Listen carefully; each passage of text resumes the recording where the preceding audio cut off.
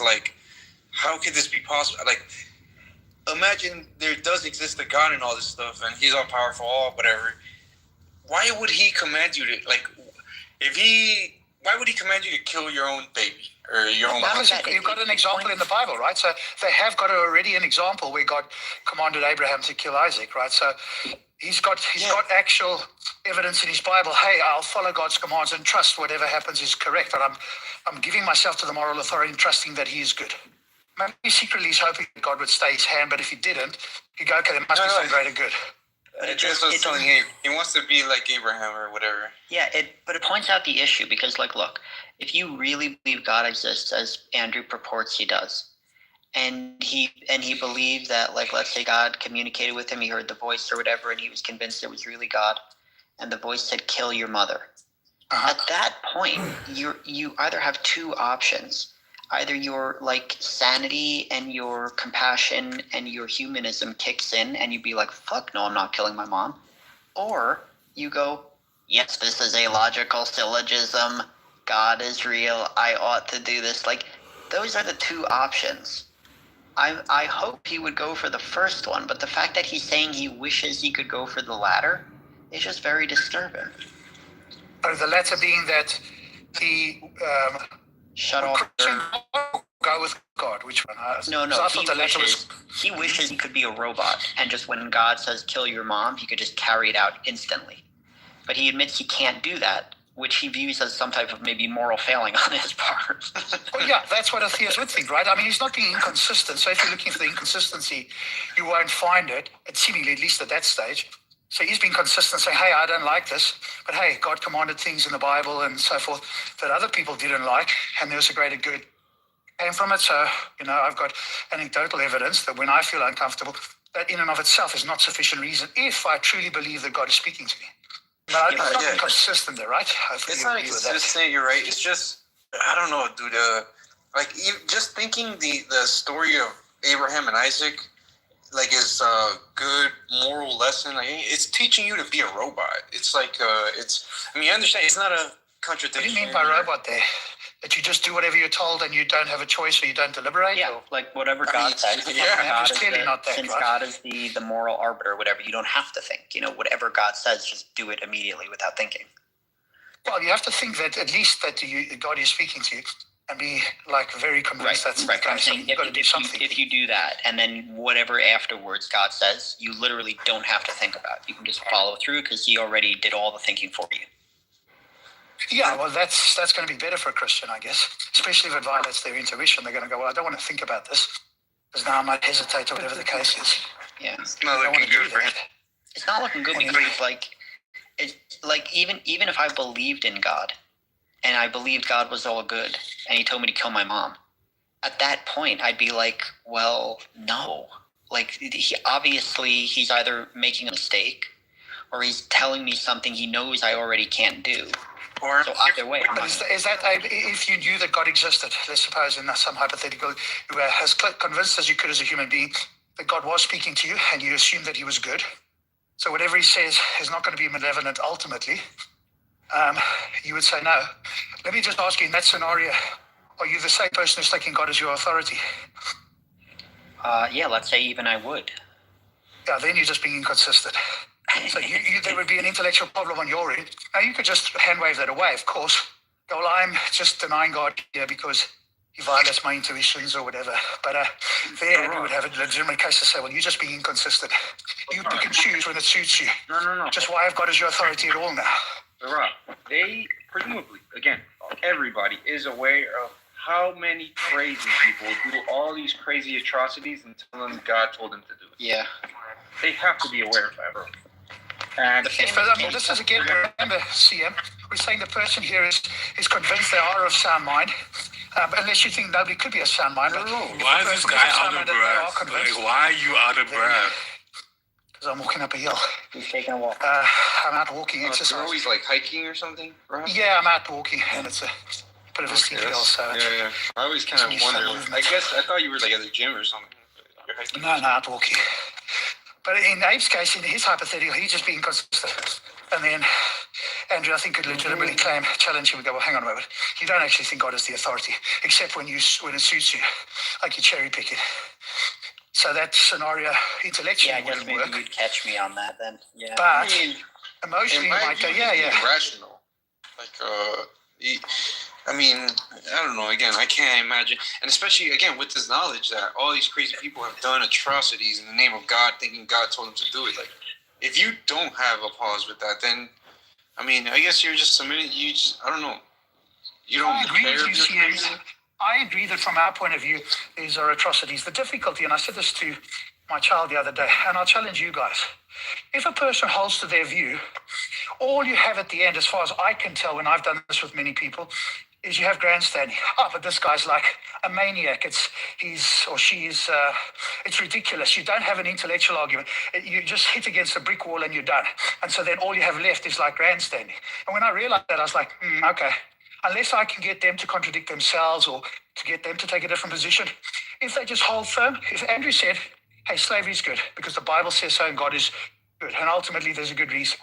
I don't think there's anything you can say intellectually that's going to like move him. And if you can, and I'll play devil's advocate, I want to hear it. Otherwise, you're just going to be going left with something like, you guys, you wouldn't go, okay, do you know what? We're at a stalemate. I can't press you any further. You probably will say something like, look at this, slave apologist. You'll do the grandstanding thing, which I agree with, but it won't move him intellectually at all. Okay, he'll just be hearing you guys giving your opinion about something. And it won't be moving for him or anybody who thinks like him. Yeah, that's a good point. So then why isn't he pro-slavery? Well, he might be. Unless he thinks, which he might have an interpretation, that was sort of, at a point it worked, and then through the new covenant it was taken out. Or what, I don't know what I can't remember. I'm sure he might have said it, and I just don't remember. So, he might have a view that it's no longer applicable or something. And then you'd have to back that up. God can change his mind, or he can change his mind. But if he didn't, like, what are you going to say? Because you're going to probably be reduced to like grandstanding. I realized this, CM, when I was doing this with the Muslims. They would challenge me on, hey, incest. And I said, look, I don't think it's good. I have a perversion or a preference against that. And unless there's scientific good external evidence to my opinion, I can't say that they're wrong because I need to appeal to something else. Now, maybe there is evidence of like... Yeah, there is. Great, if there is good, but suppose there would. And then all they do is say, look, you're this, that, and the other thing. And all I heard was noise. And I recognized immediately at that point, hang on a moment, they're not offering me an intellectual objection. Now they're just pandering or grandstanding. And then I thought, hey, shit, are we doing the same to them? And it occurred to me that we are actually doing the same to them. And so they're not going to be moved intellectually. And so all we do, which is what they do, is kind of mask it with grandstanding. Because I admit that morality is subjective.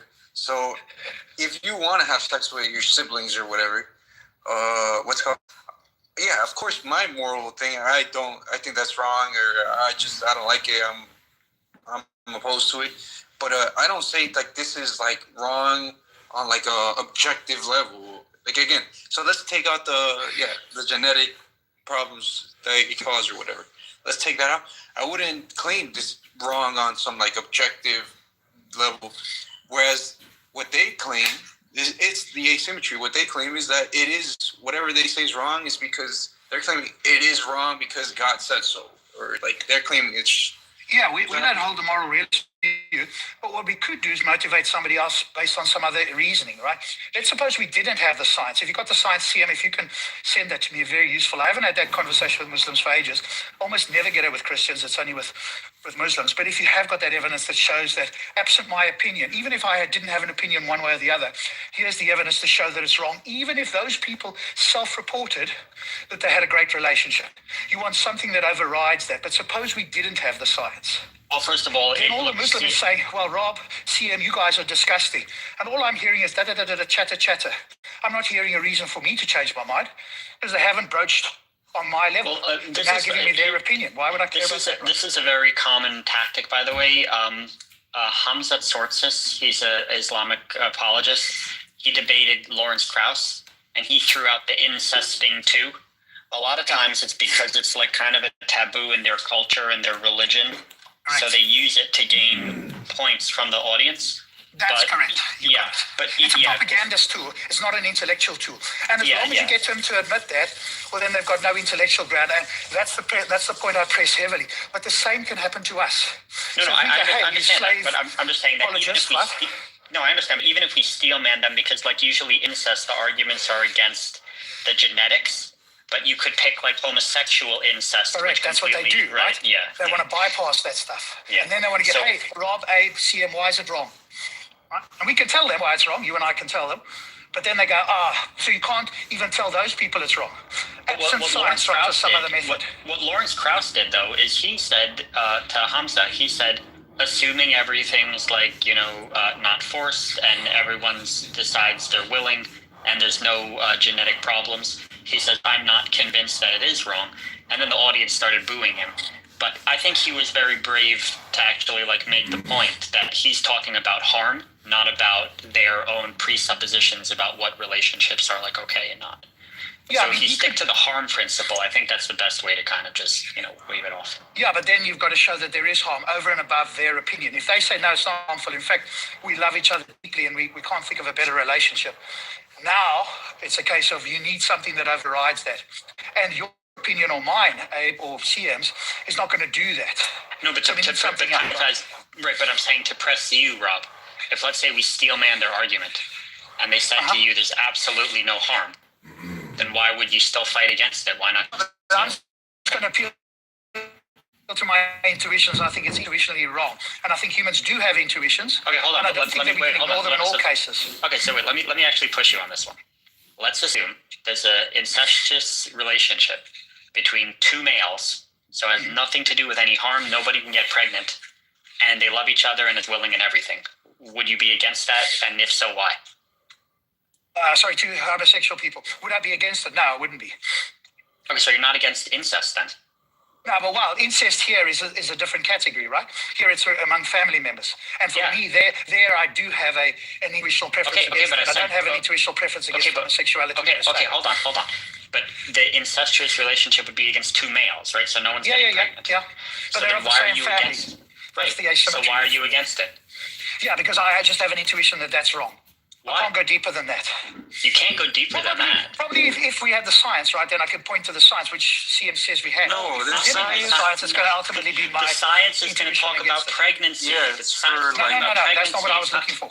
But CM, you don't have the science just in general there. Because pregnancy biology is easy to overcome. Yeah. I thought you had something against it in principle. No. Well, here's what. Well, CM, Abe.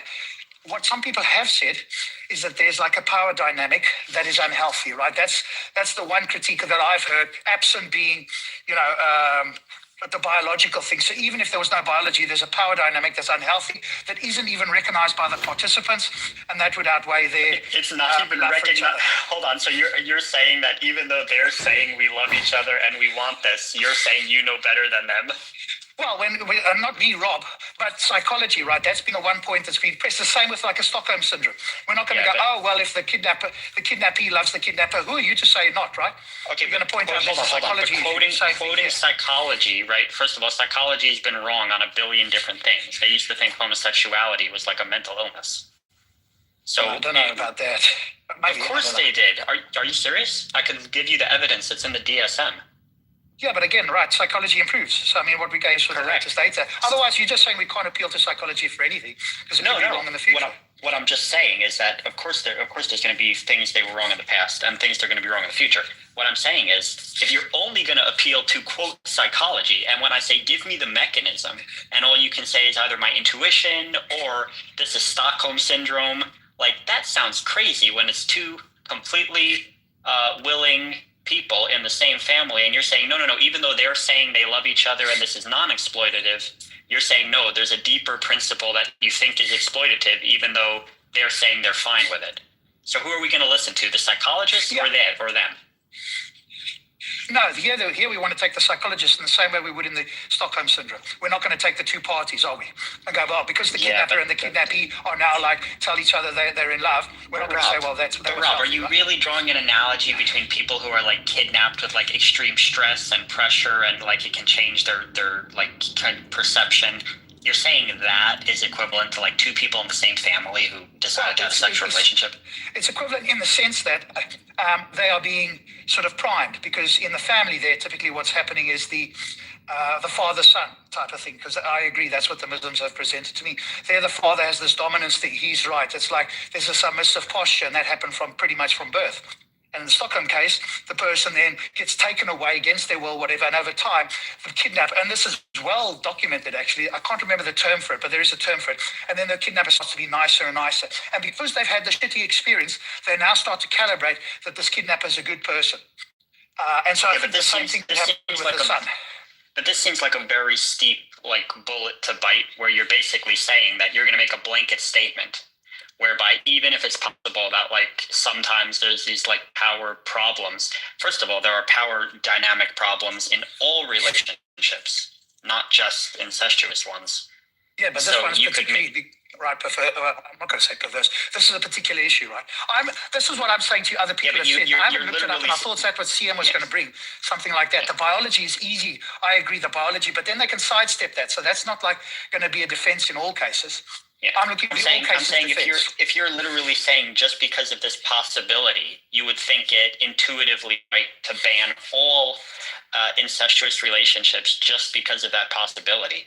Well, I don't think it's a possibility. If it was more than a possibility, which at least some people, I haven't read up, maybe I should actually chat GPT it and do a bit of research. But if it were the case, it was exceptionally reliable, then yes, I would be banning it. And now's not just my opinion. But remember at the outset, Abe, I did say that it could come down to a preference or whatever the case may be. And then the Muslims go, the whole point of this discussion is more the case the Muslims will go, oh, look, you're disgusting, it's ridiculous. And I'm going, on what basis? They're not going to tell me by my lights. Now they're going to tell me via their lights. And that's what we do to Andrew and others. And then they go, well, what I care. God knows all, he's good. It may seem bad at the moment, but God's got a greater plan. And CM, Rob, Abe, your opinion, you haven't given me an intellectual reason to change my mind. So you're just grandstanding and telling me that your preference doesn't align with God. Why would I care about that? And so that's his defense. And I don't know what we could say against that, right? I think we're pretty much we hit bedrock there and we can't proceed. And the same way the Muslim can't proceed with me. If all they're going to tell me is it's disgusting if I say, hey, I can't say that it's wrong. I can say it's my intuition, but I might not have a greater reason, which is what you were pressing me on. So all I can do in that case, Rob, is point out how there's very real harm coming from Andrew murdering his mother. But there's not. But now you're just begging the question, right? Because he doesn't think it's harm. He's going to hear that word and go, but that's just your opinion, eh? So all you're doing is reinforcing your opinion with another opinion. But Rob, look, when he goes to kill his you mom, could prove it's harm. What do you mean? Yeah, look, when he goes to kill his mom, Andrew's lights. That's the point. If you could do it mom, by Andrew's lights, I'm with you. I know, but look. If we're talking about empirics, right? And he goes to kill his mom, and his mom is screaming, "Please don't kill me!" and he brutally murders her, right? That's a very different type of empirical harm than two people in an incestuous relationship who are saying, "Yeah, we're fine with this. There's no coercion. We're all happy and loving." They appear completely different to our senses, okay? If you're going to say that that's somehow similar, no, I'm not saying it's similar in terms of the quality or quantity or whatever it is. I'm not saying that. I'm saying that there's a principle here. And if you say to Andrew, hey, you're going to kill your mom, let's not use Andrew's mom. I think we don't want to use family members. Hey, you're going to kill a loved one, right? Somebody you deeply love. And you're going to tell me it's okay, and I'm going to tell you it's wrong. And he's going to say, well, why is it wrong? Abe, Rob, CM. And we're going to go, because look at this harm here, what you're doing. He says, but hang on a moment. God has told me to do it. God knows everything. He knows that there'll be a greater good. Yes, it seems harmful, and even against my own intuitions. But if God is the authority, I have to abandon my intuitions in this case, and I have to go with what God says, because he's my authority, and I believe that he's good. Okay, but the harm is also going to be that his loved one is protesting, saying they don't want to die. Yes, but that's a lesser harm overall. That if he were to disobey God, that would end up being a greater harm. At least to himself, and probably even to his loved one, that he's currently unaware of. Look how backwards and insane this is. You have someone pleading for their life, but he thinks that it's going to be a greater good if he carries it out. Versus the incest case. Hold on. Versus the incest case, which is two people saying we're completely happy and in love, and you're saying, oh, maybe there's some harm here. These are complete opposites. But that's not what I'm not comparing him in the way you are. I'm not comparing there. All I'm saying is that we are not going to move him in the same way that the Muslim is not going to move you or me or CM for us to go, do you know what? Because you said it was disgusting or wrong, now we have to condemn all of the incest. We're not going to move because they laughed or called us ridiculous or whatever. And in that sense, all you are doing, and maybe I am too, which is why I'm holding my hand up about this, is going, Andrew, it's ridiculous. But you're not showing him by his own lights why it's ridiculous and he should change his mind. Yeah. So you need an intellectual argument, right? That's the difference. All right. And what's up, guys? Good to see you guys. Hey, it's good to see you. I appreciate what you're saying here. Assalamu alaikum, my brothers. I just wanted to say, just real quick, and I am listening. I appreciate what you guys are saying. Rob, you might point out too, as kind of much to my surprise, not necessarily to my chagrin, you have became more sympathetic to the death penalty. And I would just point out that when you're putting somebody to death, they might scream all kinds of stuff about how, hey, don't do this to me, please, blah, da, da, da, da. And, if they're a Hitler, you may just not really, that might not move you to think. Your loved one's Hitler now, Andrew? And that's a punishment. That's the difference, right? That's a punishment. The loved one hasn't done anything that you're aware of. And if you were commanded by God, I think that's what Abe is saying, then you're doing something that by his lights is deeply harmful, even if they're shouting out. And I'm pointing out, you're just following your moral authority. And you believe that while there's apparent harm now, there's a greater good that comes from it. Like, right. What do we say? Right. And if it's the innocence that's being appealed to there, obviously, then we're going to have to talk about what we mean by innocence. Because, from the perspective of the theist, if it's the case that the person is an adult, namely someone's mother or aunt or whatever, the fact is they're going to have a whole litany of things that are probably capital crimes according to God. So it wouldn't really be. Then it would just come down to. But see, the problem is, Abe, is I know you think that's funny, but the problem is you're appealing to your sense of justice. And Andrew, what has your poor grandmother done that requires her to have the death penalty in the eyes? He said, when I said, Andrew, do you think your grandmother, whatever your mom is Hitler? He's like, in the eyes of God, they have done things that warrant the death penalty. No, I didn't say that they were comparable to Hitler. What I'm saying is that they've done a whole litany of things that God might name one that your poor old grandmother did that she deserves the death penalty. Go. Are you perfect? Are you like Jesus? Wait, I want to hear what she did. What did your grandmother or your mother do that requires God the death penalty in the eyes of God? Well, first of all, I wasn't talking about my family. I was making it more distant. But anybody. But my point is that I'm sure all kinds of family members have had, or people who have had family members who have committed adultery. Obviously, everybody has sinned. They deserve death because they committed adultery. No, not by your lights, but that's the very thing Rob's pointing out. You're not understanding. Look, if it's the case that God has established a moral law, and it's the case that these people are in violation of that moral law, and God's like, look, they escaped the justice system because you don't have any laws against it. I'm just giving you an example here.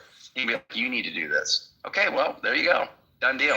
Andrew, have you obeyed all of God's morals, laws? And no, that's not the point. It's kind of strange that, he's telling you to break one of his own commandments. That's not breaking one of his commandments. The commandment is thou shalt not murder, not thou shalt not kill. You're murdering this person. That's no. Murder is the unjustified. Your justification is that they've broken one of God's moral laws or whatever, sin basically. You don't think you've sinned as well? Of course I have, but that's not the point. If the supreme moral authority is telling me to do something, it doesn't matter if I've done. Turn it back around, Andrew. If God told your mother, hold on, Andrew. If God told your mother to kill you, would you be okay with that? You would just say yes. I wouldn't exactly throw a party. Okay. Would you fight back? I think. Well, I mean. Yeah, but Abe, you're asking. Hold on. This is a good question. It's not a good question, though. It's not. If God told your mother to kill you, would you resist? Well, let's just follow through what you're saying here. If God, meaning I know that it's God, is telling my mother to kill me, then obviously God. That's it. Okay, then so you're saying I wouldn't know. Well, then I obviously would try. But the other person. No, if you did know. Hold on, wait, hold on. Don't let him get away. I do know. Hold on, wait, stop. Sam, hold on. You guys are so funny. If you did know that God talked to your mother and he told your mother to kill you, Would you resist? Would you fight back, or would you just sit there and let her like shoot you? You sinned, Andrew. And your mom told you God I gotta commanded tell me you to guys. kill you. I gotta tell you guys. You guys are so funny. You're like, wait, see him. You're like, help me. You're like, see him. Help me hold him down. He's trying to get off. Slippery Sullivan. I'm just like, you guys are so funny. You guys are so funny. Okay, if it is the case, God has told my mother to kill me, and I know that if I believe that, let's say. No. Sam, you both are saying two different things. You said I don't know it. Yeah, let him answer mine first, Sam. Let him answer mine first. Okay, you guys like. I don't know how you would know, but okay. Hold on. Right? No, you could be convinced. You don't have to know with certainty. Obviously, you could be just convinced of it for whatever reason. Okay. The point is, if I'm convinced and have knowledge of, that it is the case that at least I believe I have knowledge, even if it's fake knowledge. God spoke to you when He spoke to her and said, "I'm trying to talk to both of you." Yeah. So if the confidence I have that God is the one who told me that, what I ought, first of all, I would ask God, I would feel like I want to fight it, right? Of course. But at the same point, you're so funny. At the same point in time, I would be morally obligated to do whatever God has said. Now, she's morally obligated, keep in mind, she's morally obligated to kill me. But that says nothing about what I'm supposed to do. So she is supposed to seek me out to kill me. So she's on her way to fulfill her moral duty. But God could have another plan for her, just in the same way He told Abraham to kill Isaac. Isaac didn't get killed. So God can tell somebody to do something, and the ultimate intent is not to finish it. Okay, but so if he tells both of you, but look, thank you for the explanation, but look, if he talks to both of you, he says, Andrew, this is God. Yeah. I'm telling your mother to kill you. Stand still, don't move. Then he says to your mother about Andrew's mom, this is God. Go kill Andrew. Yeah. And then basically, it's following through. He's not going to say, stay your hand. Yes. So what it would be is, it's almost. Would you sit or would you fight? Yeah, it's almost trivially the case that I ought to stand still and not move and let her do that. Now, if you're asking me, would I? Well, I mean, obviously that's a pretty rough situation, and I'm not going to be like, yeah, this is great. So you wouldn't listen to God? No, I ought to, and hopefully I would, but my moral fortitude may not hold up, and I don't. That's obvious. That's obviously a crazy scenario. How can you live like this? Yeah, but I mean, guys, you're not pressing him intellectually, are you? Twisting himself in knots. Yeah, you guys think they are. I don't see how he's twisting himself in knots, though. Tell me, just explain the knot. The knot is he's having to reframe, saying, I am having a moral failure by not being able to sit and do nothing while somebody murders me. But how's that not that? We all have moral failings. I mean, basically, that's not a moral failing to defend yourself. According to you, no, the moral failing is not to follow God's command, right? He's got an intuition not to. That intuition is mistaken. If God exists and has genuinely told his mother to take his life, then it is a failing. I mean, I don't see the knot there. He's just going, hey, I've got an internal tension, but we all have that. Then we'll have to point to all of us. It's just 1984 newspeak. Ignorance is knowledge. Weakness is strength. No, but now you're swapping. That's all he's doing. You're now just jumping from topic to topic. The moral question is, hey, is it right to do this? Then your other question is, would he do it? And he's going, yeah, I'm going to have a difficulty, like, just sitting still.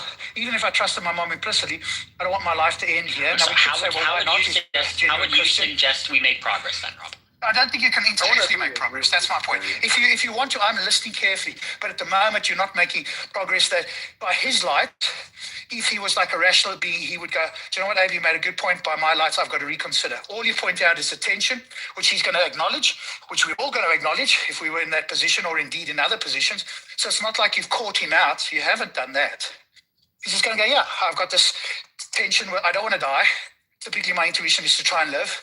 God has commanded my mom. Hold on. Maybe I wouldn't sit there. I would be good if I could. I'd hold God to the chair and say, Mom, do it quick or whatever, right? Even if you're right that it's not like an out-and-out contradiction, at the very least, I can show how his view of, quote, morals are complete fucking mirror images of what your average person would call moral. Most people would say defending your life when someone attacks you and tries to kill you is a moral thing. In his God belief, it's the fucking opposite. So at least I can point out the inconsistency. Yeah. Well, it's not inconsistent because what you have to show an inconsistency, it can't be from your point of view. It has to be from his, because he's going to reject that it's inconsistent.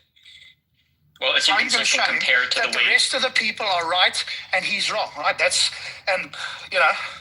If you point to he's just going to acknowledge a moral failing. What would you suggest? I don't think you can make progress here. That's my point. I'll listen, but I'll point out how if you make intellectual progress by his light, or you get him to abandon his view and take on yours, then of course you could motivate that. But absent that, it's unclear to me entirely how you can make intellectual progress such that Andrew reconsiders. Not that we all go with you. Hey, yes, we agree. That's not going to move Andrew. Yeah. That's in the opposite way. If all the theists said to you, hey, it's wrong to kill any human being, even when it's conception. And they go, hey, that's wrong. When you and I are not going to change our mind and go, well, look at all these people that say, we shouldn't abort a blastocyst. Let's listen to them. We're not going to be moved, are we? Same way Andrew's not going to be moved. We need something by his lights, or we need to convert him to our view of thinking.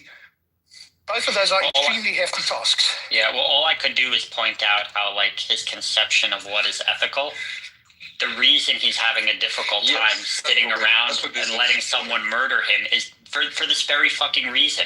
It is unnatural, or not the word unnatural, but it is going against his own personal feelings and biology to sit there and let someone kill him. No. And you should listen to your own feelings. Okay, but even if that is the case, so he's got a moral failing. Yeah, that's not saying to him, hey, you should change your view.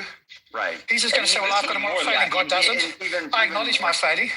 Right. I mean, I don't know. That's right. But you and I have got it too, by the way.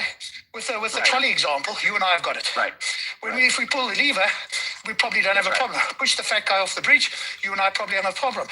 We're just being inconsistent because the same result happens, but somehow pushing the guy is much worse for you and I than pushing a lever which doesn't entail making contact with another human. Yeah. And just go, look, you Rob, you Abe, you're inconsistent. Yeah. If you're going to save 5 to sacrifice 1, you got to do it in every case. That's right. You guys are just inconsistent. We probably have to go, probably we are. But there's some underlying reason why the push feels different than pulling a lever. That's exactly right, Rob. And you're underlying, because what underlining the issue, because what's happening here is Abe thinks that he's showing some sort of internal consistency or inconsistency issue or struggle, inconsistency, right, within my view, because if God says to my mother, or we'll just say whoever, to kill me, and then tells me to stand still, that, the fact that I want to fight that is somehow some inconsistency with my moral view. And I would just point out that they themselves are going to be in the exact same situation. It can be the case that what I mean by exact same situation is a moral tension. It can be, and their desire to stay alive. For example, if somebody's trying to harm one of their family members or somebody that they care about, not to use their family, but somebody they care about, let's say, okay, and they're in a situation where they have to fight that person.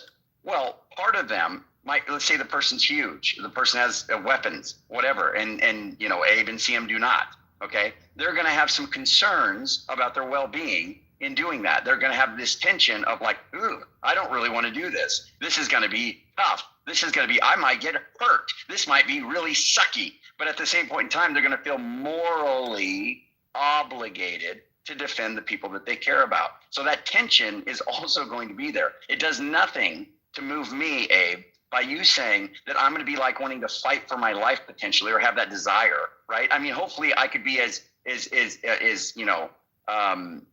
calm as a Hindu cow, let's say, if God tells me to stand still. Hindus don't kill Hindu cows. Hate to break it to you. That's the point. I'm saying I wouldn't move. Hopefully I could just stand there, and that my mother could just come up, or whoever could come up and just kill me, right? That's what I'm saying. That's what I will hope for. But my point is, likely I'm going to have that internal struggle, that fight for life, to come I'm out. glad you admit that you have some healthy instincts of survival. Exactly. Glad to hear you say that. If that's all you're getting, that's the W. If the W out of this discussion ends in, I'm glad I see some signs of healthy instincts in you. I mean, okay, you got to. Yeah, some healthy humanity. That's good. Yes, I'll consider that a small but, W. But I just want to point out. Andrew. Yeah, go ahead, brother. This is not to point out some contradiction in your worldview at all, and it shouldn't. Bro, that's all I'm saying. This is not to point out some contradiction in your worldview. If your worldview is already diluted, and internally consistent or whatever, it's not to point that out. It's to show how it's completely contrary to your own intuition. Wait. Yes, it's not 100%. No. I mean, I know what you're gonna say. You're gonna be like, "Oh, but my intuitions aren't God's intuition." It's not an intuition. I know you can delude yourself to think. No. That's fine. No. I mean, I'm not trying to point out a contradiction. Well, let me just point out my intuition and my acknowledgement of who God is and His existence is way stronger than my confidence that my wanting to live should outweigh that. That is crazy. Like if God said to me and God said to my whoever that there's this mutual understanding that they ought to kill me. Okay, well, I mean, I'm not going to be like. Let's scrape down. Wait, Andrew. Let's just scrape down all the BS. If God commanded you to kill yourself, bro, let's go straight to that. God commanded you to kill yourself. I think that's well, I don't think that's doing any better for your case, but just no, I know. It's just we're taking your mom out of it. So what you're asking me is, well, just to be clear, I think that's a counter. I don't think God asked. I don't think that God asked people to kill themselves. Oh, wait. Why not?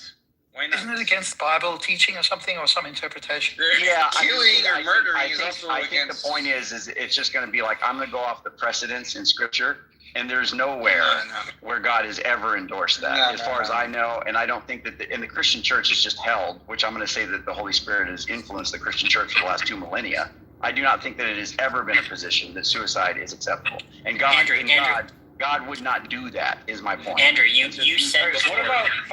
Okay, actually, I want to get back to the suicide, but what about just go off to your death? Like, God commands you to, I don't know, say there's some people that want to kill you, they're looking for you, and He commands you to just turn yourself in so they could kill you. Yeah.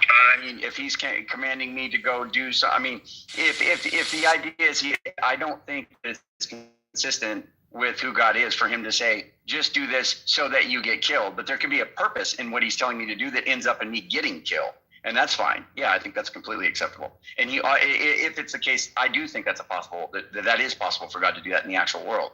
So, yeah. Andrew, you said God would command you to kill someone, but not to rape someone? Correct. I don't think that that's something God can do. That's correct. But in the Bible, God told people to rape people, so that's a precedent. Give one example. One example, when He told the Israelites, when He said, keep the women and young girls for yourself, and the men. You're assuming no consent there. Now, obviously, we can argue about the context, but you're not going to be able to show that it said. He doesn't. You just said. Here's what your statement was. God commands people to rape people. Okay. Yeah. Why would He say keep the women and girls? Because obviously they're going to probably procreate with them, but you're assuming that these women wouldn't be voluntarily doing it. Now, you might say there's some sort of power differential there or whatever, and we can argue about that. Dude, you just murdered their whole town. And your defense is they want to willingly procreate? I agree. But if the alternative is they just stay there in the desert with under no safety net, no place to go, no DHS or EBT or anything else, I'm pretty sure they might say, I'd rather do this. Now, you might say that doesn't seem like a fair setup, and there's a power differential, et cetera. But when you just make this bold, truncated claim that God commands people to rape people, I just think nobody is going to be able to show that. I don't. It's just so funny to me how you think God could, right? God would tell you to murder people, but not rape them. You're just begging the question. It isn't going to be the case that God is telling people to murder people. But kill them to kill them. Yes, God will command to kill, right? But rape is inherently bad. It's like murder. God can't command rape. Maybe He can't command murder. That's what it means. Because God can command somebody to get into a relationship. There's certain things God can't do. That's right. Go against nature or command something intrinsically bad. To get in a relationship. This is not God. Let me point out. You guys laughing? What if God commanded? Hold on. Can I respond to Abe real quick? Let him respond. Sim, please, because it's hard. I don't mind you guys both going at the same time, but it is a little difficult. But let me just say, Andrew, I apologize, but when I've been in your room with 6-on-1, this is just a small taste. I'm not. No. This is not a condemnation of how you guys run in the room. Not by any means. I'm just saying to try to engage with you guys. Yeah, sure. That's fine. That's fine. But so what you're saying here is you're kind of laughing when I'm saying God commands you to get into a relationship. Well, no. I mean, just think about this. It's pretty easy, right? God knows everything. God's the ultimate matchmaker. God is going to know what is best for you more than you know what's best for you. So if it's the case that God says, hey, you should go be with this person and procreate, you should be like, andale, andale. EI. There's nothing about that. God, you just murdered my family, and now you're forcing me to have sex with the guys who did it. Andale. That's a separate thing, because I was just talking about, first of all, we were talking about the rape thing that you were saying is what God commands. But then we moved on, and I said, look, God's not going to be commanding people to rape people. And then I moved it to, but he could command them to be in a relationship. Andrew, I think Andrew's just a publicist for God. Like, change the word rape to relationship. I'm on your side of the fence, guys. If you can make an intellectual breakthrough, I'll credit whoever does it, and I'll use it for the rest of my life. But so far, you're hitting a brick wall, and you're trying to skirt around it. So you're not trying to go over it or through it. You're trying to go around it. So I'm listening. If you guys acknowledge, look, this is a brick wall, I can't go any further, then you're kind of in my camp. If you think you can defeat this in some intellectual way, I'm all ears, but you haven't done it to my hearing. You can't. It's a deluded worldview. Yeah, but they can say that about us, right? It's unfalsifiable, Rob. This is the reason it's circular. It's internally consistent, but unfalsifiable. It's the perfect little bubble. That's what is it you're trying to falsify exactly? Yeah, well, Andrew's God belief, obviously. No. That's not what you're trying to do. We're assuming that in his view, God exists, or he at least believes it. We're not at this moment in time trying to show him God doesn't exist. That's right. What you were trying to do is say, if God exists and he's good, and these other things are so I guess I can't refute if you start off with a delusion and then you have an unfalsifiable belief. I can't refute it, yeah. Yeah, but then when you're doing, okay, but if you're going to go that route, Abe, then you should never be talking about the morals, ever, with Andrew. What you should be doing always is going, hey, I'm going to challenge you whether God exists. Yeah, okay. Because when you do the moral claim, you're just hitting a brick wall.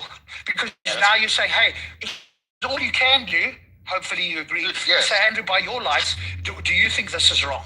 Under your view, if he says no, you can't penetrate it. You've got to go, I've got a white flag here, I can't go any further. That's true. We're discussing divine command theory, and under divine command theory, like, there's literally no way to falsify it. There's just no. Okay, so what are you hoping to do? What is good is what God commands is good. Okay, but so what are you hoping to do when you ask Andrew these examples? Mostly, like honestly, or whatever? Just because it's just a funny conversation for people in the audience to point out how his view leads to absurdities. Hey, this is what I want you to do. Go to the Muslim room and it'll be put back on you. Right. And if you think that it's funny or amusing or you want to do it for a long time, cool. But I don't think you will. You'll get to, hey, you're just not making any progress. All I'm hearing is blah, blah, blah, blah, blah. And I'm not making progress. I think we have to sort of reflect on ourselves and say we're doing the same. Again, that's fair. Hold on. That's fair. But look, and you realize that if I'm in a room with a bunch of atheists, it could still be useful for the other atheists to hear. So yeah, but it's not like the other atheists are going to go, ooh, hey, we disagree with you. They're going to agree with you at the outset. So then it does sound like you're grandstanding, and there's no intellectual weight behind it. That's right. And then Andrew can go, do you know what, Abe? This is just like, propagandizing. That's right. You're precisely right. That's actually a manipulation tactic. You're doing actually kind of what you think the filthy preachers are doing, Abe, when you do that. That's actually not right. We're trying to show you. It really is. No. Let me explain something. Divine command theory is inconsistent with your intuition. No. Look, the whole point is if you're trying to show an internal inconsistency, okay, have at it. That's fine. That's a fair endeavor. But if what you're trying to do, you can't against divine command theory. Hold on, my brother. Hold on. If what you're trying to do is just make everybody in the audience think, oh, look at the idiot theist who's saying this crazy stuff about his moral view. Well, the point is that can easily be flipped on you. Your moral views are going to be held abhorrent by a majority of people around the planet who hold to a theistic view. They're going to be like, look, I don't care though. No. I'm not claiming. Yeah, but why should Andrew care? Jeepers. I don't claim my morality. Then Andrew shouldn't care either, right? I'm saying, but I don't claim my morality is given to me but from God. Look, hold on, Rob. I kind of agree with you foundationally, but I still think that CM made a really good point here, which is that he's pointing out how if you asked us about our subjective atheistic beliefs, if, let's say, you asked me, would I defend myself, someone trying to kill me, I would say yes. I wouldn't say, I would try, but I feel uncomfortable, but I'll do it. At the very hang on, Andrew. He's pointing out there's an inconsistency between Andrew's professed belief that God is, the perfect arbiter, versus his moral failings that he's unable to just go like sheep to the slaughter, will. Yes, but he's acknowledging that he's a fallible being and he has moral failings. So you aren't pointing out an inconsistency that we ourselves don't have as well. If I gave you the trolley problem, we're going to have that same inconsistency. No, that's not true. I don't have an inconsistency with the trolley problem. What's my inconsistency? Well, there it's the case that you're going to feel differently about pushing a man off a bridge than pulling the lever. But I'll tell you why. It's a logical reason. It's because with the lever, right? The lever is something like by omission. By pushing the man, the body, you are actually doing something. That's the difference in the trolley problem. It's not difficult. Do you think Andrew's going to give you a why as well? He's just gonna say I'm failing listening to obedience to God or something. Yes, he's telling you the why. The why is I've got a moral failure. This is on me, Andrew. In a perfect world, I would follow God's commands perfectly. I'm a fallen, sinful creature. I don't do what I ought to do. But I'm not confused about the trolley problem. This is the difference. He's not confused. He's just acknowledging. If you said to me, look, ask me the trolley problem. Yeah, the trolley problem. Hey, if you've got 5 men on a track and you've got one working on a track where the track splits, you're standing at a lever. If you don't do anything, the trolley will come along and kill 5 people. If you push the lever to the other direction, the trolley will veer off and only kill 1 person. What do you do? Do you know what I would do, honestly? I would not do anything. Because if you do the lever, everyone's going to say, why'd you kill 1 person? Whereas if you just sit there and watch it, you can make the excuse and say, look, I wanted to do it. I couldn't do anything. So at least you didn't do anything. I think that's not the intuition most people have. We can go off on the trolley problem if you want. Yeah. I'm just pointing out the trolley problem as an example. You gave a why, no problem. I'm fine with whatever why. Andrew gave a why. His why is, hey, I'm a failed person. I should do what God says without question, and it should line up. But hey, it's my problem, not God's. That's his why as to why he's there's a tension there, but that tension doesn't undercut his view.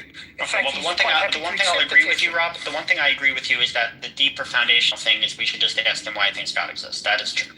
Yeah, but what we often do is say, hey, Andrew, that's a terrible view.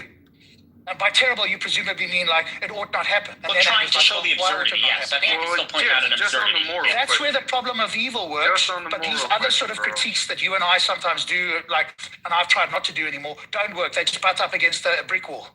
Yeah, right, where the problem of evil goes over the brick wall, or it shatters it, in my view, at least. Yeah. I did see Andrew say that. Andrew's actually pretty open to the problem of suffering, so I think we should push on that more. It's a really good one, especially animal suffering. There's no contradiction though in the problem of evil. There's no contradiction.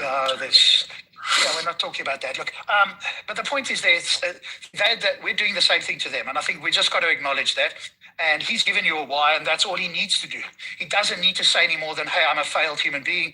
I wish I could do exactly what God wanted all the time and feel like it's the right thing to do and just do it automatically. I just can't because of this fall, whatever. Right? We can't show a contradiction to what Abe said, to a all-encompassing worldview that's unfalsifiable.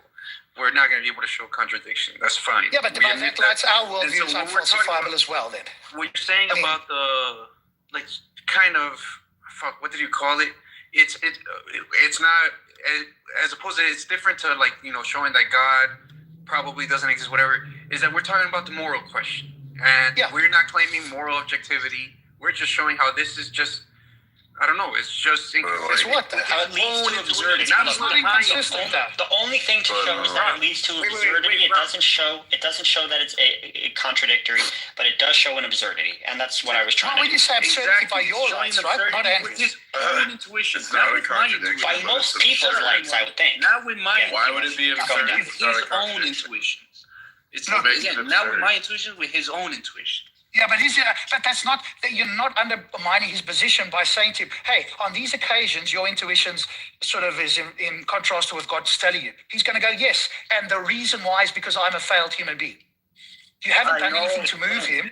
That's how on that point alone. We're not able to show contradiction. That's fine. Again, that's not what we're trying to do. Okay, but then what it sounds like you're trying to do is grandstand and go, look, Andrew, you're a terrible person. By whose lights? CM and Robert. By your own light. By his own light. But he doesn't think he's a terrible person by his own lights, in the sense that what he's doing wrong is not following God's commands without being perfect. But he acknowledges that as a fallible being. How We're trying to show him that most people would think that's crazy, by the way. Like, what do you mean by crazy there? It's Like, crazy against the irrational. rules. And the special pleading, dude. God would command you to kill but not rape. Like, I mean, Let me ask you guys something. Let me ask you. If it were the case that Christianity is true and everybody's Oh fallen, my and we're God, all I'm being fallible waterboarded. beings, would we Stop, expect please. there to be some cases where our intuition violates God's?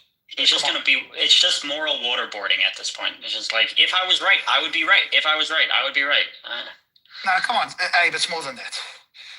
You guys want to point out that he's wrong, and what you mean by wrong is that everybody, including Andrew, should see that he's wrong, but you aren't doing that. What you're instead saying is, hey, he's wrong by my lights. And Andrew's going, well, why would I care about what your lights are? And that's where you can't motivate it. by his own intuition. Again, it contradicts his own intuition, which Well, just answer the question that I asked you. is kind of a problem. Carlos, If it's the you case would that not. God exists- You absolutely would not, Carlos. And people are fallible due to the fall, would we expect that their moral intuitions always line up, or would there be occasions where their moral intuitions diverge from what ought to be the case? I mean, I don't know. I wouldn't believe in a God that went against all. You're not answering. The question is obvious, right? Yes, we would expect there to be some divergence. Now, if there was a lot of divergence, that might be a reason. But if half of Andrew's intuitions violated God's intuitions, we might now say, well, that seems unlikely.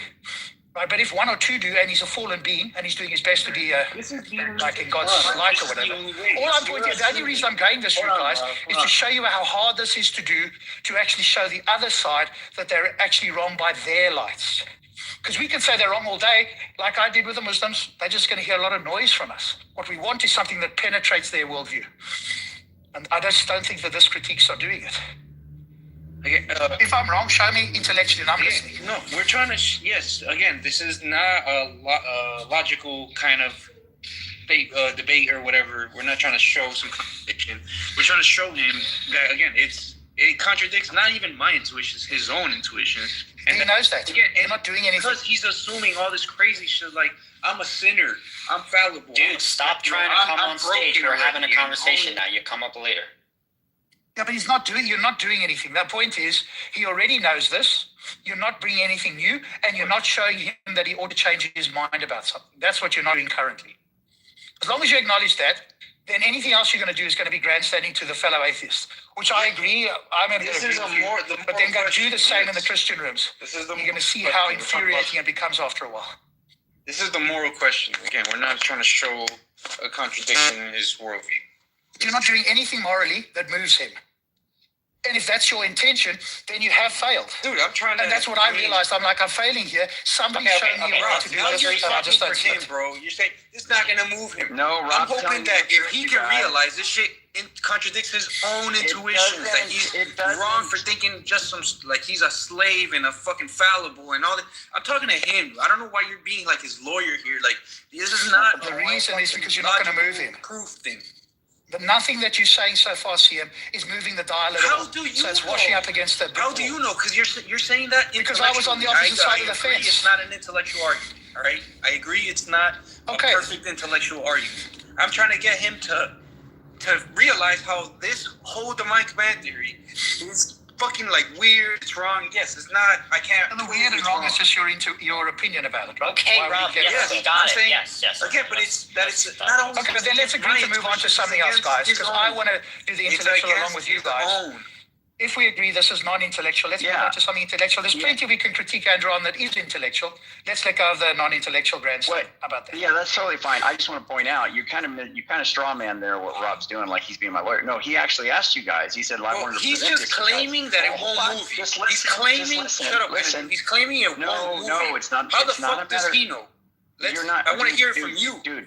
Dude, he's saying it ought not. If I'm being consistent with my own views, I'm not going to be moved by that intellectually. And as far as That's trying to show not you true something, either. hold on. I'm not going to be moved by it intellectually. And if you're trying to show some moral tension, I pretty well have those hammered out. You're not going to make something. You're not going to be showing me something here. Like Yes, I'm going to show you how you're contorting your own morality, your own intuition. How on to earth fit are in you with going to do that? Again, it's not an intellectual argument, so it's fine. No, I know, but agree how? with that. Give me an example of what you're even talking about. Look, God is the moral authority. Okay, yes, I am a slave to Christ. God is What now? not when you start saying, "Oh, but you know what God would command and what He wouldn't command," that's already like a big problem for you. You know He wouldn't command you to rape. Under divine command theory, if He commanded you to rape, that would be correct. No, and you I can ought have to do it under intuitions. your Do you word. understand the way we come to? No, hold on. The way that I come to my conclusions, if I come to a conclusion, which can be based on intuition and precedents set down in Scripture, what I've seen Him do, the character that I know He has. If I come to a conclusion based on that, who are you to tell me that I have to believe that it's possible for God to command contradictory things? I have an intuition and a conviction and a belief based on various different points of data that it is the case that God is not going to command certain things. And you just saying, well, you believe divine command theory. So if God commands a contradiction, It's a definition it's of just going to divine be the command case. theory.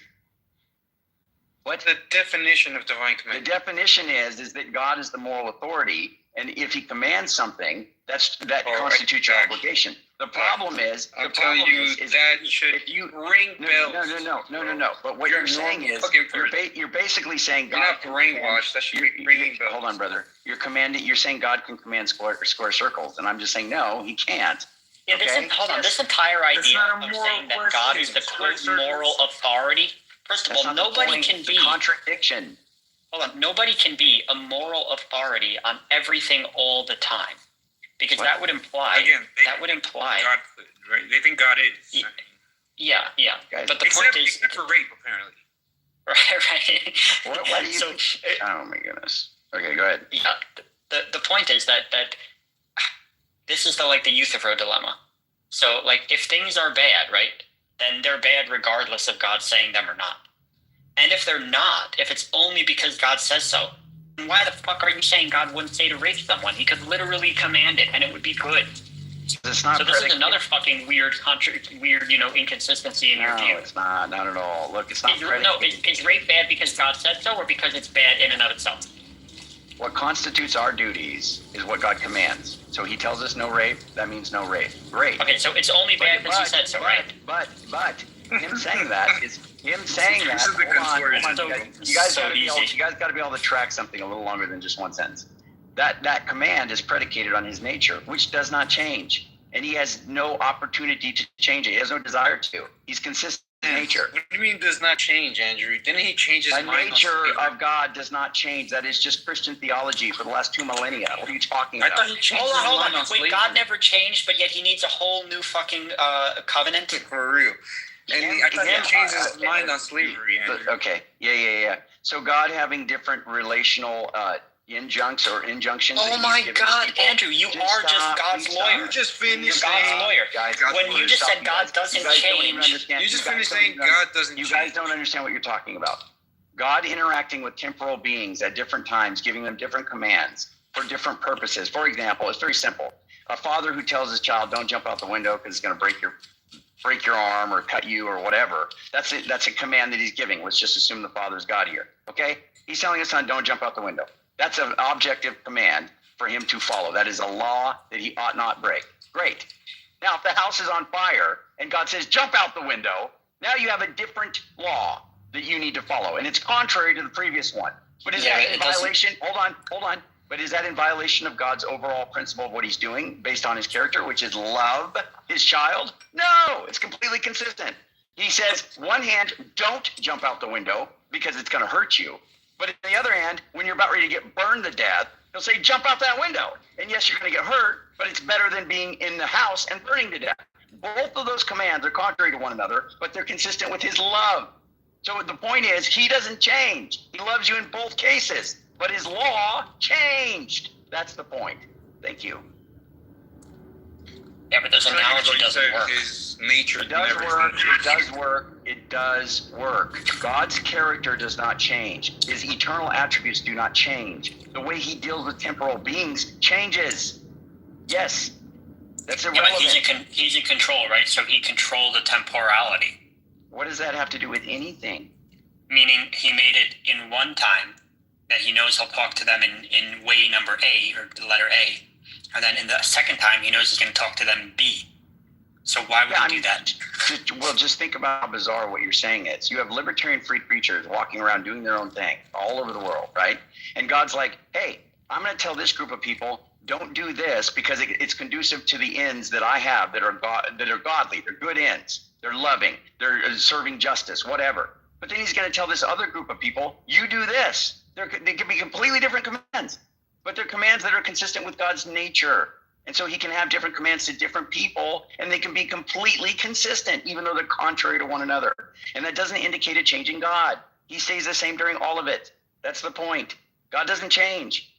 The scripture teaches God doesn't change. Christian theologians and philosophers throughout the last 2 millennia of the Christian church believe God doesn't change, and I believe God doesn't change. It just depends on what you're talking about. It doesn't mean that he doesn't say different things. He's an agent. He interacts with people that are also agents. They're doing things that are different throughout history. So of course he's going to have different injunctions at different times to serve different purposes. It's bizarre to think he would tell one person to the next the same exact thing. Now there are things that are universalized in some sense that it just don't change because there isn't a reason for them to change. They're just always going to be the case. Wow. There's a few of these, you can say whatever you want, but there's a few of these that just don't change. I think one of those is rape. But the whole idea of not murdering definitely is something that you don't do because it's built into the definition. You don't do it. But the question of when you can kill somebody is going to change. There's going to be different times when that's appropriate and when it's not. And God can tell you when to do that because it's conducive to the good. That's the point. God doesn't change. Why can't you say it's conducive to the good for God to tell you to rape someone? I don't believe that it is based on, there's several things. One is the precedence in scripture, which is going to be huge for me. There's nowhere throughout the Old or New Testament that I believe that God has commanded in any way that you can show in any kind of persuasive way to rape somebody. He just hasn't done it. Secondly, I have an intuition that that is an issue. Thirdly, there's this passage is all about union between two people and the kind of spiritual bonding that happens on those kinds of relationships. So if God's just telling you to do that, it's going against something that seems to be very significant to God. It's a huge thing, that whole being union or uniting with another person. So I don't think God's just going to flippantly say that because it's telling you to become union or united with somebody spiritually. And it's a very strange thing because you're supposed to be marrying people. So that doesn't It's even also make a sense. strange thing when God said, do not kill. You're saying that when he didn't say that. He said, do not murder. Ask any Jew, ask anybody that understands the Old Testament, ask anybody who understands the Bible. I know the fucking Old Testament. It's not do It's in not the Ten kill. Commandments. You're wrong. It is not do not kill. You're wrong. Any translation, look at any translation worth its freaking salt, and it's not going to say do not kill. You're wrong. Hey, do not murder. Whatever. I'll grant you that. Then you're affirming divine command theory. It's so then murder's wrong because he says it's wrong. Murder right? is wrong. No, our duty is constituted by what he commands. So he says, do not murder. That's our duty. That's what we need to follow. The reason it's wrong is because God has commanded it, but the command is not wrong consistent. in itself. The command is consistent with his nature, which is objective, and it is something that does not change. Andrew, That's can I the ask point. you about the murder thing? I think that's problematic, though. Yeah, Because sure. if murder is inherently wrong, then it just cashes out to don't do the wrong. Don't But in do the what you other did. cases, Yeah, they're not It's like inherently it's wrong. Right? redundant. All of the other commands are not inherently wrong. They're wrong because God has commanded it. But in the case of murder, it is definitionally wrong. So there seems to be a difference. I think it probably is don't kill in maybe a special way, or don't kill in an unjustified way or something. But if you're just going to say don't murder, then it's not because God says it's definitional, right? Whereas the others are not. Yeah, so I mean, we can talk about that, and that's an interesting point. I mean, you almost might say that it's like redundant to say "do not murder," like that's a redundant thing to say. But the point is it's supposed to be don't kill in an unlawful way. Now the question is, that's fine. Yes, right, and then it's going to be, well, which laws are we to follow and which ones aren't? And those are outlined by case law in the Old Testament. There's going to be various cases that you could say under those cases, at least as far as the Old Covenant goes, you could kill under, and then that's going to be laid out. So when he says do not kill, yes, under certain circumstances, killing is justified. In these cases, it's not. Sure, That's fine. and most people, yes, and most people are going to be at least sympathetic to the reasoning. If they're not in favor of capital punishment, they can understand that at least there's some reasoning they can be sympathetic to. Now, they're not going to agree if they're, atheists particularly, or people that are opposed to Christianity. They're not going to agree with the cases that God says it's acceptable. Right. I mean, there's going to be disagreement in this case and that. Sure, but I think what I was That's pointing not out is that saying don't murder is either superfluous, redundant, because it's not by God's command. It's rather that it's definitional, right? In all the other cases, it's because God said it's wrong. In some cases, maybe you may think it's inherent, but in other cases not, which is why he needs to tell you it, whatever the case is. But with murder, it's always wrong, right? Yeah, I think that's a fair point, and I think that can be brought out, and I appreciate you saying that. But let me just say, I think that Albedo has said that he's got a new argument that I definitely want to hear, and we should invite him up. But I just wanted to point out, Rob, I think I just said something to Albedo in the comments. He's got to block me if he wants to come up. But I think we made progress, at least CM, and I think maybe Abe didn't say it explicitly. I think what you did was good there, Rob. I think it's good. But CM has acknowledged that it's not an intellectual argument to say, oh, Andrew, this is ridiculous or this is bad. That's just like a hyperbole or it's like grandstanding. That's progress, right? Because I'm looking for the intellectual argument. Because I realize when people do that to me, it's useless. So I can imagine it's going to be useless to you. Everybody in the audience that's on our side is going to cheer. The others are going to go, what's all this noise going on, right? Yeah, and I kind of, like I said, I do agree that technically, if we don't want to waste time, or not waste time, if we want to be purely logical, we should just go to why he thinks God exists in the first place. I do think there was some merit to doing what we're doing, like CM said, and I agree with that, but yeah, I get it. Is a merit Andrew, one thing, Andrew, if you look up the word in Hebrew, where it says the 10 Commandments, it says, lo tirtzak, which basically means do not spill blood. Okay? That's what it says. Do not spill blood. Now, you can say from dawn to dusk that, like, this is about murder, not killing, but that is your own little interpretation. That is not what the Hebrew says. Well, I'm just going to tell you that the scholarship on this is roundly against you. Now, we can go ahead and I'll just get some material on this and we can go over it. But you're just, there's a reason the people who translate the Bible have translated it, and you can try to argue, oh, they're all biased, which is an insane view, because there's people who are atheists that are part of these translations at times. But the translators render it, do not murder. There's a reason that they do that, because do not kill would obviously present a massive issue, and I don't think that it is due to biases that they're doing that. I think it's just due to, that's not what was written down. That's not consistent with what is actually being expressed by the Jews or the authors of the Old Testament. I'm saying at best case scenario, it's unclear. Best case scenario, this is a word that has multiple meanings. You're not a translator. I mean, you're just reading what it says. I kind of am. Okay. I mean, I mean, what's your understanding of Hebrew? I mean, what are you saying? I know Hebrew, Andrew. Oh, like you know Hebrew, like you have a degree, or you actually understand it in such a way? No, like I can read Hebrew. You can. Okay. Oh, fine. Okay. Cool. Yeah. So, are you fluent? So the point, basically. Okay. Not perfectly, but basically.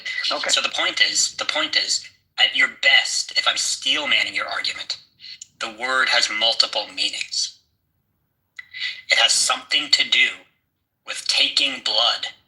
Of course, it's about shedding blood. The question is it saying that you just can't shed blood ever, which is an insane thing to say, because obviously within the context, there's all kinds of bloodshed going on that God is not only endorsing, but he's telling people to take animals and do it. Now, if you want to just say, Andrew, the authors, it also hold on. If you want to say that the authors are so myopic in their understanding that when they're writing things within the same paragraphs or within the same 2 or 3 chapters, they're going to be writing things like, that is what I'm saying. Not kill. That's 100% what I'm saying. This is what you're arguing for. Well, I just want to point out, this is where Dr. I'll tell you why. I'll tell you why. Well, let me just say this. I want to hear you, but I just want to say this. Dr. Josh points out, and I think rightly, people have this very weird view. They're like, a bunch of idiot sheep herders riding the Bible. It's like, you don't have no idea what you're talking about. These people are not dumb. The people that were coming up with these views or writing things down, the text that they're authoring, a lot of these people were very smart. And it is not the case that you just come out with it like, if they're this dumb, they're going to contradict themselves within one chapter to the next. I think it's pretty ridiculous, but go ahead. All right. First of all, it's multiple authors over a long period of time. Compared to the average person nowadays, of course they were dumb. And the reason that they're completely inconsistent is because they'll write like do not steal, which is another one of the 10 Commandments. and then they'll say, "Do not steal," and then they'll say, "Go take the slaves from the nations around you." What the fuck? I guess they only meant don't steal if it's in your own little tribe. That's amazing, Abe. So, like, of course there are contradictions. So yeah, they could say don't kill.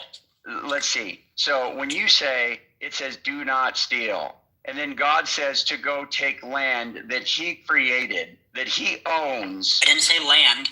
I said people. People, Andrew. Yeah, God owns the people land too, but God does not own the people. What the fuck? Oh, really? And how do you define ownership, Abe? Go ahead. Yeah. Look, exactly. I know just because it says in the Bible, your slaves are your property. That doesn't make it true. Define ownership. Define ownership, Abe. You're allowed to have slaves. You're allowed to order them around. No. When I say God owns people, and you're like, God, you can't own people. Explain that. Go ahead. How is the case you can't own somebody? It's because of the rights of the Enlightenment, Andrew. When people started thinking more clearly about humans and their rights, they realized that all humans. We were actually talking about appealing to what you, by your own license, is a subjective view. So hold on. You're appealing to a subjective thing that comes way later that Christians are not going to agree with, and people affirm an objective moral law and an understanding of theism and what the scripture lays out. They're not going to agree with what you just said. And so I don't know why you think that's some kind of counter to say, well, because of the Enlightenment, you can't own somebody. Are you kidding me? God owns the earth and all of the inhabitants of it. Yeah, so you're cool with God being a slave owner, basically. You're okay with slavery. And that's wrong. Why? Yeah, he's going to do the same stuff. Exactly. All you're going to just throw red meat. He's going to do the same stuff. Toss a cut open red fish to all the people listening. Throw some red meat. Go ahead. You're okay with slavery? You're the one that's saying. You're the one that's denied what he was saying about. He says not steal, but then go steal people. Basically, that's not denying it. Listen, God says do not steal. He's telling humans to not steal. God owns everything. If God says this land, I promised you by way of a covenant, and these people that are on it are sacrificing babies and doing horrific things, go up and clean up shop or take the land from them. However it is that he wants to say it. It's his. Of course he can do that. And if you tell me that's wrong, by what standard? It's internally consistent, right? Like it's not wrong because it's internally consistent. It's internally consistent and it makes sense, but that's why his delusion defines him out of it. I don't know. Also, when you say that you have objective morality, you realize that is your own subjective assessment. Oh my goodness! That you have an objective morality, right? Oh my goodness! Oh yeah. How do you determine something? Abe, I think we talked about this before, but what statements can you make that are objective? Go ahead. I don't make objective statements. No, they're not moral. That's related to the empirical world is objective. So I can make moral. I can make objective statements. But I just want to say this. You don't think that a statement? Did we just lose that guy? I put him in the audience. He kept. Oh no, you can bring him up. I do have to mute, but I just want to say, if you just say, well, let me just say this real quick. You saying that a statement is all statements are subjective. Well, look, if you can't say something, if the statement that you make is directly corresponding to reality, to just say that that's a subjective statement, I think is kind of silly. Obviously, if I say the sun exists, I'm making it is a subject, i.e. me, who's making a statement. But the claim that I made, it has content, and the content is mirroring or reflecting the actual reality that we live in. And to say that that's merely a subjective claim, I think is kind of silly. But anyway, I'll mute. It's good. Well, yeah, I mean, even though you can move the guy to the audience, that was kind of the point, is that it's not internally consistent, really, even within the Bible. Unless you just, I don't know, just do these mental gymnastics to just talk your way out of it. Whatever. I don't know. Alessandro was typing some stuff in the comments. You want to go? Hey, just a quick point for you. You probably don't want to say that you don't believe anything's objective, because if Andrew asks you, is that statement objective, and you said no, then, it seems like it's sort of undermining your view. Presumably some morals.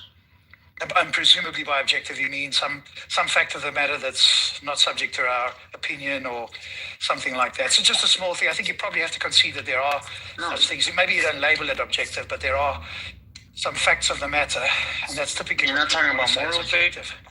No, just statements. I don't think there are moral facts. No, exactly. I was basically talking about morals, but even if I wasn't, there are facts about the universe, but my assessment of them is subjective. Yes. No, but that's not what's being meant there, right? That you're just appealing to a fact. There are facts in the world, whether you have epistemic access or not. There are facts, and those things are what we mean by objective. Yeah, I think you'll agree with that, right? I don't even like the word facts because it like people are like all philosophical. They're going to start like talking about Platonism or whatever. I'm talking about there are facts of the world, meaning there is matter in motion, and sometimes it's at point A, sometimes it's at point B. That is not up for debate. However, that's a fact, yes? Okay. But that's what we call a fact. Yeah. Yeah. So Okay. in that Exists sense, is objectively true. yeah, Like, there is a case of what actually is existing at any moment in time.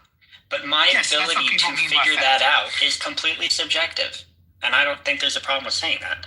Yes, but that's not what's being asked of you, I think. What they're asking is, do you believe that there are those mind-independent, quote-unquote, facts out there? No. You're going to say yes. No, I don't.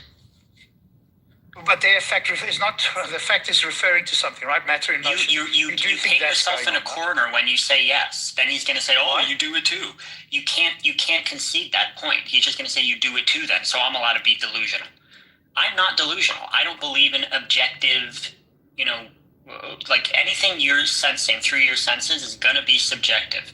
We do our best. When CM uses words like we're doing math and science, these are human tools that we developed that attempt to be as objective as possible, and they do a really fucking good job of it.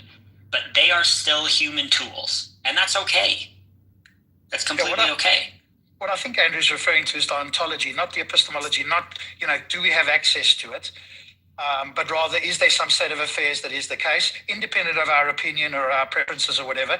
And you and I are going to say, yes, there are things like that. And I'm going to say that for every descriptive fact, even if I don't have access to it, but I'm going to deny it for the prescriptive case, i.e. the normative case. And you probably are too. And that's fine. If we say that, there's no problem. Andrew's not going to go, you're inconsistent. So you can't say that. So we could deny prescriptive facts and accept descriptive facts, and it's not a problem. Well, to be clear though, Rob, when Abe and I have spoke about this before, I think he might be kind of walking it about a little bit. You got to be careful because as CM says, Abe's a little slippery salamander at times. I said you were, not him. I know. I'm using your term. I think he's going to agree with that. Hopefully, what I said. Well, here's what he said though. He actually has said that any statement that he makes is subjective. And so if he wants to take it and say something different now, it's fine. But that actually okay.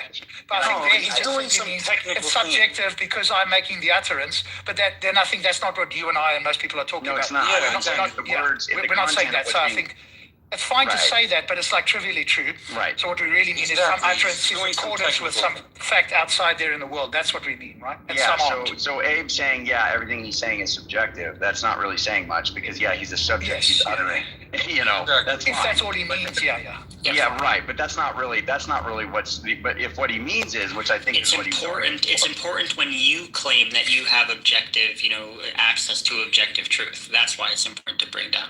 What are you talking about? You do too, right? You and I both have access. Andrew, hold on. As much as Andrew would like to make it look otherwise, Andrew, you are a human being just like me. You're a primate on the planet Earth. What's the point? You have become convinced that you have access to a God who has objective knowledge. About all kinds of things that you think are true. No, but I have not become convinced that I have access to objective truth.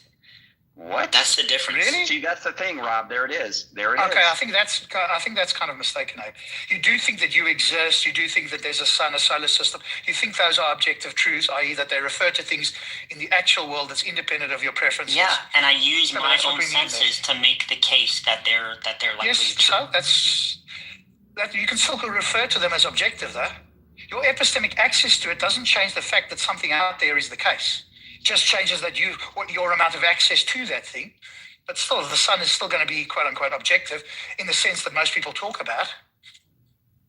And you and I agree on that. Yeah, but I can prove that. Andrew can't prove his God. Yeah, but but you're going back to the epistemics, right? All the question is whether there's something in the world that we can call a fact. The sun, the stars, whatever it is.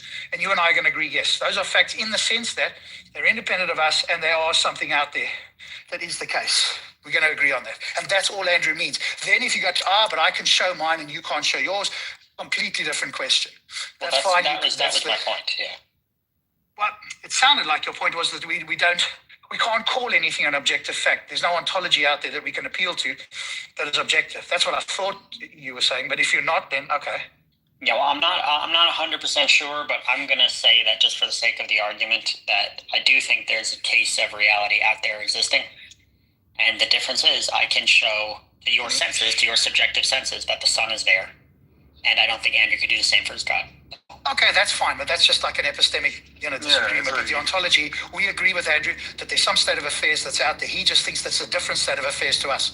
But now we're not arguing that there is some state of affairs out there. Rather, it says which one of those is the correct one, and how do we assess that, right? That's fine. But I thought you made the case that, at least I thought you were saying, that there's no objective facts. That's fine.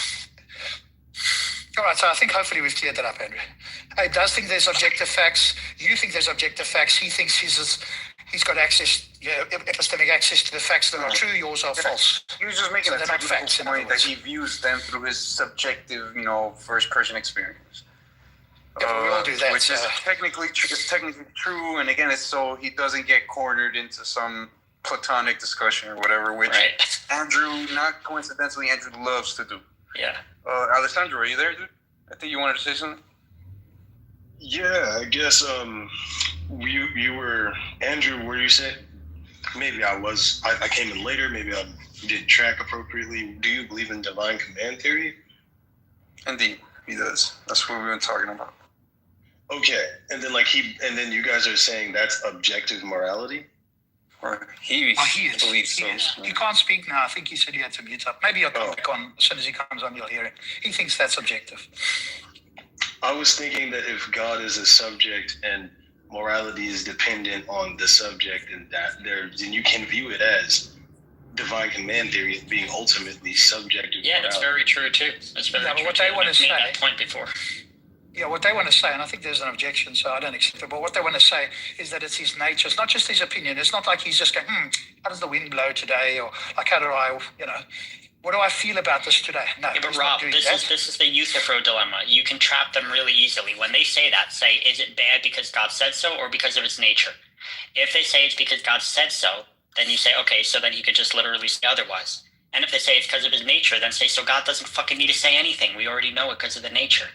Well, so that's what they want to say. So that's the sense in which they mean it's objective. I'm just explaining to the other fellow that it's not just his opinion, but rather he's informed by his nature, and that itself is some fact of the matter that couldn't be otherwise. Like the sun couldn't be not the sun floating out there in the thing, right? If we say yes, the you can object to it, of course, but that grounds it as objective, right? In the same way with the sun, that's what they want to say. But if God is almighty and all-powerful, then that means that he could change his nature, and that his nature is the result of his will. His nature is unchanged. That's not what they're going to say. I would say, Andrew, he's not going to say God can become, he can have a different nature. He's going to have one divine, perfectly good nature, and that's going to inform all of his actions, right? It's not like he could tomorrow have a different nature. I think that I would disagree. I would say, he hasn't been responding. If he's there, he's a necessary being that can that has attributes that do not change. They're the same. Andrew, let me ask you a question. Right, but I think that the relevant point that I would make about his attributes, are that does not change and not capable of changing are two different things. So, like God, I would say, if God is almighty and all powerful, the fact that he does not change his nature does not mean that he cannot change his nature. So even then, his nature is just what he is allowing it or willing it to be. And therefore, morality is the same, right? So he could change his nature, and he could therefore change morality. No, you're saying he does not you. No, Andrew is saying that. Yes, he's going to say he can't. He's right here. Let him say what he thinks, right? So, do you agree that God could change his nature, Andrew? No, of course not. He can't want. He can't even want to. He can't even want to. I mean, do you think that he's powerful enough to? No, it's not a matter of God's a slave to his nature. No, you guys are being weird. Look, God can't do impossible things. God can't do things that are impossible. You're basically. So you're saying that it would be some sort of logical contradiction for God to change or his something nature. like that. Yeah, you're going to be ultimately boiling down to saying A and not A. And God is not doing that. He cannot do that. So it's just you're It's asking. not doing and cannot doing are two different distinctions that I'm trying to get you to help me make. What I'm saying is God does not do. It's also true that he cannot do, but he does not do. Okay, so I'm more interested in the cannot, right? So, but then, so the nature of why he there's cannot. No possible world in which God. There's no possible world in which God can make a square circle. There's no possible world in which God can make a Mary Bachelor. There's no possible world in which God can change his nature. And so, how is that a contradiction? How would that be? How would God being not? I can understand. Now, I'm not saying for God to change his nature, just for him to be capable of doing it would be a contradiction. You're saying just the fact that God could even be capable of changing his own nature would be a contradiction. So how is that P and not P? Yeah, because you're basically saying a being who is by definition omnipotent, omniscient, he has all of these attributes, and he has these aspects of love and just and all these things. You're saying that he can remove aspects of his nature such that he is changing who he is as a necessary being, and he has these. That's not what I'm saying, though. Well, so I'm not saying that he is. How can you have the power to do something? What does it mean to even say somebody has the power to do something that is actually a contradiction? What does that mean? I'm trying to figure out how it's P and not P. So, like for instance, you're saying that if God changed his nature, he would no longer be God, right? Which I can agree with that, right? Now I'm saying God has the power to do that, but he does not do it. You're saying that God even having the potential to do so is somehow a contradiction of P and not P. But I've not heard you introduce the P and not P. I think that you're just holding a position that. So what you're trying to. That's fine. So let's work on this. Okay. So let's picture what we're talking about here. Okay.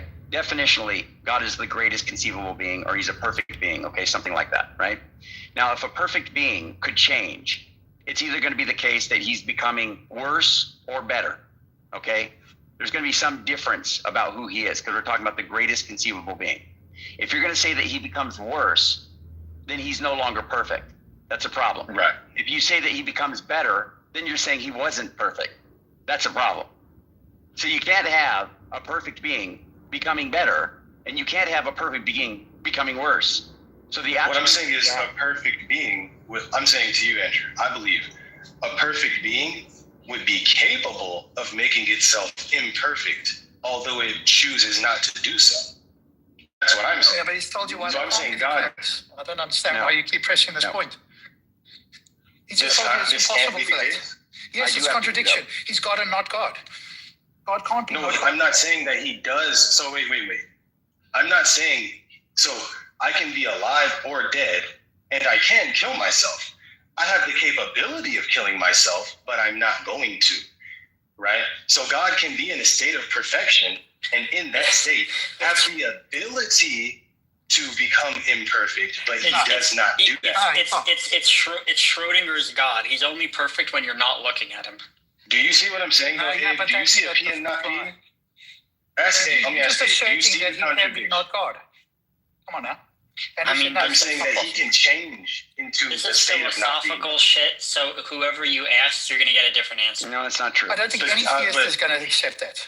Yeah. I don't see the P and not P. I don't see the P and not P. Like, how difficult is this, my friend? God Am I telling you that he is God and not? So do you think that I'm saying that he is God and not God? Is that what you think I'm saying? You're asking for the contradiction, and Andrew's saying to you that if his nature changes from a perfect nature to something that is not perfect, which must be the case for change, that's what Andrew's saying to you, then he's not God. So then you have God and not God. God cannot be not God.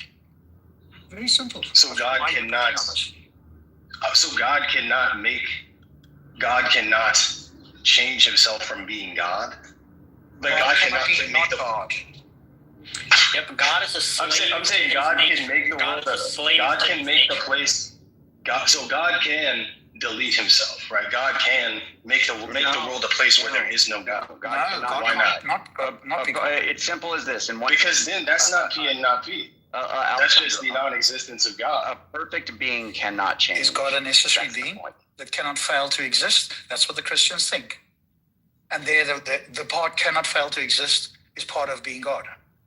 So no, he cannot not exist. He must exist for him to be God. Otherwise, he's not God. This is very simple, Alessandro. I don't know why you're getting caught. So they are saying that existence itself, by definition. So, like, okay, look, I can see that you're saying, I'm not saying God can be God and God cannot be God. I'm saying God can make the world a place where God does not exist by not existing. He can choose to not exist. And Andrew and I are saying that is impossible. You have to understand something, Alessandro. I appreciate your patience, because I know that it doesn't seem like I'm trying to argue. I'm trying to walk with you. I appreciate you. Listen, wait. Let Abe Alessandro. Yeah, Alessandro, look, the point is this. Christianity and religion in general are ancient belief systems passed down. They're not interested in logic or truth or nuance. Let me finish. They're interested in conformity. What they do is they give you syllogisms that are internally consistent to get you to just drop the first domino, and after a billion more dominoes where they gaslight you to death, it's going to end with go to church and like tithe and give us money. Like, that's all it is, okay? This first gaslighting is just your first taste into the cult. Many cults do it. It's the same as all of them. So, yeah. You sound like a pastor for... I think that by definition... a shady pastor for atheism, Abe. I would like to be charitable here, because I think there is a depth of what the definition of God entails existence in such a way that God is a being that exists at all times. Yeah, that's what it means to create a being. So yes, so I can understand that. So I can understand that the act of doing that. I'm sorry, that an entailment of that is that he cannot stop himself from existing. Is that what you're saying, man? Yes, and in the same way, he's a perfect being. His nature is one of moral perfection. I hash it up, whatever words you want to use. He cannot fail to be that. Anything else, and he's not God. And that's I appreciate your patience in helping me get to that point. Evil or whatever, right? To undermine the goodness aspect. And if you undermine that, then it follows that God doesn't exist. Right? So that's my endeavor. Totally see that. I appreciate you pointing that out. This idea that God can do impossible things. Come on, dude. I think that what is impossible? No problem. We can talk about it. But I think... No, yeah, man. I think that was a misunderstanding on my part of regard. I was not familiar with that entailment. So I appreciate you clarifying that. On the whole, though, I think that, then I think the original burden would really just be, help us, please help us with compelling arguments for why we should believe in this God, right? So, like, if you're internally consistent under the frameworks that you have, that's great. What would be, like, Andrew, I guess I'm curious, what would be your method for trying to get someone who's skeptical to believe in your God? Yeah, Andrew, demonstrate that God exists, please. That's a good question. Yeah, I love you, Abe. Obviously, that's going to be a long conversation. We're going to have a lot of different things to go down. You can start with things that you don't think are compelling. I can start with things that I think are compelling. We can just do a comparison of our particular commitments about our worldviews and see if we can give something that has the same strength and explanatory scope or depth or whatever about the various data points that we want to point to in the world. We can talk about consciousness and all kinds of other things. And I do think that there's a case that people should be able to reasonably, rationally work their way to God. I think there is a case to be made there. But there's more than I can probably do right now. But I'll just say this, Alessandro, I just wanted to help with that last thing that we were talking about. And we can talk more for sure, and I'll be listening. But I just want to say this. A necessary being cannot be contingent. If it's the case that God could have the power to eliminate himself, he would be contingent. It's a contradiction. So it's built in. God is a necessary being. So that means there's no possible world in which he doesn't exist. So to say that he can make himself not exist is just saying that there's a possible world in which he doesn't exist. And therefore, he's a contingent being. Therefore, he's not God. That's the... Right. So I think I was talking about like maybe all powerful, all knowing and stuff, but then also he is a necessary being. So that's an important part to include in the definition. I think engage in evangelism, dude. That's what we're trying to get to. Because I think that ultimately, the internal consistency of your worldview and stuff is probably going to hold up because you're a very thoughtful person. But I think that like the internal consistency of a worldview is only. Oh, I agree. That's interesting just to me. Yeah. Right. You just had the consistency. Yeah, that's not all the work is before me. I get you, bud. That's why we have these conversations and whatnot. But I want it to be relational too. I do want to be able to give arguments and the best I can, but I'm not really the argument type person. Like, the premise one, premise two, although I like arguments. But, it's more just like dialoguing over reasons why you don't believe. I'll give you reasons why I think God does exist. And, there's conversation to be had there. And hopefully in good spirit and good nature, good faith. And hopefully we can both concede where the other person makes good points. I think that's generally should be the aim, the endeavor to get to truth. Now, obviously, I think that Christ, I'm quite convinced, is the truth. But, I'm open to at least hearing your objections and trying to engage. And if there is something I think that has teeth, I'll just be honest and say, yeah, I think it has teeth. I think the problem of evil has some teeth. I do. Certainly from an emotional standpoint, it's powerful. And I think the fact that it is emotionally powerful can be an argument that can be used against the goodness of God or against his existence altogether, or maybe even just the power of God, right? Something's got to give, or maybe his omniscience, right? That's what it works towards anyway. So yeah, I think we can have good faith dialogue and kind of give and take and see where we go. But yeah, for now I'm going to mute up a bit. But I was going to say I really want to hear what Albedo's new arguments are, because I don't know if you know this, Alessandro, and I know who you are, by the way. You're a man of many names, but Albedo is now a Christian, believe it or not, Alessandro. Me too, man. I actually am. You became a Christian? I sincerely am, yes.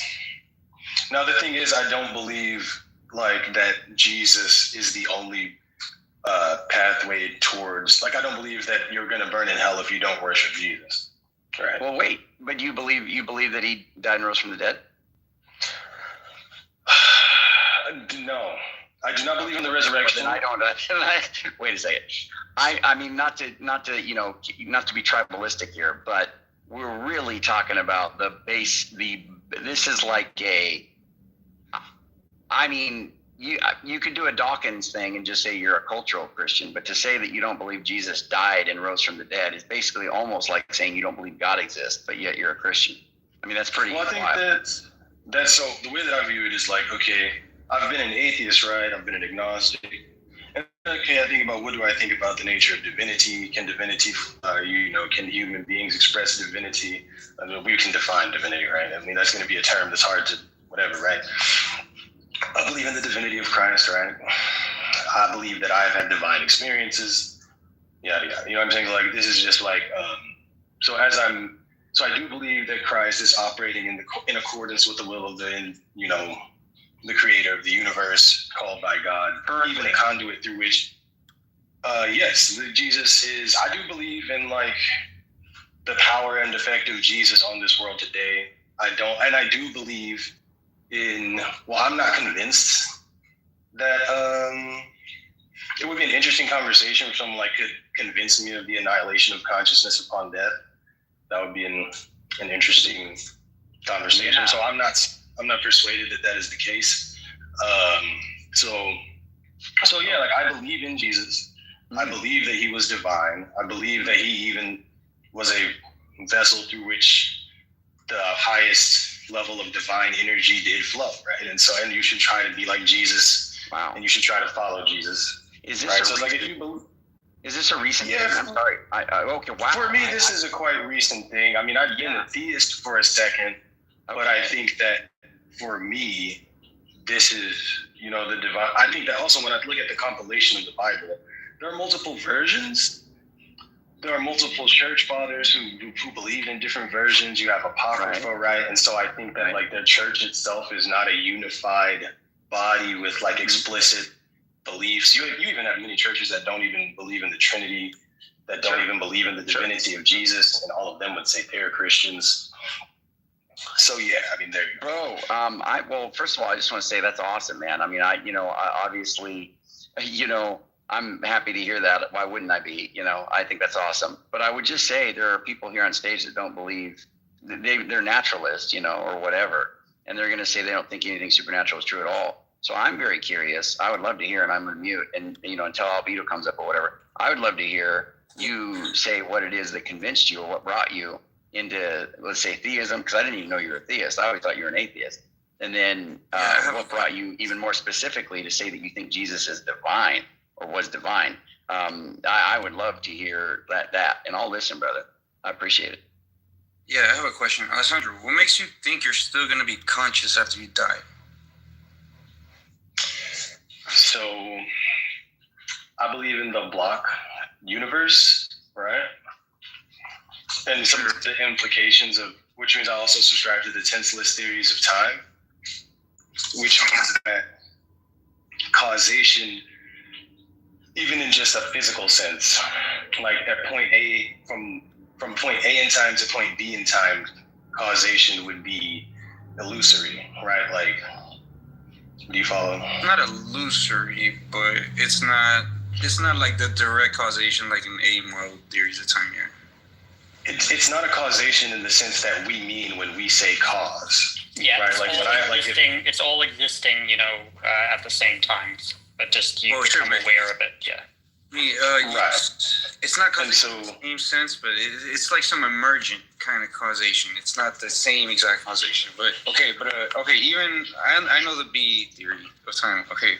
So cool, like the tenseless theories of times, you got B and C theory, right? So there's not a moment in space-time that you would say, this moment in space-time exists because this moment did a thing and caused it to exist, right? That doesn't make sense.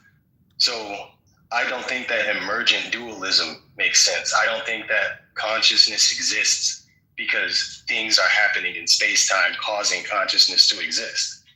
It seems to be the case that we are just conscious of various moments in space-time from the perspective of the organism that we call our body, right? And so since I don't believe, like I look at space-time as a place where nothing is happening. There's nothing happening in space-time. So it doesn't really make sense to say things are happening in space-time that are causing our consciousness to exist, right? So I don't believe consciousness is dependent upon things that are happening, right?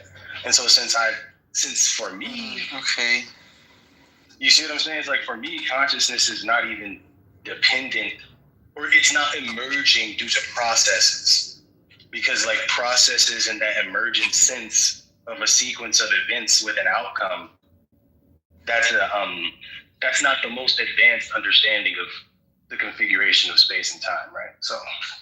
But you think you're like a panpsychist? Do you think you have consciousness without your brain?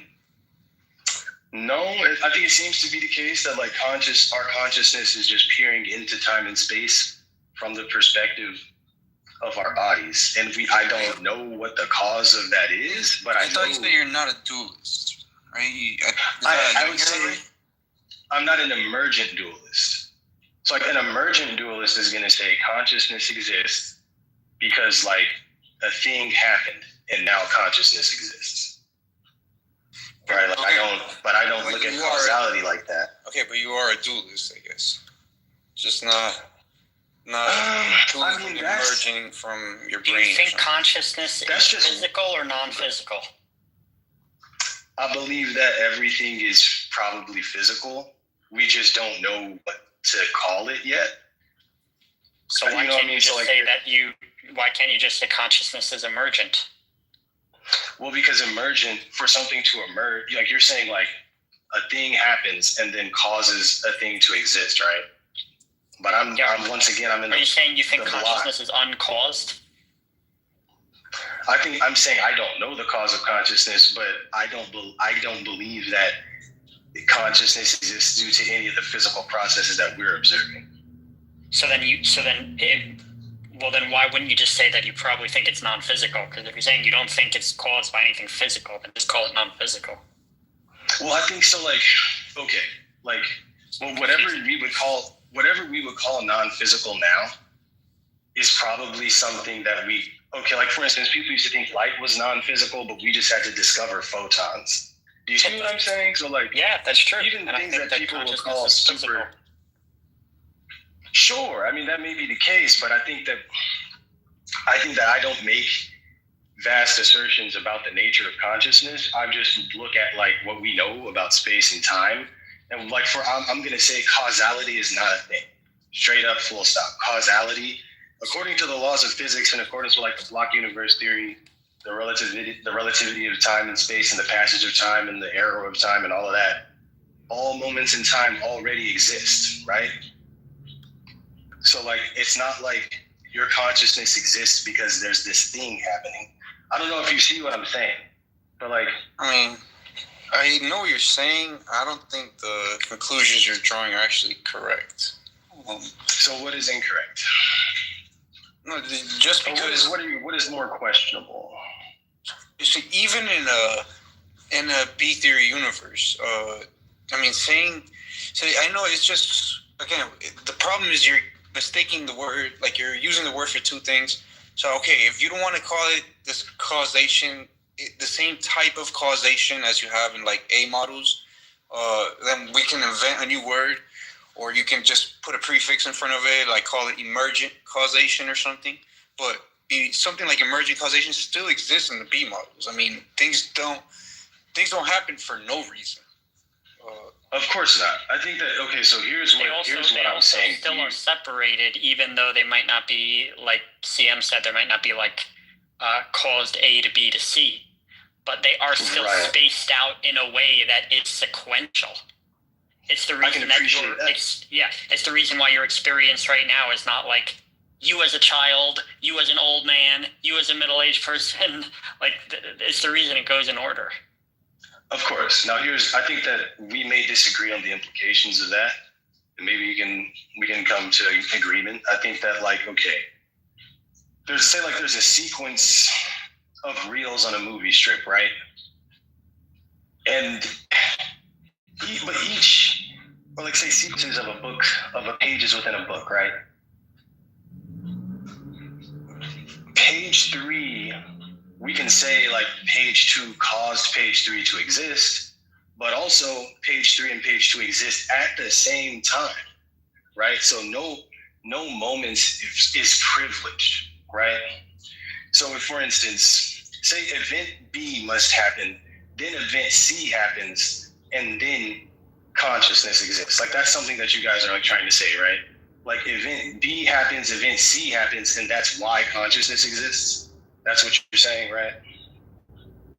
No, well, I didn't really. Because do you see what I'm saying? It's like if event B and event C exist simultaneously and consciousness exists simultaneously, then yes, I appreciate your reference to sequence, but it means it's causality only in a sense that there is a sequence. It's not like true causality.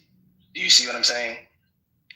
That may hold for the sequence thing, and because you might be able to like play with kind of sequences in B models, but again, there's still some kind of we agree that things don't happen for no reason. There's of course some kind of emergent causality. Like it's just. What do you mean when you say emergent? Because maybe I'll give you what I think and then correct me. Because when you say emerged, it seems like you're saying did not exist, now does exist. Emerged. No. So right? there are two forms. Yeah, there are two forms of emergence, right? Like, yeah. But let's just go with like the basic emergence, right? You have one water molecule, right? There's nothing there. It's just the water molecule.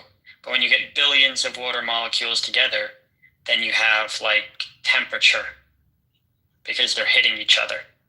So temperature emerged out of what was not there before. There was no temperature with one molecule. I love that example right now. Yeah. Let's say in one moment in time, you have one molecule. In another moment in time, you have all the molecules and temperature. The problem with causation is both of those moments exist simultaneously, and the second moment didn't wait for the first moment to happen before the second moment existed in space-time, right? So yes, there is this sequence and there is this order, but there's no causation in the colloquial sense. So the temperature was not caused, right? I kind of understand what you're doing, but I'm kind of feeling a little bit confused about how it affects your main conclusion. So what is your conclusion, I guess? That's what I'm trying to say. What's the conclusion?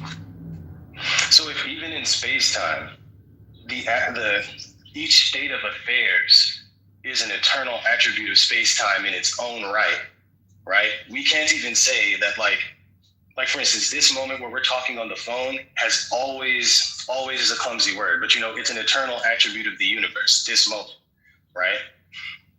Yeah. It doesn't exist because I got up and chose to one day do some shit. No, I follow you. I'm just saying, so what's your point though? So then I'm saying it wouldn't make sense. We can't even say things are the way they are because things happened. Like we can't say because things took place, things are the way they are. But how do you get from this to God? He asked me about consciousness, so I was saying why do you? The consciousness, yeah. So I would say I don't believe in emergent consciousness because I don't believe events are taking place. You just don't believe in emergence, period. Yeah. It's not about consciousness. But then that's me saying too, though, consciousness, that's why I'm saying I don't believe our consciousness is being created by our bodies. But you shouldn't word it that way because it completely throws people off the trail. It makes them think that you think that consciousness is special. But you're not even saying that. You're saying you don't even believe that me kicking a rock is some type of causation. You don't even believe that's a causation. I don't, yeah. Right. So that's separate. So you just don't believe in causation, period. Yeah. So and that's why I don't believe in emergent dualism. I don't believe I wouldn't if you were to say your consciousness exists because a thing had to happen and now you got you see what I'm saying? So then what does this imply for your worldview? If you don't believe in causation, then what? Well, I guess if it was to say because he's saying why do you believe that your consciousness can exist without your body? And that's because I'm saying it seems to be the case that my consciousness is just aware of different moments in space-time. Because you believe that every moment in space-time exists without something else. So yeah, okay, fine. No, but that's fine. Hold on. Do you think, were you conscious before you were born? Probably not. Okay, exactly. So then... but then again, because what he's doing is he's just equating his consciousness to moments in time. Literally, that's exactly what he's doing. No, I would say that it's awareness. So, for instance, I would say my consciousness would be what I consider me, and my body is this organism that there are at different points in space and time. There is this organism that I seem to be aware of. You know what I'm saying? So, but I seem to constantly be shifting through moments in time, even though my body isn't. But maybe I'm thinking it. How is your body not? No, because Go ahead. I'm just trying to clarify, what was the reason you think God exists? Okay, well, God exists. Yeah, man, that's just going to be my own. Through experiences I can't explain. I believe that I cannot compel another man to believe in God. I don't believe that you have to believe in God. You know what I mean? But I'm just being honest. Even though I am a Christian, I consider myself to be a Christian. No, I appreciate that. I know you're not compelling anyone, but I'm saying, do you mind just sharing what it is that convinced you? Hold on. Well, so before we go to God, I want to finish. I just want to say last thing about consciousness. Okay, go ahead. You don't think you were conscious before you were born. Why do you think you're going to be? And so that means your conscious did have to, use whatever word you want. So, to be real with you, we're just going to start talking about my faith claims. I believe that we were set. If I was going to tell you where you were born, you don't think? I said I don't know. I said I don't think. I don't know, right? You obviously. I didn't say no. You don't. So it's just, why do you think after you die it's going to be any different?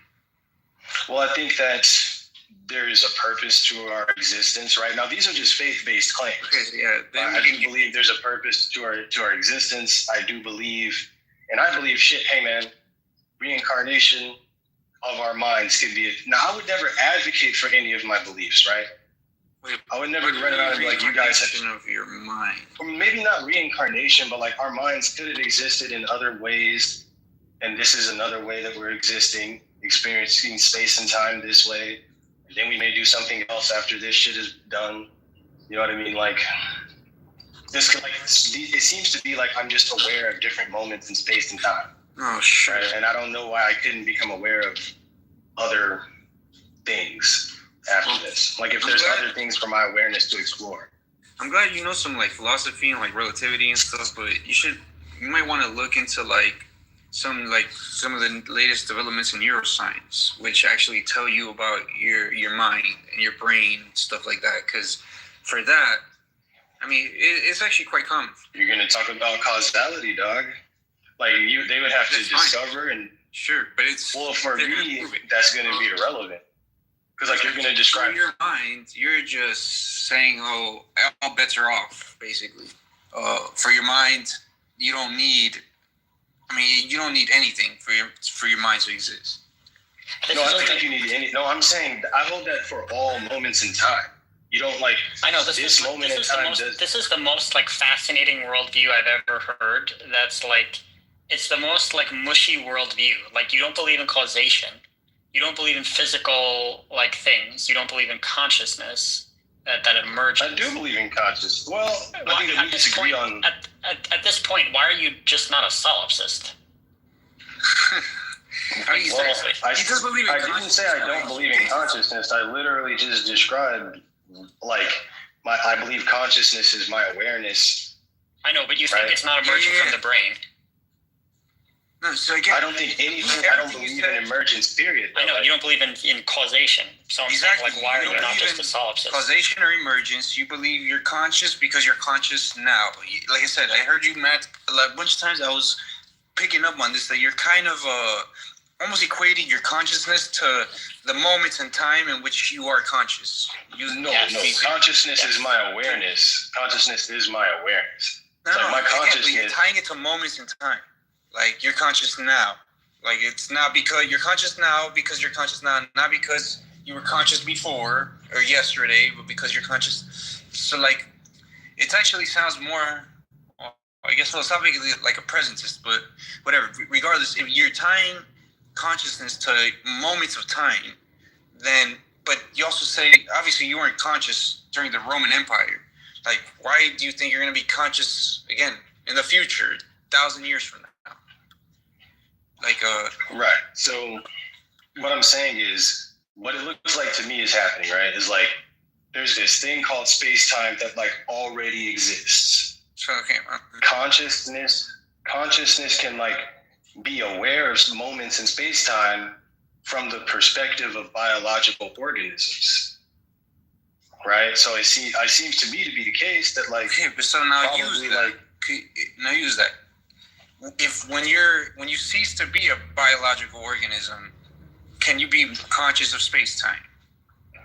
I don't think there's any like ceasing to be, right? Because the biological organism is an eternal feature of space-time, right? Across all the moments of times of its life.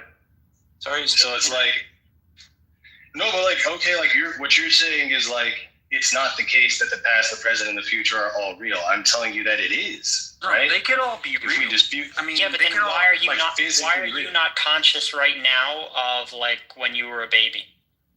Right, because I don't think that my consciousness and my body are the same thing. That's one of the things I'm trying to point out. But why is it that you're not conscious right now in this moment of you being a baby? That's a great question. Because I believe we're only conscious of one moment at a time. Similar to like reading a book. Why though? Maybe that's more of like that's a question I cannot answer.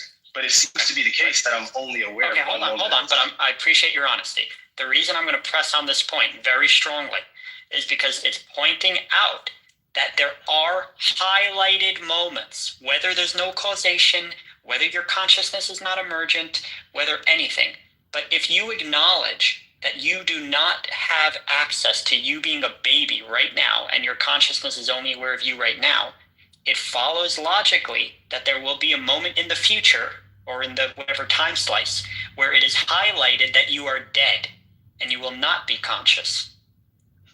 Oh, the way that I view that, right? So I view that as like reaching the end of a book, right? It's like when you reach the end of the book, you will not be conscious of any more words, right? No, but like I'll just be looking at something else. So like I think that it seems to me that like if these are hold on. Wait. Like, If you say there'll be something else, then why aren't you conscious of before you were born?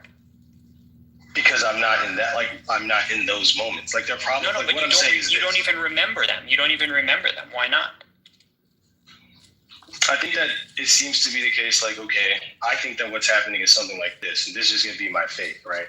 Space-time is something that consciousness can peer into. While we're doing that, we experience what it's like to be these organisms. When it dies, we go back to wherever we were. Like that's what it seems to be. It seems like this is like some book that's already written, where all these moments already exist, and we're just reading one page. Somehow the pages are turning. So if you acknowledge that the pages are turning and you're only aware of the page you're on, it stands to reason that in the same way you were not conscious before you were born, and then you became conscious and you can't remember anything before that, it stands to reason that after you die, it's going to be almost the same thing. Like you just the only reason why I think that like okay, he's throwing his hands up in the like. No, I'm literally saying when to it you comes like to consciousness, he's just now it doesn't want to like look at evidence or anything. He's just. What do you mean look at evidence? I would love to. Okay, look, here's the thing, bro. So define consciousness. Can't see it. Awareness. I mean, okay, cool. So or subjectivity. What is help me understand the ontology of consciousness? It's very easy. It's an emergent property of your brain. Can you? So I mean, in the context of what I was talking about, telling me that it's an emergent property may seem kind of vague, right? Like what can you tell us a little more? Like it emerges, but what about it? I can't fully explain. We've only literally studied the brain for like 50 years, and it has like 100 billion neurons, so I can't fully explain it yet. But it of course, like the answer is like we don't know. We don't know what your brain is generating in the same way it generates, chemicals and, emotions and stuff. It's generating this sense of awareness, and we don't fully understand it, but that's probably what's happening. Okay, that's fair, but we cannot fully describe consciousness here, right? Not yet. Not yet. But yeah, like I said, I literally just said yet. I said yeah. Even if we can't, so what?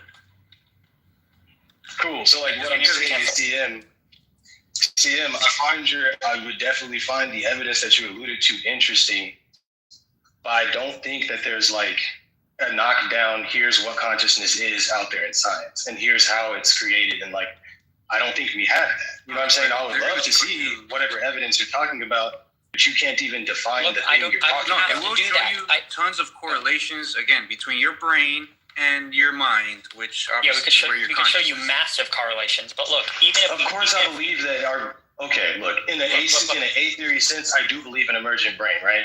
I believe that our brain is doing shit, and those moments correspond to consciousness, right?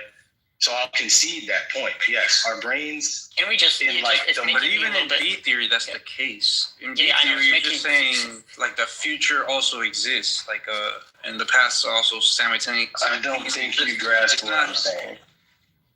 Because again, even if you're tying your consciousness to moments in time, like saying you're conscious now, not because you were conscious yesterday. You're just conscious because every second you're going to be conscious forever, but you obviously don't think that. No, dude. What I'm saying is, there's this thing called space-time. There's this, and to me, this is what I'm saying. There's this thing called space-time. In it, there are physical organisms, right? There is consciousness that experiences space-time at various moments from the perspective of these organisms, right? But I'm also saying since this body exists at various points along space-time, this is a moment that other consciousness may decide to come and look through just to see what it's like to live from this perspective, right? Because just because my consciousness isn't looking through this moment doesn't mean my body isn't still standing there. So like think about what I was doing yesterday. I'm on like a drug. I mean, but these are just like the real implications of the senseless theories of time and the realness of my body at various points. None of this is implications of space time. Okay, so wait. Is my body yesterday? Wait, hear me out. Answer this, bro. I'm really just trying to ask you this. Do you think that the physical body that I was in yesterday is like physically real somewhere in space time? No. Okay, thank you. You think I do, but you don't see him, right? I mean, because you don't understand what I'm talking about. Right? Thank you. Space time doesn't. Let me see. Do we see that he doesn't understand though, Abe? No. What are you talking about? He just disagreed with you, Abe. You're a person. He just disagreed with you, Abe. You said yes and he said no. I'm sure CM thinks that people have physical bodies in space-time. I don't know what you meant when you were asking him. So I was asking you, do you believe that there are moments in my life that are like physically real that my consciousness right now is not aware of? I don't know. I'm really getting confused. Across space-time, right? So like within space-time, if the past, the present, and the future are equally real, there's a place where the baby version of me is like is there in space-time, right? Yeah, but it's not. You're no longer conscious of it. Yeah, you're no longer conscious of it. So what I make of that is that the life of a physical organism is a point that any consciousness can probably peer into and see what it's like to exist. Your life is a book that not only your I'm going to have to take a break if you want to, Sam, if you want to continue talking with him. Yeah. I'm saying. You're good, man. I just feel like what I'm saying is not like completely fucking like, there's a lot of assumptions, but there's nothing in it that you're going to be like, that's unscientific. I'm not going to be like, honestly, I think the whole thing's pretty unscientific, but it's okay. So what's unscientific about it? Your whole way of looking at the world is like, or like, what have I said about reality that violates the laws of physics, right? So like, I would say like, if you tell me something that violates the laws of physics, I would say that's unscientific. The assumptions I would need to say that my consciousness is somehow linked to a theory of time, as opposed to just saying my brain is generating my consciousness, is like so much more. It just is like incredibly unharmonious. What was the assumption? What was the assumption? You have a bunch of crazy assumptions. Can you say one of them? That you think consciousness, that you're going to be conscious after you die. That's the main one. No, but okay. He asked, how did I get to there? And you're saying I got there. I'm saying that's an assumption, that's a faith-based claim. And then I'm trying to explain, what did I say about the nature of reality that is unscientific? That's what I'm asking you. Well, I mean, you're getting completely unscientific, like you said, when it comes to consciousness and the brain. You're just basically blueberries, right? It's all magic. But consciousness is like, of course. But I'm talking. Okay, again, you're trying. I told you that I believe consciousness is generated by the brain, right? I told you that. So how is that unscientific? You did not say that. I told you that if I don't believe. Okay, look, yes. Just like I believe in evolution, right? We evolved from animals, but I also believe that all points in space-time. You don't believe in causation. You don't believe we evolved from animals.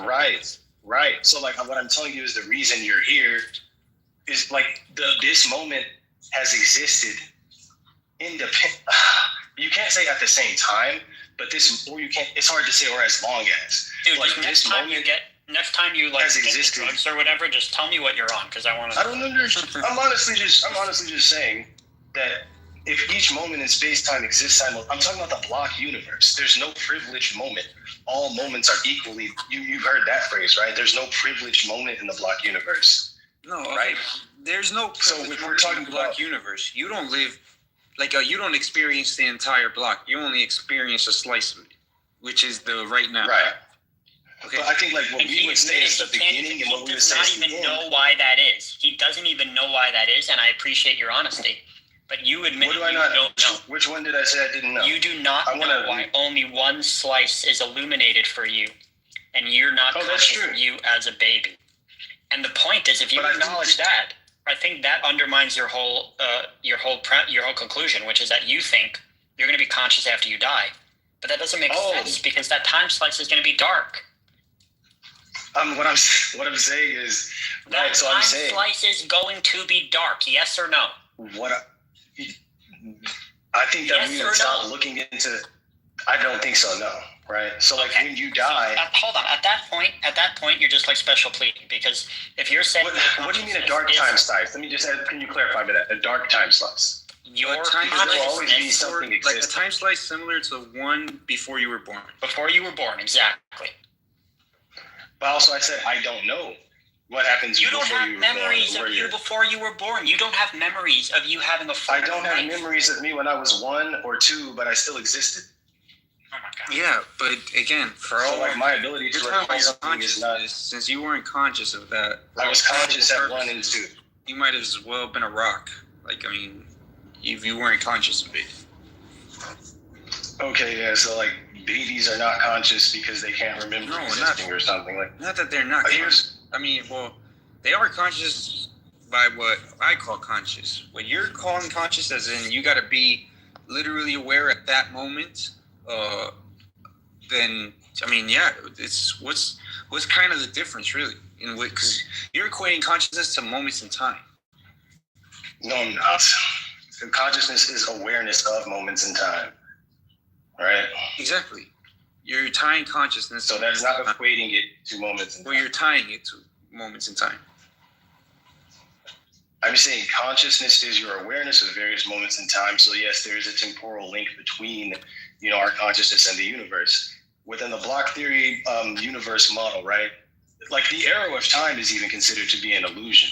So the notion that there is a such thing as before and after are arbitrary, right? No, so when you're saying that there's... See, that's what I'm saying. In the C theory of time, it is, though. In the C theory of time, the arrow of time does not necessarily move forward or backward. I forget which one exactly is the C theory. I never really talk about it. But again, you still... In the physical world, you still have entropy. And usually the arrow of time is tied to entropy. To the increase of entropy, which is... what is it? The second law of thermodynamics. So I guess what I'm saying is disorder increases. Yeah, exactly. The tending towards rate of disorder. That's what a lot of physicists usually tie the arrow time to. Right, but then even also if it's not an absolute, it's like so, and relativity doesn't tell you that like there isn't no time slices or whatever. It just tells you time slices could be bent a little bit. Not that they don't exist. I'm not saying they don't exist. I'm curious why you think that's relevant. No, well, again, they can be bent, but they're still there, and they're still. I'm curious why you think that's relevant. I'm curious why you think that's like the letting me know time slices exist. Why is that relevant? Well, they exist in kind of a sequential order, even if that sequential order is not absolute. Okay, so now, if the sequence is not absolute, right, then that means the configuration of matter at any given point in space-time is not dependent on adjacent moments or even the direction of their link to that moment, right? The time slice, there's still no... forget about consciousness. Let's just talk about, like, block theory and sequences, because again, right, and the arrow of time. Yeah, that's exactly what I'm talking about. So what I'm saying is, if you're talking about tenseless theories of time, where the arrow of time is treated as arbitrary. No, so okay, right? Talking about the like in relativity, there's still no closed time-like curves.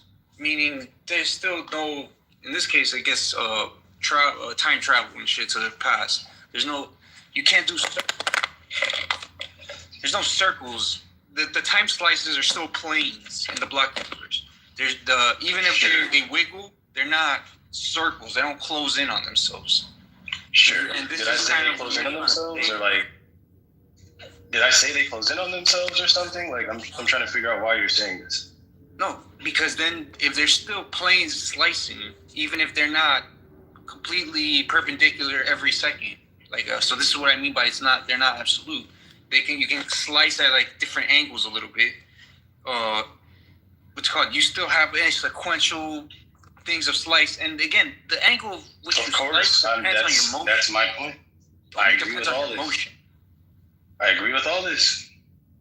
It's like what would be physically taking place now, billions of light years away, can change depending on where I'm standing right now, what I would consider now, billions of light years away, right? So that's what you mean by location, time, and location and movement in the universe affecting what you would consider to be now. Not where you're standing. So of course I understand all of this. Like I understand all of this. Okay. I mean, I get it was like I really get caught up in the and like take consciousness out of it, just causality, right? If the arrow of time doesn't matter, then like sure, the sequence is there, but we're just describing what the sequence of adjacent time slices, right? But with remembering that I'm saying the arrow of time is arbitrary, the fact that you're saying that this shit happened before, you're just arbitrarily calling that before, right? No, but again, so if I truly reject the arrow of time, what I'm pointing out to you is that this did not, like you're saying this before thing must happen for this now thing.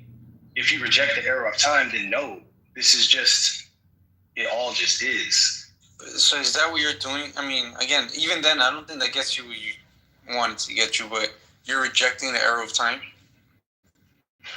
I'm rejecting the arrow of time, and I'm also accepting the real implications of causality being reduced to a description of adjacent time slices. Causality is not some explanation for how things emerge or how things come to be. Causality is a description of adjacent time slices.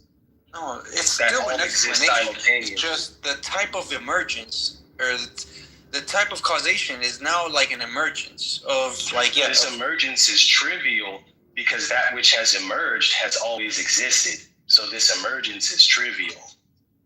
No, again, the fact that you didn't have consciousness before you were born means that emergence. We're not even talking about consciousness. I just want to like appreciate what I'm talking about with emergence in general. Because if you can't even appreciate that, then we don't need to talk about consciousness.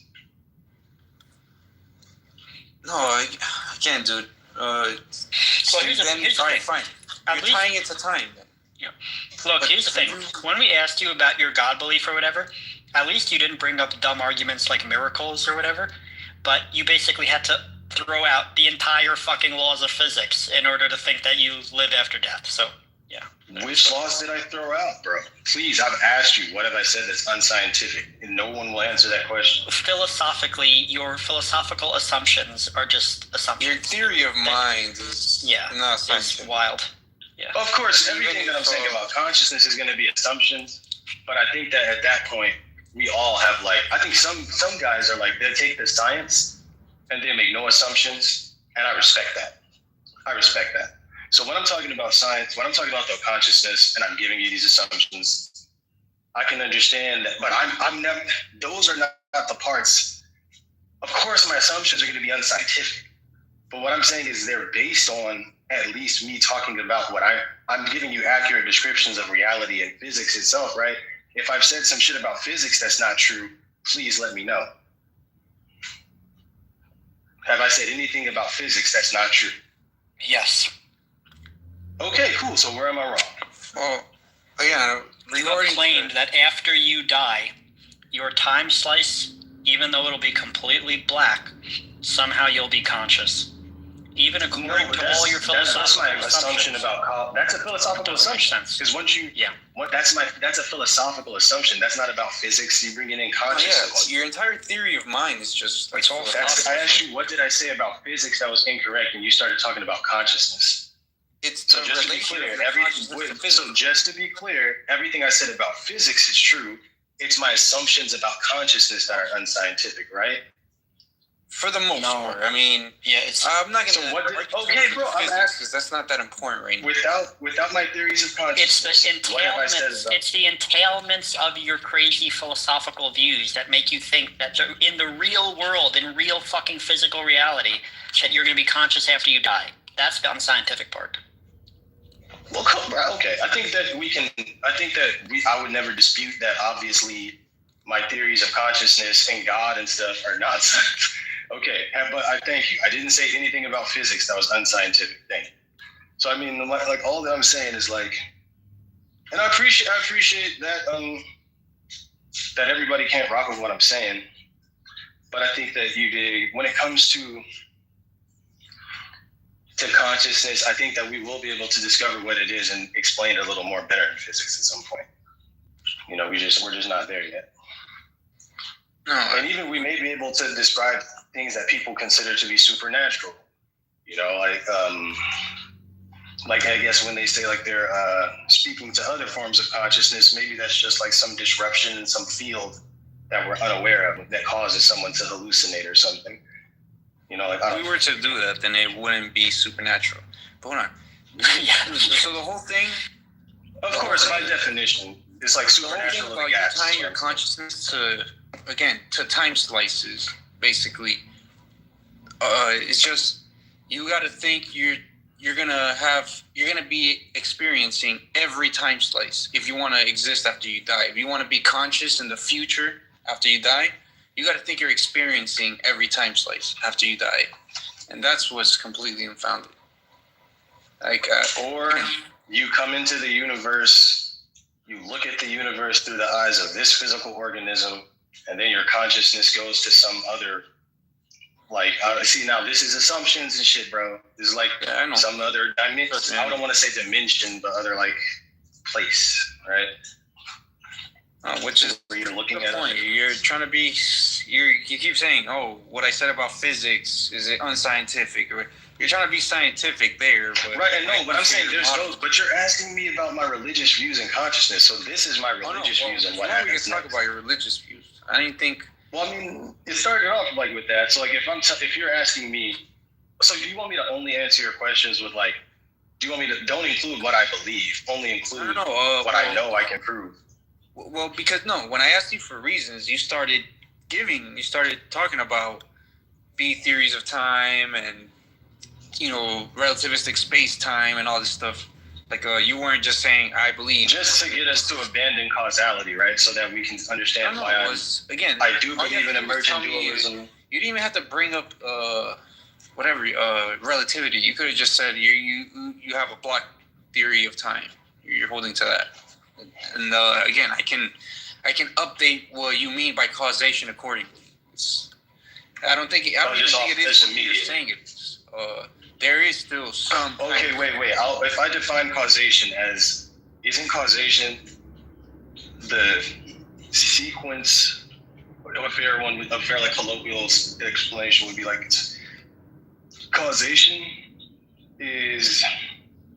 causation of X is the sequence of time slices leading up to X.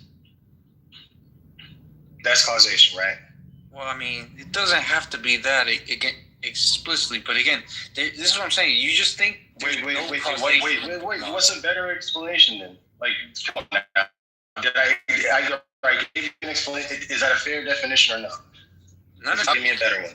Well, I mean, there could be not directly leading up to it, but yes, the whole point is there's got to be stuff in the past. However, you're slicing that literally.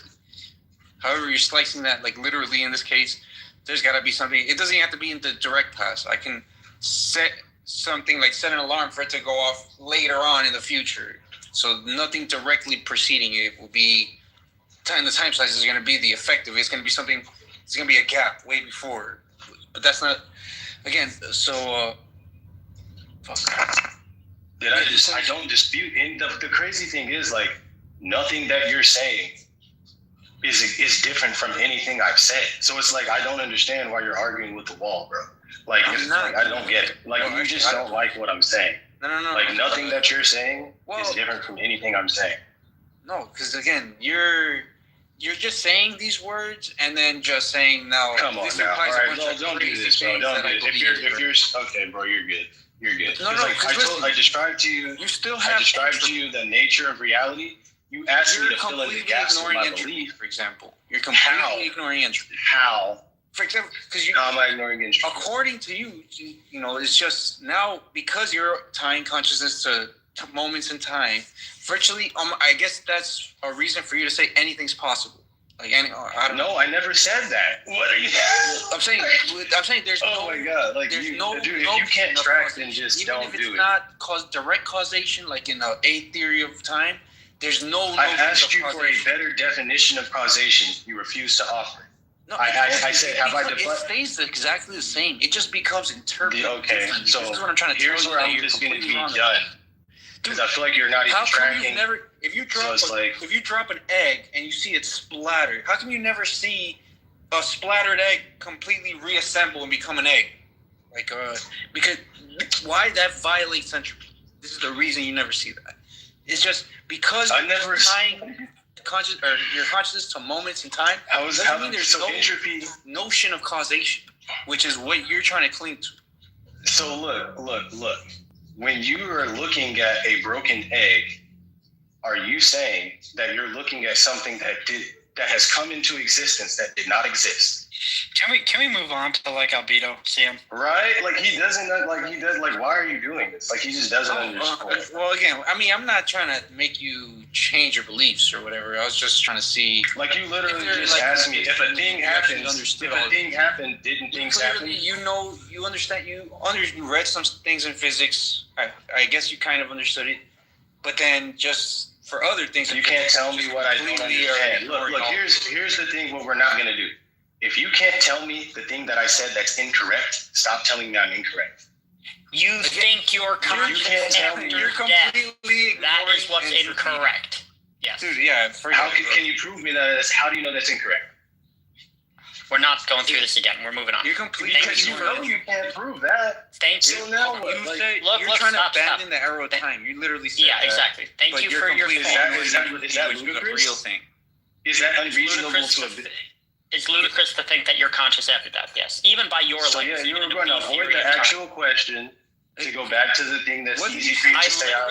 You're rejecting the second law of thermodynamics, bro. I don't know what to tell you. Not only that, I literally proved it to you. How did I go against the second? Okay, look. You admitted the second law of thermodynamics is an arrow of time. Yeah, you admitted you don't know. When I said to you, why is it? The increase of entropy. Right, is a local error. Is adjectively describing that in accordance with our perception of the error of time, as moments seem to change, entropy seems to increase if you move in a particular direction in space-time.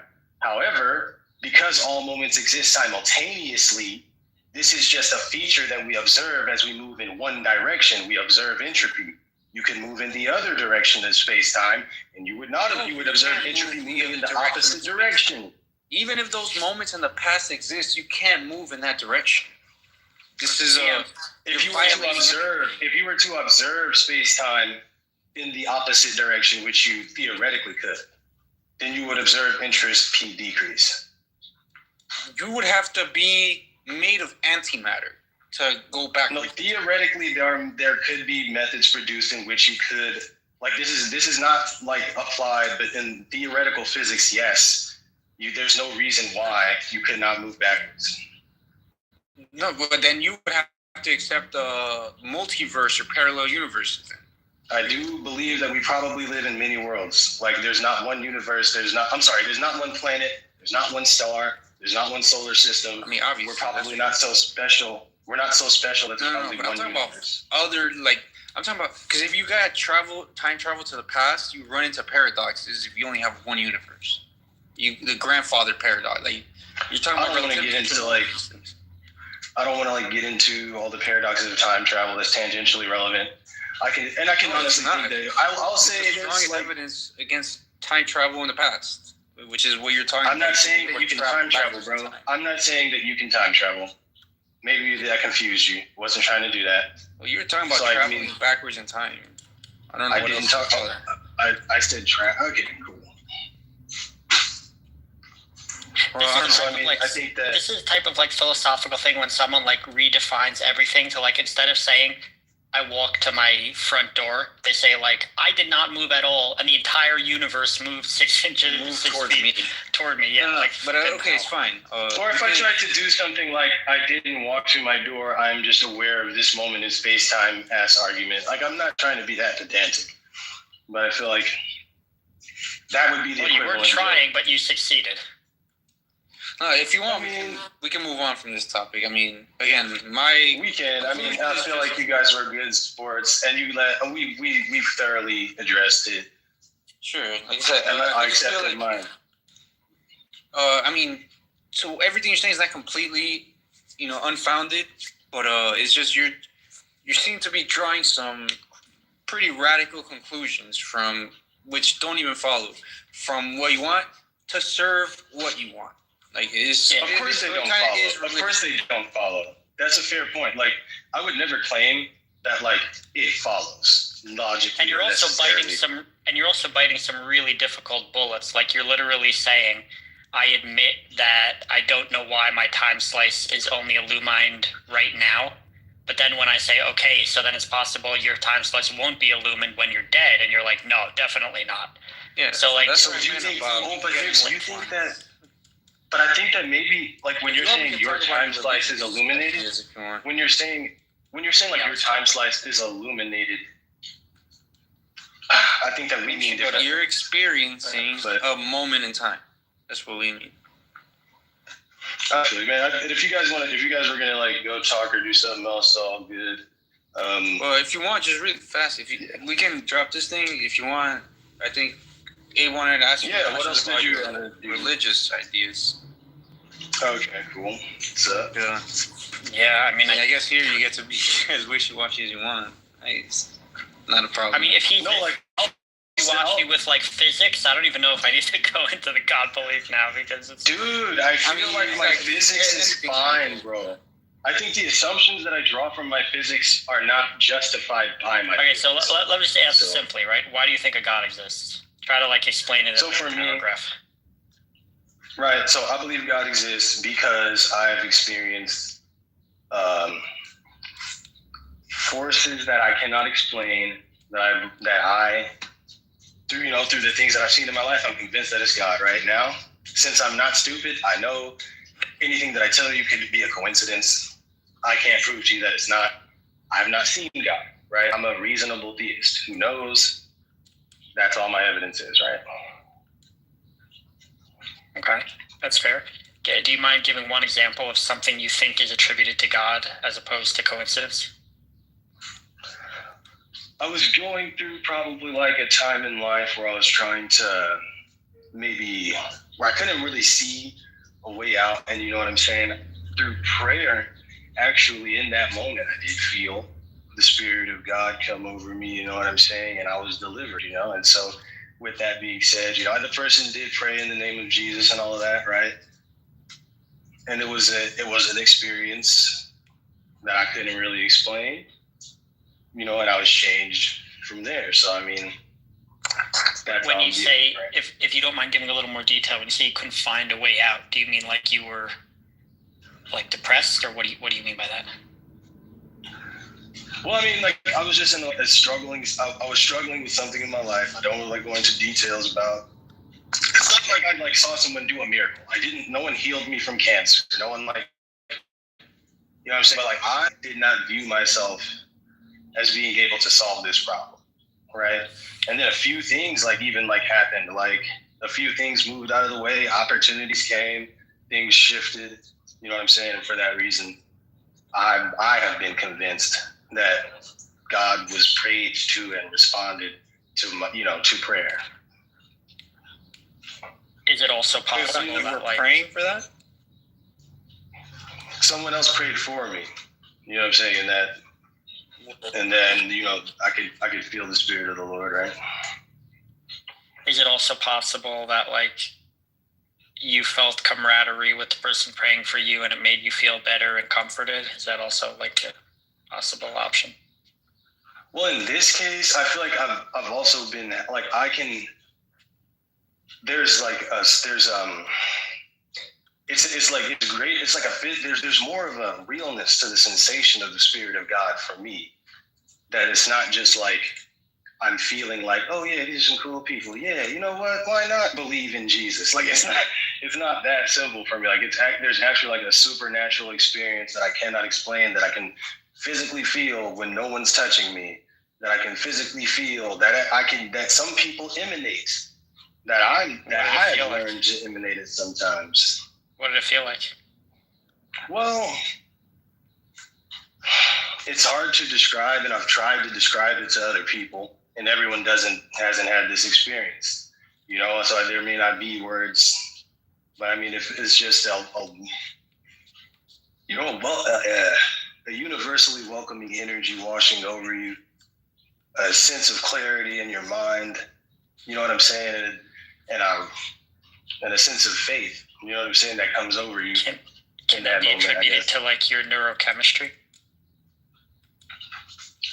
Yeah, maybe I guess there could be a range of natural explanations, right? I mean, I would consider that, but I think that it's also the real events in my life that took place, and the realness of the change in me that took place. So it's like, you know, it's possible that people can also have like big changes that are just natural. That may be the case as well, but I think that there's this ongoing relationship and feeling of the realness of another consciousness that is not mine in my life that I can feel. So when some people say they believe in God, what they mean, right? They can commune with God. I believe that is true for me, right? Like, and that's what some people mean when they say they know God. Like, they literally feel like there's a dude they're talking to. Not a dude, but you know what I'm saying? A higher power, another mind that hears their prayers. But also, man, I've been an atheist. And during those times, I would, you know, and I'm an atheist who used to be, before I was an atheist, I was a Christian fundamentalist. So I've sought God. And when I was a Christian fundamentalist, I didn't feel God the way I do now, right? And when I was an atheist, I know I couldn't feel God. So I don't expect everyone to be able to. That's why I don't believe you have to believe in Jesus or you're going to burn in hell. I don't believe all of that stuff. You know what I'm saying? Because I know everyone can't feel what I can't experience what I have. But I'm going to be a boring theist to argue it, because I'm not going to be like, you're going to burn or something. No, I mean, I wish more theists were like you then. Alessandro, I do got to point out, though, what you were explaining now, you're kind of going back on your earlier commitments about, like, causation. Like, somebody prayed for you and things got better. That's kind of implying some form of causation. Unless you meant to word it like, I was in a time slice where I was depressed, and the next time slice I was Right, I think that, well, I would say my experience in this universe is such that I have observed, you know, and experienced things that have caused me to conclude God exists, right? So maybe that's but that's a fair point, Sam, about the causation stuff. That's a fair point. I do think that, but I kind of was saying that, like, our bodies exist at all points across our life, and our consciousness is just slipping through moments from the perspective of our bodies. And, like, I think the observations that I've had are such that I've been led to conclude God exists as I move through space and time, right?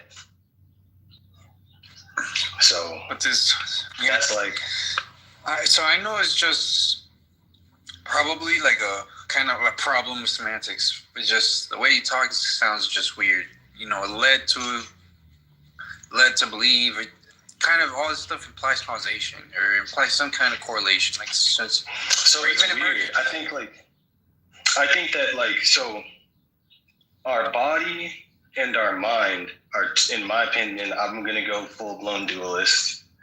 And I think that our mind's connection to our body is going to be awareness of it at different points in space-time. So, like, let's say, like, you have your kid self, adult self, old self, teenager self. Like, none of those is really you. You are the awareness of the universe from that perspective at various points.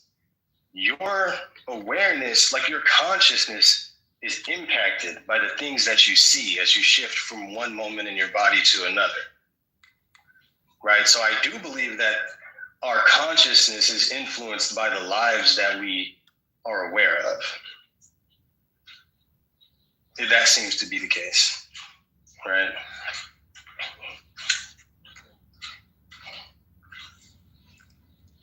So like the different moments that we become aware of influence our state of consciousness. Sure. I'm not sure if that's saying much, but this just seems to be trivially true. So, I mean, I don't know. But this is kind of what I was trying to say earlier and why I pointed out what you said about what you were saying now seems to imply some, if not direct causation, some kind of causation emerging something. It's just because what happens from the last moment to this moment is not random, right? It's not.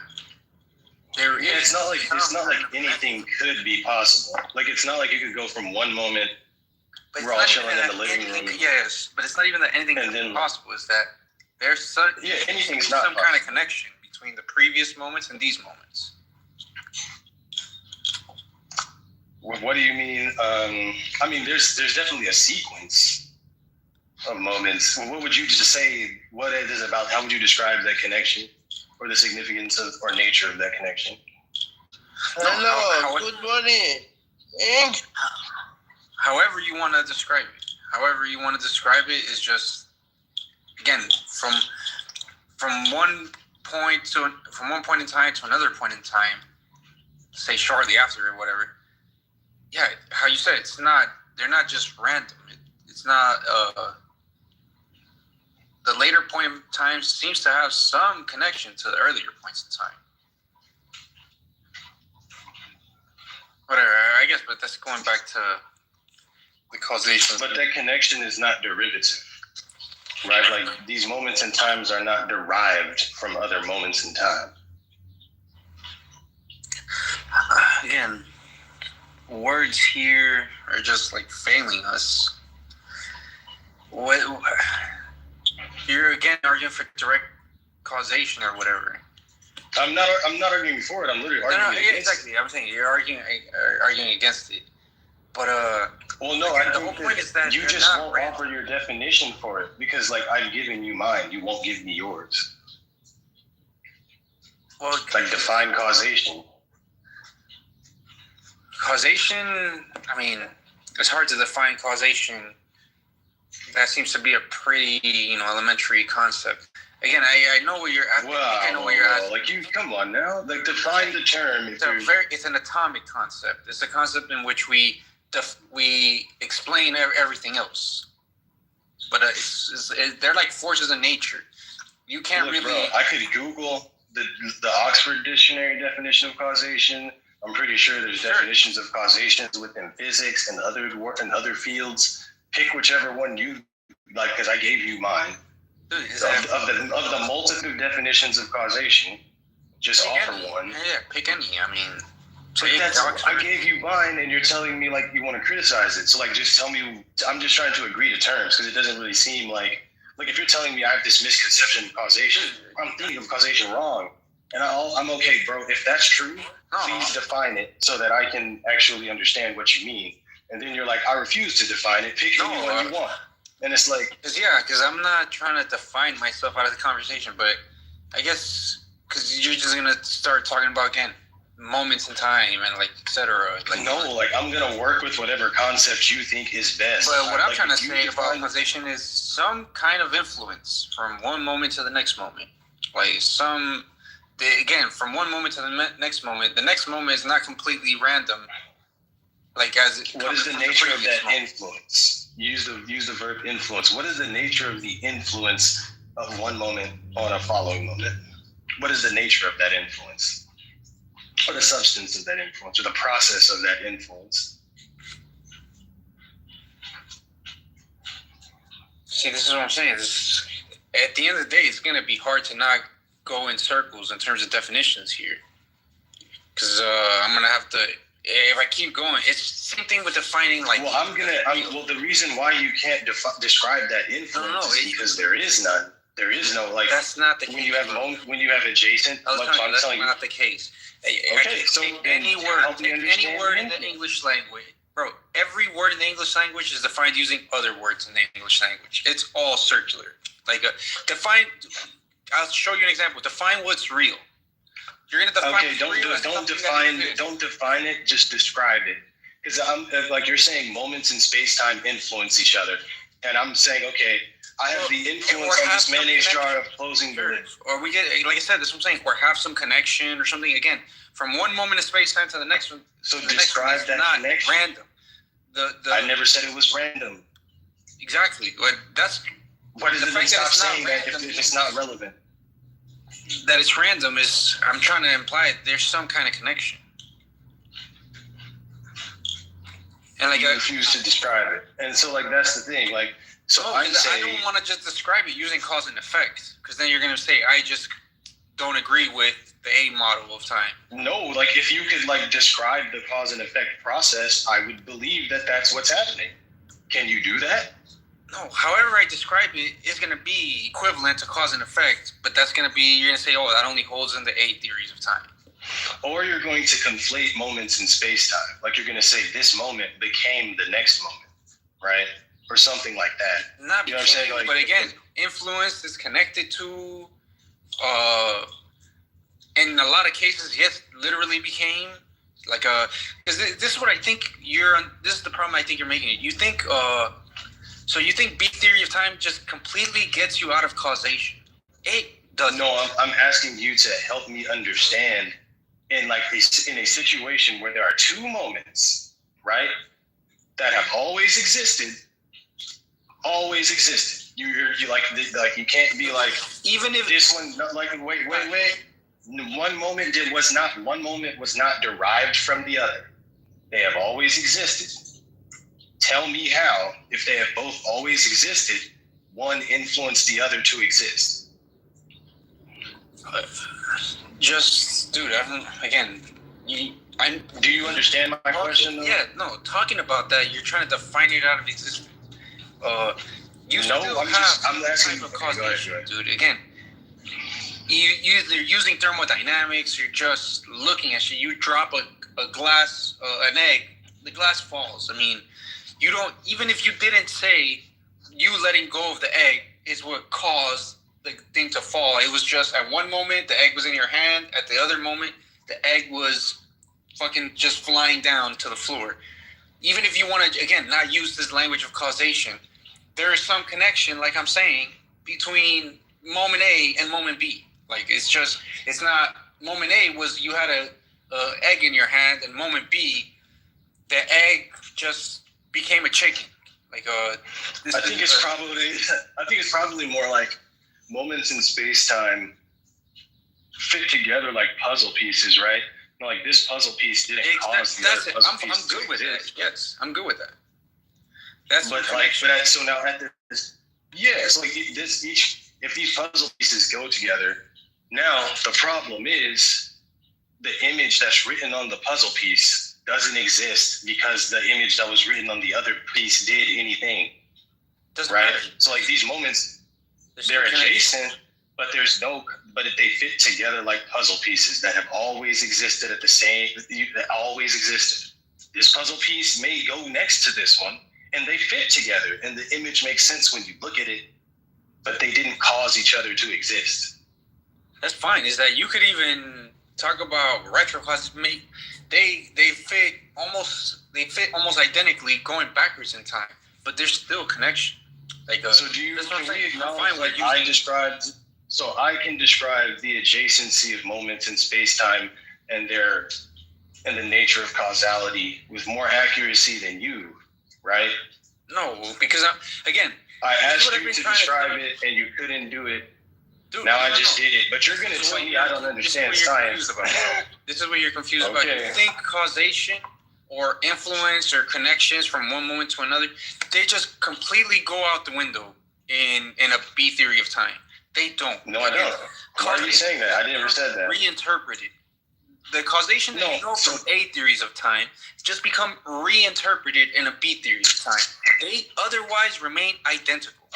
It's still. No, they don't. I punch you in the face, your teeth break. Like It's just you're using different language and saying, okay, it's possible that it's just in 1 second you were swinging your fist, in the other second I had teeth. My teeth were broken, but it didn't directly.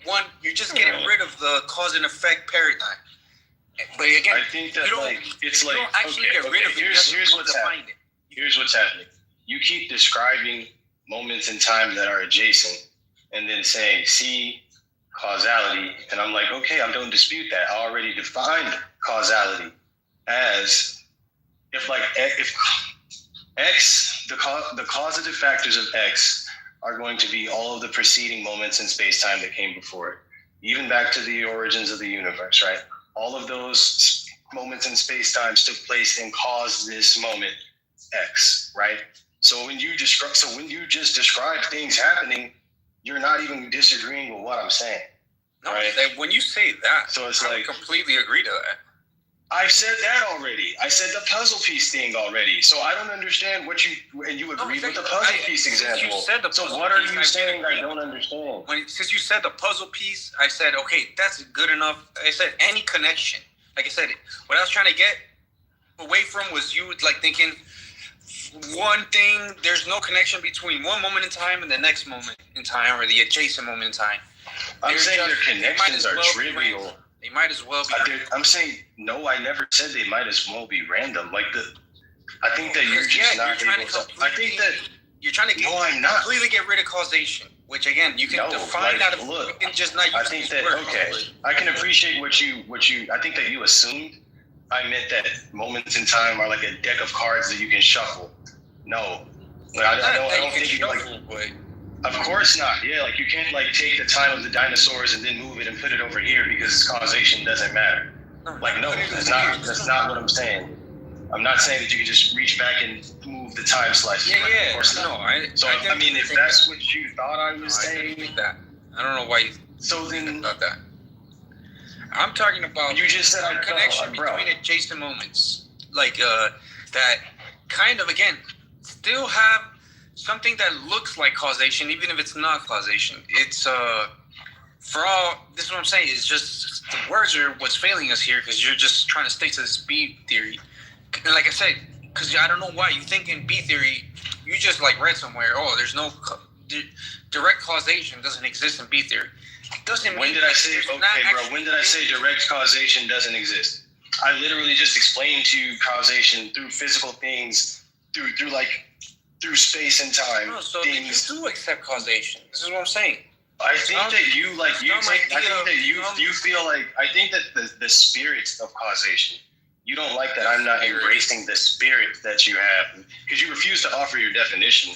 So there's just something about the way that and every time. And I've offered multiple definitions that you agreed to. I've offered multiple analogies that you agreed to. Work in this B theory of time. I gave you 2 analogies that you agreed to and a definition that you agreed to. I don't know why you're arguing with me, and you refuse to define your term.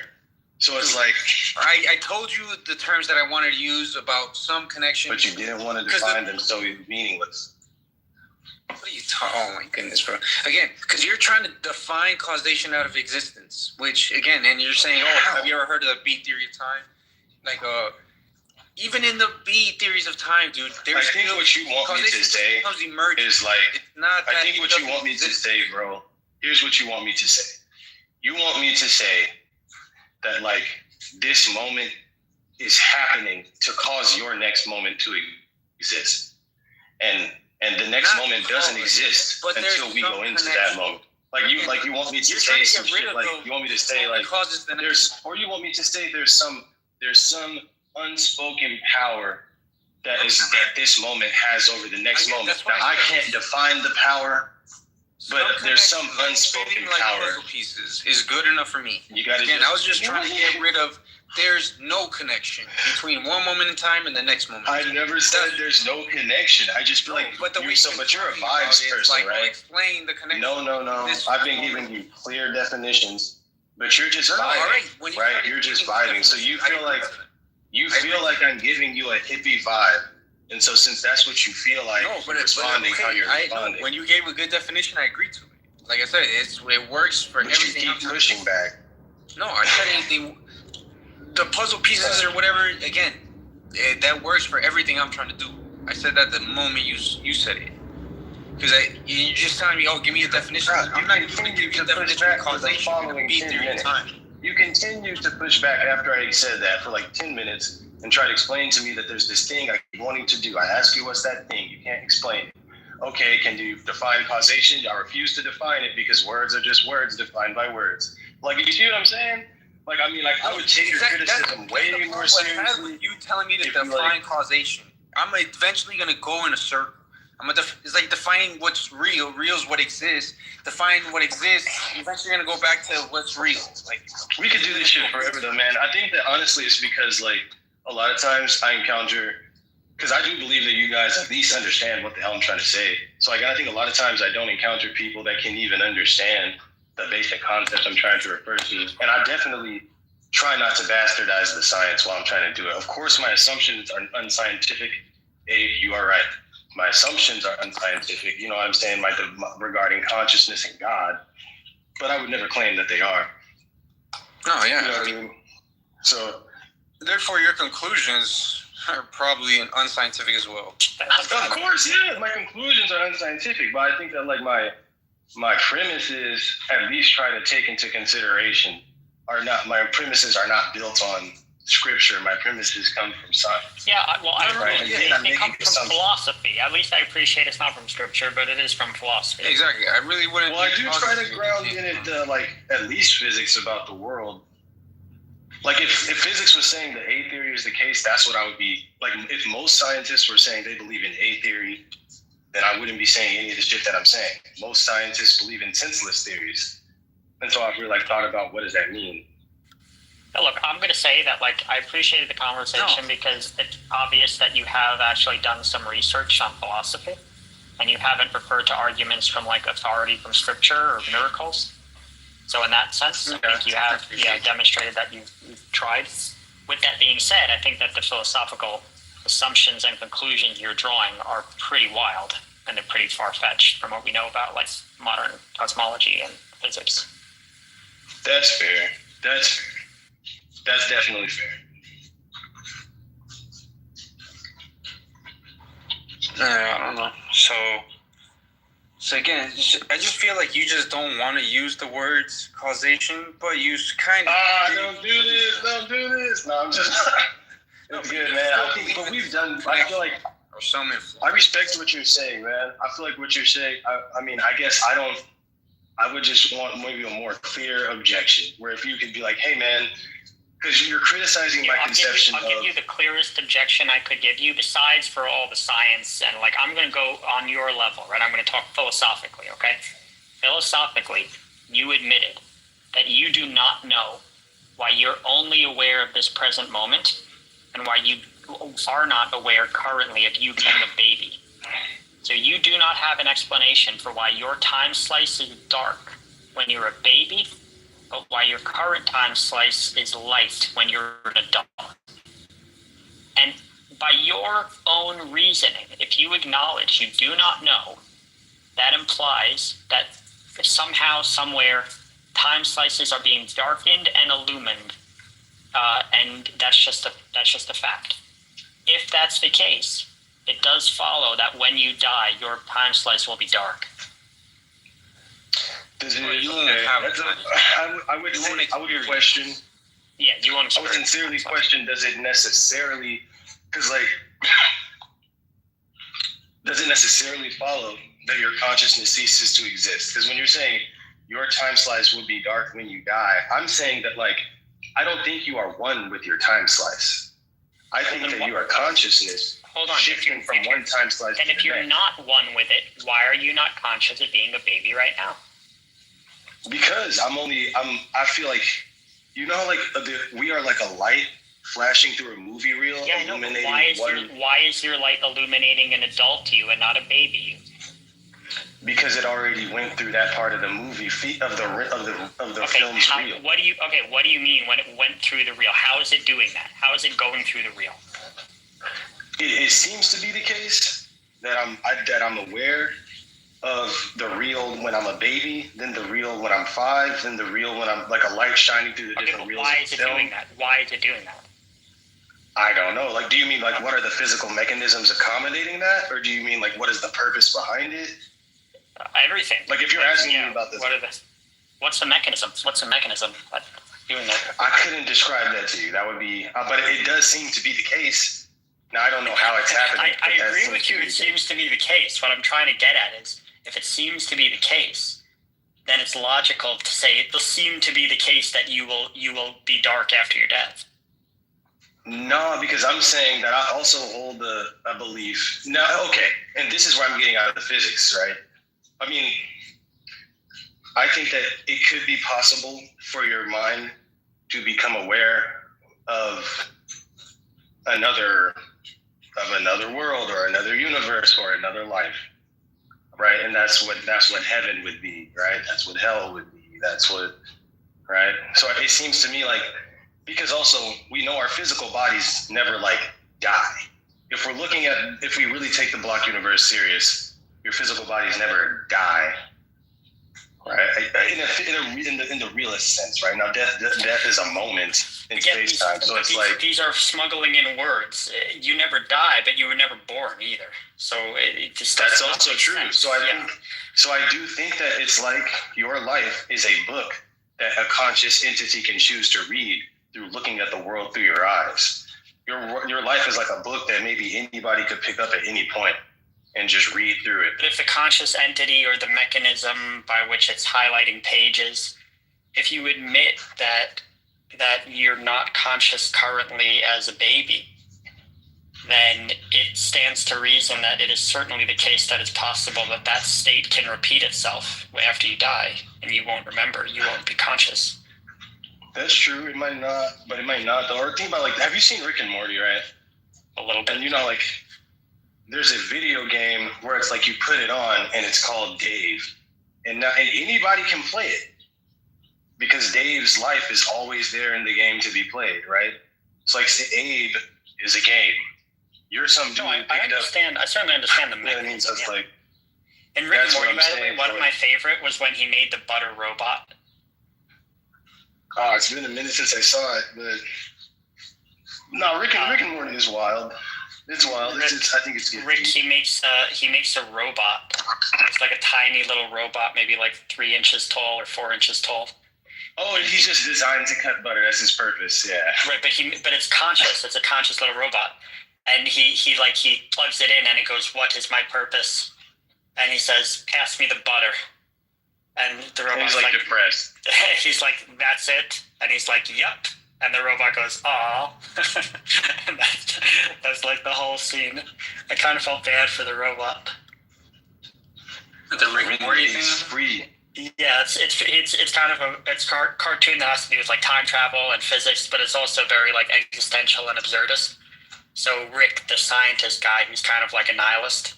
So he like he made a conscious robot, and then he made it his purpose to pass them butter. And then when the robot says, "Is that all?" he's like, "Welcome to the real world, pal," or something like that. It's kind of like sad. Yeah. No, I've seen at least the first 3 or 4 seasons. But that was a meta commentary on the nature of like Rick's inventions, because all of Rick's inventions seem to be strangely imbued with sentience, right? Yeah, I wasn't aware of that. I've just seen like different clips in different parts. Yeah, it's one of my favorite clips, like absolutely, because it's such a commentary on the existential crisis. Yeah, that's exactly what it is. Hold on, just last thing, Alessandro. I think I figured out the issue. I just thought about it. I was like washing some dishes. I think essentially what it is that you're a dualist. This is actually the real issue here. You're a dualist who thinks your consciousness exists independent of the world, or the matter. Exists independent of the matter, dependent on your brain, however you want to put it. But I think at the end of the day, that's what I think it is. And this is, I don't know, we kind of did waste a lot of time. I don't know why I didn't notice this earlier.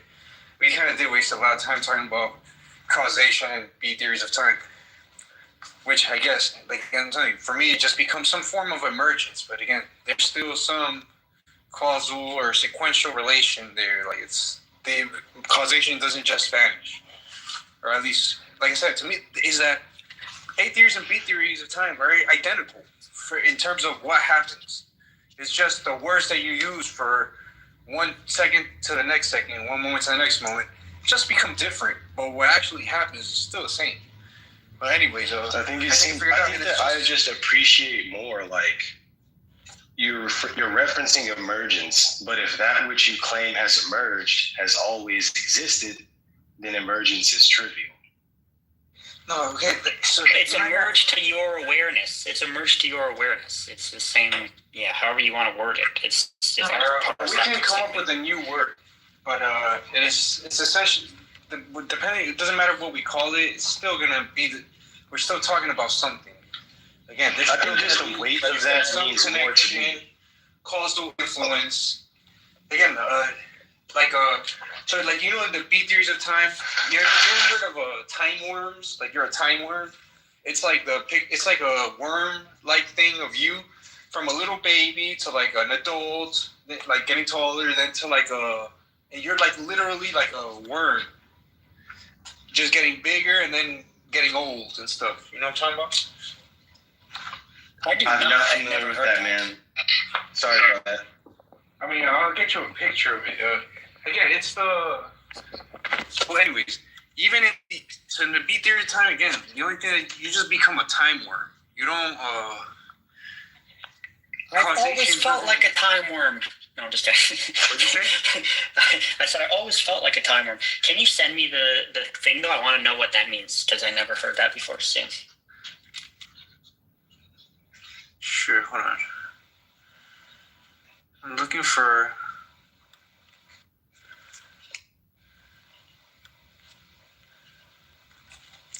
I'd be interested if you could like try to explain what you're talking about to T here. Now that he's here, but oh man, I feel like I'm surprised like everyone hasn't just left the room, dude. We've been like going in on this for a cool minute. Yeah. But like, I mean, I feel like you guys have definitely been good sports. I don't want to get bogged down on stuff we disagree on like for like hours and hours. I just want to say something though. This is another example of how religion is social lubrication, because you told Andrew hours ago that you're now a God believer, and Andrew's like, "Oh, that's so cool, brother. You know, I want to hear." But then when you parsed out your God belief, it was so radically different than anything Andrew has ever said before. It's practically a different Christianity or, whatever, theism. So that's fine, but it just shows you how there are literally 8 billion religions on the planet, one for each person. And even the people who say that we're like Christian, they usually have radically different views about what constitutes God and time and whatever it is. And yours is like an extreme philosophical version. But it's just interesting to note that like when you said you believe in God and Andrew said he believes in God, very, very different when you just talked to both of you guys. So, yeah. Oh, very. Damn, dude. I can't find a good picture of it. Are any of you guys like anti-theists? Do like believe, or do you believe like religion in itself is like generally dangerous? I'm kind of an anti-theist, yeah. Okay, I used to be an anti-theist, and to some extent, my brother holds anti-theist views. I mean, have you talked to him? Yeah, I mean, I do agree, right? That like. Okay, man. Like probably the Bible. The simplest definition of anti-theism is just that you think that overall religion has been a net negative on the planet. That's all you really need to be an anti-theist. Okay, so then, I'm not an obviously I'm not an anti-theist, but I mean, I feel like. Do you think the net has been a net positive for the planet? I think I would say we may disagree on what actions are kind of be constituted as like really truly religious conflicts. And so I'm going to say no. I don't think it's a net negative. I think religion has been a net positive. So you think that all the Inquisitions and the Crusades and the holy wars and the torture and the persecution and the killings and like all that doesn't count, is still a net positive?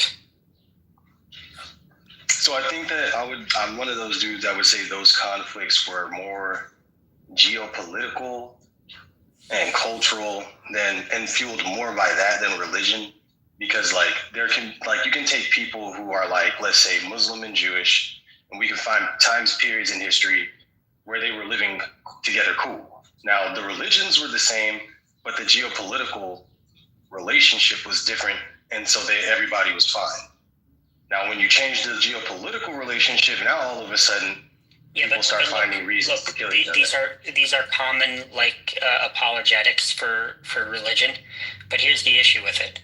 Even though it is true that there were certain times in history that the people weren't being killed, but in general, especially when the religions themselves are preaching the teachings and the doctrines, you're going to have a much harder time of kind of justifying that, especially when like the Catholic Church was preaching that like Jews were responsible for the death of Jesus up until like the 1970s or something, and that like guilty of deicide.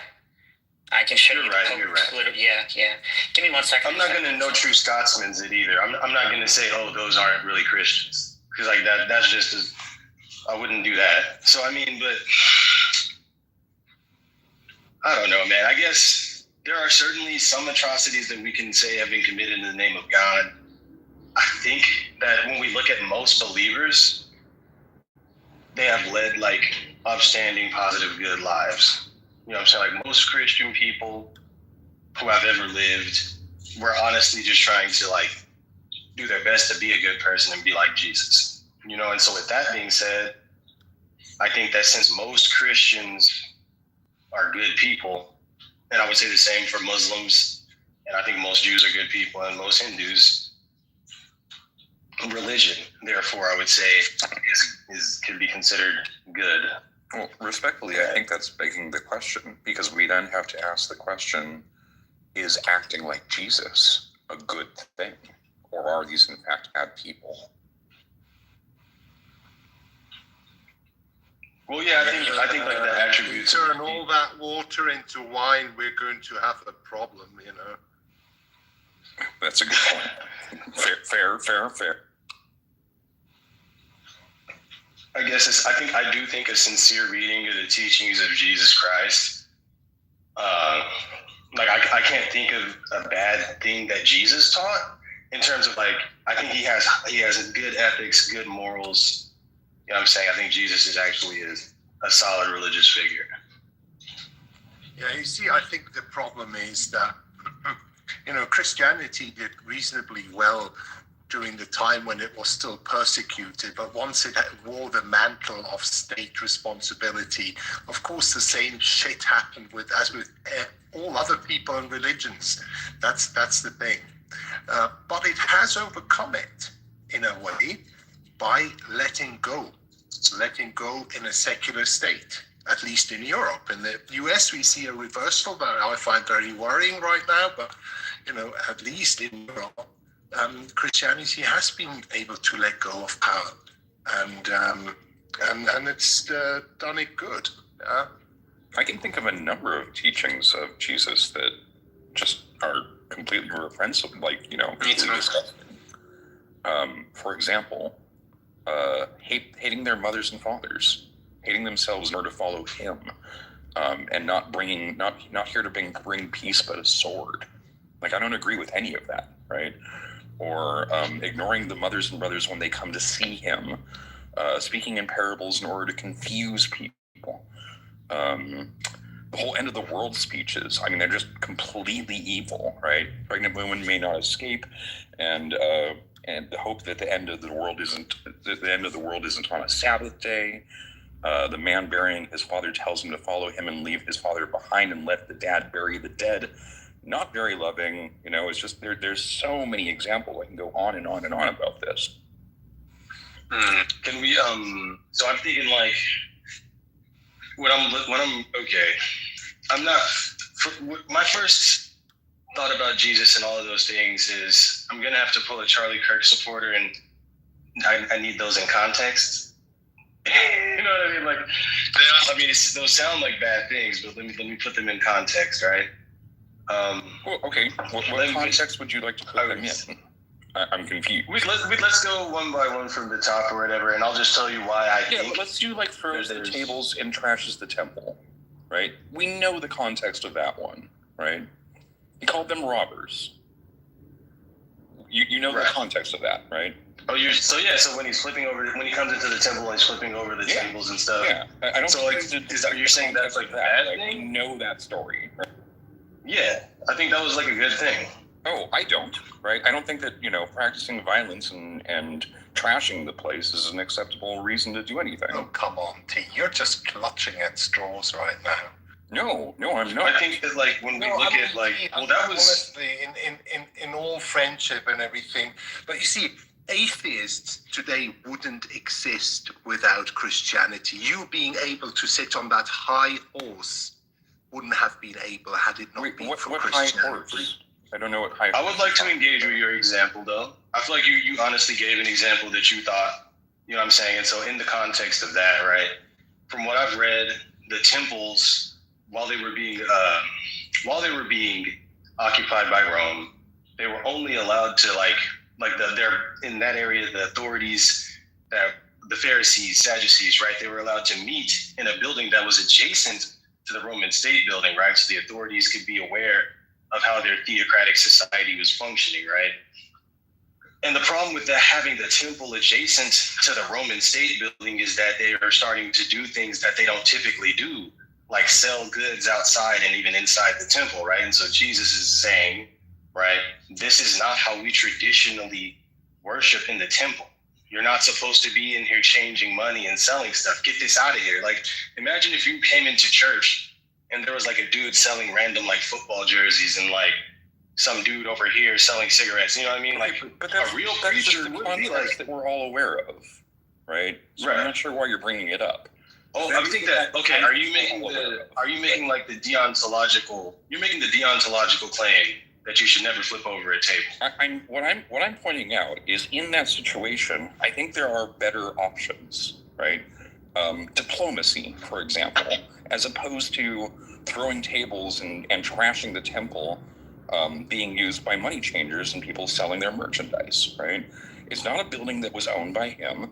He was calling them robbers. I think that there's if this type of behavior today would just get you thrown in jail, right? It wouldn't actually result in any sort of lasting change, right?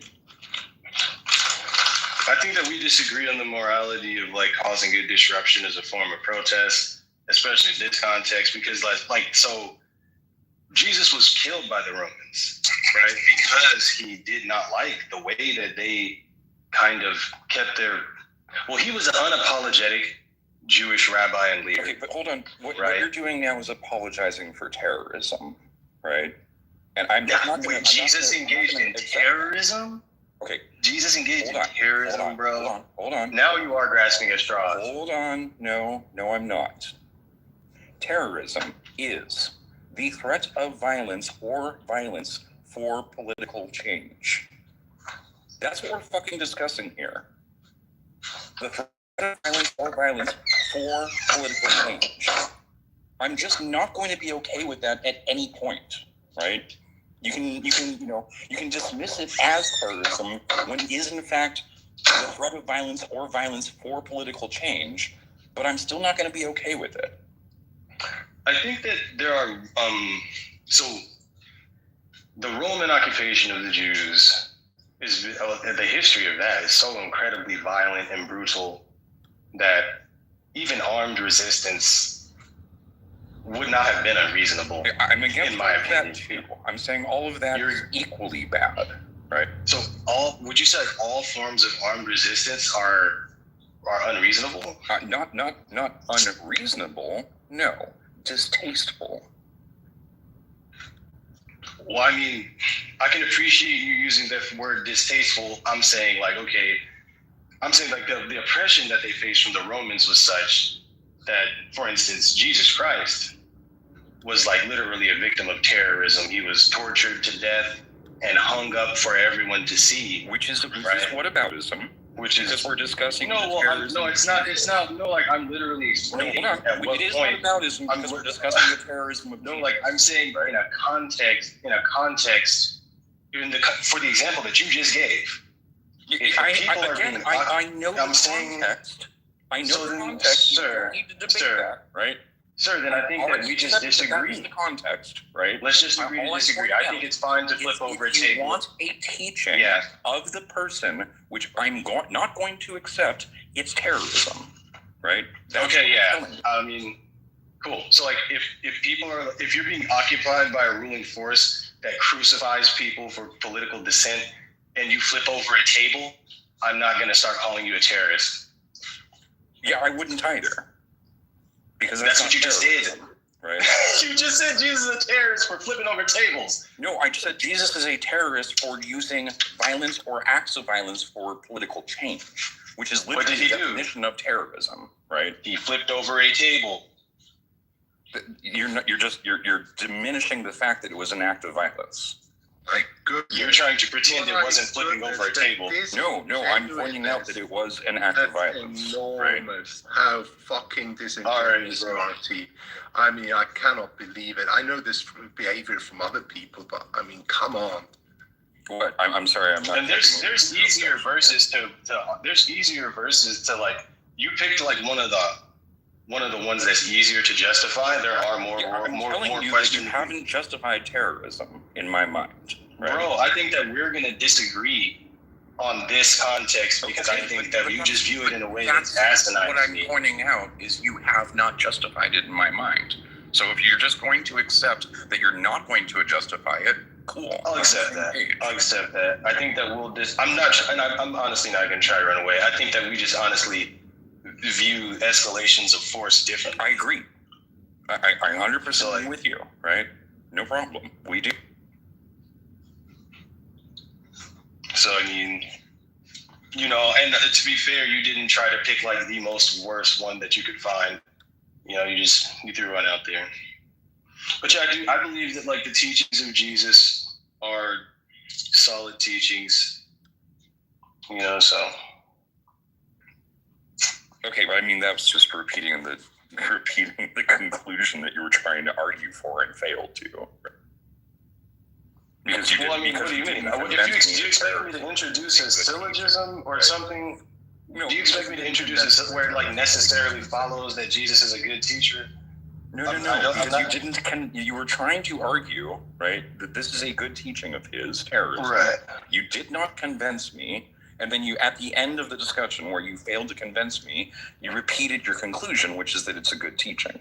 I mean, well, if we're trying to, I think that, like, for instance, you make this deontological claim that if you engage in terrorism, that is automatically bad. I disagree. Excuse me, right? I said literally the opposite, if you remember correctly. Didn't you say you can't justify terrorism? I said you cannot justify. Opposite. Hold on, let me finish. I said literally the opposite. I said it was distasteful. You said it was terrorism, right? It is terrorism by definition. Okay. And terrorism and you said that it was distasteful to me. That's all I claimed. Okay. I can't change. I mean, so my response to you would be my argument for why this is a good teaching, right? Is that I do believe accept that. Right. Okay. So. Like, what are you, the arbiter of what's a good teaching? Like, if you think it's a bad teaching, yes. I don't. Yes, when it comes to my preferences, I am the arbiter of my preferences. Yes. I thought that we already agreed to disagree. I thought so too. So why are you pushing the issue? Because as I pointed out, at the end of the discussion, you decided that it was to declare victory when you lost. I never declared victory. You did. You said, I still think it's a good teaching when you lost. I said, how is that? If I say that I think it's a good teaching, how does that mean declaring victory over convincing you? Conclusion that you failed to convince me of. Okay, I'm sorry. I didn't know I hurt your feelings. All right, my bad. No, not at all. No feelings hurt at all. I'm just pointing out that it was in poor form. That's all. I was not trying to declare victory. It's not that serious. Okay, cool. I have won. You have lost. That's declaring. Yeah, I'll let you have it, man. It's all yours, right? I'm just messing with you, dog. I'm just. I know, buddy. It's cool. And you did have ones. You had a whole list, though. I feel like the first ones that you offered would have been much like even when he's like saying, "Leave your mothers, leave your fathers, don't marry." You know what I'm saying? There's some teachings that are hard to hand you a softball, right? I think you're less likely to convince me that those are good teachings, right? For sure. I think that the context in which Jesus lived was such a very revolutionary time and hard to even come to grips with, that I do think that overall, the fact that he advocated for peace, you know what I'm saying, even though he was met with violent death, you know what I'm saying, I think that that's a generally good principle. And I do concede. Contradicts that, right? He says, I came with a sword, not for peace, right? I think that's there. I believe he's speaking proverbially there. Well, that's the problem. Right. That's okay, but that was another objection of mine, was using proverbs to confuse people, right? These are just bad teachings all around. Like, you're not going to get around this. You're not going to convince me that any of this is good. You know, I'll say, given the Bible, a reasonable mind could conclude that you know, Jesus is not a good teacher for them. You know, I'm not going to say that it's unreasonable, right? Especially if you're saying that he's coming to fulfill Old Testament law and that he's one with the God of the Old Testament, right? And now we have to hold him accountable for all of the things that God has done, right? So it's like... yeah, I'm not going to say. Again, we could get into vicarious redemption. There's something I'm not going to agree with, right? I mean, I respect where you're coming from, and the whole conversation I've been having is like, I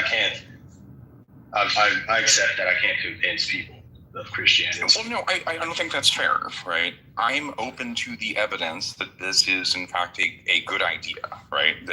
You are. Times when you know, violence is justified, right? I can think of times when I went, you know what, I'm gonna fucking punch a guy, right? That's happened, right? I'm just pointing out that as a teaching, that's not something I'm gonna endorse, right? I'm not gonna go around and go, you know what, we should consider violence sometimes, right? That's just not the type of teaching that I can get behind, and that's why I find it distasteful. And I'm not making any sort of deontological claim beyond that. It's just me going ick. That's it. I guess if I mean, I wouldn't raise my son to be like a complete pacifist. Like I would tell my son, like, if you feel like someone is going to like cause you great bodily harm or threaten your life, you should defend yourself, right? If you feel like you're in some world where people are getting like nailed to crosses for what they believe, like they crucified hundreds and thousands of them. You know what I'm saying? That so would have been a good teaching of Jesus, right? If Jesus had taught that, if Jesus had really sat down and taught, you know, when to apply self-defense, when to worry about consent, when to, you know, those types of teachings, I'd be like, man, this guy was a fucking genius well before his time, right?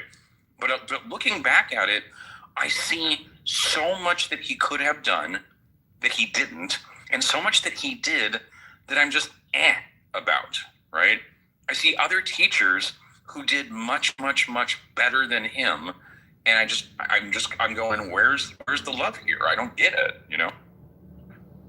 I think that, you know, when I'm looking at Jesus and he tells us, like, some of the principles that I do believe are good to live by is to, like, love one another in the world, right? As another child of God. And I honestly do believe that if you honestly do regard each human being that you see as someone who you love, then you would, you know, and if you honestly try to make the world a better place, right? And if you, like, when you see homeless people, like, what would Jesus do? Okay, but that was right? such a tired trope by the time it reached Jesus, right? We can't credit Jesus for that. That's just him repeating Right. to teachers who came before him who did a much better job of teaching this stuff. Well, I mean, I'm saying that like these principles are principles that I'm not saying he invented, right? And he is building on scripture and things that came before him. But I'm saying like these are the teachings of Jesus that I take and that I hold. And you know, I'm not solo scriptura. I believe that the entire Bible is Proverbs, right? And so you can take from it what is useful, and the parts that seem like they were written by like dudes 2,000 years ago and are completely useless, then you know just don't. You're free to sort that out how you want. I believe that like okay, but that's like 98% of the book, right? I think that like on occasion you stumble across something really nice, like, oh good, you should love each other, but then the rest of it is like, you know, God did this and God did that, and all these stories and you know, history timelines that aren't real, and it's 98% crap, right? And 2%, oh, this seems nice. I wouldn't necessarily say 98% crap, because like for me, obviously, you know, persecution of other people down to the last man, woman, and baby, that's obviously crap. But I don't think that's most of the Bible. I think a lot of the Bible is going to be stories about, you know, people of God who were able to find a meaning in life through trying to be virtuous and good people. Yeah, that's the crap I'm you know, like, to, right? Literally, right? Literally, right? Instead of like, you know, one or two sentencing that, they go pages and pages and pages and pages of boring, right? It's crap literature. Of course. Well, I mean, if in terms of like if you were to be like write me a compilation of stories by today's modern standards, like they lack introduction, they don't set up the characters, they don't give you backstory, the dialogue is shit. You know what I mean? Like it's not a well-written compilation of now stories. We're finally on the same page. You keep on saying that, but I think good in some way. It's not. It's crap. But I think that's more of like a literature critique. Like you're good enough of a writer to give it that critique as a writer. Right, because and the reason that I'm saying that is I can give you any number of other books which are just going to be better for teaching the lessons that you like, right? And that's why I'm saying you're holding this thing in high regard, and I can give you source material that's going to get so much quicker to the point, going to be so much more reasonably argued, going to ditch 98% of the narrative bullshit that gets in the way of actually teaching the lesson, right? That's the problem, is it's got all this narrative that gets in the way of actually teaching the lesson. I could see how if I was some person that only believed in the virtues of you know, in similar virtues to Jesus, that I would like definitely use other things. But I do believe in like, I mean, I do believe in, you know, the power of, I'm become a theist. I believe in Jesus, you know what I'm saying? And so with that being said, I do believe that there is something to be gained from, you know, becoming familiar with the Holy Scriptures. Okay, but that's presupposing the point, isn't it? Of course it is, yeah. And I accept that. I accept it. You can't be an honest theist if you're not going to acknowledge that there's presupposition. Well, for me, I'm sure on some level I'm presupposing, but of course, you know, my faith in Jesus does come from like experiences that I've had, right? No, I don't understand. But I'm sure because faith is something that is that you use to justify a belief external of any evidence for it. So if you have experiences that raise the probability, I would just consider that evidence, and then you wouldn't need faith to justify it, right? No, like my faith doesn't justify my beliefs. Oh, right? I'm sorry. Then we're talking about two different things. Usually, when people talk about faith, they talk about like, I believe it on faith, right? What they're doing is they're signifying that they have a belief, and they're providing the justification for the belief, faith, right? That I don't have good evidence for you, and so I'm going to put a placeholder for that evidence, a placeholder justification, and I'm going to call it faith. right? See, when you say take it on faith, that's what that language sounds like, but the definition of faith that I'm using is faith is the act of placing trust. So faith is the belief itself, not the justification. Correct. Okay, and so that's why I'm pointing out is we don't need a separate word for that, right? No, well, I think you're just using faith differently from me. It's like no, I'm trying to point out that we have a separate word for a reason, right? We have the word belief. Belief refers to a propositional attitude towards a proposition, or an attitude towards a proposition, right? That's what belief refers to. You want to call that putting your trust in something? Fine, but that's still a belief. Okay? You just said that I was using faith as evidence. I'm saying no, I wasn't. Done yet, right? So we have a belief, propositional attitudes towards things. Independent of our belief, we want to have justifications for holding those beliefs. Why do I believe that? That's called a justification for the belief. When people say, I believe it on faith, what they are doing is they are providing a justification for the belief. The justification is on faith. Do you understand what I'm saying? I mean, most people don't use the word that way. Most people would say most Christians that most people don't use it that way. Most Christians. I'm going to disagree with that. So, right? That's why when I look up the definition, you're disagreeing with my personal experience now, right? No, I'm okay. No, okay. Like, here's all I'm saying, bro. I'm making an argument that we should just use faith the way it's defined. No, and I'm making the argument that obfuscates. No, it doesn't. No, it doesn't. No, it doesn't. Like, if I'm using words to be what they say when you look them up, I'm telling you why. I'm telling you. I heard you make your case, and you said you were using two different words. What should we supply for a justification that lacks evidence? The word that we use in the English language is called faith, right? That's just what that means. It's a justification. That's not what that means. I'm going to disagree with you. No, I'm telling you that's what I mean by the word. Show me the definition that says that. I'm telling you that's what I mean by the word. I'm telling you I just mean what it means. And that's what I mean by the word. When I say the word faith, I'm saying what I'm referring. Hold on, I'm not done. When I say the word faith, what I'm referring to is a justification for a belief. That's what I mean by faith, right? That's not what I meant. So we have different words. We have different words here because they actually do mean, in this context, in this conversation, per the semantic that I provided, different things. I'm just going to ask that we go with the definitions of words that are available. And I'm going to ask that we go with the definition of words that does not obfuscate the language.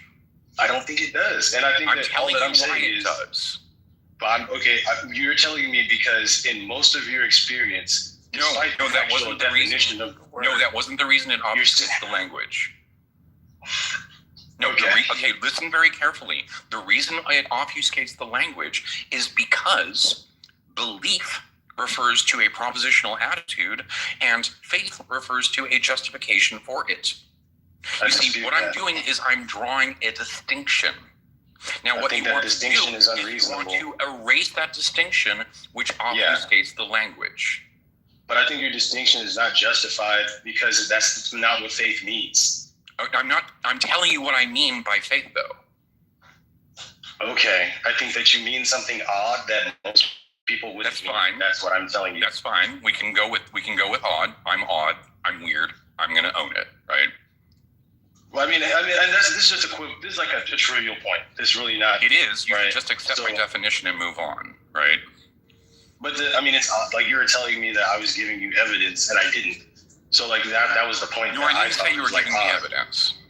You said I was giving you faith. faith is evidence, but you're telling me, faith is not evidence. Or you're saying it's a concession that I don't have evidence if I'm using it the way that you're using it.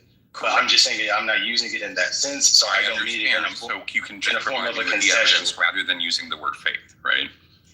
I appreciate that, and I'll say evidence would be anything that raises the likelihood of the proposition being true. No, hold on. Well, anything that raises the likelihood of the proposition being true. Just because you find it compelling, doesn't mean it actually raises the likelihood of the proposition being true. So I'm going to put my foot down on that, right?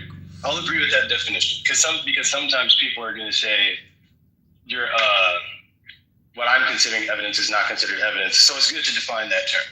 Right. Yeah. And so, like, and my testimony is not going to raise the likelihood of the proposition.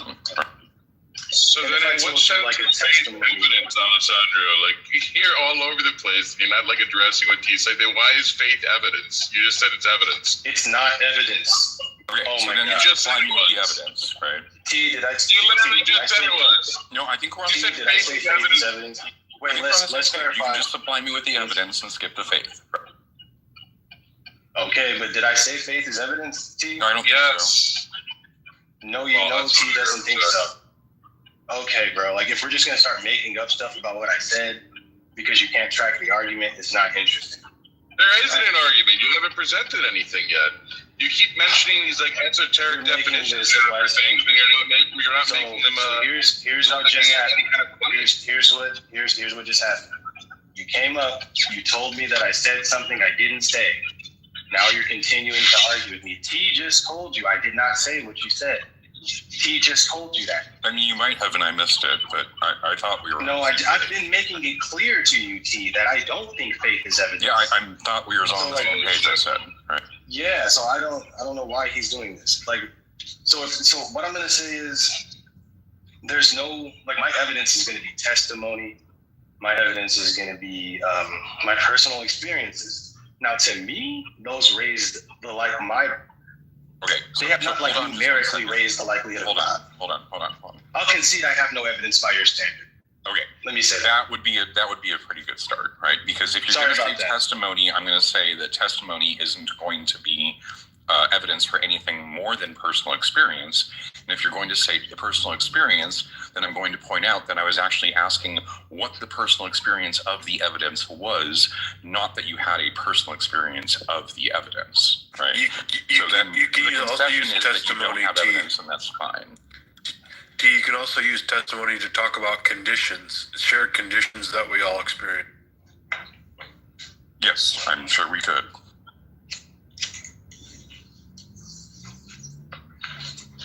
Yeah, usually when we talk about evidence, we talk about it in terms of like a hypothesis, and we're going to predict the observation that we want to make that would falsify that hypothesis, right? Certainly under the scientific method, and that's a reasonable standard. That's definitely a reasonable standard.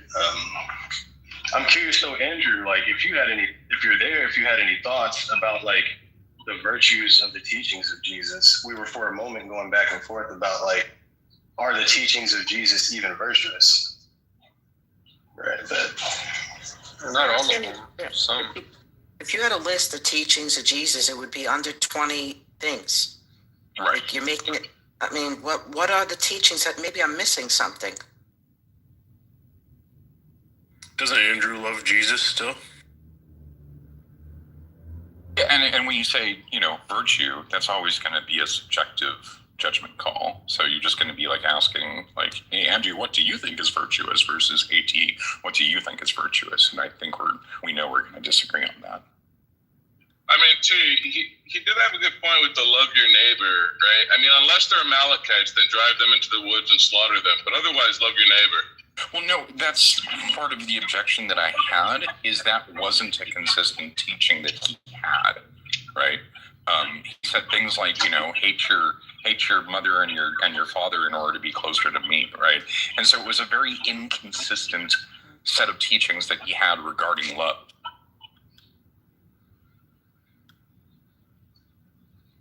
What can you say that again about love?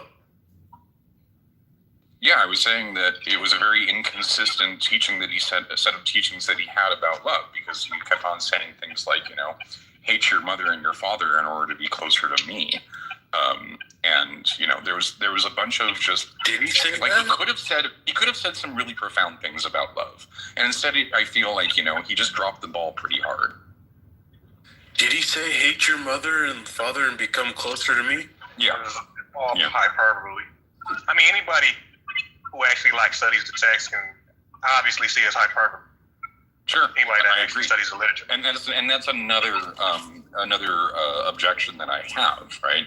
Using parables and hyperbole and other stuff in order to confuse people. Something he admitted he did. In order And then to again, confuse people. I mean, we're already talking about how did he convey to his people, if you hate your father and mother, you become closer to me. Well, let me find the scripture here in question. Well, I don't even think that was the point. I think the point was him being more important than, immediate family members. I don't think it means to like actually hate, your brother or your sister or your mother. Yeah, Luke 14:26. I'm going to look it up right now. The only way that you could probably say to hate is there's this thing where you, when you have two masters, you'll learn to love one and hate the other. Okay, so the quote is directly, "If anyone comes to me and does not hate his own father and mother and wife and children and brother and sisters, yes, and even his own life, he cannot be my disciple."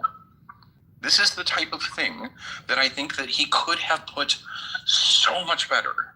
And instead, he's got these really inconsistent hyperboles, metaphors, parables, all this stuff, right? It's a horrible way of teaching.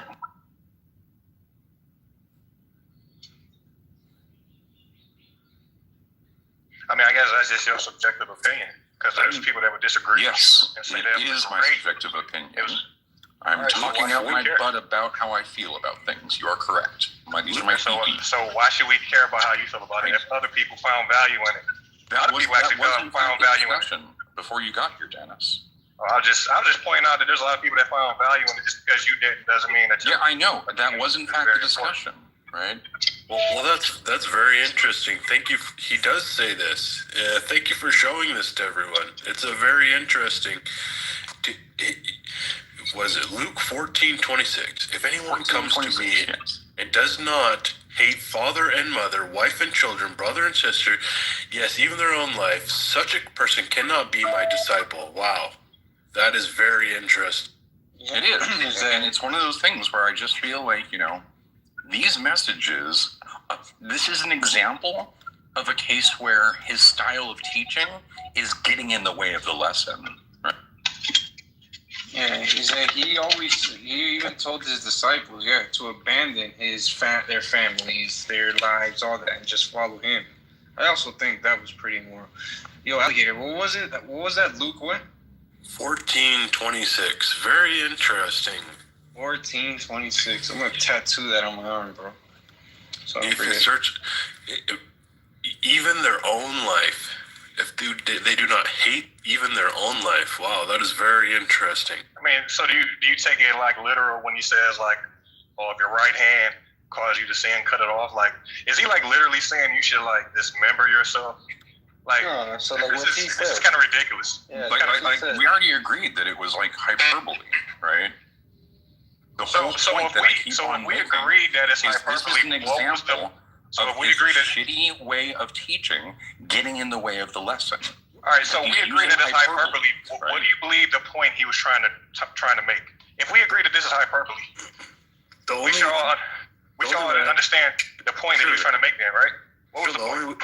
The only way I could look at this, and there's only one woman that Jesus ever mentioned, was Lot's wife. And we know about Lot's wife, and looking back at the destruction, and this kind of conveys something similar to me. If you're not at the place where you hate your life, that means you love your life, and you can't be a part of what I'm doing because you love what you're doing over here. And what you're doing over here is not part of what I'm doing over here.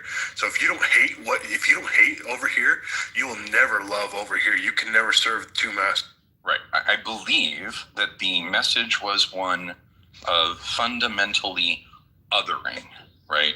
What we were saying is that you have to cause the separation in your heart between everything else that is not me and me, which is, all of Christianity and the religion, everything. And you see this all the time played out in Christians, right? Where they take this very, very literally. If you are not Christian, you are not one of us. You are other. You are something to be hated, right? Yeah, there's tribalism in like all groups, like even atheists. like I go amongst atheists, right? If you're not an atheist and you're a theist, I can feel the what do they call it? The ostracization of it. Like if you're not one of us, it's just tribalism. That's all it is. That's in every group. I don't feel like that way towards people that aren't Christian, but there are Christians that feel that way.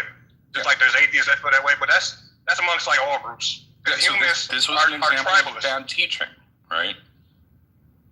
That was my whole point. Is that's why I brought it up at all? Is because somebody asked me what's an example of something bad that Jesus taught. Well, here we go, tribalism.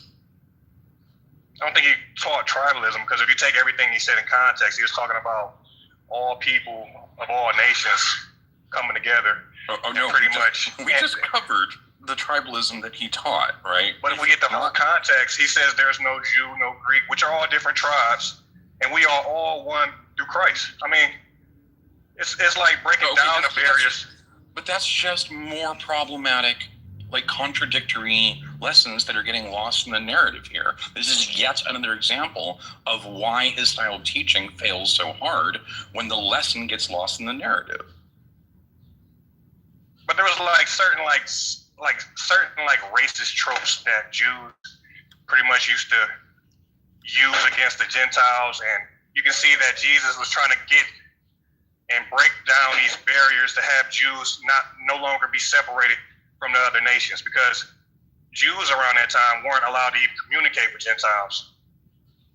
But when Jesus came around, he was showing that God had no respect of persons to Gentiles. Yeah, I agree. His technology was primitive, right? Yeah, I mean, technology was primitive. His technology was primitive. Specifically, this idea of like I can use God to show this and achieve this political goal. It was primitive technology. I agree, right? And for its time, it was advanced, right? It was advanced technology. For its time. I think God for it to be primitive technology, God still works today. No, I'm pointing out that by those standards, it was revolutionary, and by today's standards, it's antiquated. It's still revolutionary by today's standard. It's still revolutionary. No, it's not. It's changing lots of people's lives. No, it's not. No. So Christianity isn't changing. Years has this trick. So Christianity isn't changing people's lives today. Are you saying that? No, that's not what I'm saying at all. That's not what I'm saying at all. So not even close to what I'm saying. Is Satanism, the Church of Satan, changing people's lives also? Not in a positive perspective. Not in my opinion. It's not a positive way of changing people's lives. No. In what way is it not positive? Of course, it can be positive. Well, it depends on the group. Honestly, you had to show me the group and the beliefs. But I've seen a lot more positive changes when it comes to Christianity. Like there's people that I know used to be. What change is the Satan's temple not making that is not positive? Are they a monolith? Do they all have the same beliefs? Again, no. What? You don't have to all have the same beliefs in order to be positive. What change? No, I'm asking. Satanist temple give me a perspective that is not positive. Give me a specific group, and I can tell you why. No, that's a question. And tell me what their beliefs are. They all have different beliefs. I'm going to ask a question. What if some people needed change? What if some people needed negative changes in their life? What's going on here? Give me one change that the Satanist temple is making in people's lives that is not positive, please.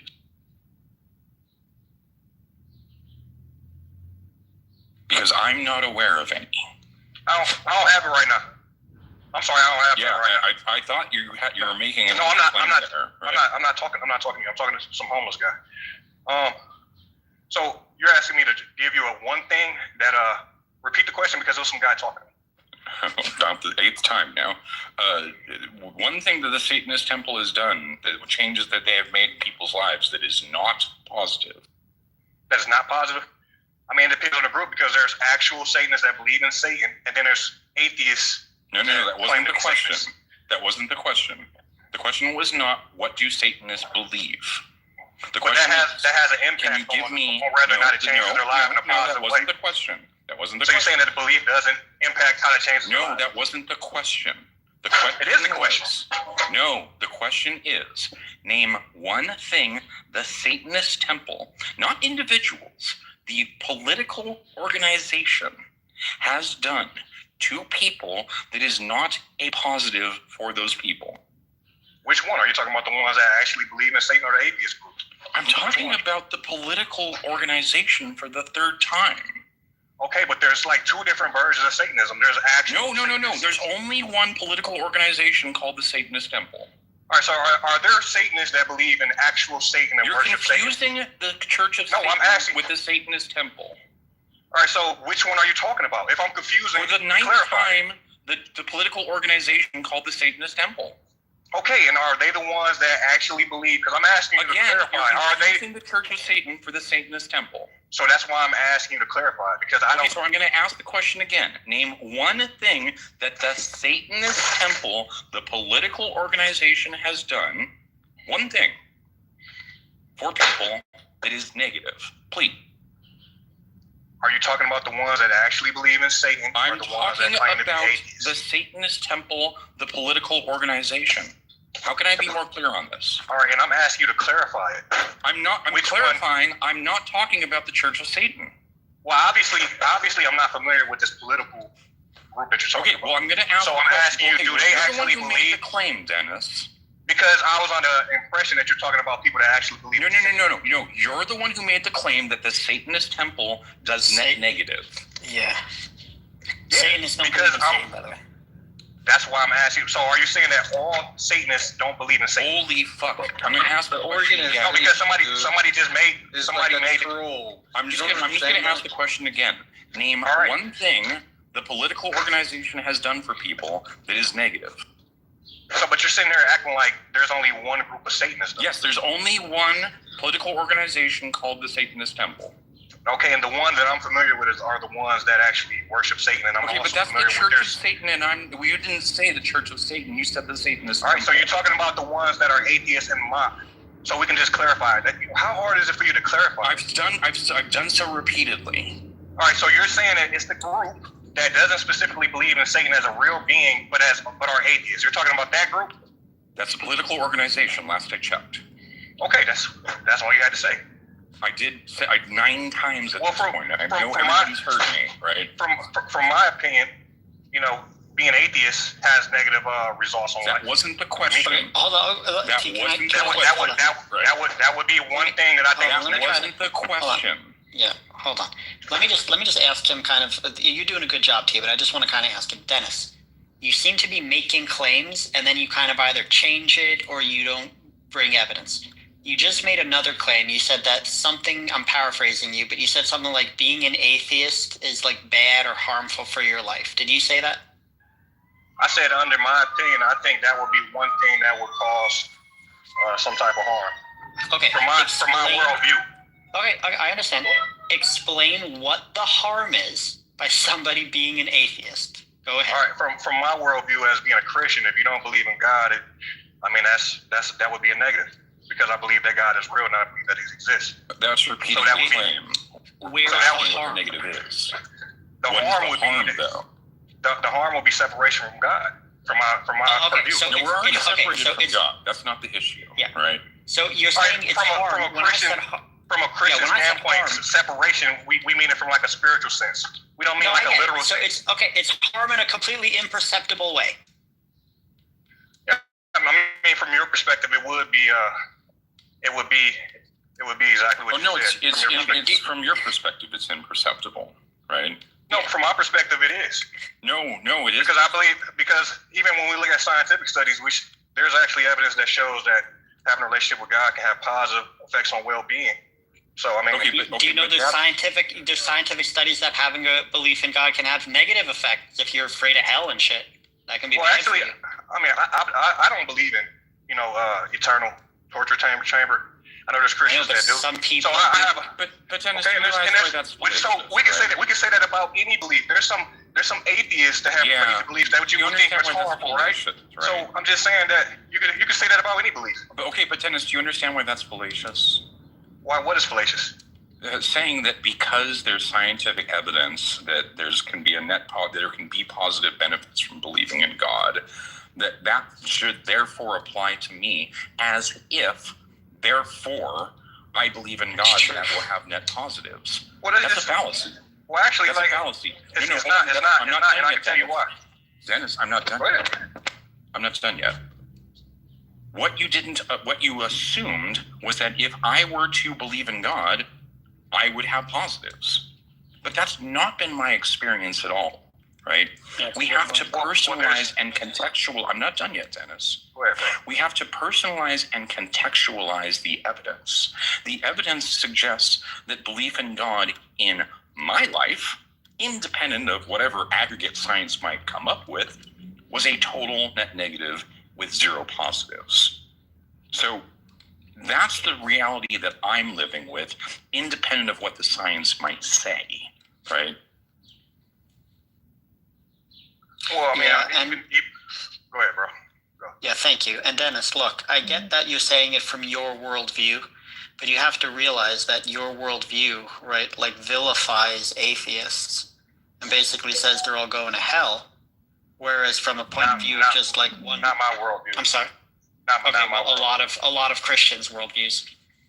To the extent that you seem to have been affected, at least to some degree, when you said, "Oh, you think it's harmful to be an atheist." Now, let me ask you a question. Even if God existed, why would it be harmful to be an atheist? Are you saying that atheists, you believe that when they die, they don't go to heaven? No, I'm not saying that. Hello, Jumbo. I'm not saying that. Stop. Okay. I'm saying that there's a lot of positives when it goes to believing God, and just like there's negatives when it goes to not having a belief in God. Okay, what are the negatives of not believing in God if you're not going to hell? Well, and like I'm saying, it's not across the board, but there's a lot of people who have that fear of the permanence of death, and it has a lot of impact on their well-being and their mental health. So okay, this is something that has a negative impact on people that don't believe. But the thing is this: at that point, you're just talking about human mental health at that point. So it's not that being an atheist is harmful. It's that living in reality and acknowledging that reality is sometimes not the best or what we want it to be, that can have negative effects on your mental health. That has nothing to do with atheism. That has to do with like fear of mortality. Can I speak?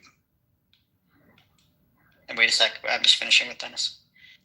No, I'm just saying, how do you know that's the reality though? Like, how do you come to that conclusion that you're living in reality? How do you know that you're not in the position that you think theists are in? How do I know I live in a reality where I'm going to die? No, well, you could say a reality where you're going to die and not live a spiritual life or another life or some type of out of body, type of. I have overwhelming evidence that I'm going to die one day. Yeah, but you don't know what happens after that, though, do you?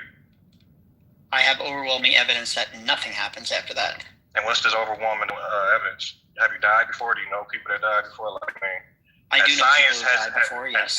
Has science proven that there's no life after death? Whoa. Science hasn't been in the business of proving things. Science doesn't prove science. Well, science you know when I use that word, you know what I mean by it, right? Science gives us the best explanation based on the available data. Has science given us the best evidence that there is no life after death? Yes, that's definitely. Based on what study? I can give you a bunch of them. One of them is the very fact that I'll give you the biggest one, and then I'll go smaller. The biggest one is that the universe itself is governed by entropy, so the whole universe is dying, not just humans. Humans are not special.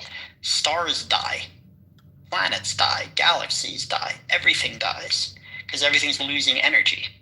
So that's number one. And what does that tell us about afterwards, though? Like, what does that tell us about afterwards? Our experience. There is no afterwards.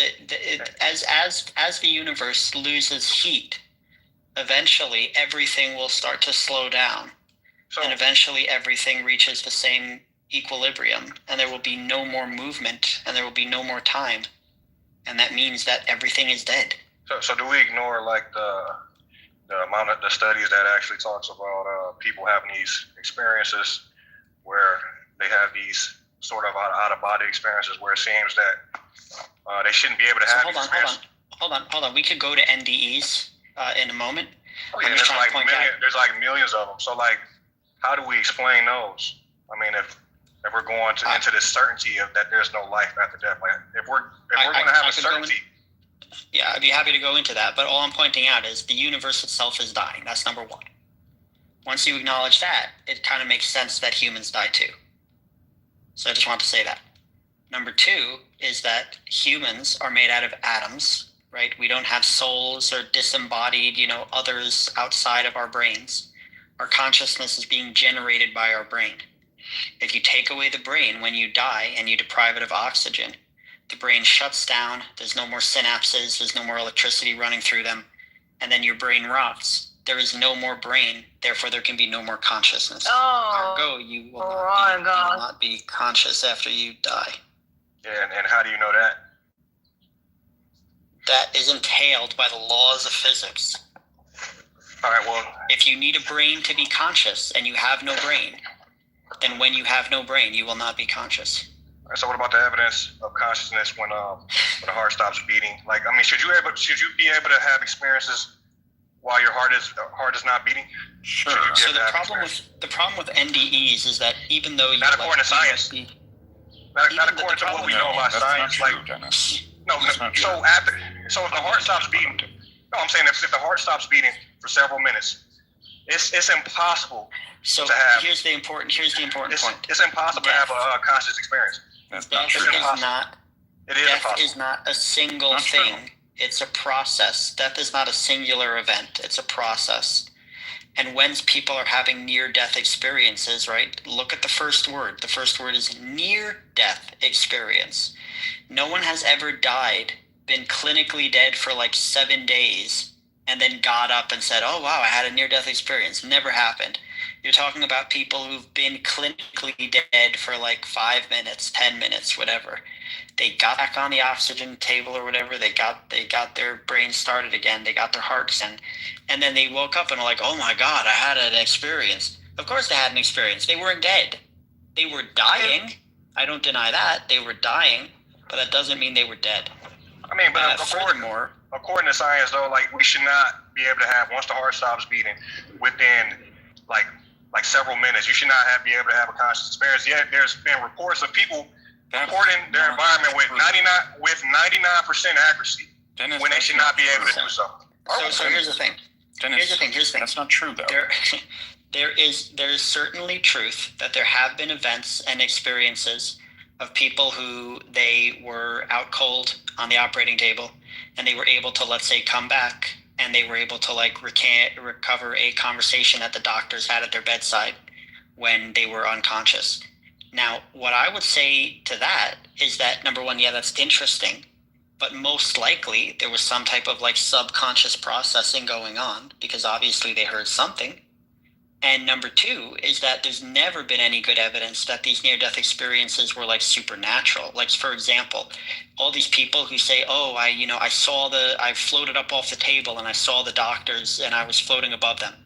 All those people, without fail, if we run a fucking experiment where we put a number in an envelope or whatever, or a number on top of the cabinets of the surgery room where they should be able to clearly see a number that's written, and then they come back and we say, okay, what was the number? None of them are ever able to say the number, which tells you that this is most likely a hallucination and not them actually traveling out of their body, being in the operating room and being able to see the number that we posted there.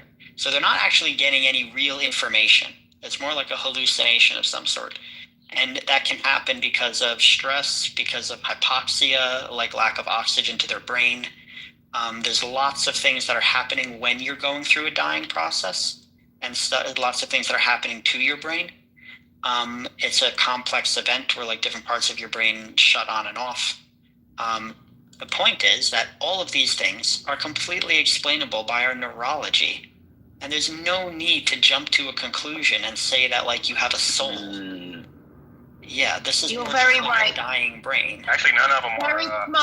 Very smart, Abe. Yes, thank you. Actually, none of them are. A lot of experiences aren't explainable by neurologists because there's instances even with Pam Reynolds where she had I believe it was an aneurysm and they had to do a surgery on her brain. I'm sorry, I'm at work. I got a physical job, but they had to do a surgery on her brain. They had to freeze her heart, They had to keep her under 60 degrees.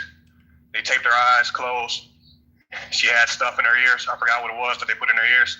Before the surgery, they had her eyes closed with tape, and they had her ears sealed off. So she shouldn't have been able to hear or see the things that she reported back. So when stuff like that is reported, I have to take it serious. I can't just ignore it and just as well. Well, you should take it. You should take it serious because there's nothing wrong with that. The only issue is drawing far-fetched conclusions based on I'm not. It's just a hypothesis. Yeah. It's a hypothesis. It's a hypothesis, correct. Yeah. And if we had better evidence, like if anyone ever was completely unconscious and we wrote a number on a big sheet of paper and put it up at the top of the cabinet and they came back and said, hey, the number is 3,742. Yeah. That would be fucking cool. But they've never done that. Yeah. Because the body is going through shock. So that's probably why a lot of that stuff happens, because the body's trying to process the shock that's happening. Yeah, I mean, I get it. That's your hypothesis, and I mean, honestly, this is my hypothesis that there's something more to human consciousness than what we're aware of, and it's not just materialism. Like, I don't think materialism is the only thing. Hypothesis, though. Can't. So far, we okay, can't. then it's not a maybe hypothesis. Maybe one day we can. No, it's not a hypothesis. It's just a guess. It's literally it's literally a just so story, an ad hoc explanation. There's nothing more there.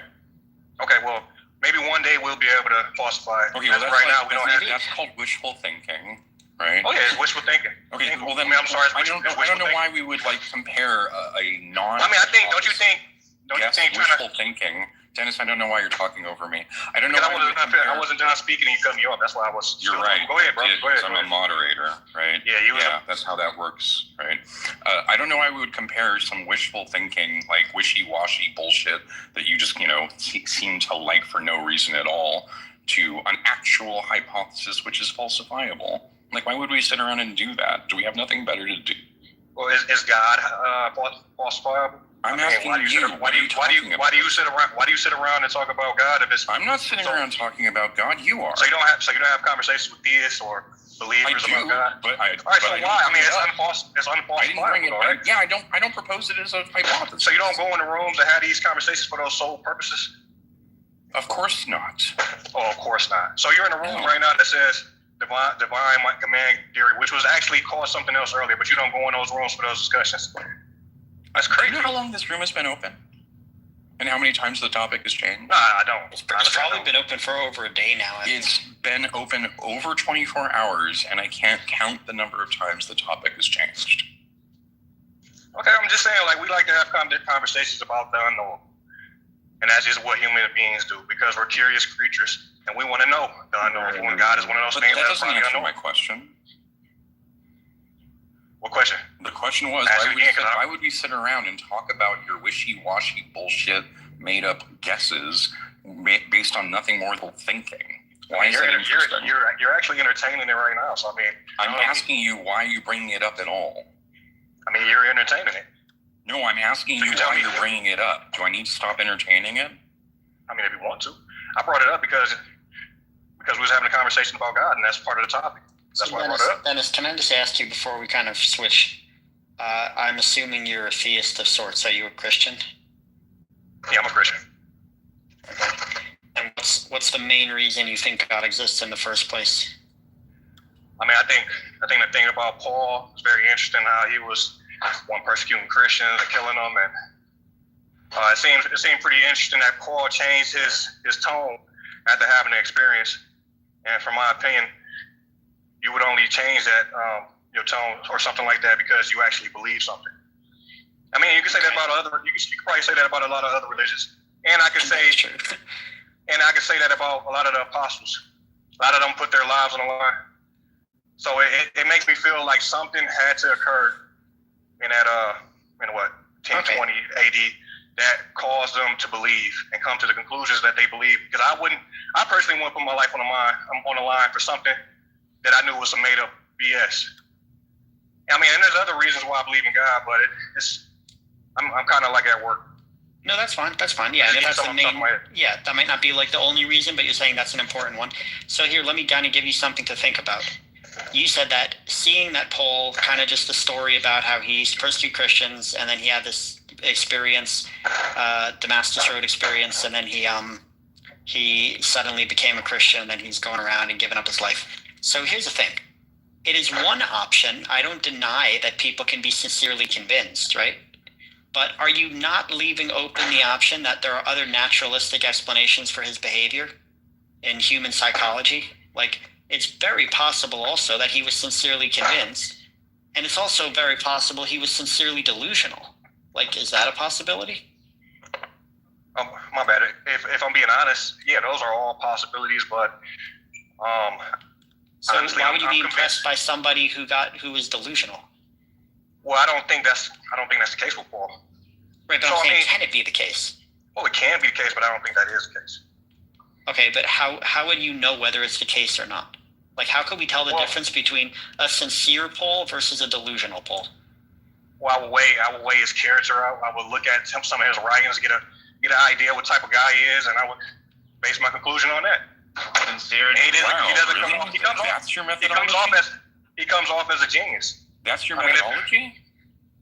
Yeah, that's my first methodology. of all, someone could be a genius and still be delusional. Yeah. So I even like why you would turn to them and hold on, let me check their explain. character to see if they're delusional. Because we wait. Hold on. Even in the court of law, right, don't we weigh credibility of witnesses based off of what we know about the individual? Don't we weigh their credibility? First of all, hold on. We We don't. No, we don't. And Dennis. if we did, it would still be wrong. Right, I hate how people, by the way, always bring down stuff about modern day courts and law. Modern day courts are a fucking medieval, like, horror house. Okay, modern day courts are really bad, all right, so even though they're better than they used to be. So don't bring down modern courts as if that's like the way to do epistemology. So when somebody tells you something, you don't weigh their credibility based on what you know about that person. No. What I do is I weigh their credibility. The main witness testimony in the cases, right, is who's people talking? in jail. Who's talking? Dennis, the way you weigh their credibility has nothing to do with their character. You look at their claim and you look at the evidence for their claim. That's it. Yeah, of course we look at the evidence and we look at the claim. But if we have circumstantial evidence, which is what this is circumstantial evidence, we have to go based off of credibility of the witness. No, hold on. Wait, pause. You just said if we don't have evidence, if it's circumstantial evidence, we have evidence, but it's circumstantial evidence. We have to go off based on credibility. No, in that case, you know what we do? If we don't have good empirical evidence, then you should remain agnostic. You should say, I don't yet have enough evidence to come to a conclusion. In that type of situation, it would be like, and I hate to compare it with a lot of like court cases, like you said, you don't like comparing it to court cases, but it's like modern day events. Like we believe a man killed a man. I mean, we believe a man killed somebody, right? But all we have is circumstantial evidence. We got people that are claiming that he killed them, and that's pretty much all we got to go off of. Are we going to let this guy go free just because it's circumstantial? If you cannot prove it, yes. If you can't prove it and it's circumstantial, so if we have witnesses, right? Doesn't matter. Witnesses are notoriously mistaken. They're really bad at giving back information. There's plenty of examples where people are like spending the rest of their lives in jail because of like the whole believe all women situation that's going on right now. I mean, are we ignoring that? You are literally proving my point. I'm saying if there's only circumstantial evidence, you should not put people out. Why is that difficult? All right, but there's situations where it's just the one man, and we have to go off her credibility. We can't just ignore the claim. You should not ever go off someone's credibility in order to put someone else in jail. That's bad. But the thing is, that's a lot of people getting away with crime. If we're going by your methodology, it'd be a lot of people committing crimes and getting away with it. No, that's not true at all. Because your methodology as a critical thinker. You're doing this hyper-skepticism. No, it's not hyper-skepticism. The point of the methodology is to avoid putting innocent people in jail, which you could easily do if you're doing it by your way. Anyone could just lie and say, oh, this person is guilty of whatever, and like, well, he's a good guy, he said it, I guess we're just going to listen to him. That's bullshit. All right, but is it just as bad to allow bad people get off the hook? Like, It is no, it is not. It is worse to jail innocent people than to misjailing some guilty people. And I would say that it's terrible to allow guilty people to walk free and to hurt more people. I would say that's worse. No, but it's worse to take your methodology, which is basically saying just listen to whoever accuses somebody and start putting people in jail left and right. I'm not saying to listen to everybody. I'm saying we weigh the credibility of the witness. The credibility of someone means next to nothing. What matters is their claim, whether it's like a supernatural claim or whether it's like that could actually happen, and the evidence we have for their claim. That's it. Why would you even say about someone's credibility? What does that even mean? Do you mean that they have? Do you mean about their caste in society? Do you mean if they have money? Do you mean if they're like character, their personality? Like, what do you even mean by saying their credibility? Yeah, I don't even know what that means. It's really a weird thing because usually it's the other way around. Hold on a second, Dennis. Usually it's around, right? Credibility is established by their ability to make claims which are in turn verified to be accurate. It's not the other way around. We know you don't go have about credibility. life like that. Dennis, what are you doing? No, Matt, You're coming off of mute. We're talking. What's going on here? For yourself, please. It's not the other way around where we go, oh, look, this guy has credibility, therefore what he's saying is true. That doesn't make any sense at all.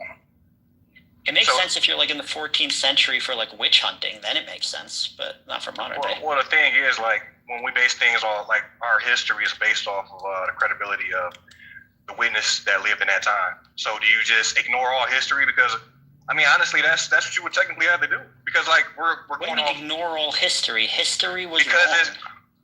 History is wrong. Yeah, history had a lot of crazy shit the way we used court cases and testimony.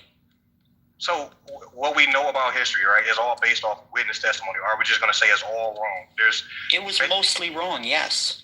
Okay, I mean, if that's how you feel. In the 13th century, they literally brought in animals to court so they could testify. They were that fucking stupid. All right, so how do you know that's true? I mean, do you have evidence? Do you have evidence of that? I do have evidence. Yes, I do. I can give it to you right now. Religious people used to bring in animals to court, and they would say, "Speak. Why did you do this?" They were that fucking stupid. Well, how do you know that's true? Well, how do you know it's true? I mean, do you have evidence? It happened. I mean, because based off of what we know is basically what we're told. You wasn't there. Historical evidence is largely based off, but not just what we know. It's based off what we can show. We have court. It's right, Dennis. It did happen, Dennis. We have things that people wrote down throughout history. These are things we can point to show that this likely occurred. It did happen, Dennis. I think Abe knows a bit more about this stuff than you. You see how like hypocritical you are, though. Like, and I'm not trying to say that as like a shot, but it's hypocritical because you're going to believe that, but you're not going to believe other things. Like, Dennis, you can't outsmart Abe. You cannot outsmart Abe. You can't. You're not going to win. You're not going to win. You're not going to win. You're not going to win, Dennis. You're just mad because Abe is way smarter than you. And it doesn't matter if you disagree with him or not. It's actually fucking true what he's just said. So as long as Abe knows. Yo, shut the fuck up. Abe is not correct. Be quiet. Be quiet. Abe is not correct. Be quiet. Shut the fuck up. Thanks, I appreciate it. But look. I'm just trying to give Dennis a little background about the history of religion. And about how human testimony is like incredibly suspicious, and there's a bunch of reasons to discount it. The more we've even learned about neuroscience in the 21st century, the more we see. Hello. Well, by those accounts, then I guess we should cancel everything we know about Plato, because nothing is firsthand with Plato. Every single thing we know about Plato was written at least 200 years or 200 to 400 years after his death. So how do we? No.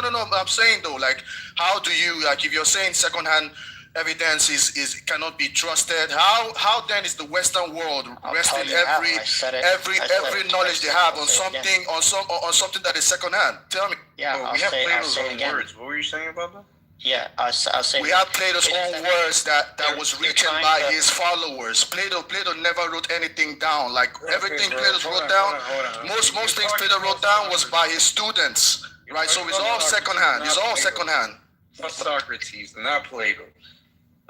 Plato was Socrates' direct student, and yes, he's the one that all the little parables and stuff known to Socrates.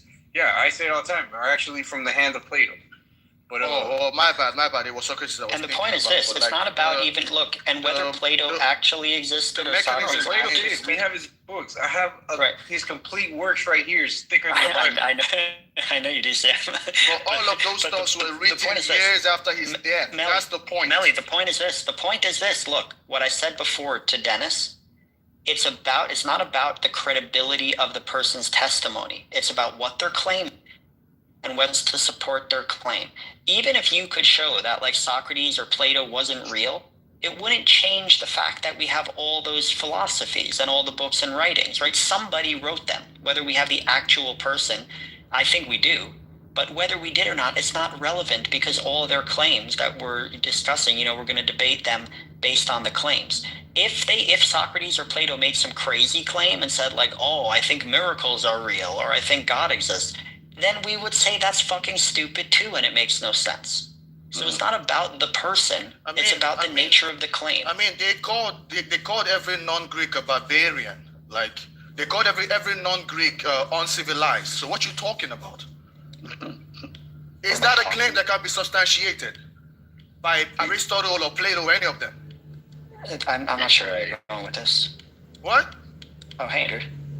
What's up, buddy? I'm just blown away by the stuff you're saying right now. It's pretty hard to listen to, bro. It's hard to listen to. What exactly did I say that you disagree with? You're telling Dennis that history is pretty much entirely wrong.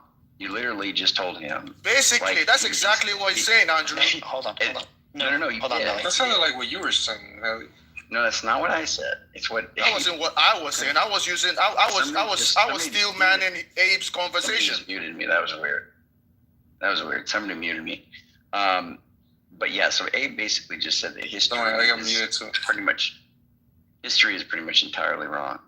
And then what's crazy about that is then you hear them talking about like Plato and Socrates and talking about how do you even know these people existed? Who are you talking about? And how do you know anybody wrote anything? If you go way back, you're like, well, it's not about their claims. It's what we can substantiate. They said, well, how do you know they said anything? Who's the they? Who are you talking about? What do you even? The point was, who cares? Like we have that's the point. Okay. We have some dialogue. Yeah, the kind of methodology that you guys are employing is insane. And there's like nobody in academia who would be on board with saying history is like non-existent, except if you have pictures or video. Hold on. I never said history existent. What I mean is that the names go to the names of actual people that they're referring to or supposed to be referring to, that the things that the people supposedly wrote, they actually wrote. You are claiming that all of that can't be really substantiated because it's all done basically by via testimony, by people writing things down. No, I'm not. Hold on.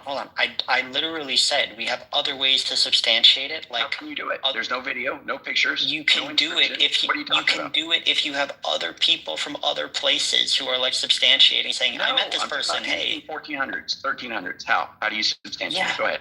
Like I said, multiple sources. Like if you want to know if the popes sources were real, those are writings. Correct, from other people. Okay, so you are okay with testimony. You are okay. No. But what I'm saying is, look. At the end of the day, even if I'm an extreme skeptic and I'm going to say, okay, everything is just a testimony with history. First of all, history is not like a hard science. Okay, it's a social science, and I'm fine with that. So it's going to have more, wiggle room for evidence. But the point is, it doesn't matter to me because if you said you could prove that, like, whatever, one of the popes was fake and he never really existed. Okay, it's not as important. What's important is whether we can track like what was being said or whatever was being written.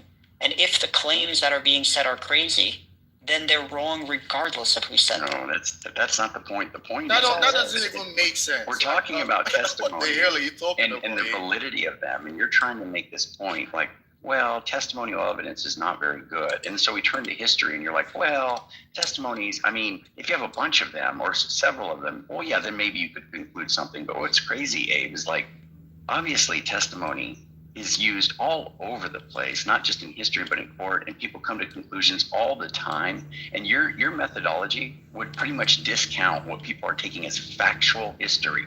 It's crazy, dude. You have a crazy epiphany on this, a standard methodology. It's crazy, but it's fine. I didn't say I don't believe in history. What I said was, if you could prove that like people in history that we knew about were fake, I'd be fine with it. But I'm not wedded. I don't have faith in that. You didn't have faith in history. You actually switched what you said. You didn't say if you could prove that it's fake. You actually assumed that it was fake. You told Dennis that a majority of history you think is false. That's what you told. No, what I said was the majority is false. The testimonial shit that we're talking about. That's what history is. No. I meant in history, like in the court systems, like when the Catholic Church was like bringing people into the court system. What? Wait, Dennis, was that the context? I thought you guys were talking about history broadly. I think it was. That's the context that I meant. I meant it because we were talking about when they brought in like animals to the court to literally like testify, and that happened in the Catholic Church. From animals, so that's kind of weird. They believed they could, Andrew. They were that dumb. No. Okay, look. Here's the point. The point is that even if you literally like bring in the donkey and say like, "You stepped on this guy's toe. What were you thinking?" And the donkey just sat there. You're telling me that when you told that to Dennis, you were doing people.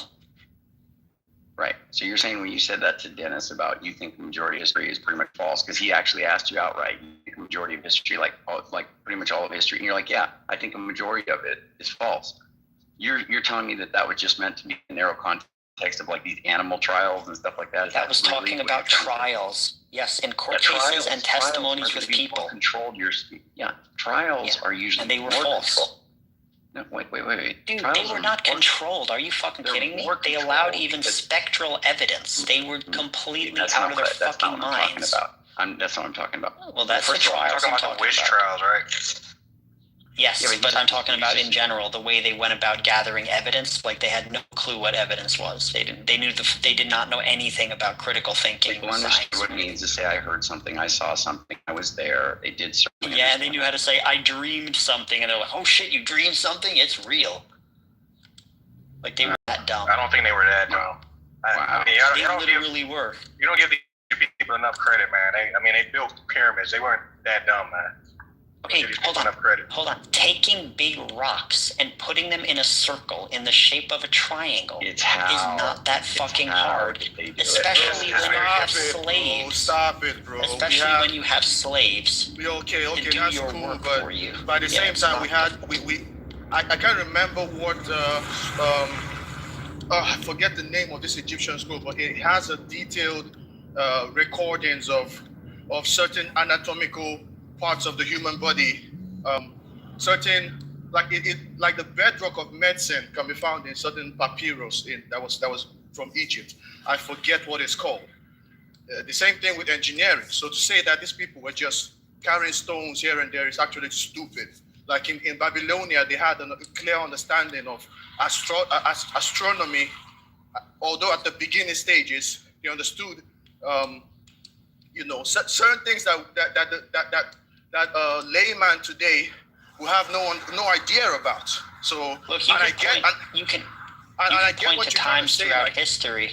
You can point to times throughout history where there was like an influx of knowledge or scientific, growth.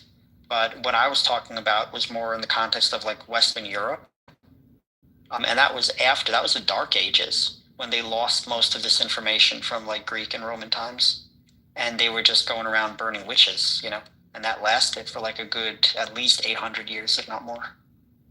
So yeah, that's pretty messed up. I agree to that, but like you just, all I'm saying is that don't paint history with a straight brush. Like we know that something called the late Bronze Age happened, and many civilizations actually lost a lot of their technologies, either through natural disasters or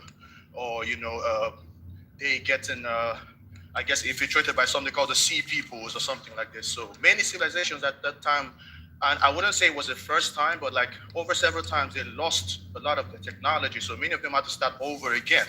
The same thing that happened with the Dark Ages. So I just don't want you to paint like history with a straight brush. That's all I'm saying. And then hold on, one last thing. And then your idea about claims, that the claims has to be substantiated. No, it doesn't in history. Like we have kings that make claims. We have Egyptian kings, Persian kings that made claims that clearly weren't real. But in their time, they probably thought they could get away with it because, kings want to write good about themselves. They want to, it's like a propaganda, the same thing we do today. They did that today with their claim. So you cannot say like a claim has to be substantiated for it to be true. That's not true. What I'm saying is it depends on the nature of the claim. If you're making a claim in history and you just say that, oh, there was this king, and then after this king came this king, and this was King X, and that was King Y. These are very mundane claims. We know that kings existed, and we know that monarchies changed. But if you say King X was a king, and then King Y came in flying through the sky on a winged horse, that's fucking bullshit. And we know that claim is wrong. That's all I'm saying. It depends on the nature of your claim. If your claim is going to be supernatural, the bar for claiming that it's actually evidence-based or empirical, you're going to need a lot more than just saying, oh, this is a historical claim. But you wasn't saying that at first. You were just pretty much saying that about any claim. I mean, you wasn't really saying that at first. Well, it was in context of, who was I talking to? Was it about near-death experiences? I forgot what it was, but it was in the context of some supernatural claim. I understand that. I understand what you're saying. But it is of course hard to substantiate. Robert, pyramids aren't triangles. What do you mean by that? I'm saying it's definitely hard to substantiate supernatural claims though that have been made historically. But there's a lot that have been made historically. If I could tell everyone in this room one thing to help your life, here's the one fucking thing that will help your life. There is no supernatural. Okay, just that will literally help you in everything in your life.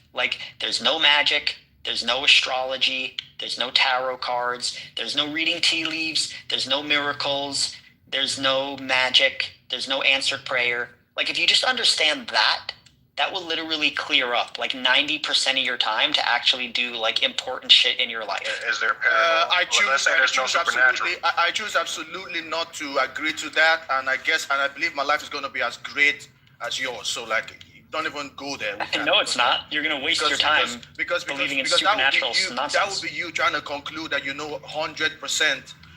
You're 100% sure about how? I am 99.9% sure there is no supernatural. I'm gonna take my chances with the 0.001%. No, because here's the point: 99.9 repeating decimal actually equals 100. So it's really 100% that there's no supernatural. Yes, it does. That is actually true. That is 100% true, and I can demonstrate that mathematically. You don't understand math. You don't understand what repeating integers are. No, it does not. 99.9 repeating decimal place, repeating 99.9999 infinite decimal means 100. Now it's infinite. Now you're infinitely sure. Now you're infinitely sure, right? I'm infinitely sure. There is no supernatural. At the very least, I could say this. I'm 100% sure that there is no good empirical evidence for the supernatural throughout all of human fucking history. We've been on this planet for roughly, give or take, 150,000 years. We have never had any good evidence whatsoever for answered prayer, miracles, any type of supernatural nonsense. Well, millions of people in the world right now, people who have lived historically, would disagree with you. So and they're mistaken. And of course you have people who agree with you too, and you could be mistaken too. So I don't even know why you're trying to make it look as though science is the. I understand and I work with science, but to think that science is the only mechanism we can use to understand this world is actually insane. Right? We have spiritual methods. We have Hold on 1 second. We have philosophical methods. We have I wouldn't even say spiritual in the sense of religion, but just natural theologies about how to live a life a certain way. Like there's so many things, there's so many conclusions people have reached in this world that we're. But Melly, those aren't reliable methods. Where you can't. Yeah, but that's for you to say. Right? Yeah, no, Melly, it's not real. Melly, reliable. That's for you to say. Methods. Like science itself is not reliable. Science itself is not 100% reliable. I brought your room back to life. Thank you. So there you go. Melly, those aren't reliable methods, though, right? Science is, in fact, a reliable method for falsifying hypotheses. For stuff that actually... Not a reliable method for falsifying hypotheses. Science works for falsifying stuff that does or does not exist in object. Excuse me. I was in the middle of a sentence. Excuse me. I was in the middle of a sentence there, buddy. So pardon me for a second. So science is an excellent way of disproving if something does or does not exist in objective reality. And nothing supernatural has ever been demonstrated to exist in objective reality. So it's not that we could be wrong. It's that you are wrong until you can demonstrate something supernatural. Well, one thing I can say is that, okay, I could agree that we might not have the scientific tools to actually investigate the supernatural. False. That's not the case. That's a lie. That is a lie. No, that's a sir. Stop talking. Stop. No, stop talking. No, you just lied. You shut up, right? You shut up, right? Because all right. We know things about quantum physics that doesn't. Thank you. So you lied. You said that we just don't have the tools to investigate the supernatural. That's false. It's that there's nothing to investigate. There is no supernatural. No supernatural thing has ever been demonstrated to exist. No healings, no magic, nothing. So it's not that we don't have the tools to investigate it. It's that there's nothing to investigate. Every time that there is a hypothesis, we investigate it. And so this idea that we don't have the tools to investigate it, when we go around investigating it all the fucking time, only to demonstrate that it's just not the case, is a straight up lie. And I don't know why you would lie like that, Melanie. It doesn't make any sense. Well, I wouldn't call it a lie. He just didn't agree with that point. It's not a matter of agreement. It's not a matter of agreement, facts, right? It's a fact. It's a fact that we go around testing hypotheses using science all the time.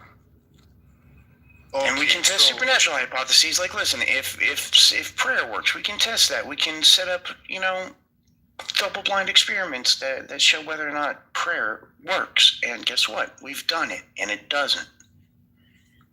It definitely works for a lot of people because it doesn't. It doesn't work at all. Yes, it does because experience. They pretend that it works, but that doesn't actually make it work. Yeah. That's what you say. No, we've done tests. No, stop. Put him back in the fucking audience. Put him back in the fucking audience. Put him back in the goddamn audience. Motherfucker, when we talk, listen. Don't just sit there and fucking preach. Nobody's gonna put up with that shit here. So listen. We have investigated this shit. Prayer does not do anything. I don't care about your stupid anecdotal personal preference or personal experience bullshit. We've run the tests. Prayer does nothing. Bring him back up in the audience. Bring him back up now. What a fucking asshole. Well, I don't know, bro. I ain't gonna lie, bro. Cause man, if we having a discussion about whether or not God exists, bro, you can't just say like, oh, this is what it is your room, but because it's your room, you can't say, oh, it doesn't work. That's fine. I'm not the one saying that. How it works. We've run experiments on this. It's not saying this. This is objective reality saying this. Right. It was Millie who was making the claim that it doesn't work, not us. And he's the one who doesn't understand that we absolutely have the tools to investigate hypotheses when they're proposed. Well, so if I say that prayer does work, I mean that's not valid to you, right? Well, it would be strictly anecdotal, right? Yeah, I mean you can say I think it works. Any claim that you're going to make is going to be based on anecdotal evidence, and it's going to be contrary to the actual science that we have observed. Man, these guys are talking shit, right? Like personal experience. Garbage. Wow. It's garbage. Yeah, it's embarrassing. Yeah, look, in order to say that your anecdotal evidence counts for anything, it would have to be reproducible, okay? The reason anecdotes are not reproducible is because of that. They're just stories. If you want it to be worth something more, then you have to set up an experiment, set the variables, run the experiment, and publish your findings in a peer-reviewed study where other people can run your same experiment. And if they find the same conclusions, then we're onto something. But if that's been done. Yeah, but if they don't, then it's just your story. That's it. Yeah, y'all just showing how dogmatic y'all are as theists. We're not dogmatic. What does that mean? How can you be dogmatic? Bro, like you're just making this claim that it's all facts, and it can't be otherwise. Like, Wait. There is Who made a that difference between anecdotes and facts. Yes. Who made that claim, Dennis? What are you talking about? it seems like y'all are making the claim now. Like y'all No, are just I saying never that heard this anybody is, made that claim. this is true and it can't be otherwise. Like No, I you're never saying heard anybody make that claim. Oh yeah, if somebody's saying that something is 100% true. No, we never said. Actually, somebody. My bad. 99%. Listen. 0.99. No one gave a number of percentage. You're just lying. Oh, I said that the supernatural is 99. See, Donald, you're just speaking and you're just eating your words. But that's not what he said. You're talking about. I'm making a claim about what he said. Okay. Dennis, if somebody were to put forth a hypothesis regarding the supernatural, we would use science to investigate it. Do you disagree with that premise? No, I don't disagree with it. I'm just saying Okay, that y'all then are just as dogmatic the claim that we've made. as theists. That's all I'm saying. No, that's not dogmatic. We're not That's not dogmatic. That's by very saying we dogmatic, want bro. evidence. You're saying that there's only one method that can verify things. Dennis, I didn't say anything about only one anything. All I said was, if someone who were to put forth a hypothesis regarding the supernatural, we would use science to investigate it. Nobody made any additional claim on top of that about science being the only thing or any of this or any of that. This is a straw man that you are constructing in order to attack us for a position that we simply don't hold. No, we did say that it's the most reliable way of coming to know about nature. For now, yeah, it's the best we've ever come up with until now. But in the future, we might come up with something better. But we're just gonna call that thing science too. Yeah, the same way we might come up with better tools to investigate the existence of God. No, not the existence of God. The falsifiability of hypotheses. Right. So I want to ask you a question. Now. Like, why was Einstein? You guys know about, like, I'm sure you know that anybody who claims, for example, to absolutely understand quantum mechanics, right, will be lying, right? I don't know anybody who does quantum mechanics, right? I don't know. I mean, I wouldn't say that either. I would say that that's false also. All the clubhouse smarty guys. I know clubhouse smarty guys. Damn, you're an annoying individual. I can show you PhD holders. You are. I can show you PhD holders that tell you that you to say that you understand quantum mechanics. I don't care what totally wrong. So that you absolutely 100% understand quantum mechanics will be totally wrong. I can show. I don't care. That actually say that. I know you. What they publish is what I care about. Show me a because you're not a PhD holder. Of course I can. No, Melly, I'm telling you, I don't care what they say. What I care about is what they publish, right? That's what's interesting here. The only thing I care about, hello, Joanna, is what they publish, not what they say, because they might be wrong because they haven't done experiments or testing or peer review yet. So what do you guys say about intelligent design theory? Garbage. Not a theory. Not a theory. It's like jamming two scientific words together and hoping you did something intelligent. And they don't even quantum battery. No, you've not actually done anything intelligent. You just mashed two words together. They don't even claim it's a theory. Hang on, one second, Eric. They don't even claim that it's a theory. They just call it intelligent design. You added theory. Oh, well, I mean, intelligent design, whatever. I mean, same thing. I mean, I'm going to put the word theory. You guys don't, so we theorizing, right? We talking. It's a silly idea. Perspectives. It's not a theory. It's a silly idea. It's a okay. Well, okay. So it's a silly idea. Okay, so everything that lines up in the universe to a razor's edge is, it's a complex life.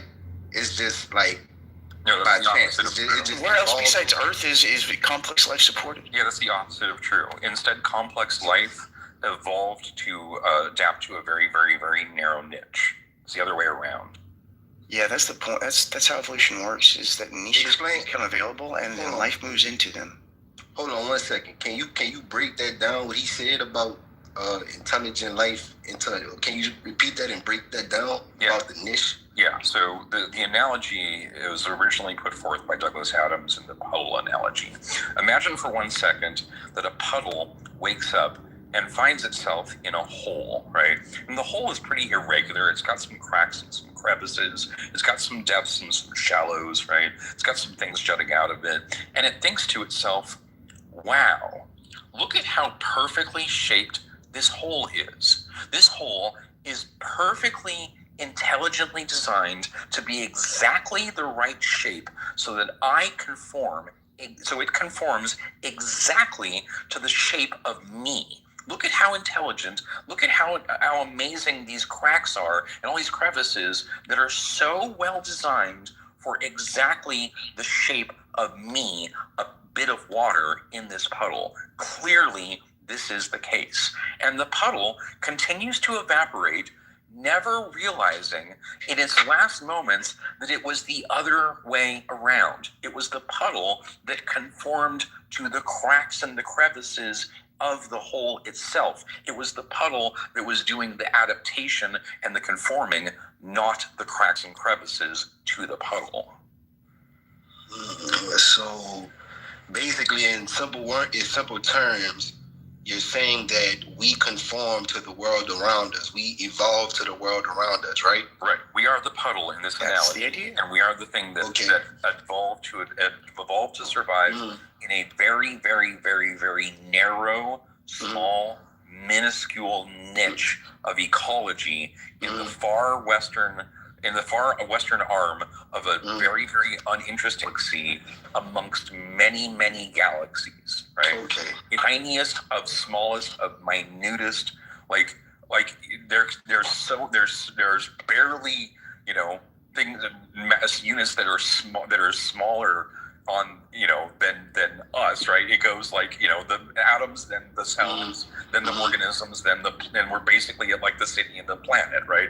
And then we quickly get to galactic scales, right? The amount of space that we occupy is like a zero with a point and then a zero and then a whole slew of zeros and then a one, right? That's the percentage of space that we occupy. There's 100 billion stars in the Milky Way galaxy, and there's 2 trillion galaxies in the observable universe. Each one of those stars has a solar system. Okay, and now, if I agree with you on the last, information you see about the universe and the stars, if I can agree with you on that, what is how do you guys infer from that there is no intelligent design or no intelligent creator behind all this?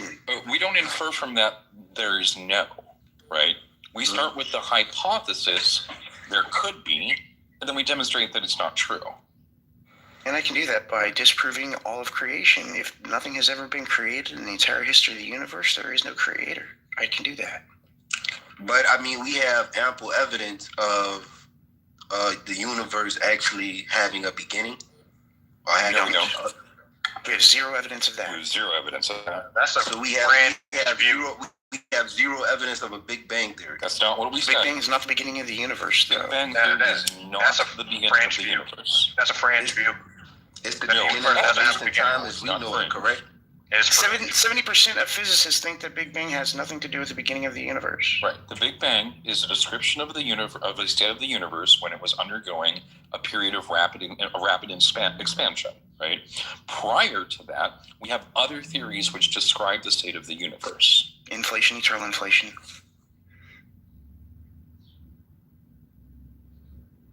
This is not. Before that. This is in no way controversial, right? Every cosmologist will tell you that we have theories which describe the state of the universe prior to the Big Bang. Nope. Thinking that the Big Bang doesn't describe the origins of the universe is not fringe. Okay, but I think it's this simple, bro. Phil Halper. Go Google the Phil Halper survey.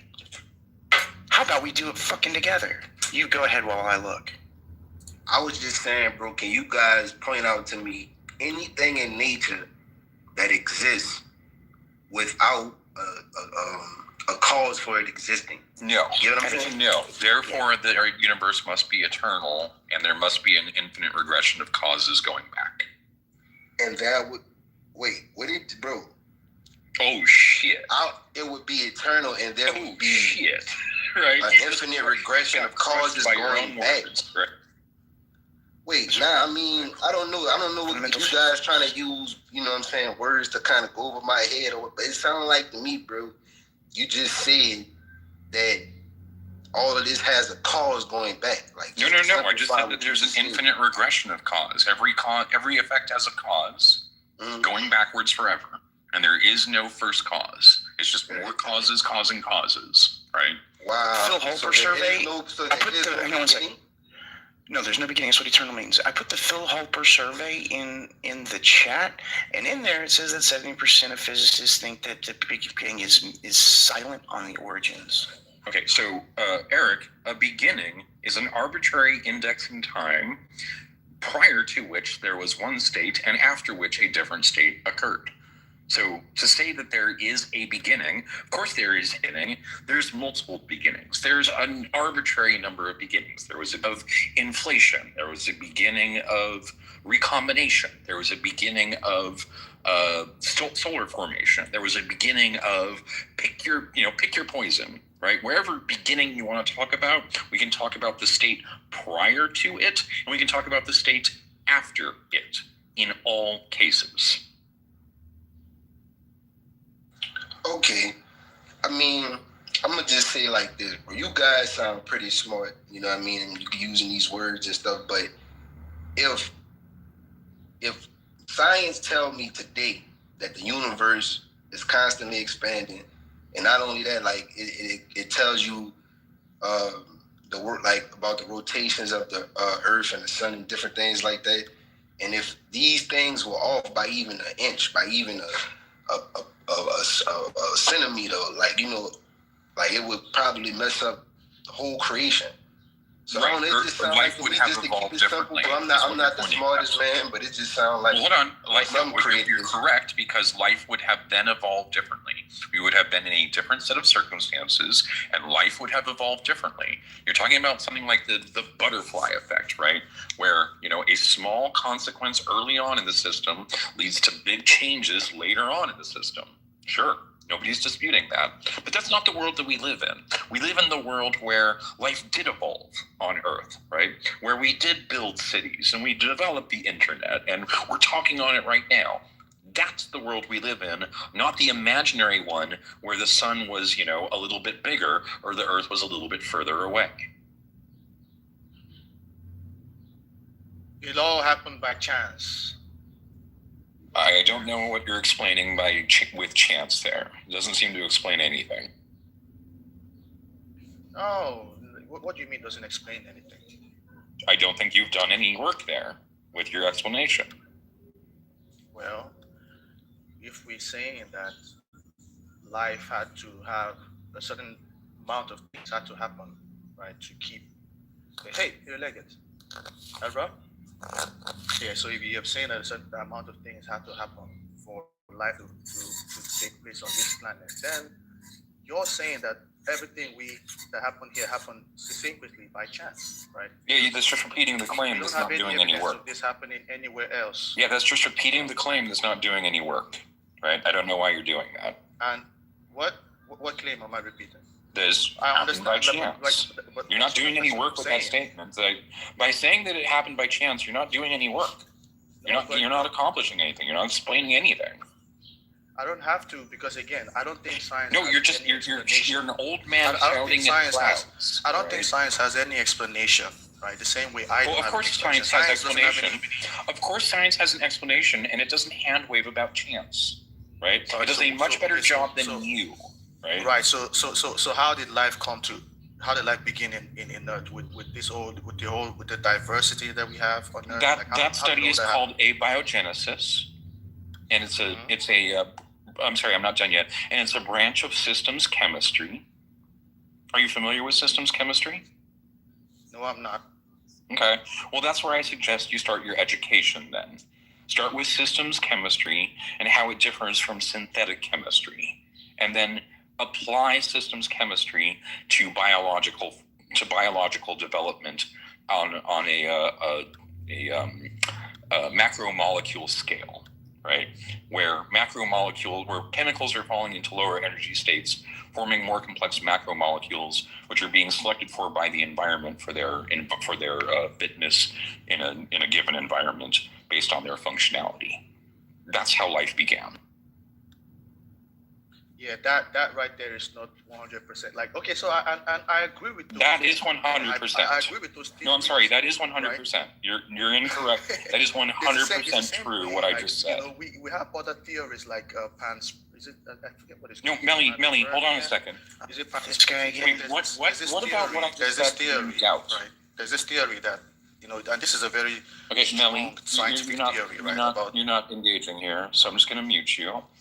Melly, what did I just say that you doubted is not true? I'm not saying it's not true. I'm saying you cannot. Okay, then why did you say you cannot 100% true? Why did you say that what I said was not 100% true? Because you cannot prove it. Of course I can prove everything I just said. What are you talking about? Prove it. Okay, prove to me right now how, like, show me the actual books or show me the list of evidences that prove exactly how human life biologically started on Earth. Melly, I didn't talk about human life. Easy. What are you doing? That's easy. Melly, we got mountains. Change the subject, right? Are you talking about how life started? I didn't talk about anything like that. So what you just did is called a straw man because you're now asking. Because I think I heard you. What are you talking about? Seriously? We're just talking about abiogenesis. Yeah, we're talking about abiogenesis. Oh, well, that's not human life. That's all life. 18 Donald, he wants to know how human life started. Evolution explains that. We can show him that. But that's not. Yeah, we got mounds of evidence for that. But what you said, T, earlier was kind of like a little bit of hand waving. Because, I mean, even... T does not hand wave. Yeah, T does not hand wave. He thoroughly explains everything. No, because when you said that the parameters were different, we would just evolve differently. But it all had to be within certain bounds to sustain life. That's not true. So it could be like... That's not what I said. That's not what I said. So it would have to be slightly different. Dennis, that's not what I said. You said if the parameters of Earth was different, because he was talking about how if things were slightly off or whatever, we're off a certain parameter, right? We would just evolve differently. But obviously, it would still have to be within a certain bounds to be able to sustain life. Do you want me to show you how large that is? I got a chart. It's very slight. It's very slight. No, I got a chart. Like temperature. Dennis, you're incorrect. I got a chart, buddy. It's actually slight. It's not a big. Dennis, you don't need to repeat your incorrectness. You're incorrect. But you're incorrect. No, I got a chart that shows that you're incorrect. I got a chart that shows that you're incorrect. Right. You don't need to just sit here and claim. And I got a chart that says you're incorrect too. Okay, but show me your chart. I'm giving you my chart right now. You can't control yourself, right? Show me your chart and we'll compare charts. And demand that you're correct when we can show you the chart that says you're incorrect, right? I'm getting it right now. Effective, right? Just sitting here going, but I'm right, dude. You got to show up with receipts, right? What's the name of that shell that Nautilus? It's the Nautilus magazine. Hey, I got another point I would like to make. So in 1929, Edwin Hubble, this is what Google say, right? It say he discovered that the universe is expanding, right? And again, I'm just a simple dude. I read into history and a little science, but I'm just simple. So he discovered this in 1929. Now, if I believe that, for example, I'm not to, get it into too much of the, because, I know how some of y'all atheists get when I try to bring up, not no disrespect, but, atheists get mad when I bring up scriptures. So if I go to the Quran and I read about, it says in like, it's 51, the book of Allah, it says in 51:47, and the heaven we constructed with strength, and indeed we are its expander. So it's showing you over 1,400 years ago in this book that I believe is a revelation from the creator of the heavens and the earth, the universe. But the universe is not expanded. No, that says that it used to be expanding. Your book says it used to be expanding. It's still expanding. No, it says, and we are its expander. And other translations. No, that's not at all what you said. You just lied. You just lied about your own fucking scripture. It said we expanded. We are expanders. It didn't say that we are expanding. Wait, can we hear it again, Eric? Repeat. I've read it. It's stupid. Plus, I posted that chart that says that you're wrong about how small the thing is, the area is that life can exist. It's gigantic. I never heard him say expanded. I heard him say expanding, but it's an expander. We are its expander. Oh, okay, that's what I mean, expander. Eric, how I would look at that? Eric, how I look at that? Hang on. Wait, give me a moment. No, I'm not going to give you a moment. Eric, what? It's expander. What is it? What are we expanding? The universe. Where does it say that? No, read the scripture again, please. And the heaven, Hang on, who that is? Give us a second. And the heaven we constructed with strength. In the heaven we constructed with strength. So hang on, Eric. Eric, you're reading it's referring to the heaven, yes? Yes. Great. Now you're implying the heaven means the universe. Is that what you're doing here? It does. No, you are implying that, right? Yeah, because it doesn't mean that every time he uses it. It doesn't mean that. No, it's not talking. No, listen. No, Eric, paradise is Jannah. Eric, let's be honest here, right? In the heaven, now you're saying because it says heaven, you're implying that means universe. Is that what you're doing here? It does, bro. Listen to my question. Is that what you're doing here? Bro, that's what any Muslim would tell you. Any Muslim false. When the Quran is referring to the heavens, it's talking about the universe, the cosmos, bro. What is the heavens, right? That was with an S. About paradise, when it's talking about paradise, how you in like heaven in English or Christian terms, it says Jannah or Jannah. You understand? Which means what? Means Jannah. That's the word for paradise, like the place where we go when we pass. And that's not the word that's used here in the original Aramaic, bro. So what word is used here in the what word is used here in the original Aramaic? What word is used here? In the Arabic. In this scripture, the one that you're telling me about, we are the expanders or whatever. What word is used? It says wa al samaa banai banina. Maybe we should go someone who knows how to read. Yeah, you might got to get somebody that knows Arabic, bro. But they'll tell you that it's not talking about paradise. You understand? It's talking. But what makes you think that it's talking about the universe? Because why isn't it? They thought that the heavens was the sky. Nah, bro, that's what I'm saying. Like the heavens is the stars, the cosmos, the other galaxies, the universe. But that's not all backed up. None of that was known. They didn't know about any of that. Yeah, that's not backed up by the rest of the context. The creator of the universe would know. You get what I'm saying? Eric, and he revealed the book. Eric, that's not backed up by the rest of the context. You know what I'm saying? No. Hey, come on, don't do me that. Don't do you. Hey, I'm speaking in violence, bro. That's how. Hey, come on now. Don't do me that. Eric, it's a Come on now, bro. I'm so ghetto, but I'm so smarter than you, T. I'm smarter than you. Convenient argument when you want to try and make a point that these people knew something that we later figured out. But it doesn't work in your favor because the context doesn't support your argument. Bro, I'm telling y'all, I'm telling y'all to heaven, I'm telling y'all what it means, bro. Y'all could take it or not. That's what it means. But it also doesn't mean that it's currently expanding. We've already dismissed that. What are you doing? We have dismissed that because the context doesn't support it. Why are you repeating this what I'm telling you. Dismissed? If you talk, listen, this is all I'm going to say, bro. You dismissing it, right? But if you talk to No, Eric. I don't think you understand. I have now researched the context. I looked up the Aramaic. It does not support what you are saying. It's Arabic. That's what you really should do. When talking about the heaven, there are many examples in which they're talking about the sky. At no point does anybody make any reference to the universe or any aspect of the universe or any other feature of the universe. They never demonstrate knowledge of cosmology. They never demonstrate knowledge of orbits, of the nature of stars, of the nature of planets, of the nature of gravity. They never demonstrate knowledge, any of this knowledge. So the context... Stars are weapons that they use to kill jinn. The context does not support your assertion that they were in fact describing the larger universe at whole. They use vodka to kill jinn. When they say heavens, they mean sky in both the Quran and in the Bible. And vodka overpowers jinn, so they use vodka. Unless it's Bombay. Bombay wins against all oncomers.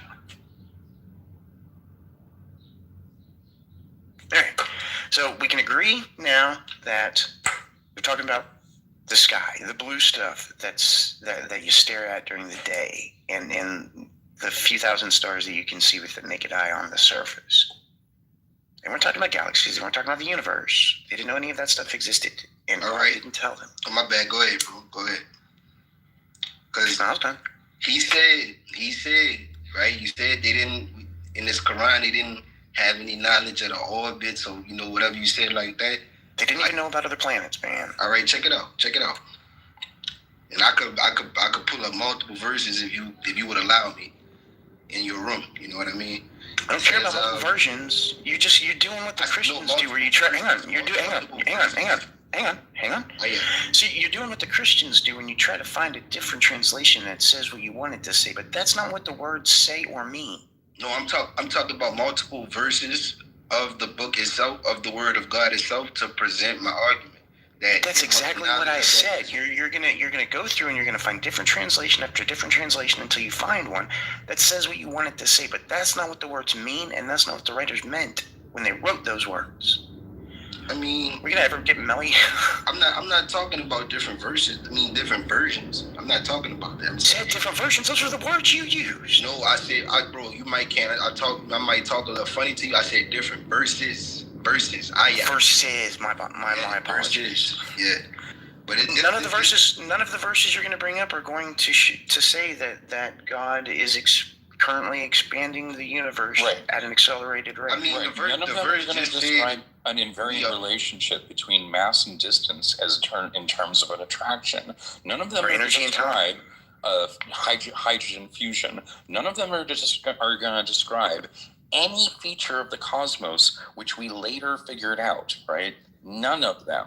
All black holes are in there. That'd be cool. Is a post hoc rationalization, in which you're taking a story and then trying to retrofit our understanding into it.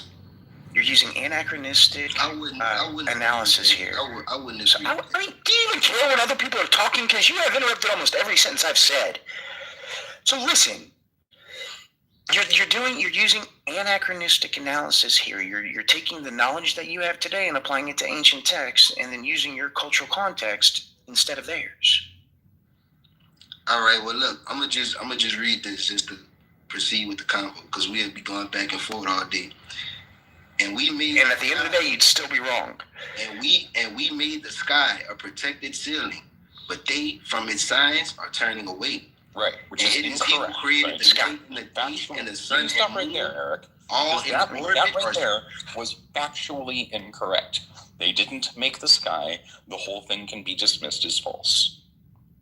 Also, the sky is imaginary. It's not really a real thing. It's just how space looks like from the surface of the planet. But in the sky. In the second verse, there's an atmosphere. We have an atmosphere. We have an atmosphere, right, on planet Earth. If your gods had wanted to be accurate, they could have talked about our atmosphere. But in the second verse, I was just bringing up the part about the orbit, and it is you created the night and the day, and the sun and the moon, all heavenly bodies, and in orbit are swimming. Also, we don't swim through orbit. That's silly. More reasons to dismiss this as being just complete wrong fiction. All right. Stupid. All right. Well, bro. We all have our different opinions. It's whatever. It's not an opinion that your book is wrong. It's a fact. You theists and you apologists, you always say, well, this or that is just an opinion, so I can dismiss it. But it's not a fucking opinion. Your book is demonstrably wrong all over the place. I'd love for you to show me one place where it gets it right. Can you do that? Because I've read the book. I don't think there's a place where it gets it right. What's more is there was an opportunity here, right? There was absolutely an opportunity to describe epicycles of orbits. There was absolutely an opportunity to describe invariant relationships with regards to energy, with regards to mass, with regards to fundamental constants of the universe. There was a massive opportunity, and it got left behind. I disagree with that. I think they observed the same things, not with telescopes and shit like that, but like to the naked eye, they observed all the same things we observed. But they were at a linguistic and technological disadvantage. They weren't at a cognitive disadvantage. Their brains are the same as our brains, right? The ancients, basically.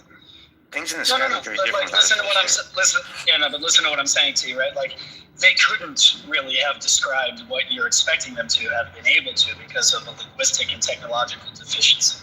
Okay, yeah, because they weren't gods. But that's like but that's a separate thing, right? Like, I'm granting the whole idea that this is God-granted knowledge, and so they wouldn't be limited by their own understanding. No, but you shouldn't take the bait of the fundamentalists. Don't give in to their premises. Yeah, I agree.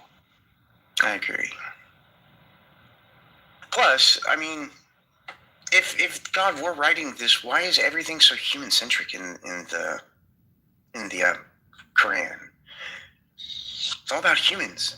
Why wouldn't it be about other stuff besides humans? The Bible suffers, all religious texts suffers from the same thing.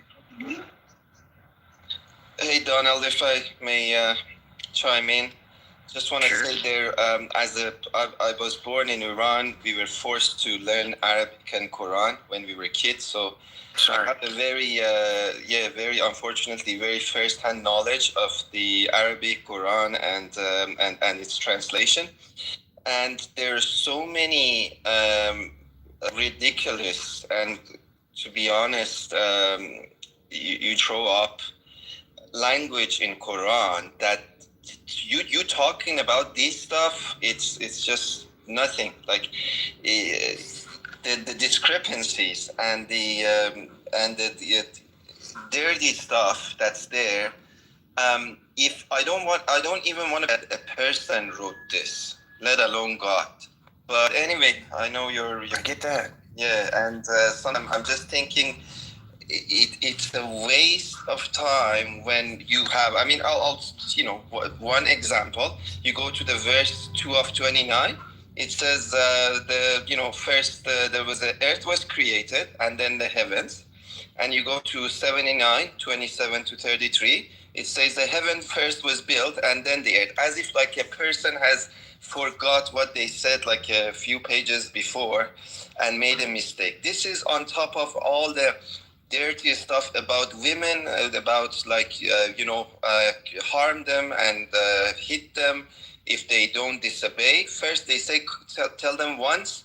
If they disobey, then for the second time you can hit them and do much worse things with them. Anyway, I just think asking why at that time they didn't know about the gravity or the elliptic shape of the orbit and all that. I'm just saying, like, forget about this. This, a 10-year-old person in this day and age with the ChatGPT could have done a better job than Quran. Anyway, I think I thought I spoke a lot.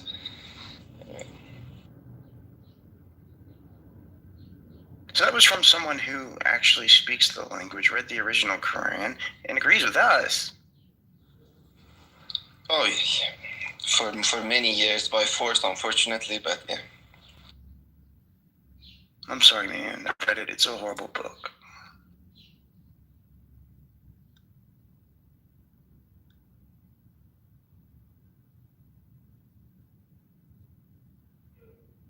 So, is anybody else on stage or in the audience who wants to have a conversation?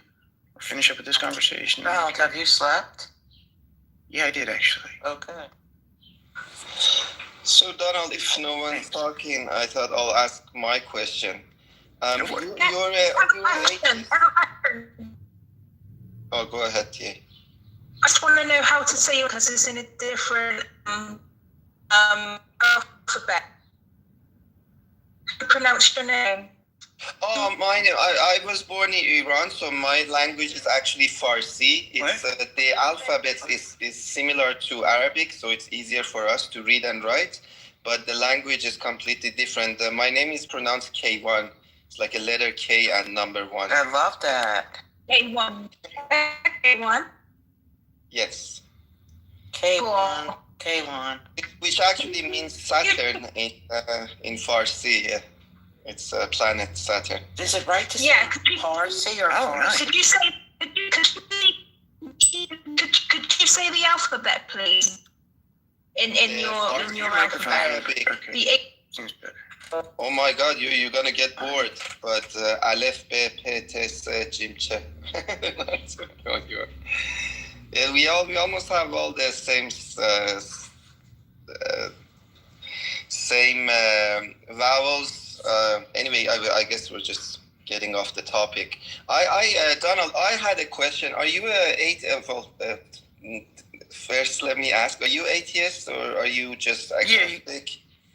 You could call me an atheist. I'm an atheist, but you'd call me an atheist. Same here. More or less. I'm thinking for us as atheists who, we know this is the only lifetime we have. How much do you think we should spend on discussing these issues, atheists, the religion, why there is God, like how much of our life would we spend on this before we think, like when we're 80 years old, we think, did I spend too much time of this one lifetime just discussing it with people who don't believe or who believe that there's some other life after this? At what point cost and benefit analysis is just past that point? I think it's got to be up to you, because if you don't enjoy doing this, you're not going to get anything out of it, because all it is entertainment. I do actually enjoy. That's the reason I'm here. I'm not trying to say like this. So do it as long as you want, and then stop or take a break. Because I did this straight for like almost 2 years, practically 24 hours every single day, and I got burnt the fuck out. And I had to take a good long break. And I don't know if I'm going to be coming back on a regular basis even now or not. I've just now, this is only like my 4th room in the last 2 or 3 months. But do you do this partly out of being kind and want to enlighten other human beings? Is it part of it for you, or is it? Okay, that was what it was for about a month. And then I realized there's no helping these people. And then I just made a game out of it. And I've just been entertaining myself ever since. Okay, so at the moment it's just entertaining for you right now. I've tried to help these people. They don't want to listen. They don't want to be helped. They think that they're the ones that are helping you. Yeah. I'm just asking. I'm just curious how other people who think like me, feel about these issues. Because to me, the discussions are. They go up to the point and then they break. Yeah, and then they just break down and they can't get any further than that. Everything stops. Yeah. And to us, and this is to us, do you think like pushing to... They'll just run away. Sorry? They'll just run away if you push them. No, yeah. I'm just saying, like, how do we expect, we as an atheist, that someone who has been a religious person all their life, with whatever we say, they kind of, because if they agree with us at any point, it means that a lot of their life was for not, a lot of the stuff they did, a lot of the ideas they had, it's all for nothing. So to me, it's almost big for them. Possible. Like if it was me and I was a religious person for 40 years, whatever you say couldn't change my mind.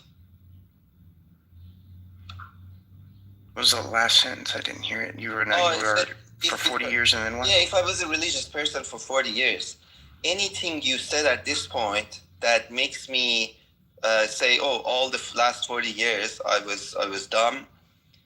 There's no way you can change my mind.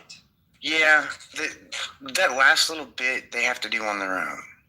So you can give them the education of the stuff that disproves all the stuff that they think is true. And you have to do that 1,000 times for each theist. A theist has to be told something 1,000 times before they accept it. I'm convinced of this. So you can give them all the information in the world that disproves what they think, but that last little bit where they go from believing to not believing, there's nothing you can do about that. You're gonna have to let them do that. Okay, but do you think they're actually, if they agree, from that point on, they will have a better life, or they actually have a more depressed life? They'll definitely be more depressed because there's that seed of doubt. And anytime you have doubt in your brain, you're not happy. That's right. So, I don't know. Sometimes I feel like, what am I doing? And then the only thing is just, you're having like you, I enjoy the discussion. But sometimes I lose the sight of what the final goal is, to be honest. I don't really have that. I don't have a final goal. Professor Roger, welcome. Thank you for coming by. Hello. How you doing? Hey, nice sweater, dude. Oh, yeah. Yeah. So, yeah, I'm, what do we call it? We saying atheist, and what's the other? The opposite of atheist is theist. The opposite? Yeah, it's theist. Theist. Oh, theist. Okay. So I'm a theist, right? You know what that is? Belief in God. Okay, cool. Yeah. So, no, I just wanted to know what titles we're using so I could be correct in the conversation. So I'm a theist, but here's the thing I always see that poses a problem with religion, right?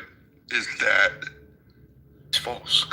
Well, okay, not really false, but religion 100% false. All religions are 100% false. Sorry, go ahead though. We'll talk about that later. Yeah. So it's a lot of us are reading interpretations. That's one, right? Another thing is that we read in absolutes, while scientists, I could tell a scientist, hey. All right, hang on one second.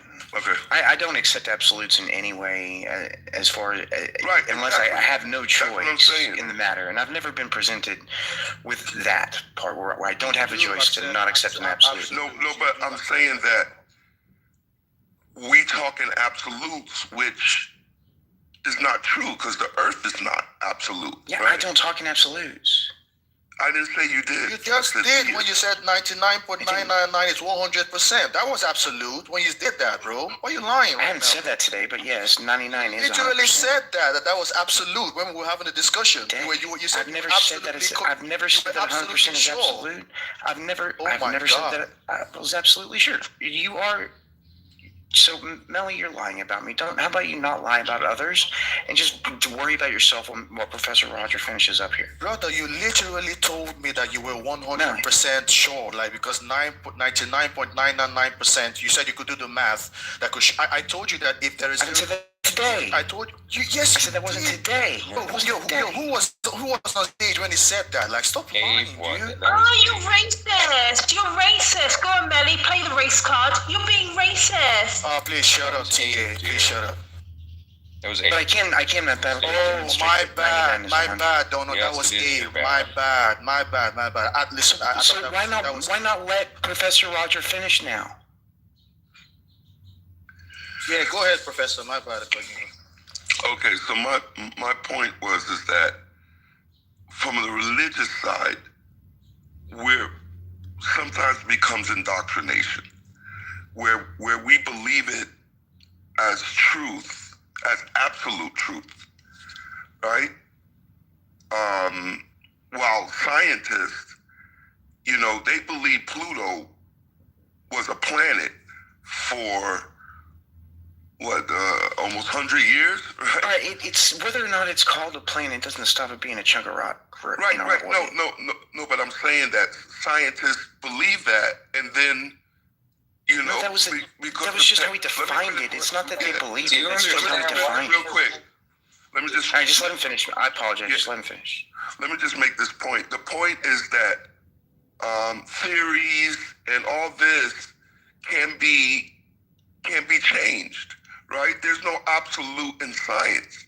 One day we calling it this, then with technology we find out it's not that, and everybody. Do you know why? That. Do you know why there's no absolutes in science? Because we haven't found any absolutes in nature. Right, exactly. So your God is absolute, right? That's the problem with talking about these topics with religious people. Sometimes they believe that their book is the final. That's it. There's nothing that can disprove that, or there's nothing. Very silly when they say that. Huh? It's very silly when they say that you can't disprove my book. Right. So that's the problem. Some of it is interpretation. A lot of the Bible is parables, right? Because especially with Jesus, because the time that Jesus came, the Romans ruled, and if he would have said what he wanted to say, clear context, they would have killed him. They did kill him. Right. Eventually they did. Right. Exactly. But he talked a lot in parables, right, for that reason. And so now, thousands of years later, as we try to interpret those parables, some of us could get it wrong, right? But and I don't think that we come as thesis. Oh, man. Now I can't even say the word. I don't think we come as believers. I don't think we come with an open mind. Theists. I think we come, theists. I think we come to kind of turn you from your evil ways as an atheist. I don't think we come with good intention. We don't come with a good intention to hear you out and debate. And no, we don't come that way. We come to change your evil ways and the demons that are in you. And you know what I'm saying? So that's why these debates don't work, right? Because the one party of the debates want to change who's instead of listening, right? So that's the problem too. That's a big issue. I agree with everything you just said. And it was an excellent example of that very thing. Yeah. And then it becomes emotional too, because I think someone made a point. If you believe that the sky is gray, and I tell you the sky is gray because God said so, and then science disproves that, now you are attacking me personally. Like what? That's part of your identity even. Right, exactly. So, yeah, it's kind of hard to have these debates unless we both come with clear minds. And, I see in the chat people are calling each other names. I thought this was an intellectual debate, right? I didn't know it was, it got to that point. And that's what most of these debates, I've been in Clubhouse for years, and that's what most of these debates kind of get to, right? At the end of the day, and nobody learns anything. That's my point.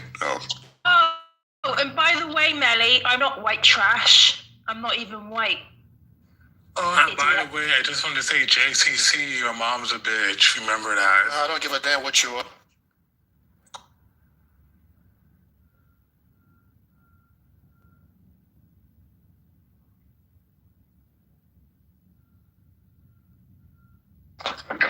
Anyways, Professor, let me ask you, do you know why they changed the status of Pluto as a planet and made it like into a dwarf planet, and why that's not like the evidence of like science changing that you think it is? I'm not saying science is changing. I'm just saying the interpretation. We, at that time, with their limited technology, thought it was one thing. When technology got better, they disproved that, and no one. They didn't disprove anything. Hold on. So Pluto still exists. It's still out there. Yes, it still exists, right? What happened It's the way is, we define it. Exactly. Right. What happened is we found past Pluto in the A bunch of other Pluto-sized stuff. We found Sorry, you're dozens, hundreds of other objects almost the size of Pluto. And we said, okay, if we're gonna make Pluto a planet, we have to make all these planets as well. Now, do you want to live in a solar system with 100 planets? Do you want to sit there and make your children, your elementary school kids, memorize hundreds of planets? Or do you agree there's obviously something different between all these little rocks and Jupiter and Saturn and Neptune, and then just the big inner rocky planets like Earth and Venus and Mars, which there's only 4 of them, big ones. And then there's the gas giants, right? And then that's it. But then, so we had there's the frozen planets, Ceres, and all these other planets that some of them have names, some of them are just numbers. Eventually, we found so many they're just numbers, and we say, okay, this is ridiculous. We can't just call them all planets and give them all names. There's hundreds of them, and we're gonna keep finding more the more we look. Let's call these dwarf planets and just give them numbers and say we only have 8 major planets. So nothing really changed. Nothing got overturned. That's what we call it. We made our definitions a little better. Yeah, we reclassified things, and that's what science does all the time. Right. That's what the theist says is the bad thing about science. It's the good thing about science. Pluto was like 20 times smaller than our moon, right? And if Pluto were to be brought here, like into Earth's orbit, and be in orbit of the moon, it would start releasing like a tail. It would have like an ice tail, which is that's no behavior for a planet, right? Planets can't do that. Had it coming is the reality of the matter. Right? That's a funny way. It just didn't hit enough rock. It just failed as a planet. So, Professor, right. Are you saying because the scientific theory and all these discoveries are preliminary? Are you saying that's a good thing, or are you saying that's a bad thing? No, that's a good thing, and that's the point. In religion, there is no correcting. There is no. Yeah, once the Bible says a bat is a bird, that's wrong forever. It's wrong. Well, the interpretation is wrong forever. I'm not sure if God even said that. Yeah, it's there. I'll get you the scripture if you want me to. No, but I'm saying that's an interpretation, right? It's not. It says this is a list of birds and bats is in the list. There's no interpreting it any other way. But I'm saying that we don't know if that's from the original. It is. I've read the original words. Okay, well. There is no original. And this is what I mean. Anything, bro. There is no original. The oldest that we have copies of is what I mean. When I say that, I mean the oldest that we have copies of. But he asked you about the original, though. There is no original. Like, it's all copies. As far back as we know, this is what it says. That's what I'm trying to tell you. Well, now you're just saying your book is unreliable if you want to go that route. So you might not want to do that. Donut, you don't even know. Like, Donut, I am not dogmatic at all. Like, I would accept that the book is not reliable. Like, the Bible. Well, then your book is unreliable, and I don't have to accept any of it. I would also accept. Hey, man, that's okay. I'm just trying to tell you that you said you saw something from the original. Professor is actually correct. That would be a kind of interpretation because there are no original manuscripts of the Torah. When I say that, you know that I'm the oldest that we have copies of because we all know that there's no original text. Okay, all right, okay. So you could have just inferred that and not been an asshole. You read Hebrew? I read, so this was when I was a kid 35 years ago, when me and my dad were going through the Bible. We went through the English version with the Hebrew Bible next to it and a Hebrew lexicon so that we knew what each word meant while it was being used. So you don't read Hebrew?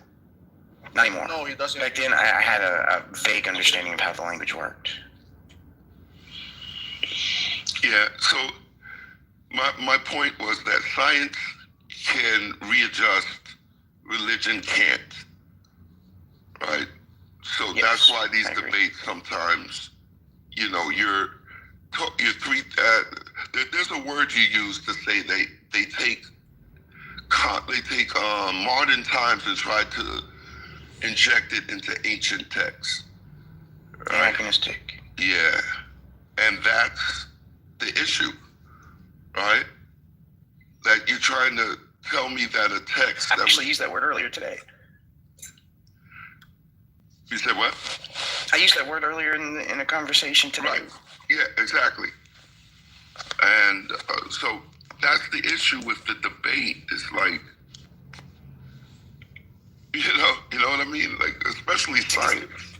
Yeah, it's because atheists don't have any skin in the game when it comes to the holy book, so we don't have to lie about it. We don't have to interpret it in 10,000 different ways to see see if we can make it say things that it doesn't say. We just read the word. Yeah, but some of the scripture, they're trying to make it into like atheist fundamentalist. There's no such thing as an atheist fundamentalist. That's silly. what you just described when you say we just read the words. Like you don't just read. Yeah, I just read the words that are in the book. Yeah, but I have an understanding of the ancient Hebrew cultural context because my dad made sure of that. That doesn't mean an atheist fundamentalist. My goodness. But Donald, what's an atheist fundamentalist? I didn't get that. Yeah. Nelly thinks an atheist. I'm just saying. Apparently, if you read the words in the book, you're a fundamentalist. If you don't lie about your book, you're a fundamentalist. It's reading it literal. It's reading literary. I'm saying that's exactly what it. It's reading literary, literally. That's all it means. When an atheist reads. How about the Bible, this? Yeah, but you cannot be absolutely dogmatic. That's actually not a very good. That's what I'm saying. Like that. John affirming Leviticus 21:9. Let's go with that. We're not. Makes sense. It's actually not a great. It's not a great way to read. I was just. No, you can't just read it literally. If a priest's daughter defiles herself by becoming a prostitute, she disgraced her father. She must be burned in the fire.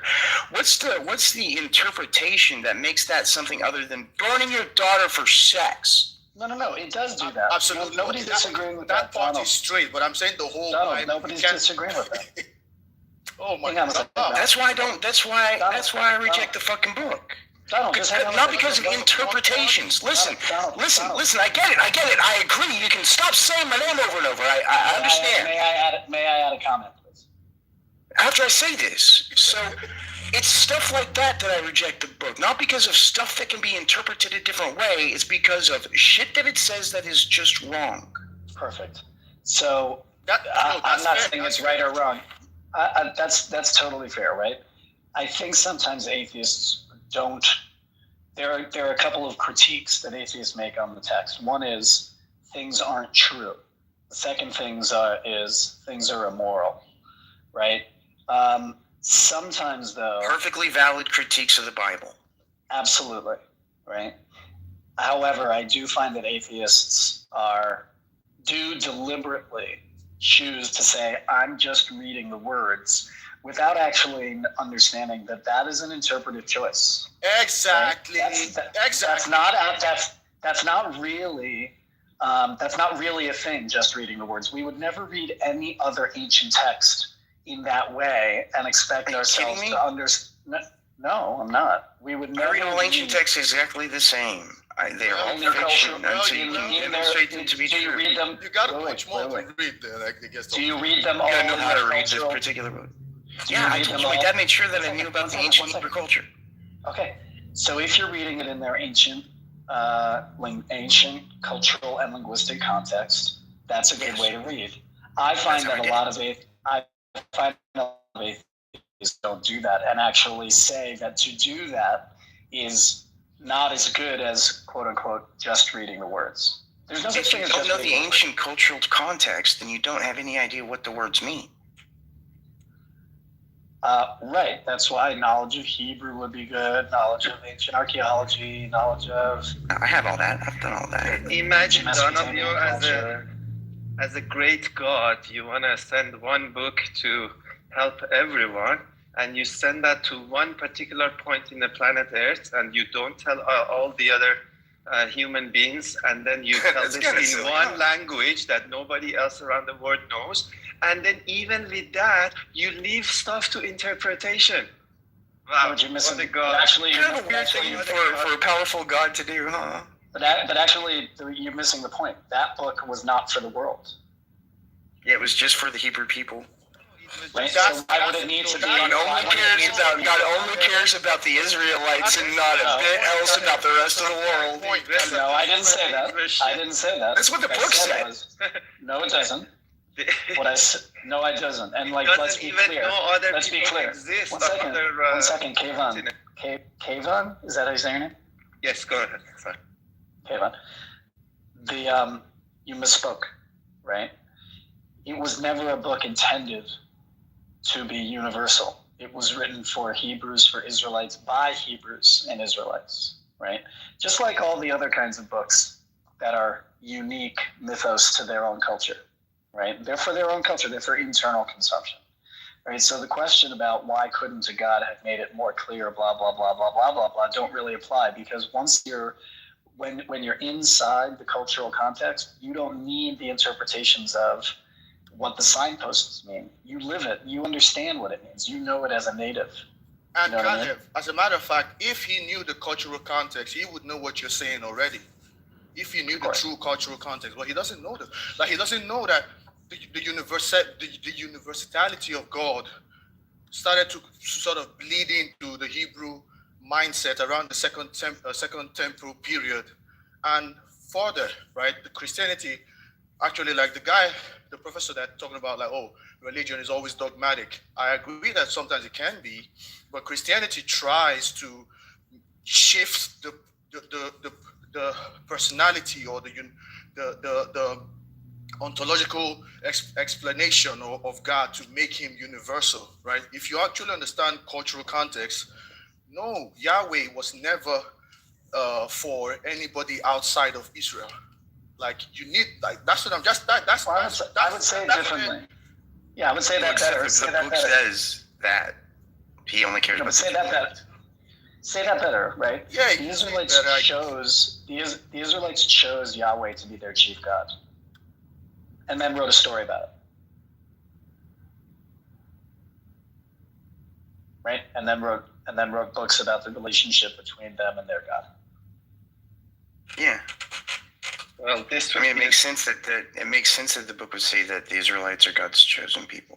That's right. Everyone's book says that about their own internal story about themselves. Nobody tells a story that says some of them say the human race. Some of them say that the whole human race is included. Yeah, fine, but nobody says we are the scum of the earth. Nobody writes a triumphant story about we're scum.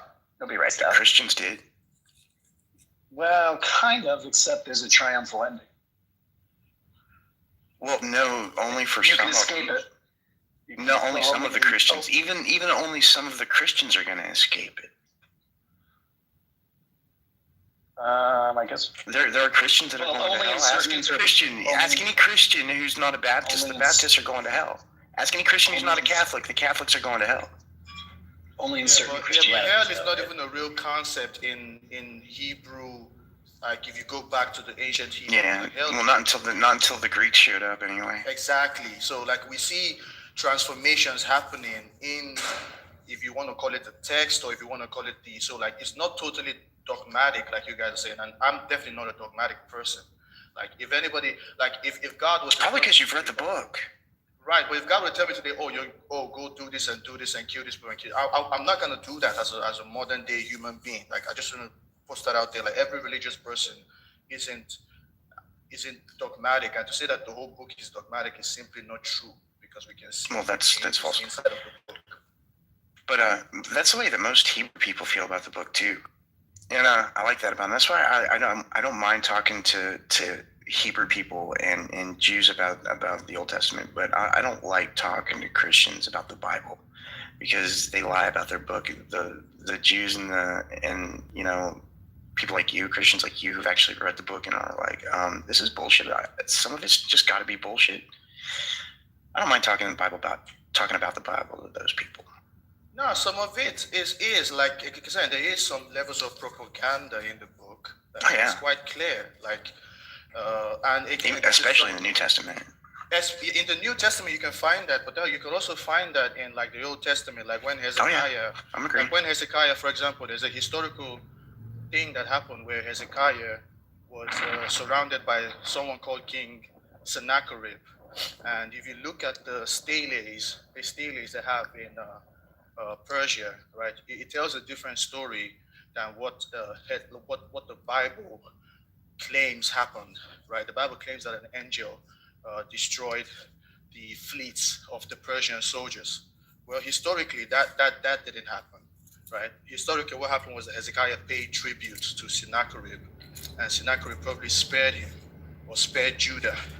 That's probably what happened. So yes, we understand those. So that's what I'm saying. Like, you got to understand cultural context on that level. I agree. Fully and completely. I mean, you won't understand the Bible if you don't understand what was happening when the Bible was written. Exactly. And I think that's the problem today. Yeah, I agree. Yeah. They're taking these verses and trying to make them martyr. So eventually they're going to be like, well, Jesus rode in a Tesla. You know, like what?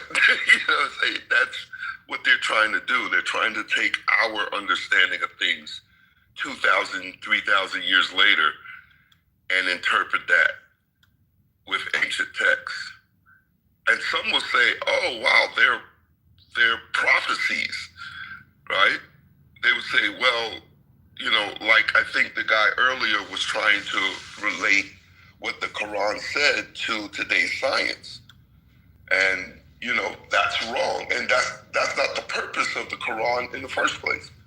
The Quran never stated that it's a scientific book. And if it was... Yeah, so Professor, the problem there is a lot of Muslims like to say the Quran is scientific. Like, they like to say that the Quran is accurate with embryology. The Quran is accurate where the sperm is produced, right? And they're totally mistaken. They want to say it's an errant. They're totally mistaken when they do that. Well, that's straight bullshit. They're absolutely mistaken. I agree with that. Like, accurate in what? In the times of Muhammad, but not today. You understand? And I don't think what it could have been accurate in the times. No, it was never accurate. No, it was never accurate. No, it's not accurate. They are mistaken. They think they're accurate, but it's not actually accurate. You understand the difference? No, yeah. All right, so hang on real quick. Professor, I wanted to read you something. So I'm reading my Bible here. I'm reading Leviticus 13, and it starts in chapter 13. I'm sorry, it's Leviticus 11, chapter 13.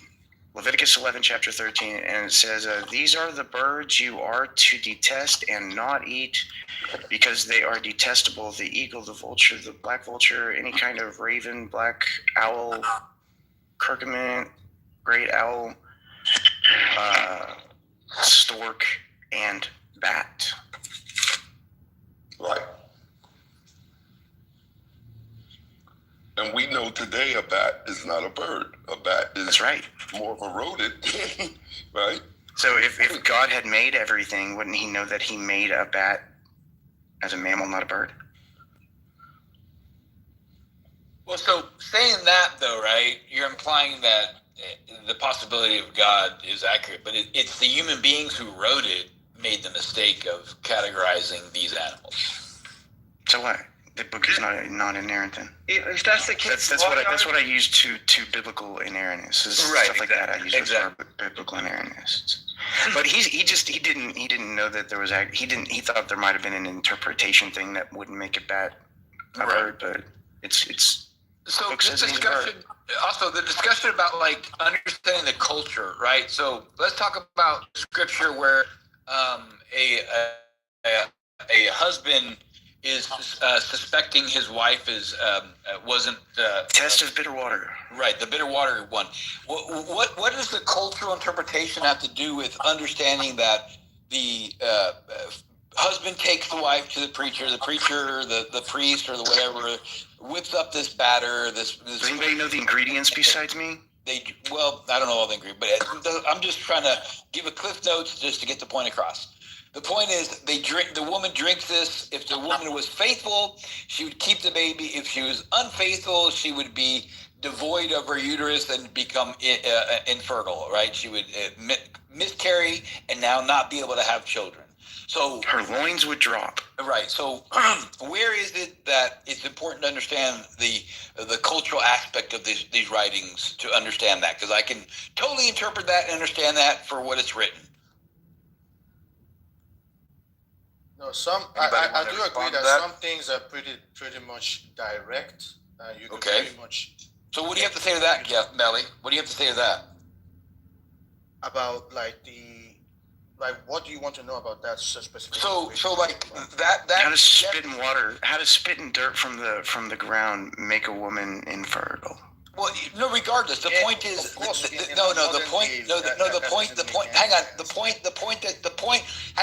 point in this scripture is they are inducing miscarriage. They are trying to abort a baby. So they're supporting abortion in this. And this becomes an argument about how abortion is wrong. However, in the Bible, in the scripture that all these Christians and God believers hold, valuable, this is happening in scripture. Yeah. So, yeah. I always forget to bring that part up. Listen, I don't think that, I think that there's a way to sort of concede that, or at least I myself concede that these things may have made sense to them, right, at that time. But there's no way that we could confirm or say that so you're saying back then it was okay to abort a baby? By our modern standards, of course not, right? But no, I'm saying that's not what I asked. Modern standards. I didn't bring up modern time frame. Hang on, hey, Melly, just listen to a question. So are you saying that it was moral to abort back then? Is that what you're agreeing with in this scripture? No, but from their perspective, no. I don't even think that they had the moral framework that we have today. This is directly from God. That's not my question. This is a rule directly from God. Today. We don't have the original. So we just don't know. So it's unreliable. Got it. Yeah, it's kind of unreliable. Yeah, and what it sounds like you're doing here, you're protecting your scripture. That's what it sounds like. No, I'm just being dead ass though. We just don't have the original. So if we're just dead ass, whether you're dead ass or not, the point is that the scriptures promote abortion.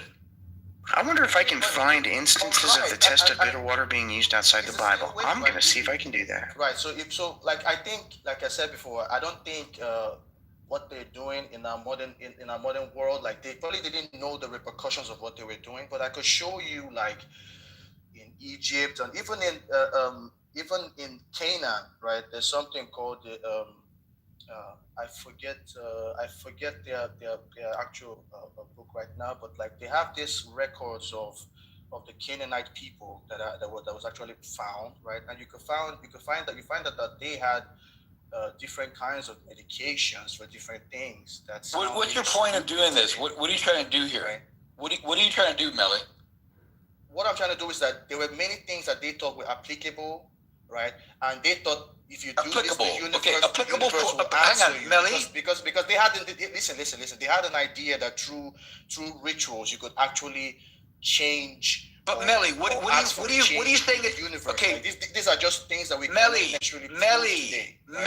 what are you trying to say is applicable? You're saying that they're trying to condone ending the pregnancy because the woman was not faithful. Is that what you're trying to say here?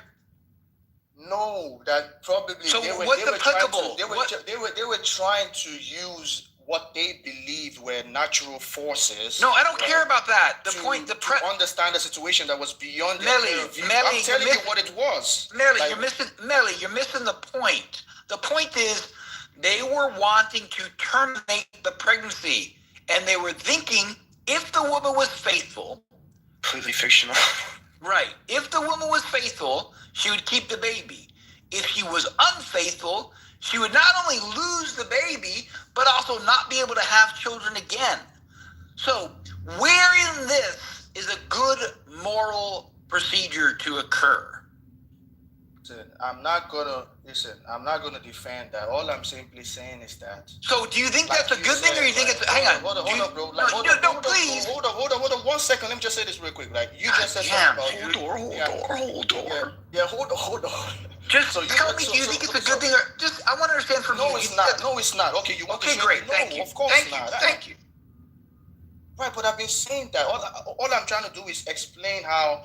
Of course, it was not a good thing, but like they are trying to find out if the woman is faithful, and they believe that somehow the universe or natural forces can reveal these things to them.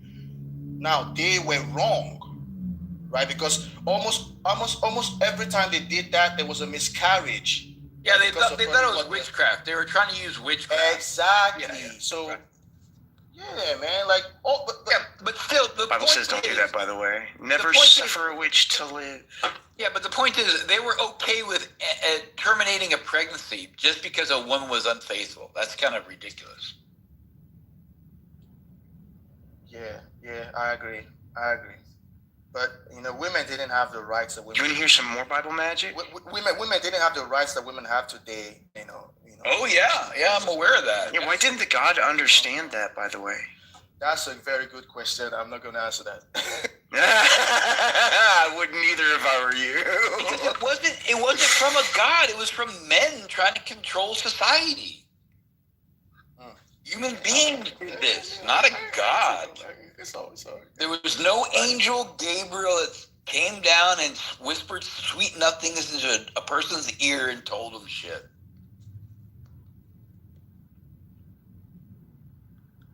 Hey man, like I said before, like I understand y'all, and I am a believer, but like I also understand that I can be wrong, and also, especially with just pure religious topics.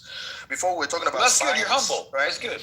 That's good. Yeah. I understand that. I'm not dogmatic by any sense because again, I leave room for other. So that's why I was having this issue with the aide guy who was telling me that he was 100% sure that this was he was 99.999. I'm like, brother, like you have to leave a possibility open for something else, because again, like we don't even know our history as humans. Like we don't know the actual way this whole thing played out, right? So what whole thing is in question? What are you questioning that we don't know what played out? I mean, like, just the accurate, succinct history of humans. If this was something that happened. What's on the table? What happened? What are you questioning? What happened? What are you asking? What happened? Well, in situations like no, I don't know. So I'm asking you. Just don't be vague. Yes, I'm giving you questions. Biology. Are you not understanding evolution? Right. I don't think that there's 100% proof. Okay. So do you hang on? So stop. So the same way. Hold on. No. The same way. Do you understand evolution? Well, I'm not a scientist, so I don't claim. I'm not a scientist either, but I think I have a more understanding of evolution than I think you do. But my question is, do you understand evolution? And if so, what is your understanding of evolution? Can you elaborate? Well, from what I understand about evolution is basically the fact that different parties, right, or different organisms, or what it doesn't know. Compete for advantages, right? And this sometimes leaves certain genes to be replicated compared to other genes. Okay, so that's doesn't know what he's talking about. Yeah, shut up. You don't know what you're talking about. You're making a fool of yourself. You're making an utter fool of yourself. Miss J, Melly, hang on a second, Melly, please. Hang on, Melly, Miss J, we were having a nice conversation. You didn't have to do that. You totally ruined the vibe. Yeah, so just remain silent, and we're going to have a discussion about evolution, and T is more knowledgeable than myself, And I think Melly can learn a few things. It'd be a good conversation. Yeah, so what you just said is not even close to what evolution is. And it makes me wonder why you're skeptical of something that you don't understand at all. I guess if that was my understanding, I'd be skeptical too. But I think the first thing that I would be is skeptical of my own understanding, because clearly you have not taken the time to study this at all. Yeah, but like my whole point is that and of course I definitely haven't taken time to understand evolution as a whole, right? So like just to the usual definition that it says right here, evolution is a process where living things change their inheritable traits over a generation. Correct. By mechanisms like natural selection, right, leading to new species. Google. He's reading Google. He's reading Google. Which was in line. Right. Yes, that is okay. You're a bitch. You don't have to. You need to go to the audience. Someone give me mod badge so I put this bitch down. Let her know. Let her be on here. She's gyrating like a little monkey. So no, she's just an interrupter. That helps me a lot. But T, I think the only thing I've been able to grasp, because again, I don't work. This is not what I don't study this, to be fair to you. JC, you probably have like just looked into it a little bit more than myself, right? But what I personally understand about evolution is just the idea of natural selection, right? I may have been wrong by genes, but traits that move on. So that would be my overall point. But all I'm simply saying is that, right? So we know that there are religious scientists. So we know that there are scientists who are religious. Yeah, and that's not a problem. The scientists who are theists, scientists who are theists keep their out of using the science method, right? They keep that separate. There's no problem with a scientist believing in a God. There's no problem at all. No atheist has a problem with that as far as I'm concerned, right? So I don't know why you even mentioned that. What's the deal? Why are you doing that? Yeah, there's lots of room. I guess my let me just say this last thing until you got it right. So my skepticism, which is basically what this is not that I don't have any other or high. And you're right. I should probably study a little bit more on evolution, but the fact that we just can't sit here and act as though they aren't theories. They might not be scientific, right? About, for example, the existence of aliens. Like, I don't think aliens is even real, right? Existence of what? The possible existence of aliens. I mean, he's changing the subject now. Yeah, why are we jumping to aliens, right? So our universe is so vast. So now that you mention it, our universe is so vast. Right. It would be just asinine to say that there's no possibility of life. There's a major big possibility of life because of the vastness of our universe, and that we've discovered many other planets that are very similar to Earth. So it would follow that there could be life very similar to the life on this planet. We may have even discovered biosignatures on an exoplanet. Exactly. No, the idea that... And we've already found possible life on Mars. Yeah, but what does this have to do with evolution here on Earth, though, right? So the evolution, because again, there's something. For example, there's a hypothesis. You guys don't kill me, right? It's a hypothesis about panspermia, right? We don't need that. Hold on 1 second. It might not be as it might fringe. It might be fringe in the science community, right? But there are real scientists who believe in this, idea that. But I can disprove it. Right. But what does it have to do with evolution? If panspermia is real, quote unquote real. He's using Google. That of course inserts problems into what we understand. What I understand. No, there's no problem at all.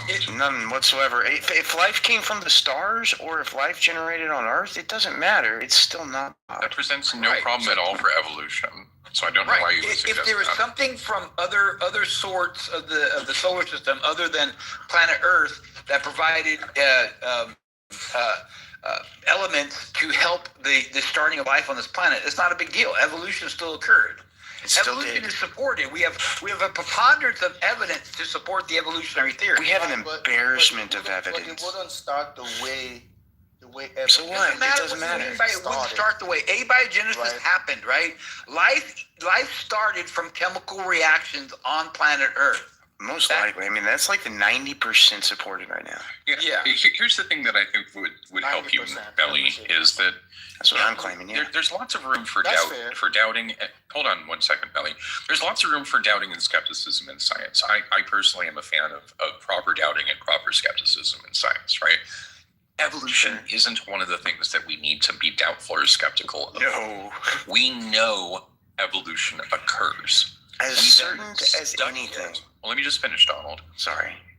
We then need to study the processes. And this is where the skepticism can come in, right? Is when we study the processes, we might ask the question, like, is there a observed ratio of changing of allele lengths in a population as it relates to environmental pressures, right? That's something we might be skeptical of, right? And there's lots of room for skepticism there, right? But just saying I'm skeptical of evolution, that doesn't fly, right? We know that populations of genetic organisms evolve over successive generations, leading to biodiversity. That's just a fact. We shouldn't be skeptical of it. We may not be certain of all of the mechanisms. I was like right in the middle of the sentence there. So we may not be certain of all of the mechanisms, or even if we have the mechanisms correct right now, but evolution is a fact.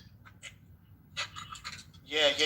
And to be fair to you guys, my skepticism isn't just I could sit here and talk all day, but it isn't just about evolution.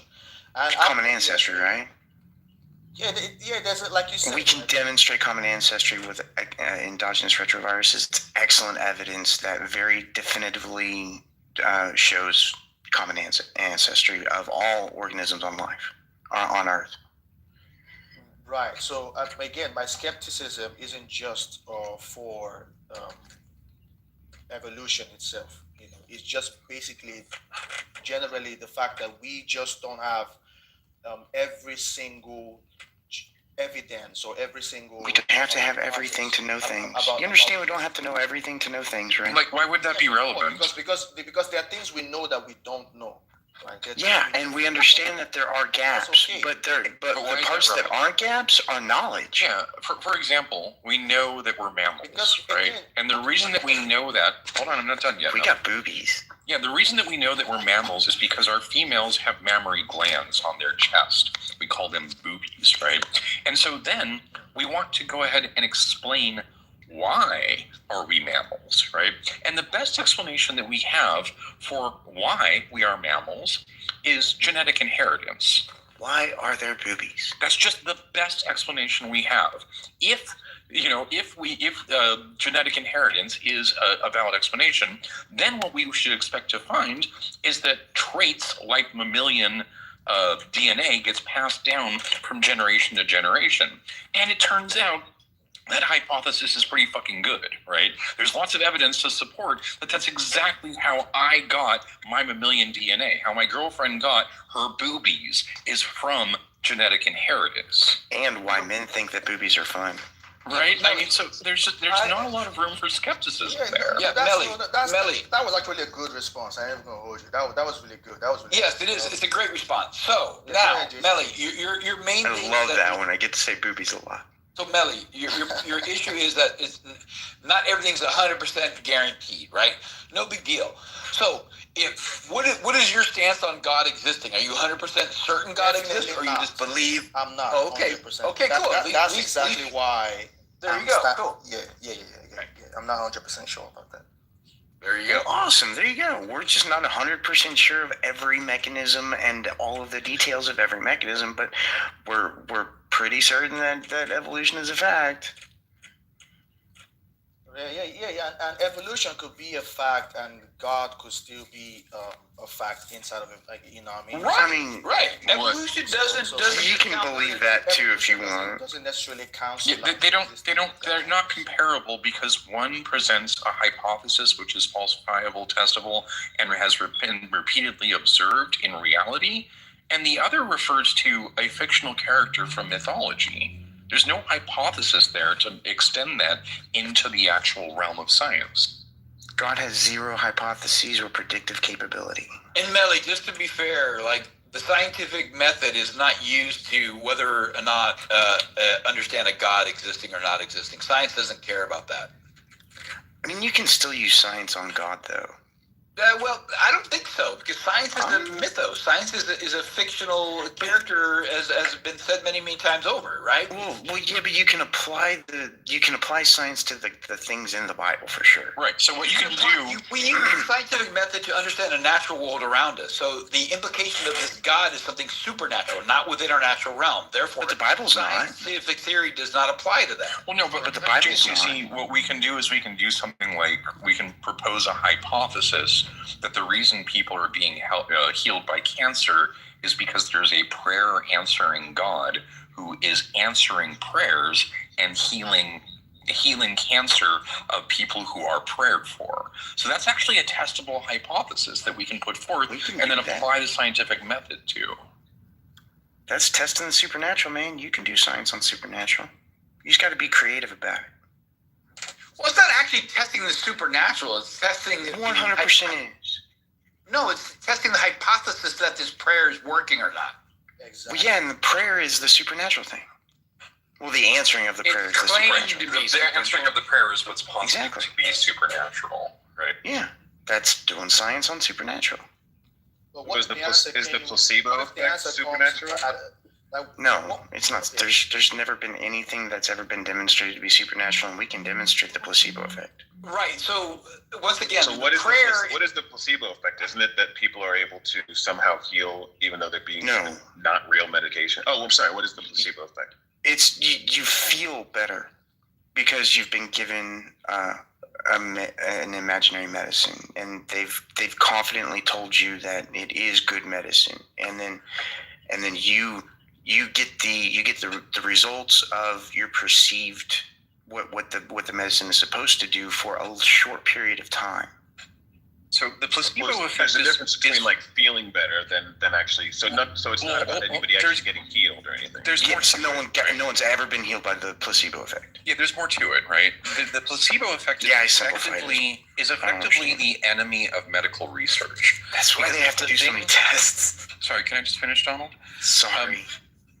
The whole thing here is that we're trying to demonstrate that a medicine is more effective than a sugar pill, right? And then being told this is medicine when in fact it isn't, right? And the weird part, here's where it becomes the enemy of medical research, is that it seems to be very effective. We know for a fact that people who are given a sugar pill seem to do better in terms of like medical recoveries and just across the board on everything than people who are not given a sugar pill. What's more is that number goes even higher when it's a gel cap over a regular pill. And it goes even higher when it's an insulin injection over a gel cap, right? And so it's like this weird thing where people who are told that they're being helped or even just have good medical care, good bedside manner by their doctors seem to do better, even though that's not actually medicine.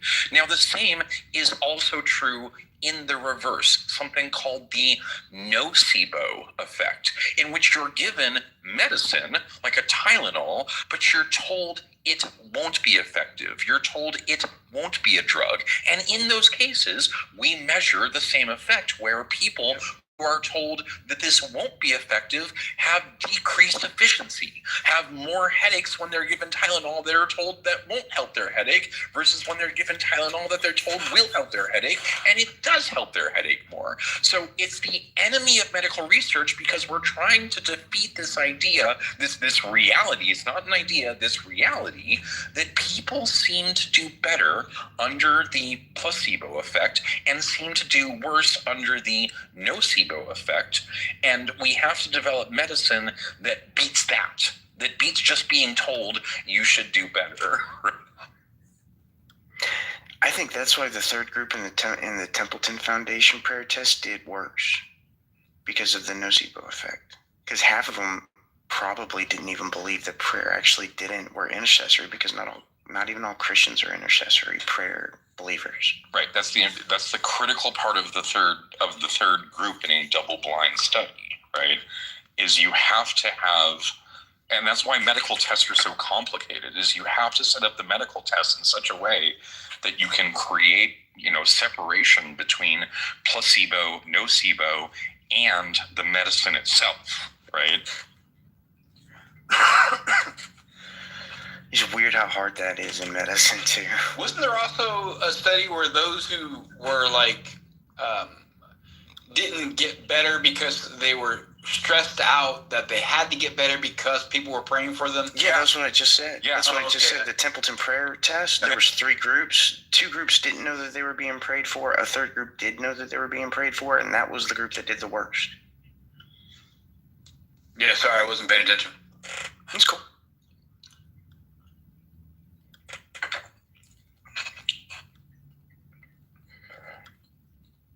I love that Templeton test. It's just, it shows the just sheer non-existence of intercessory prayer. It's beautiful. And Christians did it. Thank you, Christians.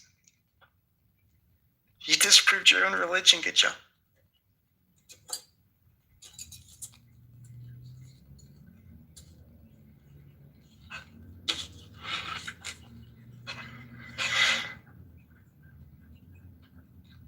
Anybody else have anything they want to talk about? I fell asleep for a little bit, but I'm back now. I apologize for interrupting you, T, so often. I blurt whenever I just have a bunch of coffee in me, which I do right now. You're good, dude. I love you. Thanks, man. I love you too.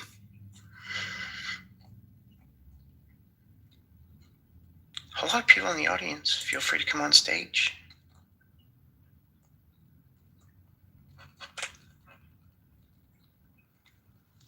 Was there any discussion about divine command theory at all? No, I don't think we've talked about it today. Yesterday, we talked about divine command theory. Oh, is that why the title is the way it is? What? The title is Divine Command Theory. Oh, gosh. No, somebody else did that. I have no idea. Yeah. I had to make mods because I can't keep up with inviting people, so. Yeah. I'm going to change it back to What is God if nobody minds. Because I want What is God people to come in here. I don't care about. It's your casa at your room, bro.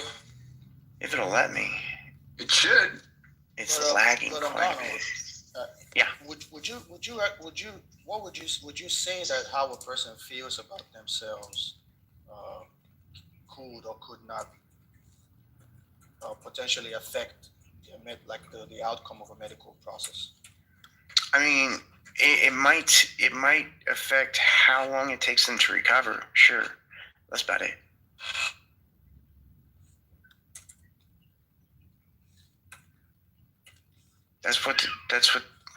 That's actually something else that the Templeton study showed, was that it can affect prayer. The people that knew that they were being prayed for that did worse took longer to recover also. And that was all about attitude. That group was all about attitude. Every change in that group from the other 2 groups was about the attitude of the prayer. So it was directly testing the placebo and nocebo effect. It was an excellent demonstration of both of those things, actually. Yeah, right. So I think there could be something to be said about the psychological dynamic of human consciousness, right? Outside of the physical body, right? But it's your immune system that heals. It's not your attitude. Your attitude just will make you more or less lethargic, whichever will help you get better faster. Your attitude will make you more or less apt to follow instructions from your doctor, because this was a heart thing. They did post-surgery, post-heart surgery. So it'll affect whether or not you take your meds on time or not on time, every time or not every time. whether you do your physical therapy, whether you even, do anything outside of your physical, whether you do more outside your physical therapy. And there's also a limit to that. So if you do more outside your physical therapy, but you do too much more, you can actually cause damage that makes you take longer. So there's all of these things that your attitude about your recovery will affect. And this was very well demonstrated in Templeton. Melly, what were you saying about the consciousness outside the human body? What are you talking about?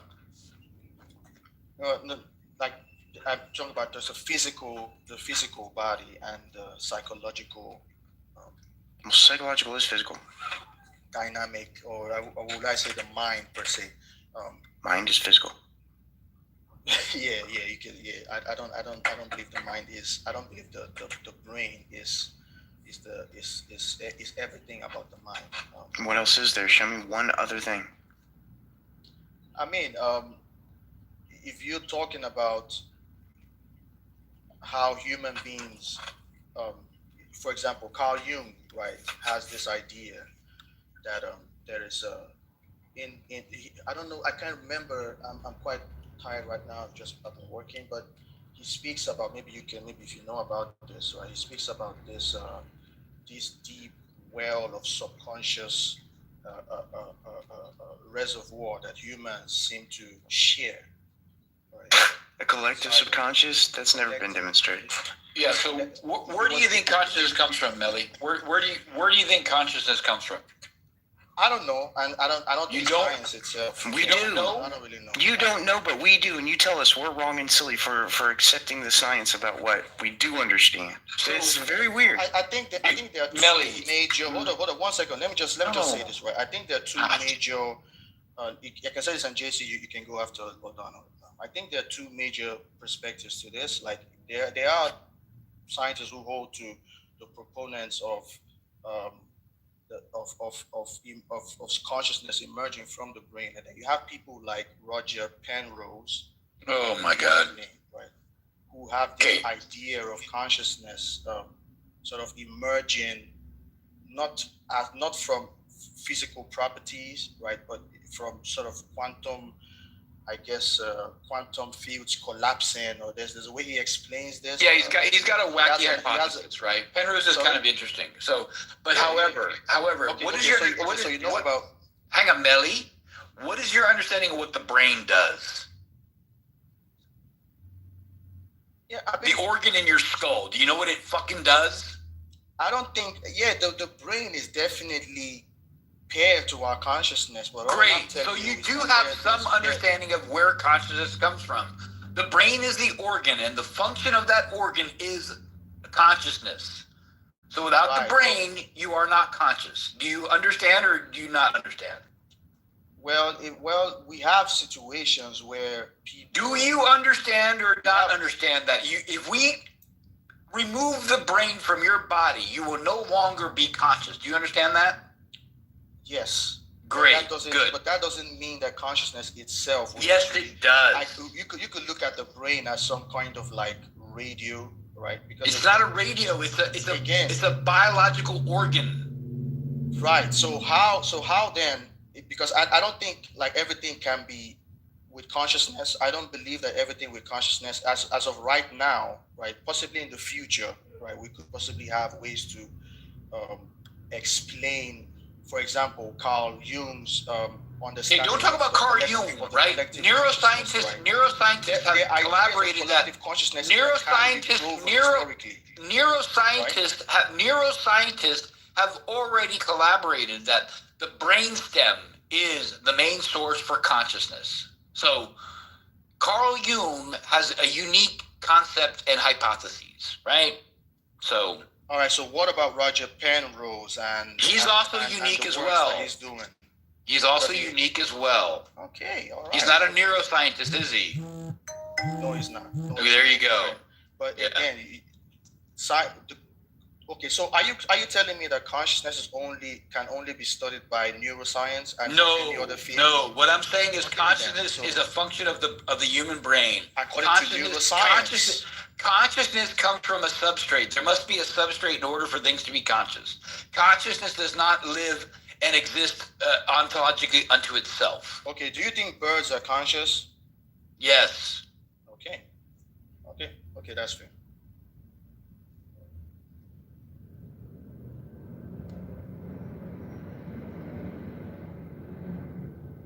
So a small bird brain. All right, so okay. Yes, even ants have a level of consciousness too. It's not about the size of the living organism. It's about whether or not it displays the ability to be aware. That's even slime mold. Even slime mold displays a level of consciousness.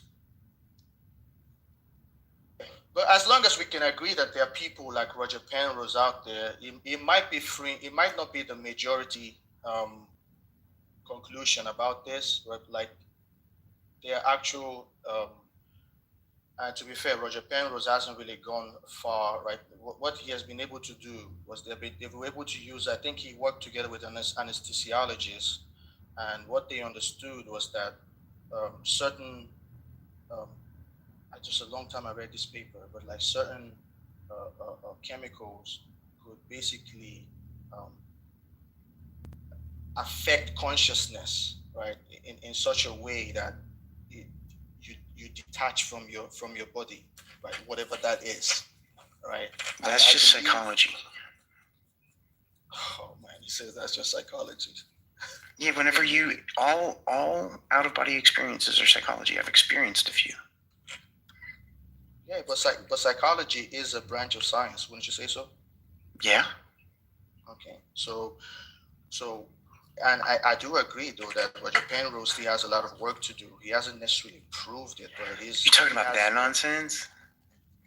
Oh, you think it's nonsense, Roger Penrose's work?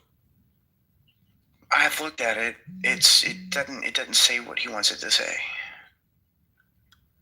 Yeah, that's fair. Not yet. I don't think he has. Yeah. Yeah.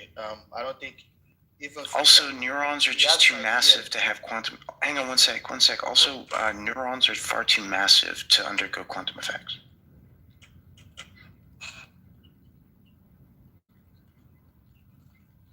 And that's what he wants. He wants the quantum effects to happen inside the neurons, which they just don't.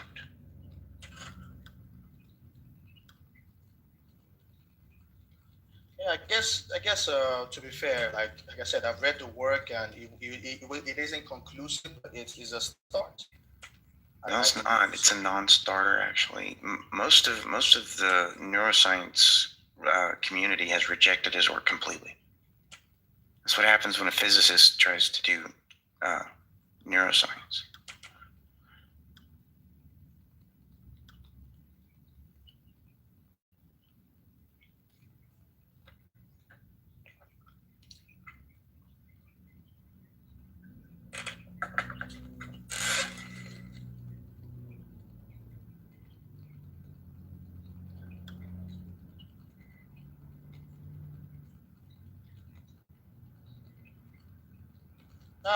Good conversation. Good conversation. Like that's a fair thing to say. I know that it is a fringe idea, but like again, me personally, I'm not just looking at consciousness purely from a neuroscientific standpoint. Yeah, you want magic to be there, and magic's not there either. Right, but it's just that I want. It's not something I want to do. Just like I'm looking at this from a holistic, right, point of view, right. And I don't just write off that the brain isn't part of what we know as consciousness. Of course, the brain is part of that. But like to say that. Show me something other than. To say that we have just one definition of consciousness and it is the neuroscience. Oh no, you can't do that either. Isn't true. Like there Yeah. are several No one's saying that. consciousness, right? No one's saying that there is only one definition of consciousness, though. No one has said that. Okay. All right. Okay. That's fair. If you concede to that there isn't just one definition of it, But if you want a consciousness to also include, something magic like a soul, you're going to have to demonstrate the soul, the magic, or both.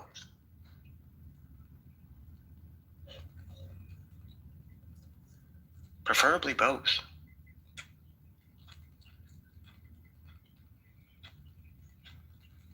And I call anything supernatural as magic to me. So if you think there's something above nature, outside of nature, that's magic.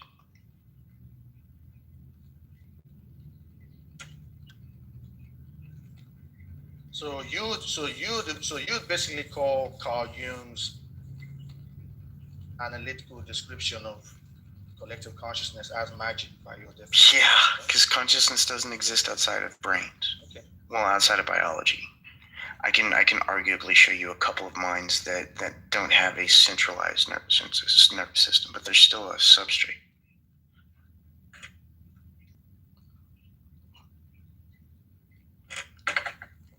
Can you explain that? What do you mean by that? Well, so there's this amoeba. It's called a slime mold, and it doesn't have what we would call a central nervous system. We used to not understand how it did this, but it can learn something and pass that information on to the next generation. Like if you run a slime mold through a maze, if you take a slice off of that slime mold and graft it onto a different slime mold that's never run that maze, that slime mold will run the maze better than the first slime mold. So for a long time, we didn't understand how that happened, and then we discovered microtubules, and then we found out that information can be stored in microtubules, and then we found out that there's something that a slime mold has a whole lot of, and it's microtubules. Yeah, I think Roger Penrose's work had something to do with. I don't have the energy to look it up right now, but I read it like a while ago. But he has something to do with the microtubules also, and how anesthesia. Well, microtubules are far too massive to undergo quantum effects. Also, everything in your body is far too massive to undergo quantum effects.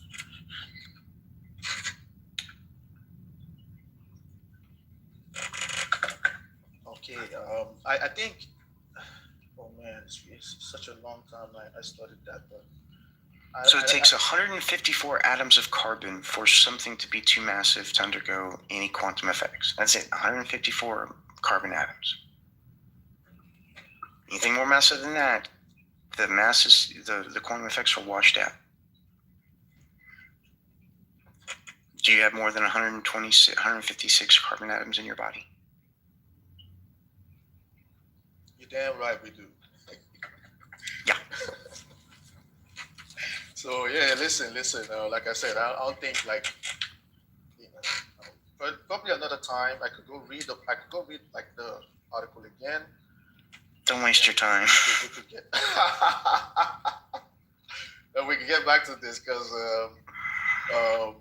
he says there was this conversation about microtubules also, and how these. Yeah, but microtubules are still freaking massive as far as like quantum effects are concerned. But his idea was that they sort of break down temporarily or something, I believe, in his work. Yeah, but they break down into sections that are still massive. So there's like, so whenever microtubules are built, they're built in, they'll like take the radius of the microtubule and slice that into sections, and then separate them and put them together, and that's all that's produced is those little sections, and then you just put them all together as you need them and take them apart as you need them. But those little tiny sections are still too massive to undergo quantum effects. All right, so let me get this off real quick. So I just, because I like to look up stuff as we're having a conversation, right? Sure. So it says here, the question of whether microtubules are too massive for quantum effects. Center is a central point of debate of consciousness, which posits that quantum processes occur within the microtube. These are the two main perspectives on this. Yeah. The skeptical mainstream view.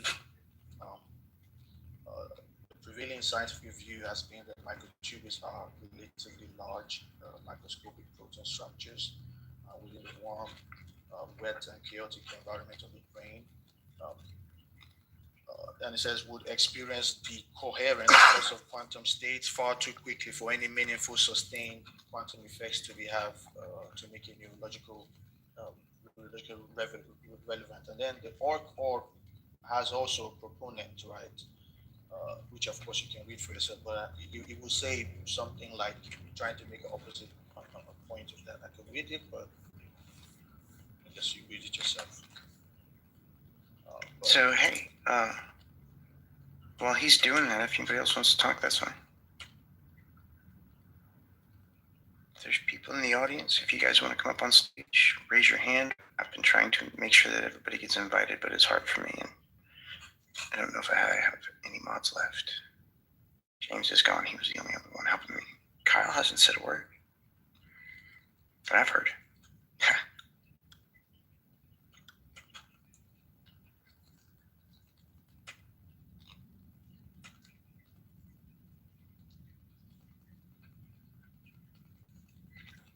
Also, Melly, once you finally started having a real conversation, it was much, much better.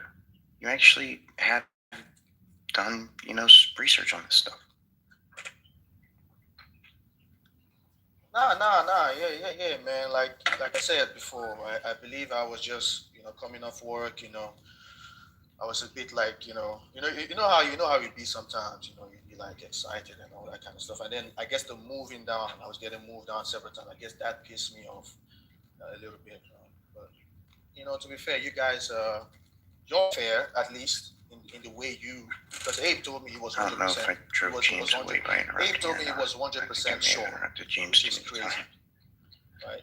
So, yeah, I mean, it's been a good conversation. But like, if you read, for example, what Orc says here, it says proponents of the. And if anybody wants to talk, you can just come up. I believe some of you have come up. Just keep blurting when I've had coffee, and I've had a lot of coffee today because I feel like crap. Oh, damn! You feel like crap? What's going on? I don't know if you know, but your mic is on. It's not muted.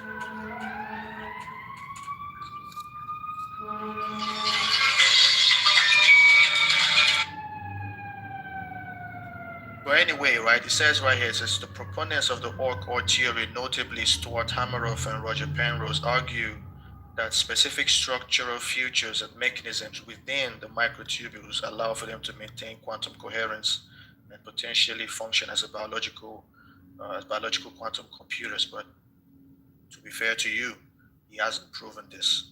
It's just a hypothesis. So we'll have to see. I just wanted to show that there are other views outside of the mainstream science view on this. But great conversation. I'll be listening for a while.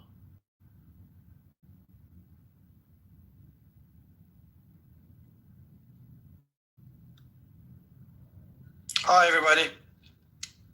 Mary, that article, is not a scholarly article. They did some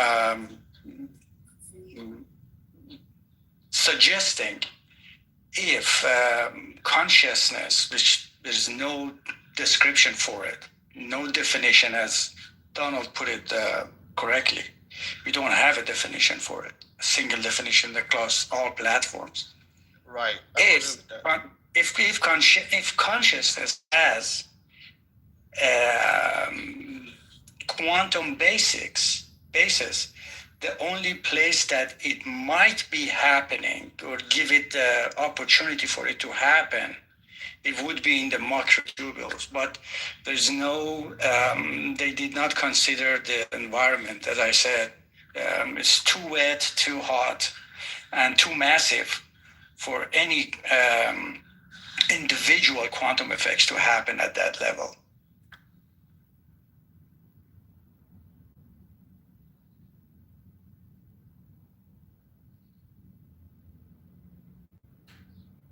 Jesus loves you all.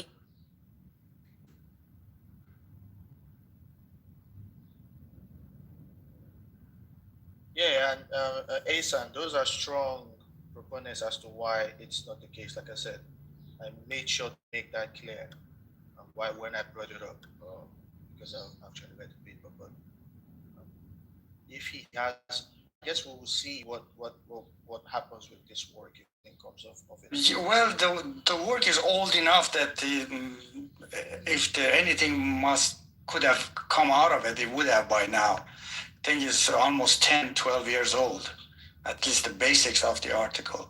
So it's not something that just came out, now they have to work. No, I understand that. I understand it. It's been a while, but I get your point. I guess it's hard to how do you even begin to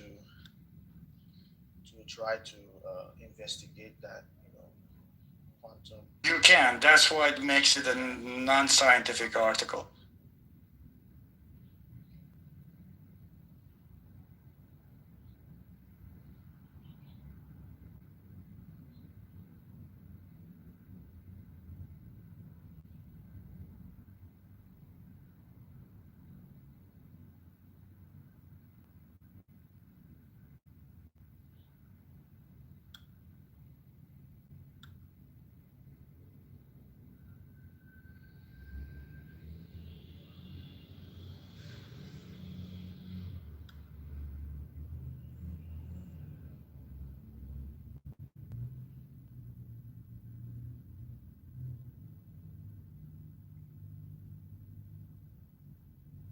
And what was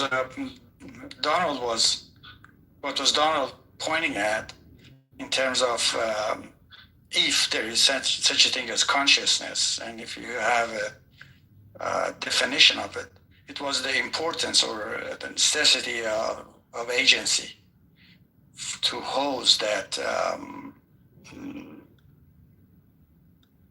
phenomena.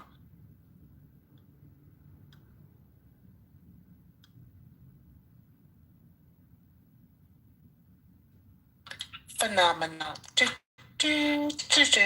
Phenomena.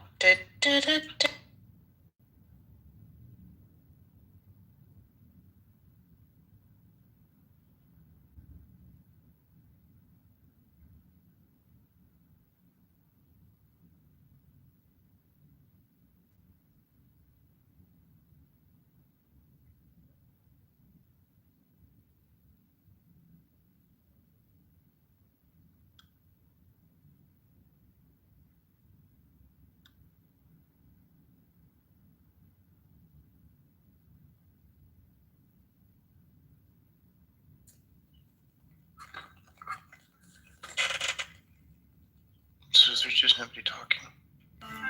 Yep. Wait, if there's anybody in the audience who would like to come on stage and have a conversation, I would love to do that. Anybody in the audience? Anybody on stage who has something they want to talk about, please. Let's talk.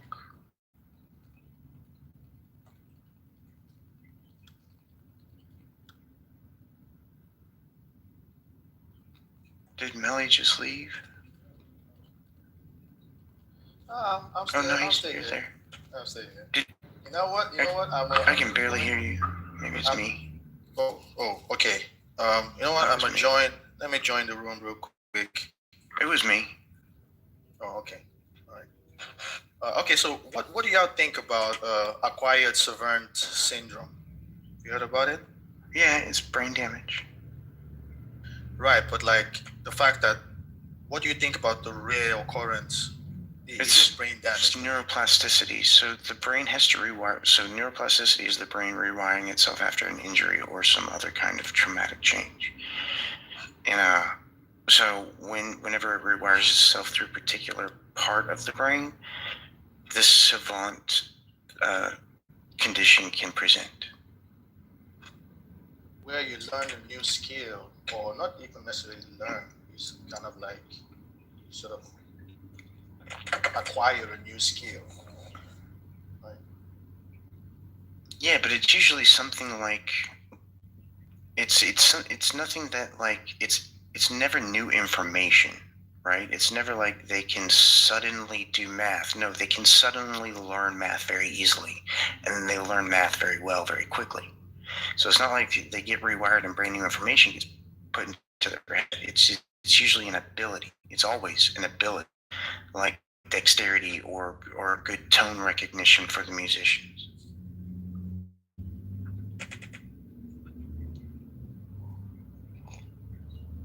Or being able to play a piano.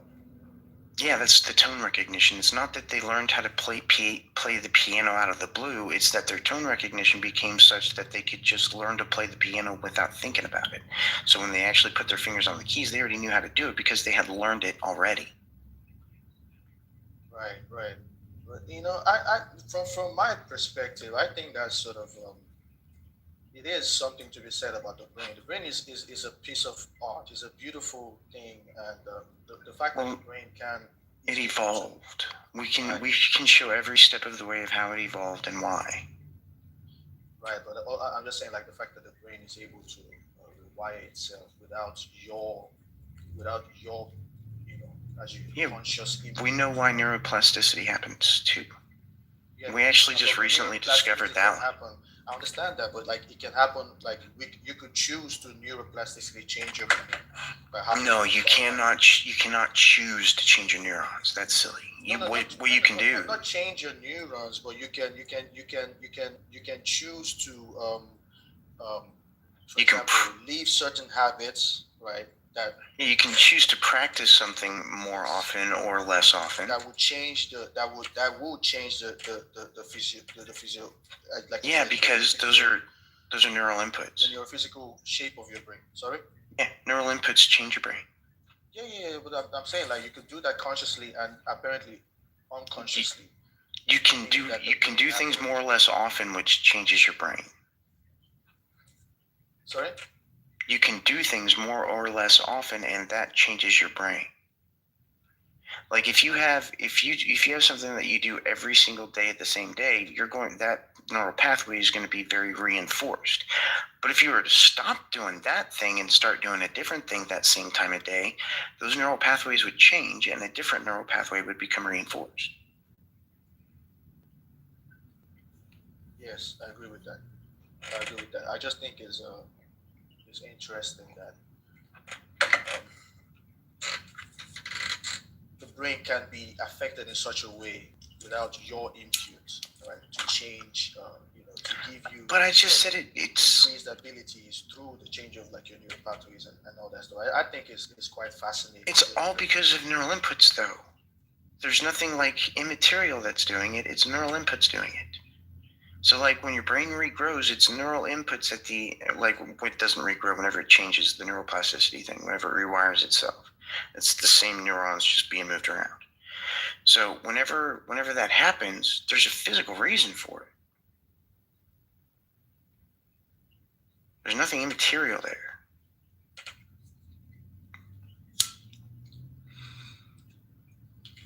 You're smoking. What you doing? Of course, I smoke all day, every day. Oh, I'm here like the flicker, like out there. What's going on? Yeah, I smoke weed because of pain. Gotcha. I ain't got no problems with that. I was so intelligently designed that my body failed before I was 30. Oh man. Well, I saw. Why can't Christians say that that's God punishing you? I was a Christian at the time. Exactly. They all hate each other.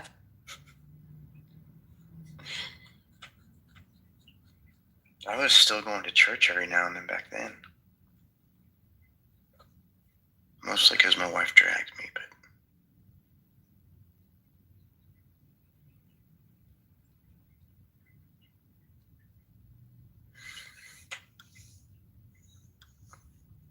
It took me pointing out 3 verses in the Bible for my wife to stop going to Bible journaling class.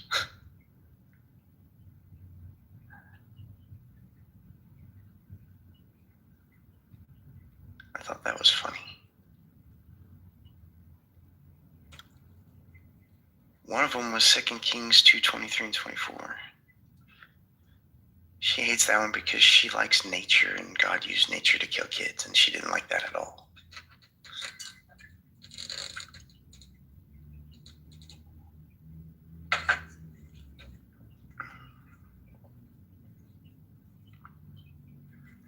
Selling your daughter to her rapist was the second one. She didn't like that one single bit.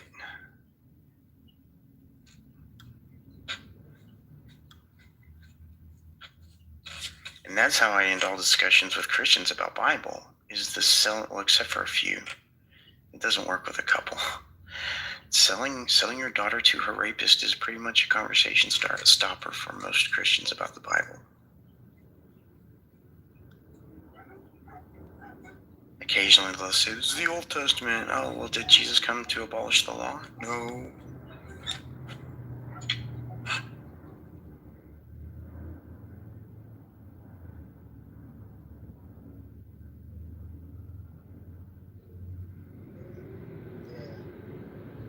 I understand that. And so I definitely understand your point. Yeah. Like Jesus, for example, says something about I don't know, I can't remember how he says it, but he basically says, if anybody hurts these children, he said it will be better for you to tie a noose around your neck. A yoke. He also says that those who teach others the law and follow the law will be greatest in the kingdom of heaven. Those who do not will be the lowest. Huh?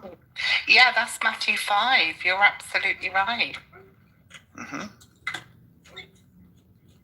I find it funny that Jesus says those who hurt their children are wicked, when in the Old Testament it says if your child disobeys you have to take it to the edge of town and stone it to death with the rest of the village.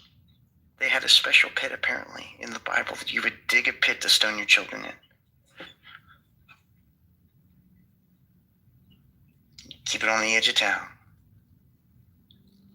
Hands raised. Boyd, welcome.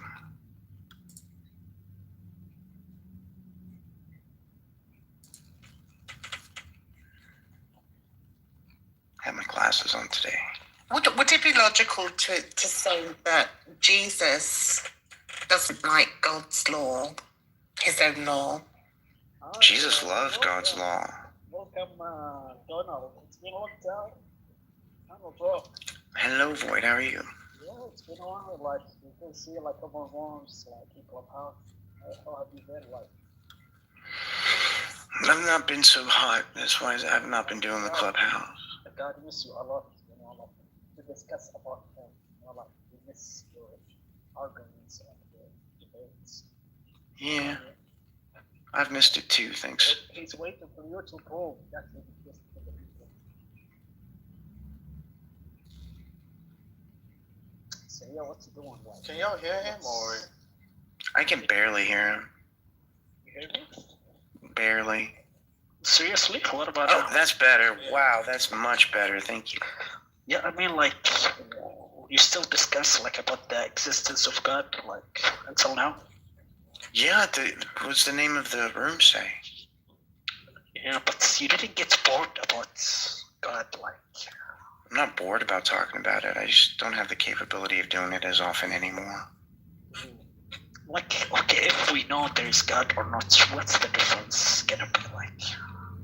Well, I mean, a bunch of God believers right now are trying to change my country, and I don't like it.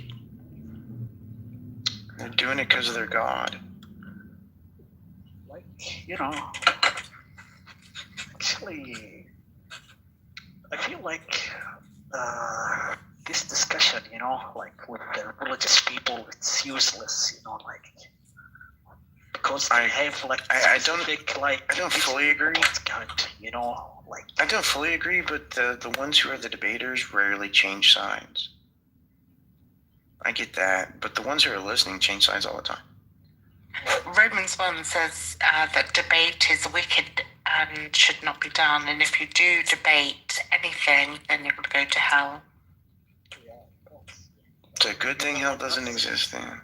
People are not ready to go to hell, you know, like, they are not prepared well to face his fate, you know what I mean? When you die, something bad is going to happen to you. Yeah, I hope, you know, I reach to the heaven, to the seven skies. Oh, so when you die, something good is going to happen to you? Because I'm a good guy, you know. What makes me a bad guy? Because you are atheist. That's it? Just because I disagree with you, I'm a bad guy? No, not for me. From that perspective, you are a bad guy. From God. Oh, sure. Yeah, that's weird. You disagree with me, so when you die, something bad's gonna happen to you. It's horrible, So horrible argument. Do you wish like there's God or not? Like wish? I just want to know the truth. I don't wish for. No, like okay. Like I don't wish for gravity to be false. Okay, I just like let's say. Even though I really want to just. Let's say like there was God exist. Like, would you be happy or not? Like, for example, like, would be that satisfying to you or not? Wait, if God existed, Yeah. It would not change dramatically anything except which religion I argue against, because then I would only argue against the true religion. If we could prove God, we would no longer be atheists. But that doesn't mean to say that we would follow that bully God, the megalomaniacal, genocidal weirdo. Yeah, I mean, any God of the Bible is still a fucking monster, and if any God of the Bible is true, then I would argue against that. I would argue with that God over why he did what he did. And if he wanted to supernatural me to death, I couldn't do anything about it. But unless he did that, still call him a monster to his face. Yeah, and which I think is a noble thing to do. That's why I don't have issues with like atheist person. I don't think every atheist would say what I just said, but hey. Yeah, that's true too. But a lot of atheists would just worship. Yeah, I also hold some of those views. Like, you wouldn't see me. Like, I remember y'all was having a conversation with a dude in here, and he was just basically trying to have a hard time to sort of agree that certain things in the Old Testament were just simply egregious, right? And I tell this to people who believe in the Bible too. Like, if I heard a voice right now from heaven that told me, Melly, you have to kill your son because, I want you to do this. I'm not going to do it. Thank you. Like, I'm simply not going to do it. Like, I don't give a damn.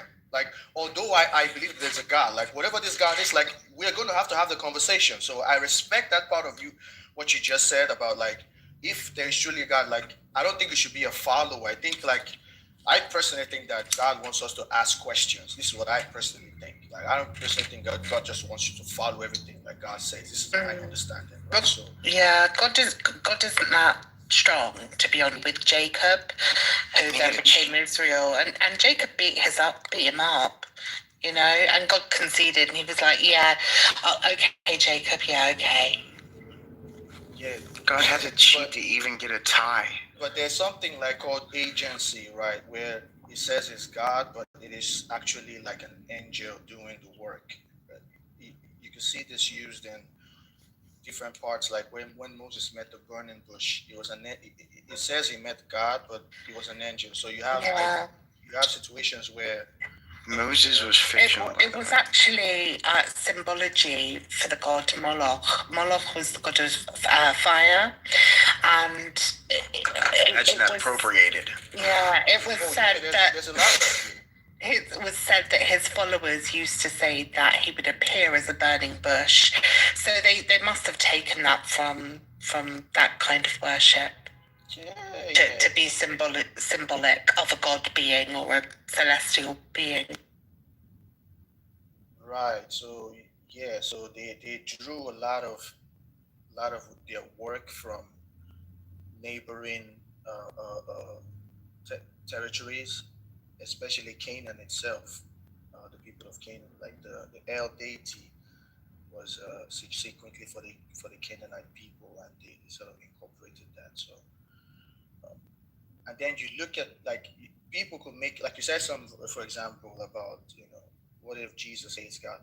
The Gnostics seem to think that, right? So the Gnostics have a view where the so-called Yahweh is called Yahodabath, and they have a whole explanation as to why he's the way he is, and they try to explain that he's not the ultimate creator. There's actually something above that. So that's that for that.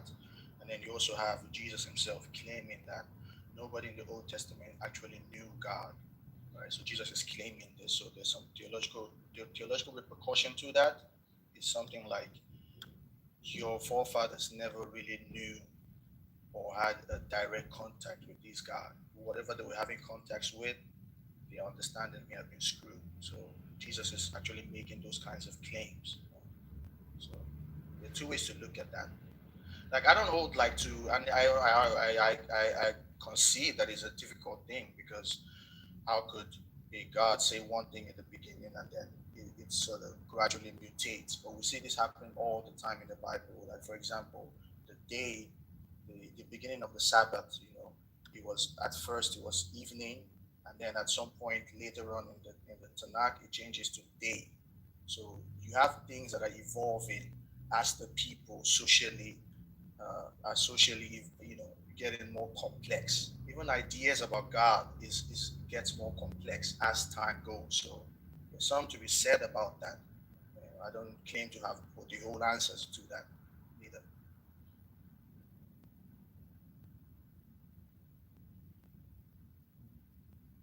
So what is the Bible is being used here as? Is it as a storybook? Is it evidence? What is it being used?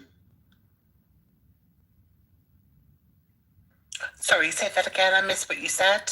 I want to know what Bible is being used at in here as a evidence of something, or as a storybook, as a historical text, as the most sold publication in the world. What are we using Bible?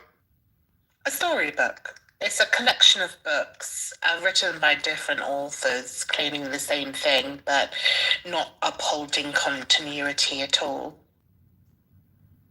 Yeah, like for me, I just look at it like, and that's crazy because I look at it like as stories. But I understand also how stories play an intricate role in mythology. Yeah, mythology and human. It shapes societies. Absolutely. This is an integral part of our past, our history. So yeah, I think it's stories are what make us evolve, give us passion, make us creative. It also entertains. 100%. It also entertains for sure. Yeah, it can also be very harmful. It can give people trauma. It can be physically harmful, especially when people take things very literally. Groups of people can be harmed. So yeah, there's a lot of benefits and there's also a lot of harm. But one would say, if there is a harm in the religion and it's claiming to be wholly good, then yeah, we need to question that. Yeah, exactly. And I think this conception that the Bible, and that was a good question you asked, Ethan, because I hold to it as a story, but I think it's a bit more complex than that, because we have a modern conception of the Bible in 2025, or relative modern conception, right? It is that we have this conception that this is some kind of good book, right? It has this label on it. Maybe it's from all the Christians calling it the good book. Yes. Yeah, they even did a translation called the Good News Bible. Yes, and that's these are all so weird. Armageddon is in there. How is that good news? Yeah. Well, it's good. We're all gonna suffer. All the unbelievers are gonna die. It's gonna be Jesus cocksuckers around. I'm not one of those Christians. It's crazy. It's crazy. Those are the dogmatic extremist type Christians, right? Because the truth is that we don't know for 100%. That's just the truth of the matter, right? I know 100% the Bible God doesn't exist. All right. Okay. I can 100% disprove the Bible God. Yeah, that's fair. That's fair. well. But I just It's trivial. I mean, you just got to read the book, right? And this is all bullshit, and throw it in the trash where it belongs.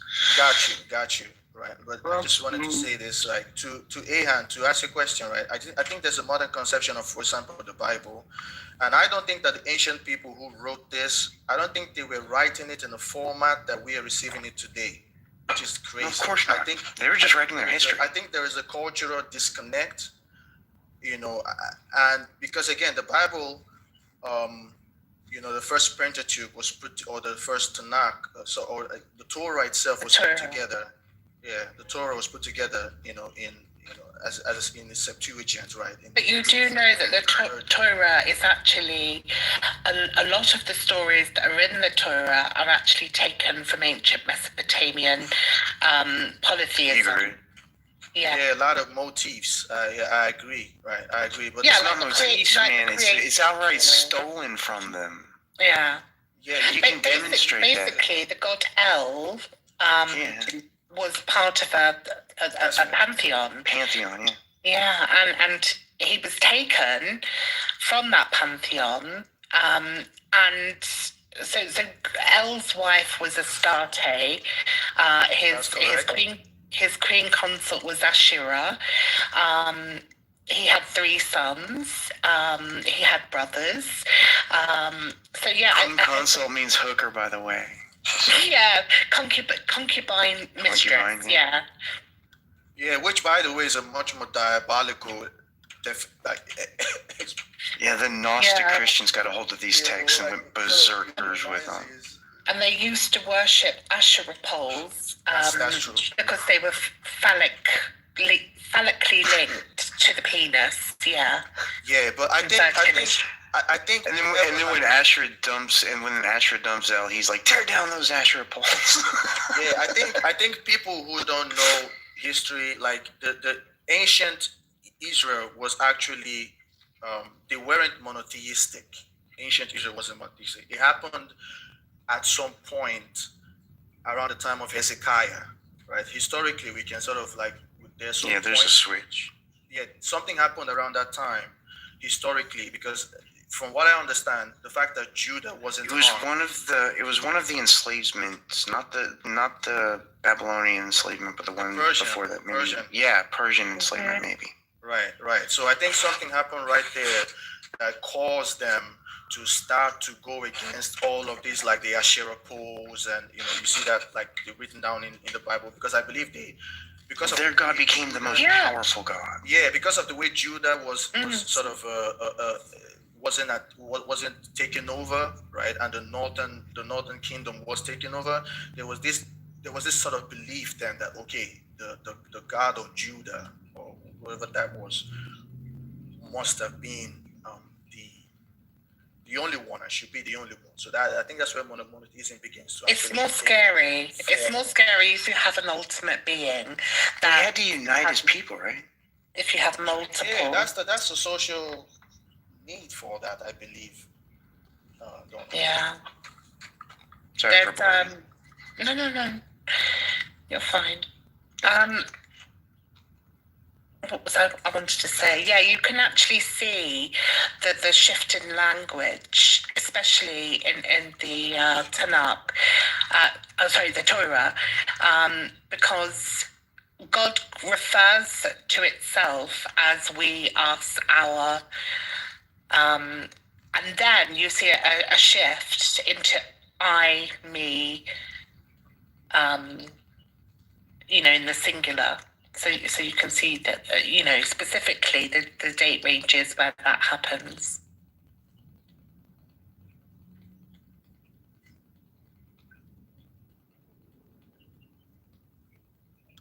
Donald, what's that clicking sound? It's probably my headphones. Sorry, I can't fix it. They're just cheap. It's a cheap microphone. It's a cheap monitor. Cheap headphones. You should. Yeah, they're some of the most expensive headsets. Though are just ridiculous. They're even worse than dollar store ones. You know what I mean? Yeah. have a very expensive mic, and it had a very expensive monitor, but it never worked on my computer, so I had to go out and buy a $3 microphone, and it works perfectly except for this. And this doesn't always happen either. It just happens sometimes.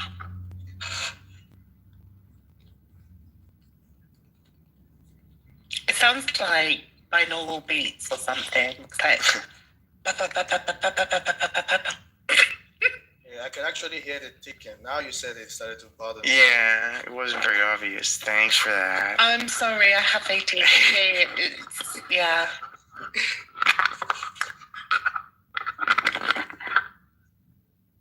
Yeah, is that any better? Perfect.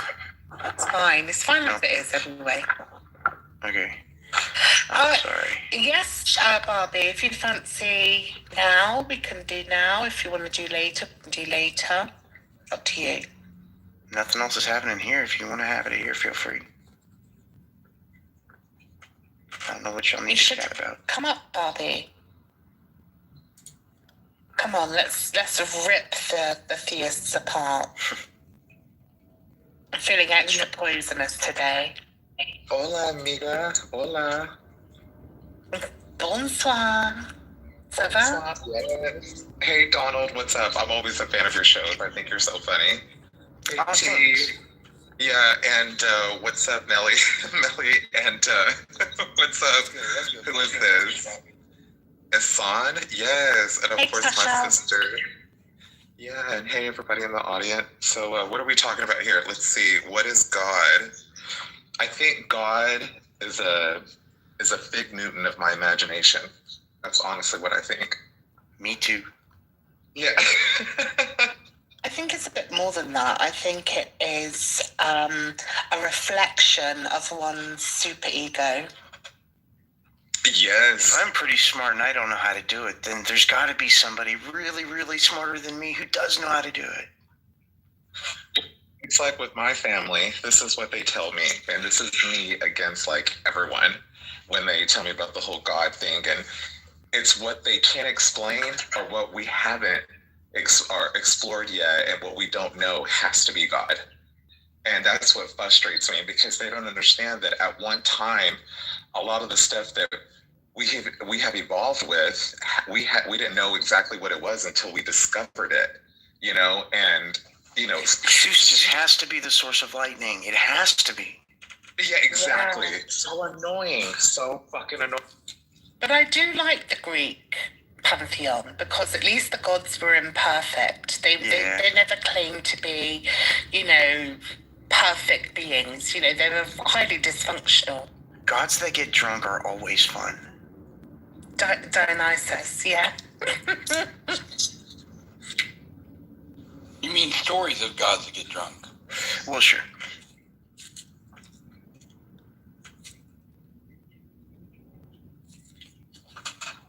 Barbie, is that chick supposed to be like imitating Trump or something? Oh, that's Nicki Minaj infused with Donald Trump's face. That's fucking hilarious. His anaconda don't. His anaconda don't want none unless he's got a can, man. Oh God, it's just a bunch of tomfoolery, isn't it? At the end of the day, that's what I think. I think God is a pompous, egotistical, narcissistic asshole. I mean, kind of like the men that lived 3,000 years ago. Kinda, huh? And most of the people that live today, from a psychological point, you know, when you talk about the Bible or the Quran or the Book of Mormon or whatever you're talking about, people become so offended, like you're talking about them. They have anthropomorphized God into themselves. They literally think that they are God, and it's scary, because it's almost like that they're showing you that they believe that they are God. And that's true. They are. Because their idea of God is coming from their subconscious and their subjective self. Or Or it's like, I hear Christians on here say, and I'm in person too, they'll say, well, I know God exists because he told me, he sends me messages. Well, what makes you so special that you know this God? Like, what about the kids that are being like raped out there? Like, you don't think that they're worthy enough for God's presence, but you, the one that needs help on his taxes, or finding his car keys. Yeah, exactly. You get all the fucking messages from God because what? You're fucking special? Like, shut the. I had one guy say that God stopped the rain so he could get to work on time, but he won't cure a cancer kid. Yes, exactly. I know, and God gives everybody free will unless a Christian prays and asks him to take it away from them. And the only way to measure, his power is through masculinity, because every Christian that I know refers to him as a he, but yet he's genderless, right? But yet everyone calls him a he. How is God a he if he's genderless? I've been asking Christians to demonstrate his penis for 4 years now. Exactly. Why would an eternal being need reproductive capabilities? What sense does that make?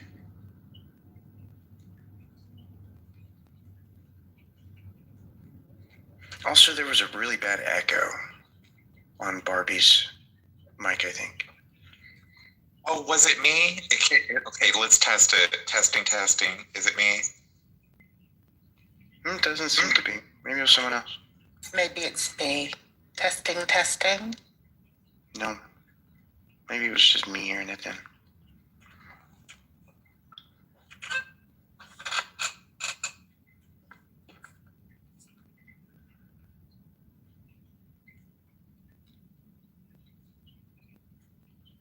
Talking to Christians Christians are the sillier of them among the theists. Oh, it's very no, strange. That's not true. They're not the silliest. I didn't say that. I said the sillier among the theists. Yeah, I think that if you're looking, I would agree with you. If we're looking at the New Testament as a positive claim, because it circumvents everything in the Old Testament, which means that God is, he changes his mind a lot. So there we go. But this unchanging mind changes his mind a lot. Yeah. What I think is so funny is that the church, always preaches against like astrology, saying that it's not real and stuff. And I posted a GIF earlier because the church always talks about how, astrology is not real, but meanwhile, 3 wise men follow a star home. Oh, no, that's what they used to practice, astrology back then. Numerology, astronomy, and astrology. Those were the 3 things that they used to do, to be honest. I mean, a lot of Christians will still use numerology as evidence for their God being real. Anything, just admit that they're scared to die. Anything, but just admit that. Yeah, and the scary thing is, right, people who say, oh, I'm going to live forever in heaven, then what's the point in living on earth? Do you know what I mean? Why not just just go there.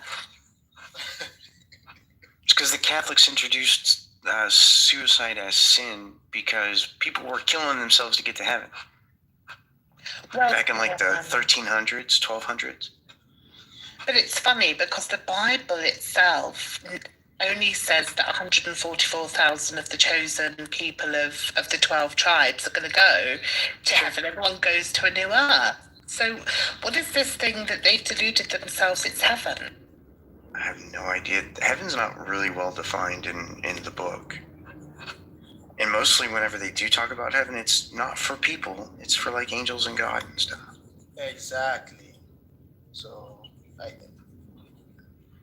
y'all are correct about some of the statements y'all say Christians say. I'm a Christian, but like I'm a little bit more. We talk to them every day. Yeah, like there's some things they say like you just wouldn't necessarily find. Like if anybody tells you, for example, that the He God there is necessarily denotifying some sort of like he's sort of like a man, that is absolutely not true. because again, the Bible. Well, actually, it talks about his butt, and it talks about his toes and stuff, and they're all manly toes and manly butts. It also says in Genesis that God has legs and is audible to Adam and Eve when he's walking in the garden. Yeah, I do believe. And then later, just looking upon his face will kill you.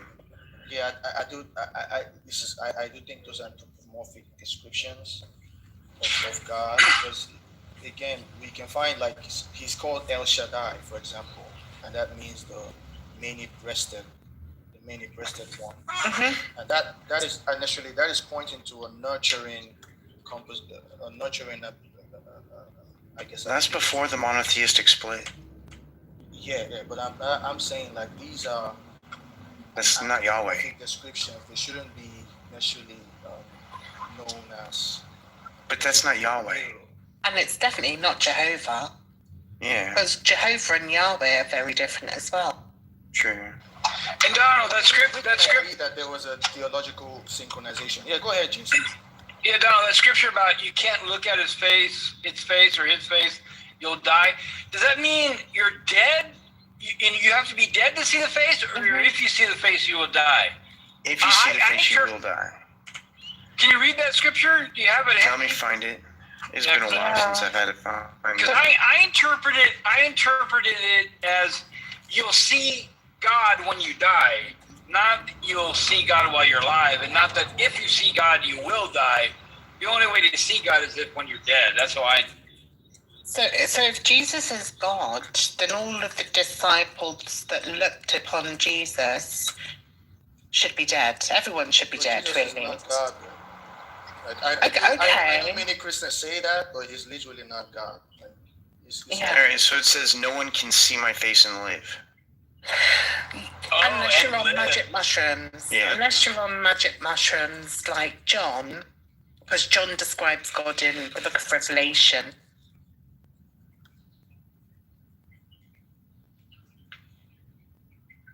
Yeah, for sure. I think. So, what would be the cultural context? What would be the cultural context of that scripture? Like, how would the culture of that time interpret that? They would have assumed that you can't see anything unless you're alive. So if you're alive and you can't see something and live, you would be dead after seeing it. So it's another get-out clause for people like you and I who require evidence. It's another, special pleading of no, you can't see God. God would never show himself to you because you'll die, basically. Yeah, when this was written, this was in Exodus, so they didn't have like an afterlife scenario in Judaism at the time. So you would have been alive if you were seeing something. Yeah, but even that thought, like, why would that be a good God to believe in, that if you see it, you will die? That's kind of because it could defeat your enemies. That's all they cared about. And also, it's scare tactics. Sorry. Yeah, okay. Yeah. I think, that's a good point. But also, like, in the process of the story, there's some that sort of plays out where God is talking to the children of Israel, right? But the only thing that they can hear is a whole bunch of thunder and lightning, and they actually get scared or something. So they say, you know what, Moses, we need you to be the one to go up there and talk with God. Like, we don't want to deal with this. Like, we are terrified or something. So and Moses went up the hill. And when Moses talked to God, and when he comes down, he has his face covered. So to JCC, to the cultural context of what you're saying, I think that there's something about I won't call it a secrecy, but a kind of holiness concept, or sort of I don't know how to explain this, but like reverence. Yes, because Moses covered his face, so the people couldn't even look on Moses' face himself. So this wasn't necessarily just about God, quote unquote, but I think there is something about reverence there, mysticism. There's a concept about mysticism and something being set apart. So I think those are different concepts playing. How do you get people to be compliant? You make them afraid, and then they will follow you. So that's all it is. It's showmanship.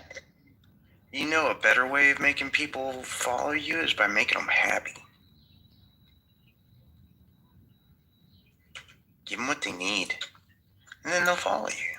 Almost every time. If you continually give them what they need, they'll follow you. I mean, they followed the manna in the desert for 40 years. That was God giving them what they needed to survive. God gave them that. And they followed him in the desert for 40 years because of it. Yeah, but at first they wanted to. They were saying, "Oh, we missed the good food we was eating in Egypt. We miss all the, I guess." I forget how they put it, but like they were basically saying, "Oh, you know what? We ain't got time for this manna you got over here, right? We miss different things that we got over there." So I think that was. And then God said, "Okay, I'm going to give you quail," and before they even swallowed the quail, 70,000 were dead. Yay!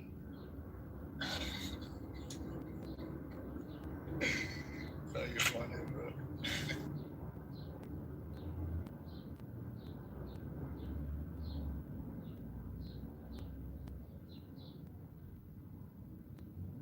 Not wrong because he's read the book.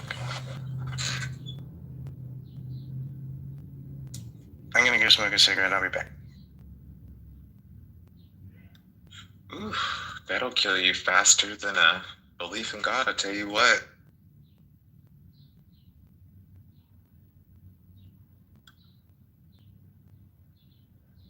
I'm about to puff on the devil's lettuce. Have you ever heard that? The devil's lettuce. Hi, Enigma. Tobacco. Oh my God, that scared me, TA. You scared the holy bejesus out of me. Hi, Jay. I was like, oh my God, she's woken me up. Sorry, Barbie. Oh, you're fine. You're fine. Enigma. Yes, ma'am. Melly called me white trash earlier and said I was being racist. Oh no, why? What happened? Nothing. I didn't even say anything racist. Just accusing everyone of being racist earlier. I didn't hear him mention anything about race. Because he was moved down to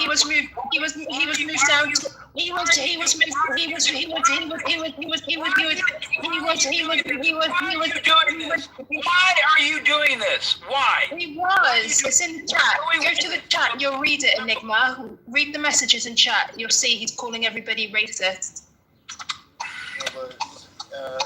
Just read the chat. You literally said. It wasn't to me. Her name is Miss J. You've written it in the chat. You've written it in the chat, Melly. You've said everybody's racist in the chat. So, no, I didn't say everybody. I didn't say that yes, to you. I said you because you said. No, you said. You said they're being racist because you got moved down. Okay, can we get some moderation here? So a little moderation. Well, what happened? I left for like 2 minutes. What happened? Miss J stirring the pot for some reason. Well, she was talking to Miss Enigma, and she got. No, I don't actually care. I don't actually care. I just wanted to end. I want to go back to civil conversation. Yeah, she stirred the pot. She was talking to Enigma.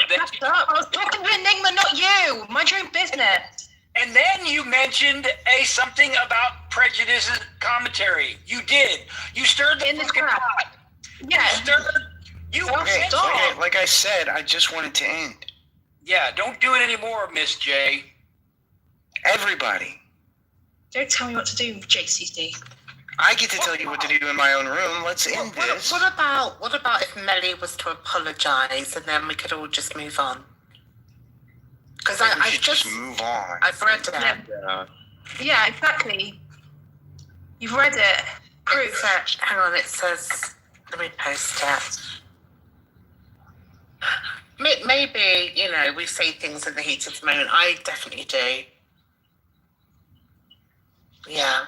Yeah, it might have been in the heat of the moment, but like I remember her saying something about somebody being. They say ghetto people are unintelligent or something like that. You said in the chat, right? That came. That was before. He said because Donald moved him down. audience. He said, "Oh, they're all racist." I didn't move anybody. You and to Dennis. the audience. You and Dennis, Melly, were calling the chat racist. Yes, you were. I wasn't even here when this happened. I went to go smoke a cigarette, and I came back, and the room was in shambles. Yeah. Well, this was happening. This happened, Donald, when you were talking to Dennis, and there was some stuff in the chat, and Miss J is claiming that Millie said everybody's racist, and I don't think that is the case. I mean, this is the same room. You can just go back and look. Yes. I've just posted the comment, but at the end of the day, start afresh. Apologize, be the bigger person. Right, but don't act like you. I wasn't talking to the whole room. No. I never said the whole room was racist. That's a lie. Stop playing it. No, she just posted what I said. I'm not racist though. How can I be racist? Okay, maybe because you said something about you ghetto people are unintelligent or something like that. Ghetto's got nothing to do with skin color. Ghetto's got nothing to do with skin color. White people can be ghetto. Shut up. That could be seen as racist. You know what? I take that back. You know what? I mean, there's a much higher prevalence of not white ghetto people than white ghetto people.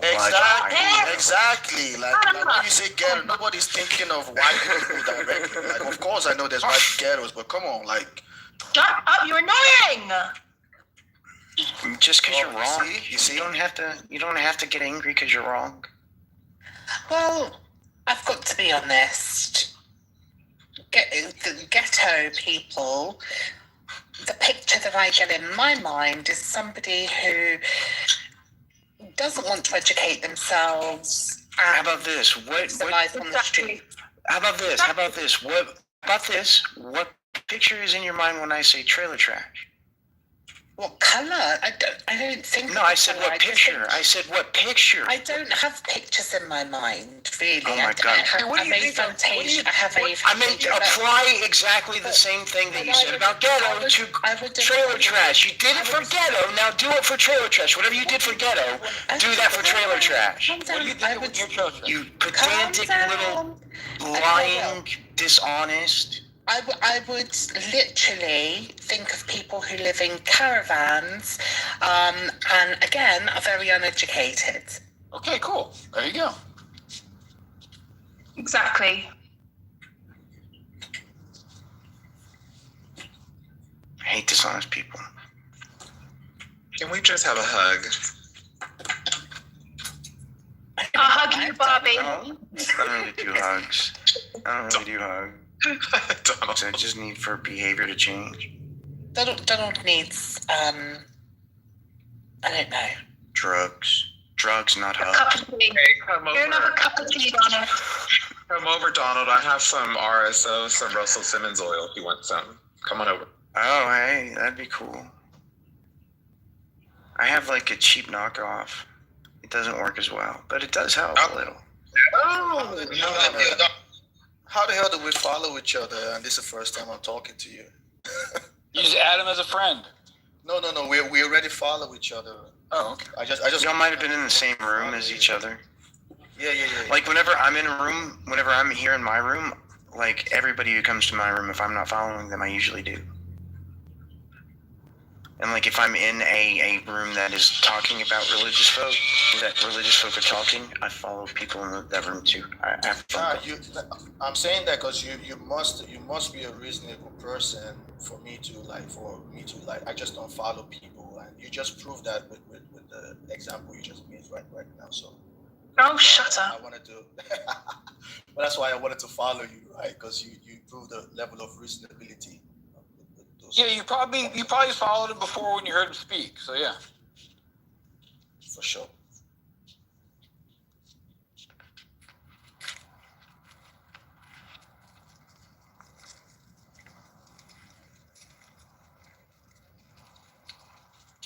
So back to God. Yeah, Melly, are you a Christian? Yeah. Oh, you are? Oh, okay. So what is it about Christianity that you like? The stories. The stories. So you do understand that they are just stories then, not truth, right? Well, there's the delineation, right? Some stories are based on truth, and some stories are fictional. So, yeah, so there is a difference. Yeah, exactly. It's very easy to tell the difference. You can just look at reality, and reality will tell you if that story is fiction. Yeah, like for instance, does mud and spit cure blindness? No. or does dust from the ground and spit from a priest cause abortions? Oh yeah, I forgot about the bitter waters. The bitter waters. We talked about that earlier. Or does lamb's blood smeared around your door, keep that spirit? The Holy Spirit. Yeah. Or do spirits exist? Or if you take the blood of a live bird and pour it into the blood of a dead bird and mix it up and smear it on somebody, will it kill leprosy? Yeah. Or if you bathe a baby goat in its mother's milk, you're going to explode. Or something bad's going to happen. Who knows? It's never actually says. No, I know. Nonetheless, these are cool mythological stories that are fun to read.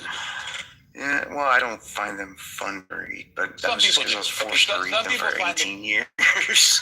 Some people find them fun to read. So yeah, it's fictional literature that's entertaining. Definitely fictional. It's a good book club to talk about. I mean, I talk to him every day. Well, I used to talk to him every day, so I guess I must find some use in it. Usually entertainment. I was talking about this earlier. For like the first month and a half, I thought I could actually help some of these people. And for the most part, I did help some of the audience members. I've had a bunch of audience members come up to me and say, hey, man, you help me like question things, and now I'm this or that, not as horrible of a human. But like within a couple of months, the people on stage, I knew I wasn't going to be able to do anything about it. So I just started using it as entertainment, and the sillier they looked, the more people came and told me that I had made them think about their beliefs. So making Christians look silly is just, an atheist generating machine. I see people who are, heavily invested in religion, like I would look at somebody who is an addict. They will make excuses for their addiction, and they won't want to leave that addiction until they're ready to. No amount of help or guidance. They're so far in denial, it's unreal. Yeah, I was talking about this last night. You can give them all the information that disproves their book, their beliefs and everything, but when it comes to switching from belief to non-belief, that's just something they're going to have to do on their own. I mean, anyone who can circumvent their morality because of this God belief is ridiculous. I agree. What I always get tickled by is they believe in something they can't define. That's kind of interesting. Yeah, they can't even define it, much less demonstrate it or anything, and they still think that this thing is so real that they're willing to change our government because of it.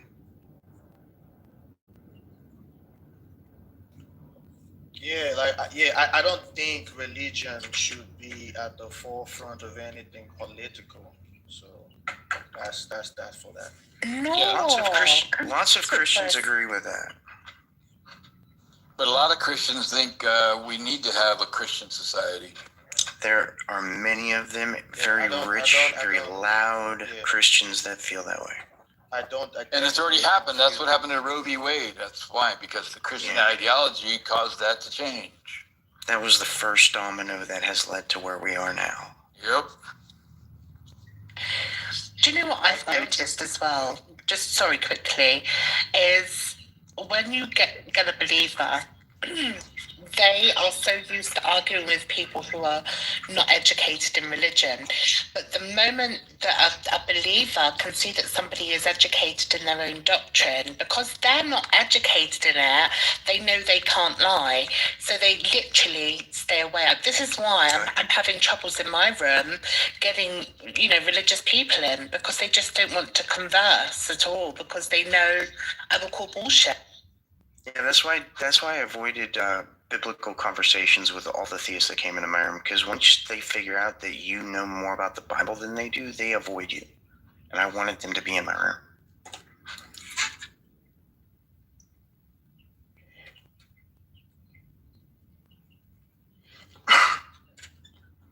There was somebody else who wanted to say something. Sorry. Go ahead. Hey, Caleb. Caleb's my number one fan, aren't you, Caleb?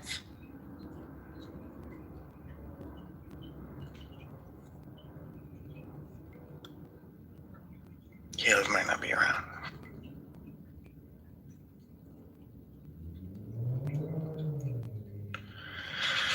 Wow. So, Melly, what made you become a Christian? I was raised in it.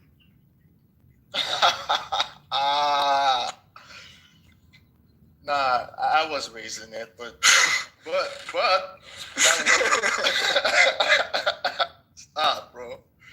But that wasn't. I wouldn't say personally that was the what made me sort of actually believe, because I was raised in Christianity, but I never actually believed in God. I just went to churches until I had something for I call for myself a personal experience, right? Okay. So you were indoctrinated. No. I wasn't indoctrinated by. Yeah, you would have had the information prior. We call it self-affirming evidence. Right, but it wasn't like as though I knew this thing was going to happen. Like it wasn't anything I planned. It wasn't anything I thought about. Right, It just happened. What was that? What was the? I don't really want to go into it, but like. Well, you do know that. But Melly, First Peter 3:15 says you have an obligation to tell people why you have salvation in Christ and what you get that. Oh please. So that. Come on. So that happened, and then just growing. Are you going to ignore the Bible? Yeah. So just growing up, I just. For some reason hold on to that belief, but it doesn't mean that I don't have a dynamic view of the world. It doesn't mean that I don't think, like I said before, you guys have heard me several times. It doesn't mean that I think this is 100%. I'm open enough to understand that there are things that I don't know that could be true. And also, I also understand that the things that I know that could be true. So, could it be true that your experience that you had was something attributed to coincidence or some sort of brain dysfunction or something like that? Yeah, I mean, all of that is possible, but it is still indented into my real-time worldview. So regardless of how it didn't have to stay that way. No, it doesn't have to stay, but I also understand that my worldview is not the only worldview. I don't know if you understand what I'm trying to say. Every person has a unique worldview. Exactly. So do you think it's confirmation bias though? Yeah. And yeah, of course. But I don't. You understand that you can't come to truth through confirmation bias. I don't know or think that there is a hell for people who do bad things. Like it's because hell doesn't exist. Possibly. Do you think heaven exists? Right, but I don't know. I really don't know.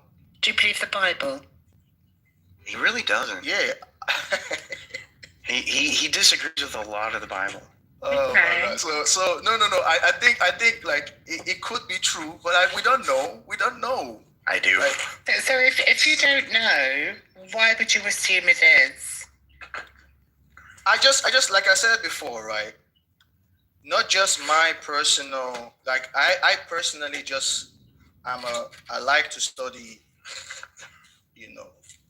religious texts, not just the second most horrible religious text on the planet. Not just the biblical text. I study a lot of biblical texts, and I also like to study like anthropology, like how cultures, were at certain times, and what built up, the social cohesion in these cultures. So there's a bunch of different things that I'm just joking. I'm sorry. No, you're good. But there's a bunch of things that I personally like to study. And I think that the Bible has done a lot of good for and bad. What good has it done? Well, yeah, it's hard, isn't it? Yeah. Are you asking what good has religion done? No, the Bible. Oh. Yeah, I mean, like if you just look at the way the Western world conquered Europe with a sword because of the book. I mean, not just the book, but the you're not refuting that they used the sword, though. The objectical more. I know, but yes, they did. I agree with that. Which is a whole conversation of its own. But there were certain moral, I guess, principles that sort of won, and I think. Any of the morals that are good that came out of... I'm sorry. I think they're valuable today compared to anything else. Any of the good morals that have come from Christianity came from outside the Bible. You understand this, right? Same with Judaism. Anything good that is like that the Israelites believe doesn't come from the Bible. What you mean by that doesn't go? Like the Bible. Well, okay. What is a good? Which is a good care of the? All, like that's not in the Bible. Where's that in the Bible? You know what the Bible says about taking care of the poor? It says, leave a tenth of your land don't harvest it, so that the poor people can come along and grab it themselves. That's as much, and then indentured servitude. Those are the only social nets that the Bible has. No, but it has certain ideas that I don't think the Bible ideas like what? This quasi equality. I mean, it's only for the Hebrew people, right? It's not for the rest of the world. You're not supposed to leave a tenth of your land unharvested so that the Gentiles can come along and pick it up, right? What about the gay community? It sort of shows ideas like, for example, it talks about the stranger, right? He said the stranger should be treated as though he's one. I don't think many... I mean, that's just so that they can keep you in... They can stay long enough to have kids, and you can make slaves of their kids. Yeah, and you can put an all through their ear and keep them forever. Yeah. That's the only reason why that verse is there. I understand that. Capitalism doesn't enslave people and beat them within an inch of their life so long as they don't die within a couple of days. No, but he uses he has to use a certain. But do employers get to beat their employees within an inch of their life as long as they don't die within a couple of days? Oh, it doesn't matter though. That's happening somewhere. God can give where you somebody's getting twice the different family members that you kill. Doesn't matter if they're not the same. So do priests still burn their daughters if they have sex before marriage? Unless it's Lot having sex with his daughters. Oh, sure. Those daughters are fine. Those girls, you don't have to burn them. Lot wasn't a priest, though, I don't think. God knew that they were sexually immoral and they were going to do a sexually immoral thing, but he still let them live, but he turned the wife to a pillar of salt just for having a look at the destruction. Of her home. I mean, I'd be hard. I took a second look at my home while it was being destroyed, and I just drove past it for 5 seconds.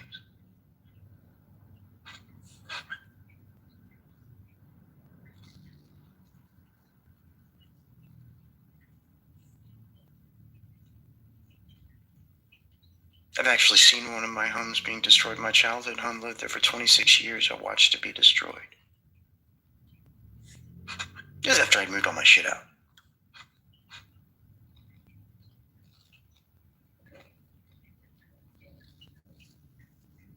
Yeah, don't blame Lot's wife at all for taking a second look at that. God's just a meanie pants. Hey, Donald, I know you don't read the chat, but Crimsonite's kind of poking the bear with you. Oh, yeah? Let me see. Is it worth me getting a headache for? Well, I hope you don't get a headache about it. He's just stirring the pot, so to speak. Reading gives me a headache. That's the thing. Why a pillar of salt, though? Failure by facing Gavin in a rematch debate. I've talked to Gavin many times since then, and he doesn't have any desire to have a rematch debate with me. He got smeared too badly the first time, and he knows it. Any confident atheists here willing to defend their atheism in a formal debate with Gavin? Gavin sucks at debates. Any a 5-year-old atheist could defend himself against Gavin.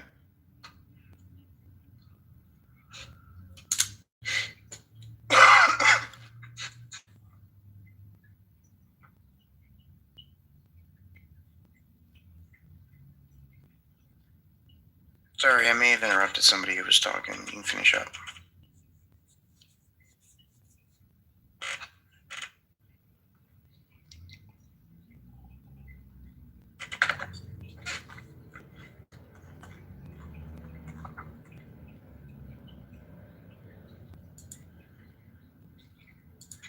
Do y'all hear that whenever it happens? That noise? You're clicking? Yes. No, the noise the computer makes. I was wondering if Clubhouse could hear it, because it's from Clubhouse. Sorry about the clicking.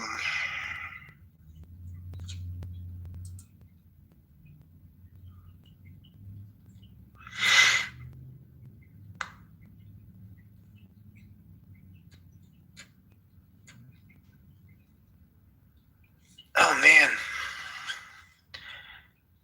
Was it Crimson Knight that was saying the goofy shit? Yeah.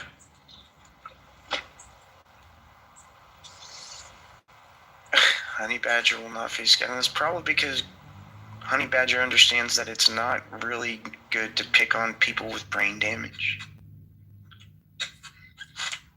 Gavin, I mean, as far as I know, he's never denied that he has brain damage. Every time I've asked him, he obfuscates. It's just picking on the mentally conditioned. I don't even know what to call it these days. How do I refer to this? I don't even know. The slow kid in class, how about that? The actually mentally disabled guy, that's the one. Mentally disabled.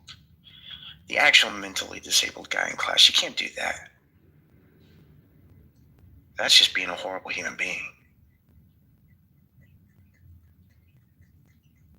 Couldn't get the words out because my brain doesn't work. You think all believers are mentally disabled? No, that's not what I was talking about. I was talking about Gavin and Jen specifically has brain damage from boxing.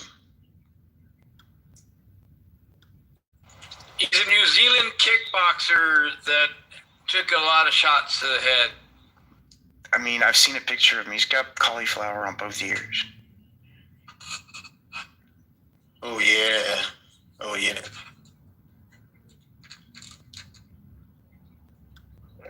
You can't get cauliflower on your ear without brain damage also.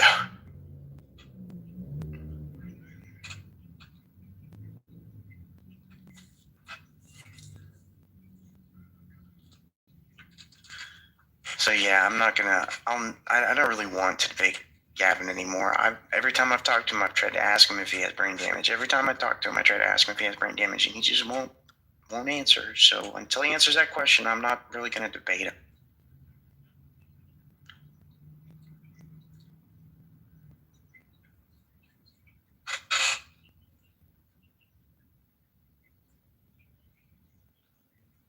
No, he doesn't care about an honest atheist. Otherwise, he'd have an actual conversation with me. He just wants to inflate his own ego by hearing himself speak for 15-minute openings without being interrupted.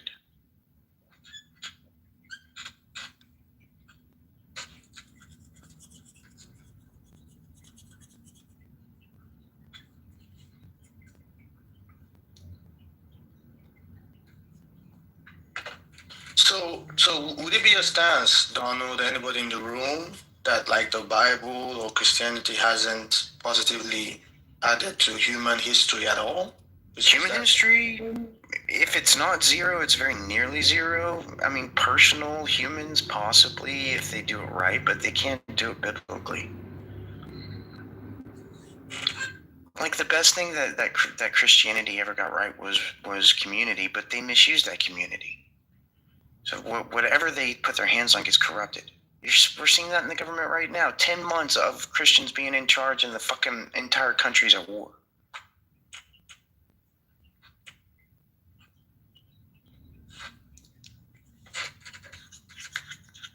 Yeah, I'm not gonna fight that. That's true.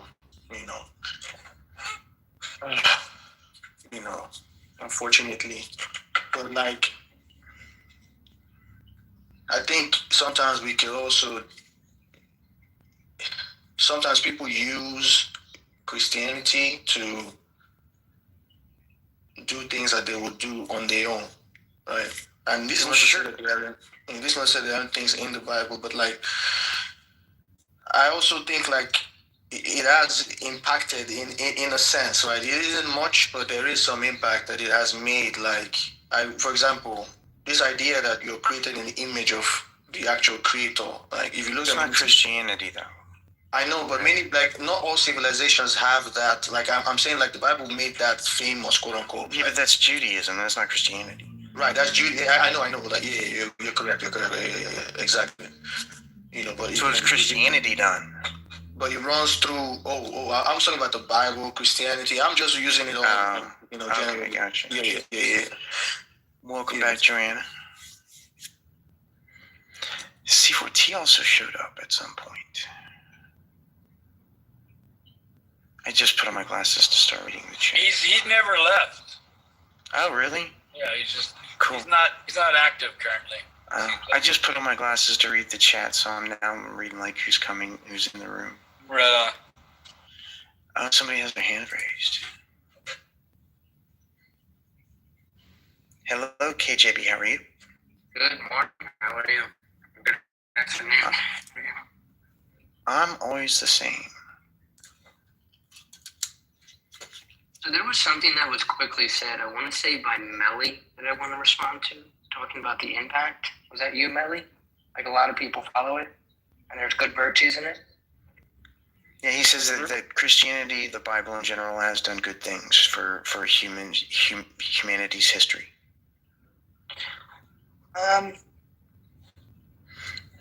Yeah, to some extent, but I don't think that makes what's in the Bible true. I don't think it's true. I agree. No, we weren't trying to verify anything. I was just asking if you thought there were anything, that's come out of the Bible. I was just trying to understand, or get his understanding on that. But of course, it doesn't prove anything.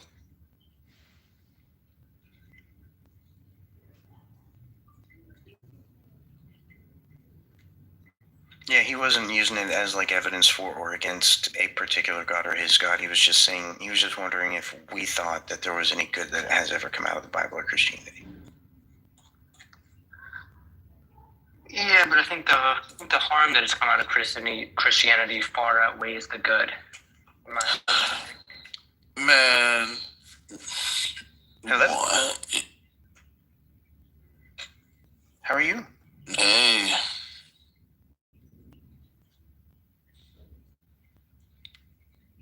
Did you want to say something? Go ahead. Yeah. Go ahead. I don't know. I feel like I thought this was like a what is God? Oh, okay. Never mind. I like to talk to theists about God. You like to talk to atheists about God? Or theists? There's no point talking to an atheist about to theists. Oh, to theists. Yeah. Well, I'm a theist. I mean. Awesome. Yeah. Which God do you believe in? Ooh, you almost got me there, huh? Don't know what that means. God, there's only one God, right? So, which one is your one God? So that's a gaslighting question, but I got the answer for you. No, it's not. Oh, actually, it's not even an answer. It's more of like a correction. Oh, this guy's either a Christian or a Muslim. That's for sure. No, there's one God. It's not. I know. That's what they all say. No. You're laughing because you're triggered, but you're using it to offset your. You're not comfortable with the topic. Dude, I'm not comfortable with this. My room. Hold on a second. Wait, who said look, dude? And who keeps trying to use comedic relief to offset their there, Emotion. I didn't catch what you said. Which God? I was talking to Donald, and then a bunch of you guys got triggered, of course. And you're using the laughing to try to offset your emotion and your hatred. No, I'm just asking you. You see how that works? You see how I got you guys rattled up and shit? Of these people, who do you think sounds the most emotional? Us or you? You guys are no, you guys are forced laughing. That's a clear indication that you're bothered. Little Trump. Little Trump. My tone hasn't changed not once. Energy stays consistent. I'm just asking which God. I didn't catch what. And you also need your supporting cast, which also doesn't help your. You know what I mean? I'm asking you which God. Okay. It just makes me look stronger though. Let him speak. Let Trump say his piece. Yes, please. Which so God? There's one God. There's one God. There wouldn't be no point of multiple gods, right? That would be stupid. There's one God. I'm asking which one though. There's the Creator. Well, is it Allah? Is it Yahweh? Is it Jehovah? No. Those are names, right? Yeah. So those are names, right? Those are names. I'm answering the question, T. So please get your nipples softer than what they are now. Oh wow! How did that? Yeah, happen? like answer the question, bro. Like they asking you, like I'm a Christian, but like they asking you direct questions, bro. Like why you presuming? He got kicked out. Hey, why you presuming? No, like he's got the audience. He's in the audience. He can come back up in a minute when he's ready to answer the question. Just answer the question. Like you could say like Buddha. You could say like Krishna.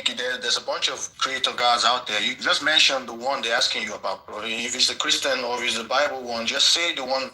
You can't just presume that okay, there's one God. Like everybody doesn't know that. Everybody doesn't follow that. What's wrong with you, bro? I follow that, but I they're pantheists. Like, what are you talking about, brother? Well, if he's just a deist, if he doesn't know which God he follows, but he's saying it's just one God, then he's making up his own religion, isn't he? That's all it is. Come up. Come and tell us which God. Well, you don't need a religion to have a belief in one God, right? You can just believe in that God. That's it. But the point is, there's talk of many gods. Other people who hold a belief in a God, they call that God their one God. So it's a fair question to ask.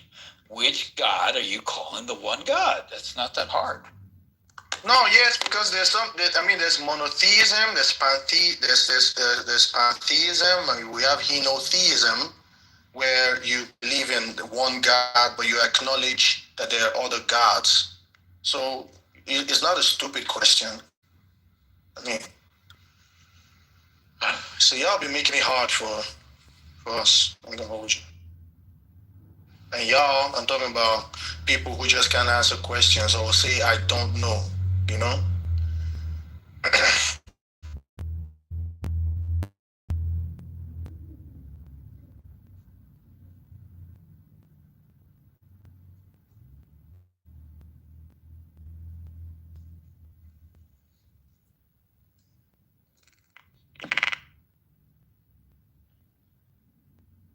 Anybody? Oh, never mind. Don't want to mess up the run here.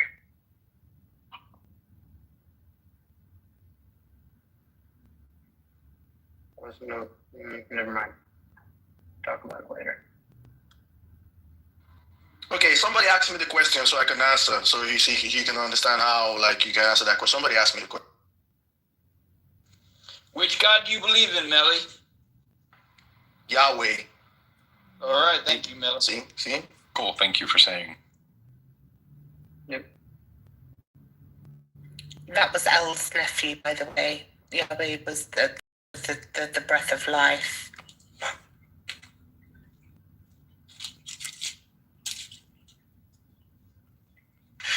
Yeah, historically, from the Ugaritic text, El is the main deity, and then Yahweh comes in at some point in history, right? So Yahweh comes in at some point in history. I believe the earliest records we have is the Meneptah Stele or something like that speaks of Yahweh. So, Yahweh started as smaller group, and then at some point it gets merged in history, and then theologically you see it in the way Moses is introduced to Yahweh.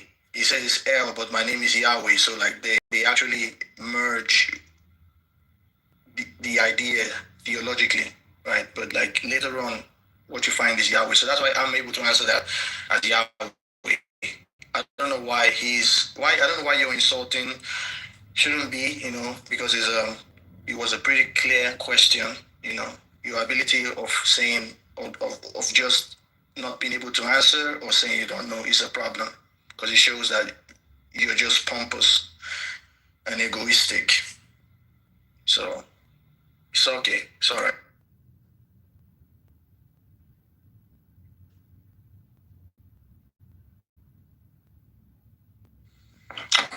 Ellie, can you hear me?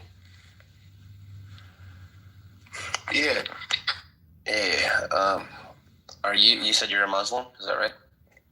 Oh, no. Christian. Oh, you deny Islam? I don't really. Yeah. Yeah. I don't care about Islam. Okay. Are you planning on having some special times when you die? Like, are you going to be doing anything unique when you're dead? I have no idea, bro. That's why I'm trying to live right now. Oh, wait a second. Hold on. You have no idea? Yeah, I really don't know. I could give you theological answers. I could give you... No. I'm just talking about you. Like you don't know if you're going to have special times when you're dead? I definitely don't know. Really? Do you think I'm going to have special times? I don't know neither. So you're saying that if I'm not a Christian, you can't tell me anything about my afterlife? That's crazy. I really can't. Okay, well, I guess He just doesn't want to say that he thinks you're going to hell. He just doesn't want to say it out loud. Well, hold on. No, not saying it out loud. I just don't know. Like, yeah, maybe he's serious. Maybe okay, then. No, and he's well, he also accepts that like the Hebrew tradition doesn't have an afterlife in the earliest days, which most Christians don't. Yeah, maybe he's more reasonable. That's what I'm saying. He could just be like, you're agnostic then, Melly, about the afterlife, right? Yes. Yeah. And the reason for this is like Dono just explained, right? I think he understands where I'd be coming from. Is the fact that the Hebrews didn't have that concept as we have it in the New Testament, and some of the extra biblical writings that may have added to the concept of hell and heaven, like Dante's Inferno, right? So that sort of seeped down into the psychology of Christianity for some reason. Right. Yeah. So that collides in my mind. So that's why I say I don't know. Yeah. So by your lights, heaven might not even exist, is what you're saying.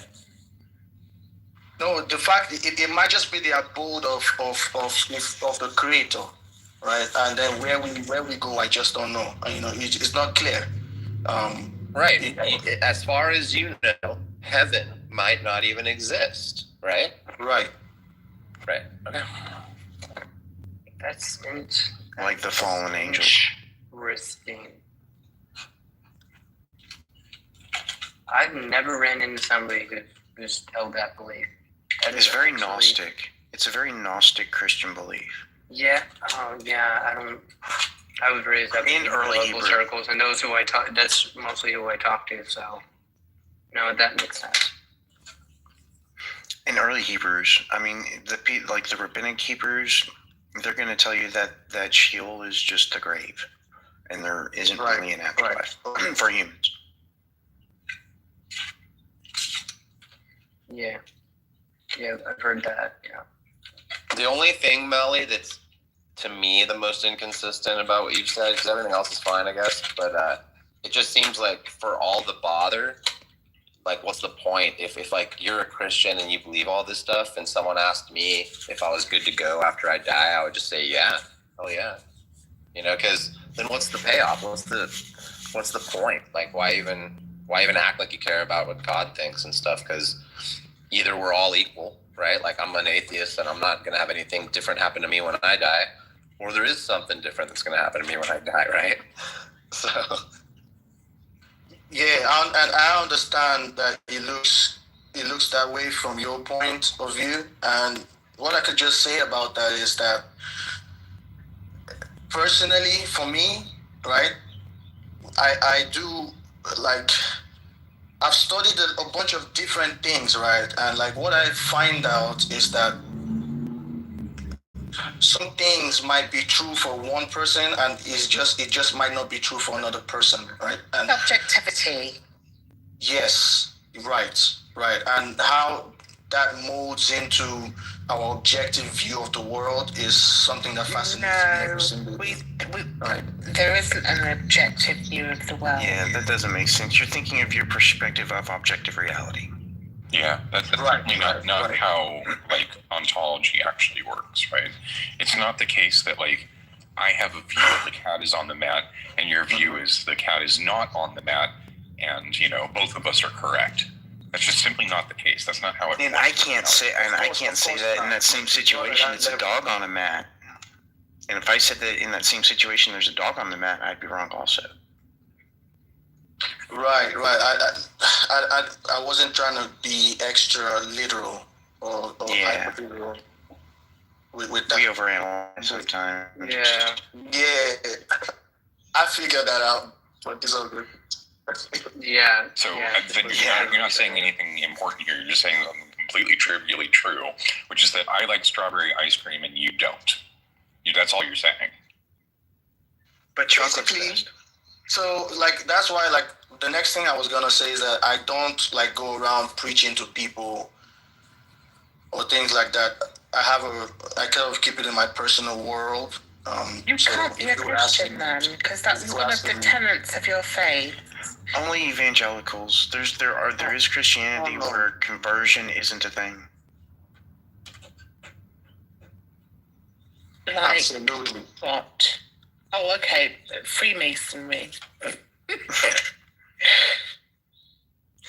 No, there's just like Mormons historically didn't convert. They married people into their religion. And then they wanted more money, so they had to start converting people. But like in the beginning, they didn't like conversions. That's what happened with Judaism. Judaism, you were born into it.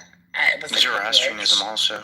Yeah, but then they had to open it up because people were, converting to other religions, and they wanted to open it up so that their religion wouldn't go out of fashion.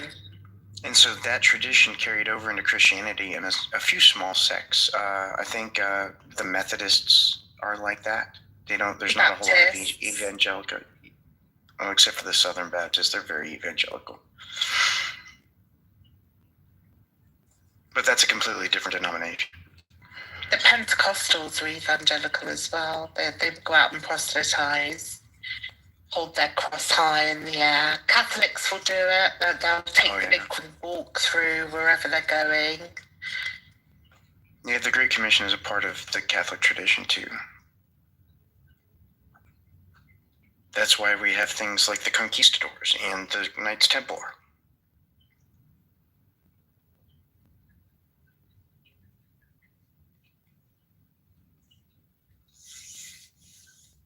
Though Spanish Catholicism was a little different than European Catholicism. Yeah, it's a little spicier, Frank, come and tell us about Islam. I hate talking to Muslims. Frank isn't a Muslim, dude. Oh, somebody said Islam. Islam is Muslims. What?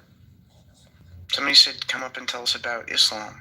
Oh, yeah, no, he talks about Islam, but he's not a real Muslim. Like, he doesn't really believe it, Got it.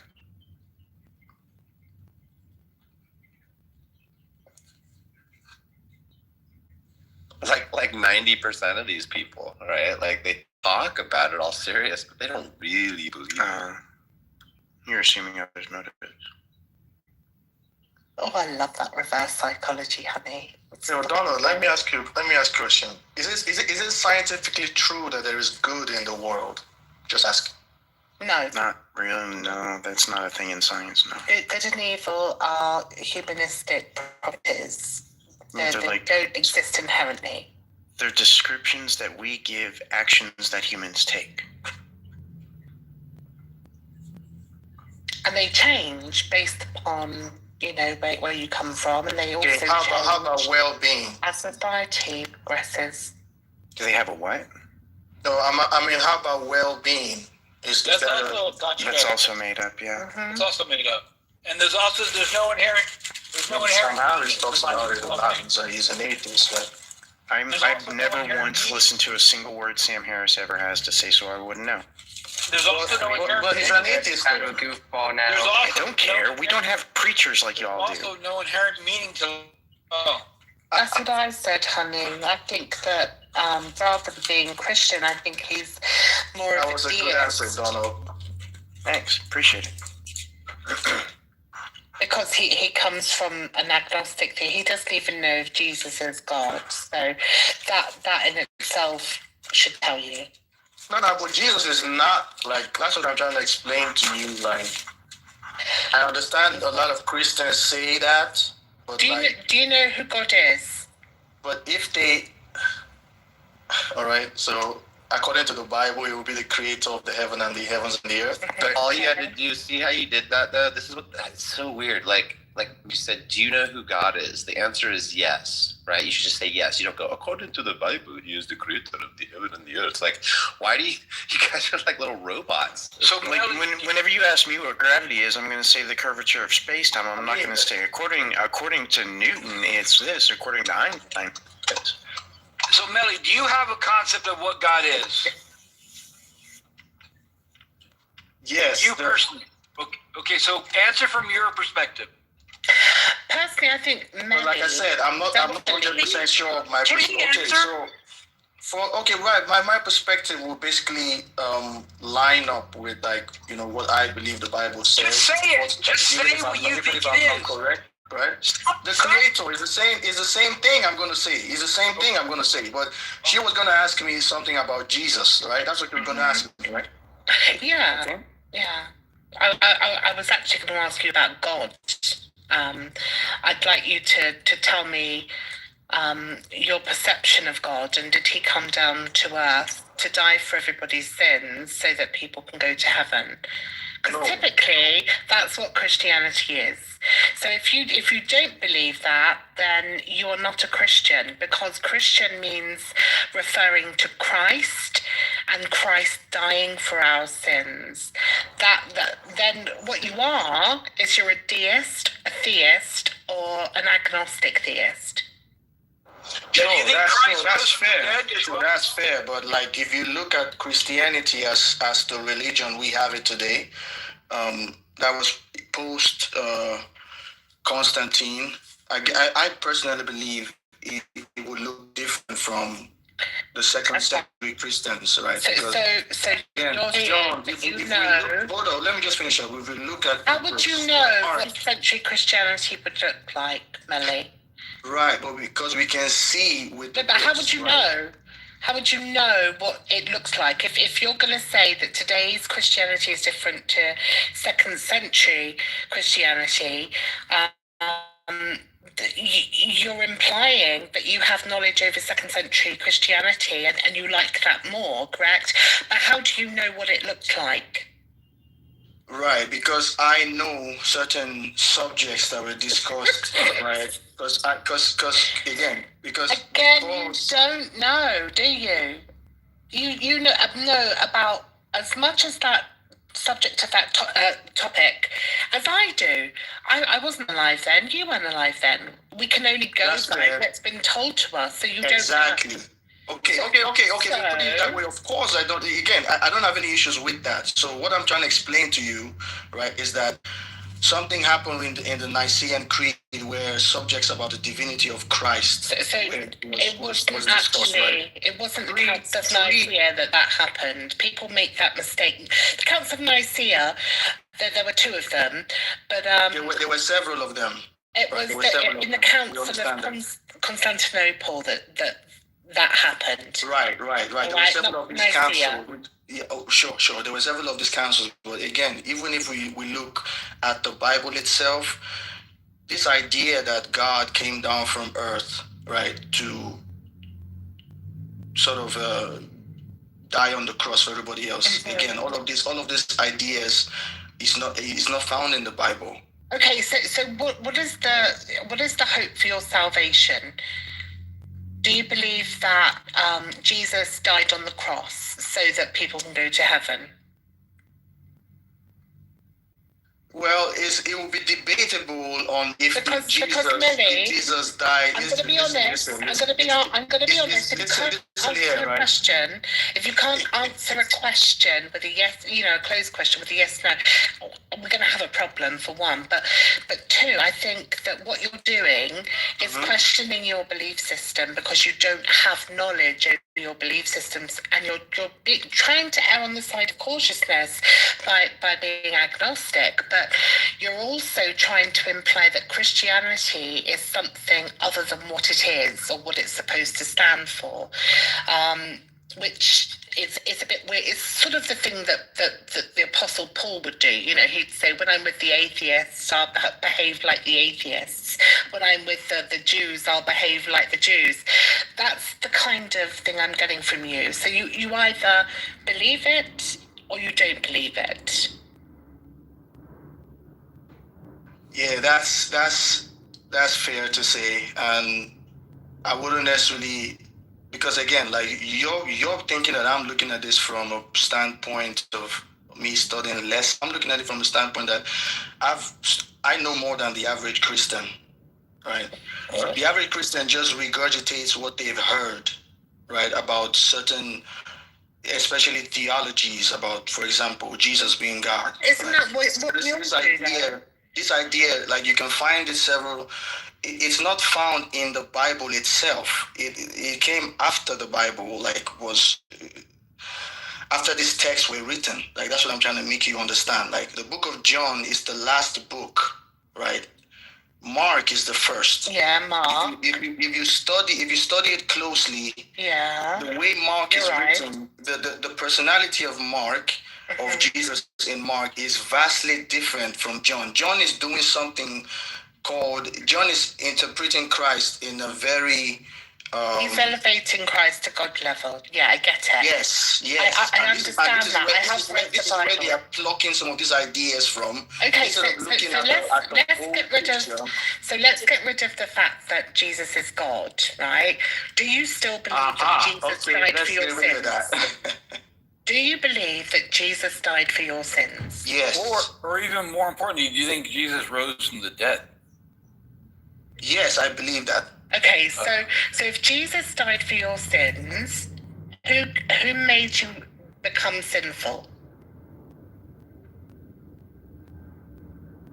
Me. Yeah. Why are you sinful? Yeah. Oh, you're talking about the concept of sin. Yeah. Why do you sin? Why do you need a savior? I think the idea will come from the fact that there are things that we do as humans that are short of the things we can do, right? So who created us? God, the Creator. Okay. Who created us imperfect? No, he didn't create us imperfect, but something happened in the garden. Something happened in the garden. So we were perfect. So my question is to you then, how can a perfect being do an imperfect action? It'd be like me saying God made a mistake. Does God make mistakes? You might not like this one, right? You might not like this one. I'm about to say. So you're gonna say yes? No, I'm gonna say, right? He created So it's actually I hate that I'm saying this because in the modern lenses of things, it's tough, Melly. Look, I don't hold to certain things. Hold up. In the modern lenses of things, I don't defend this bullshit, bro. So I know that, for example, we can objectively say that man and woman aren't on equal feet in the Bible. So what the Bible tries to point out from the book of Genesis is that Eve, and then the Bible sort of explains this later on as the woman being. Why are you telling us this? Because she was trying to explain. She was trying to. We haven't heard this story. Okay, perfect. No. Melly, Let me just get to the point. Melly, I've studied the Bible. I want to know. Let me just get to the point, right? The basic point I was trying to get to is that the man was perfect, the woman wasn't, and this was where. Oh, so God made the woman imperfect through the man, some way. Man. Right. Okay. That's like it sounds to me in the modern lens like that. Can I? Of course, because men don't make mistakes. Sorry, go on. Can I do something quick? But of course, I don't hold to that. Like I don't hold to that. Why say it if you don't hold to it? Sorry? Why say it? No, I'm asking what you believe, not what you're told to believe or what's in the Bible. I'm asking what you believe. So if you're saying this X, Y, and Z, and then you're asking me what I believe in the Bible, right? You're asking me a religious question, like again. And why does my belief have to be? Wait. I don't hold up 1 second. Why does my belief have to be one thing? Why can't I have so you believe in things that you don't believe in? Like. So what you're telling me, Melly, is that you believe in things that you don't believe in. I mean, that is the definition of insanity. It's not that I believe in things I don't believe in, and again, you just said you don't I'm using that. Again, you're using that word too strongly. Again, you asked me something that I believe I believe the Bible says. Now, if that is if what the Bible says is 100% true, I don't believe that. I can't tell you that it's 100% true, because again, the modern lens doesn't just fit into my understanding of modern humans and where we've come and how we've. Wait a minute. We've been to just doesn't fit with that. But again, wait a minute. I don't think I should be ostracized for holding certain views. Hold on a second. Even when I know that who's ostracizing you? Melly, hold on a second. What do you mean the Bible is true? The Bible isn't a proposition. It's a narrative. Right. I never did. I say it was true. I didn't say the Bible. I wasn't asking about the Bible, Melly. I don't know why you're we don't care about the Bible. It. We don't care I'm about some asking you narrative. your opinion. We're asking what you think. Right. So again, I could also give you what I think. Again, I'm Igbo, right? So we have traditional values or traditional beliefs. We also have a creation myth. So if you ask me also what I believe about what our Igbo people say about creation, I could also tell you that. Now, which one do I say is true? I don't know. So you don't know your own belief system? You don't know what beliefs you actually hold? It sounds that that's what you're saying. You could say it. You could say that, but I don't. Okay. Hold on. This question. Wow. This is what religion does to a brain. Hold on. So then, why hold that belief? It doesn't make any sense. Because again, I don't think that it affects my inability to understand other beliefs or to act in ways that could be detrimental to myself or other people, right? So that part I believe on. I just have a love. Again, I just have a love for not just reading the Bible, but I read a bunch of different religious books and stuff. So I really like reading those books. So. Have you thought through that position, Melly? Like, did you really just try and say to me that holding false beliefs doesn't hold consequences? Because that's ridiculous, right? Yeah, I mean, we believe in Santa Claus. There's a bunch of things. Nobody believes in Santa Claus. Santa? No, not me, of course, but no adult. Wait, does. you believe in Santa Claus? I do. People do. People believe in Santa Claus. No, they don't. Children believe in Santa Claus. Absolutely.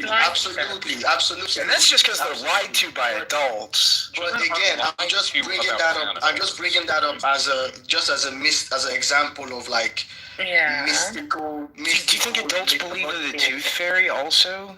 Mythological so when a creatures, child finds out that Santa isn't real or the tooth fairy isn't real, do you think they're ecstatic about that? Or do you think that it's quite deflating that actually this story was lied to? Especially I was sad. when people take the mickey out of you for still. I think there's an abstract dimension. There's an abstract dimension to that. The Santa Claus could be broken down. It doesn't have to be a literal thing. It could be broken down into you could look at it from a. But the mythology of Santa Claus is a true story. You could look at it from a philosophical concept. You could look at it.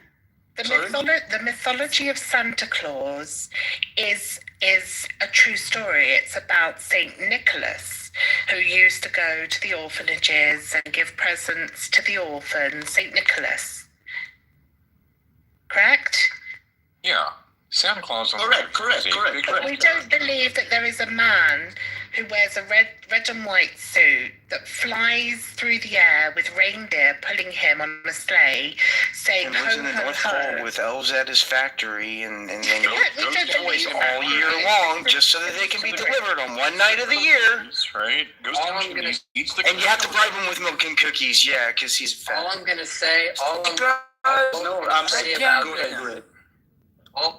say about this is if Santa Claus isn't real, why is the milk drunk and all the cookies are gone? And the presents. Checkmate, Santa denied. No, Santa Claus definitely. I'm not. I got a phone call from one. Like I don't want you to think like I'm saying Santa Claus was real or anything. You got me. Santa baby. Santa Claus definitely isn't real. I wasn't saying Santa Claus before, but all I'm simply saying is that they're abstract. God they're abstract. Definitely isn't real. Go ahead and definitely isn't, but I'm talking about abstract concepts, right? That have which don't exist in objective reality. Fair. That's true. That's absolutely true. Hoach is a good person. He's a Christian. He will be logically honest. Hilarious. Hoach is super. Come on, bring Hoachy up. Hoachy will tell us all what he believes. Hey, Melly, really quick, just so you know, if we run into each other again, I think you sound like a nice dude. I think your approach. You know what? And I think that you're just kind of like a deist-leaning Abrahamic framework because of whatever it is emotionally that you're tied to. That's a fair breakdown, and I appreciate that. You know, that's a fair. Get the fuck over it and look at objective reality, you dumbass. For me, I think Melly. Such a good sport here, man. Yeah, I've learned a lot from Melly. I actually like his theology. Yeah, I think Melly is has fused two different religions. So Yoruba spirituality and Christianity. I think that's probably what's happened here. And I think that Kyle is right. Melly has. Yeah, you're correct. Not Igbo. Sorry, not Yoruba. Igbo. Well, you know, potato. Yeah, no, I'm you can't really say that. Those are Igbos come from Yoruba spirituality. It's Igbo is the word that is. I think it's something to do with like sacrificing yourself or something to communicate with things that are higher than yourself, something along those lines. And Christianity is pretty much like that. Yeah, Christianity is dying to yourself so that you can attain some sort of it. So it's which in itself is a powerful and it's very clever that when hang on, let me finish. It's very clever that when this was proselytized or evangelized to the Igbos, then absolutely they would have eaten it up because it would have had similarities. A bit like when Christianity came to the United Kingdom, they would make it very similar to the paganism that was worshipped here. You know, the winter solstice, Easter, things like that. Easter isn't a Christian holiday. It's really not, and neither is Christmas. You know, that's the winter solstice. Easter is the celebration of new life. But because they're very similar, Jesus represented new life. You know, the association there, people buy into it because they're already primed to believe in it. Does that make sense? Yeah. Total sense. Yeah, makes sense. Yep. No, it doesn't really make sense because there's a lot of people. There are a lot of people that are raised Christian, raised Catholic, including myself, who turn away from God because they don't like the way that they're being introduced to God. And you know, someone that like has me, absolutely nothing to do with it. Someone like me, can revert back into Christianity after coming to my own understanding of Jesus Christ.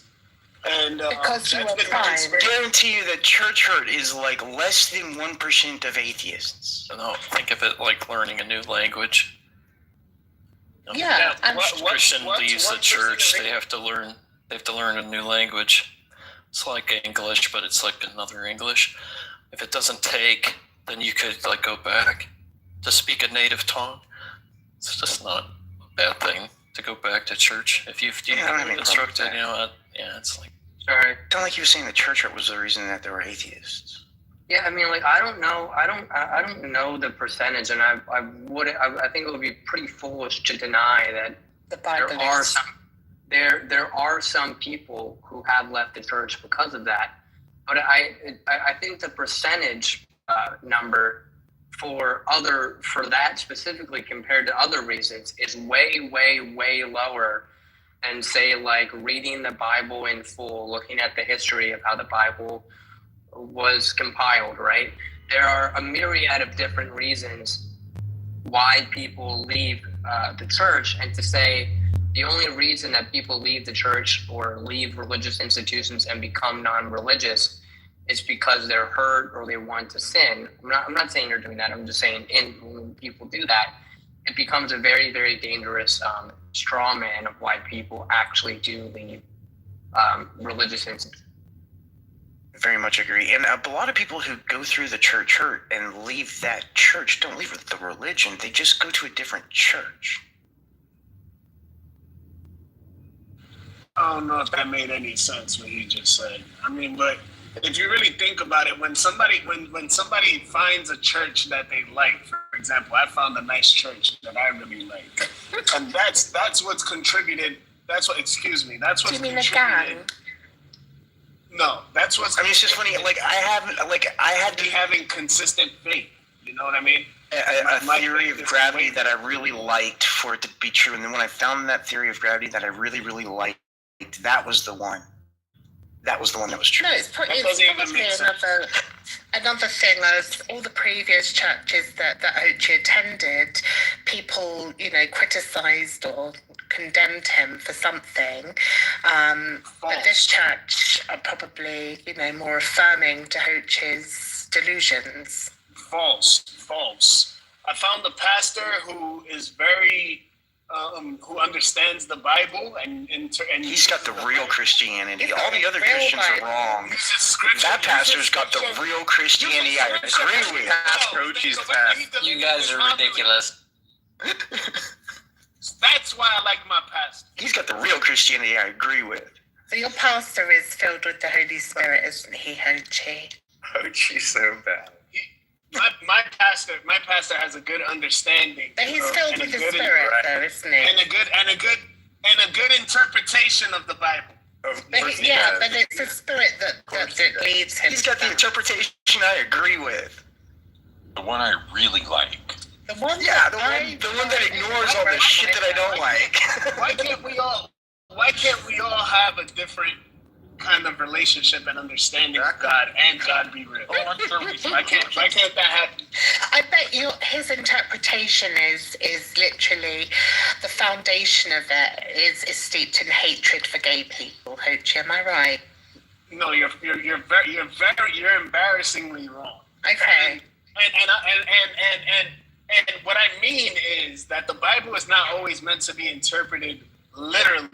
You know, there's different ways to interpret different stories. According and that's what already my getting pastor- sleepy, dude. That's Wait, what my according to pastor whom? is very good at. According to whom? According to the truth. No. According to whom, I asked. The truth is not a person. So who are we asking here? God. No. God is We're not not a asking person. God, because you're not God. We're asking you, is this your opinion? It's not my opinion. Then where did you get this information from? From being spiritually inclined. Okay, so now you're just going to talk out your ass, right? Yeah, it just magically appeared in his brain. So, I mean, obviously you're just say You're history. talking Just a say, lot. Hoochie, just say history, because in history you can point that the Jews had different sects, different ways of interpreting information. They had like the Essenes, the Nazarenes. At some point they had the Maccabees. So yeah, that's how you should interpret that.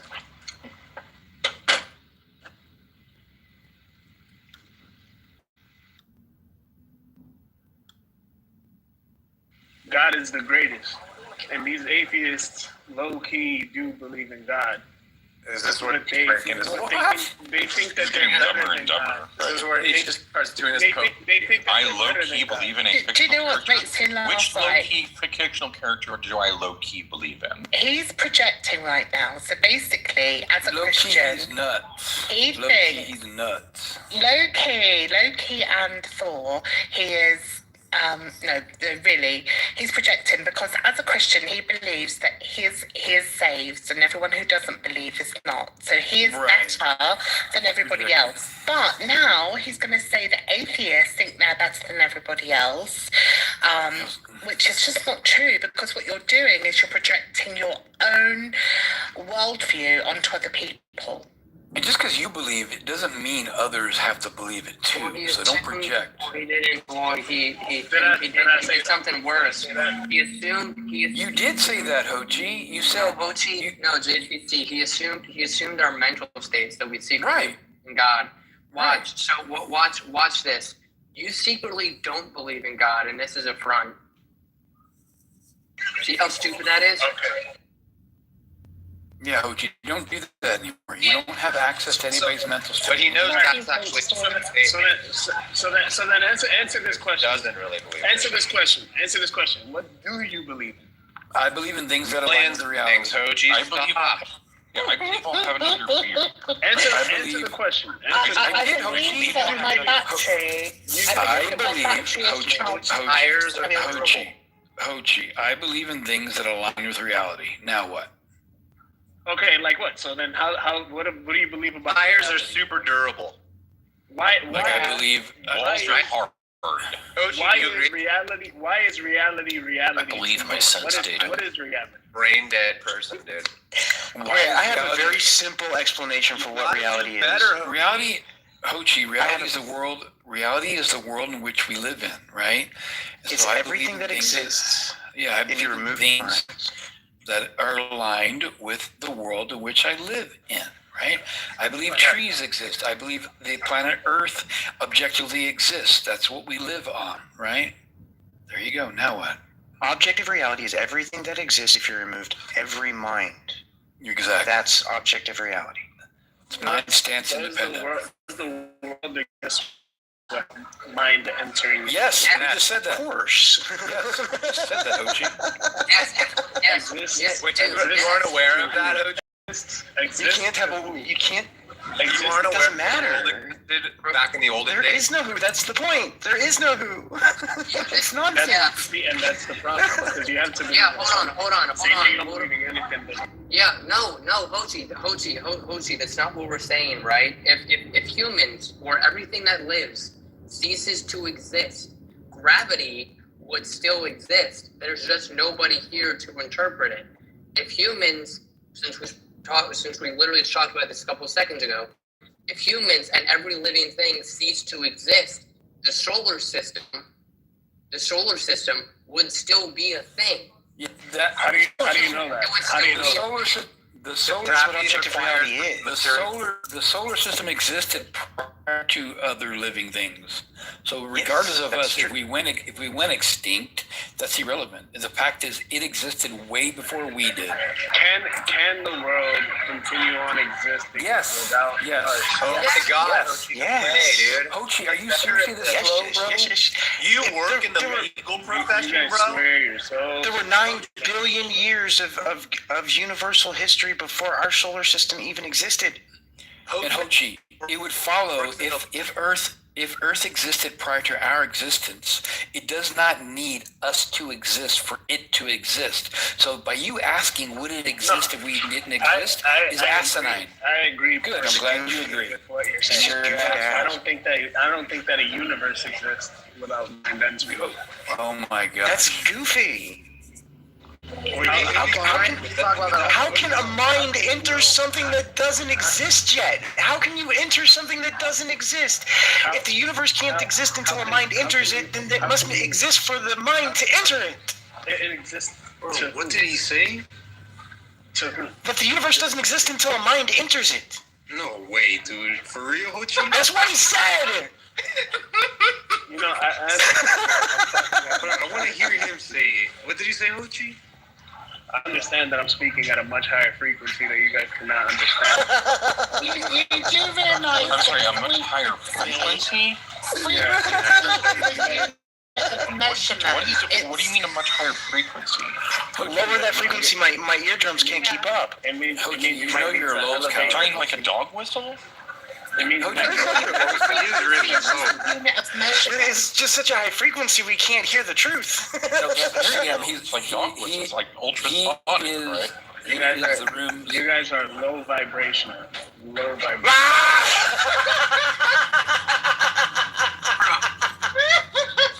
Bro.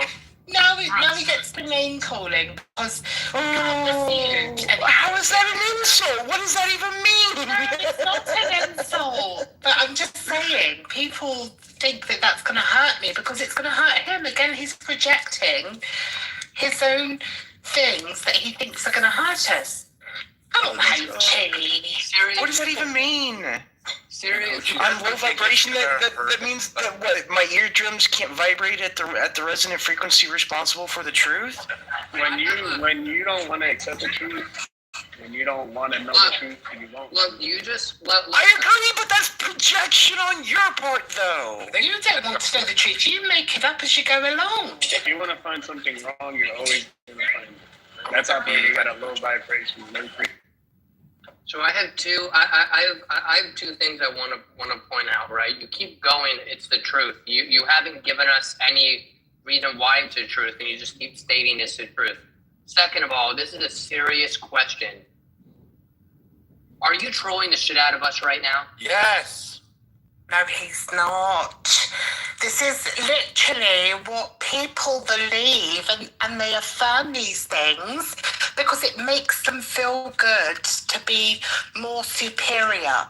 So these people are low frequency means that he's on a higher frequency, that he's better than. Correct. Black beans and chicken. Correct. Yeah.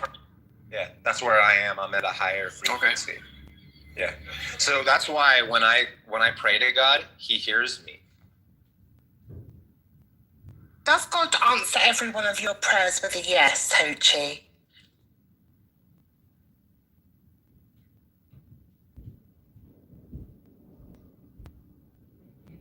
Yeah, Hochi's a troll. He says he works in like the legal industry, like he does something with like paralegal services, or he's like an up and coming attorney, or he's studying for the bar even, or something like that. Did I just remember? So he has to be trolling. Objection, relevancy. You guys are unable to comprehend the truth because you think that you know it. Objection, hearsay. He's just not that. He doesn't have a dynamic language. He's not very charismatic about this. Like he just runs out of material and then it flops. That's all. Objection. Yeah, that's Badgering sad. the witness. Objection, argumentative. That's right. Fuck, I'll badgering the witness. Exactly. Badger the attorney too.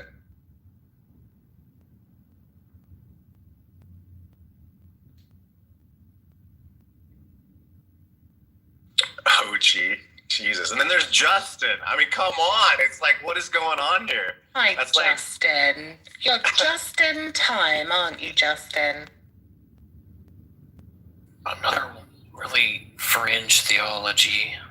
There's a bunch of them. There's so many unique believers. There's like 3 fringe competing theologies all here at once, right? Holy shit. Oh, if Cat's a 4th.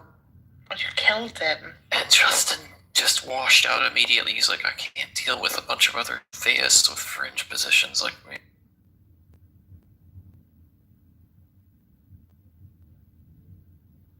Yeah, everyone's got their own unique deal, huh? It's pretty amazing to listen to. Do you know, every single one of us we're all the Dunning-Kruger effect. We all think we know everything, but we know pretty much next to nothing. Exactly. The more you know that you don't know anything. Yeah, you don't know anything either, do you, Ho-Chi? Well, we can be pretty sure that God is like someone's fingerprint. It's like a unique psyche embolism and that's why they're all unique. Everyone's God concepts are sort of like fantasies of the ego or some other dumb shit language. Like one thing that Ho-Chi does know is that he's unable to prove God exists. That's one thing he does know. Not to you. Well, you've never been able to prove it, Ho-Chi, so I'm going off of past evidence.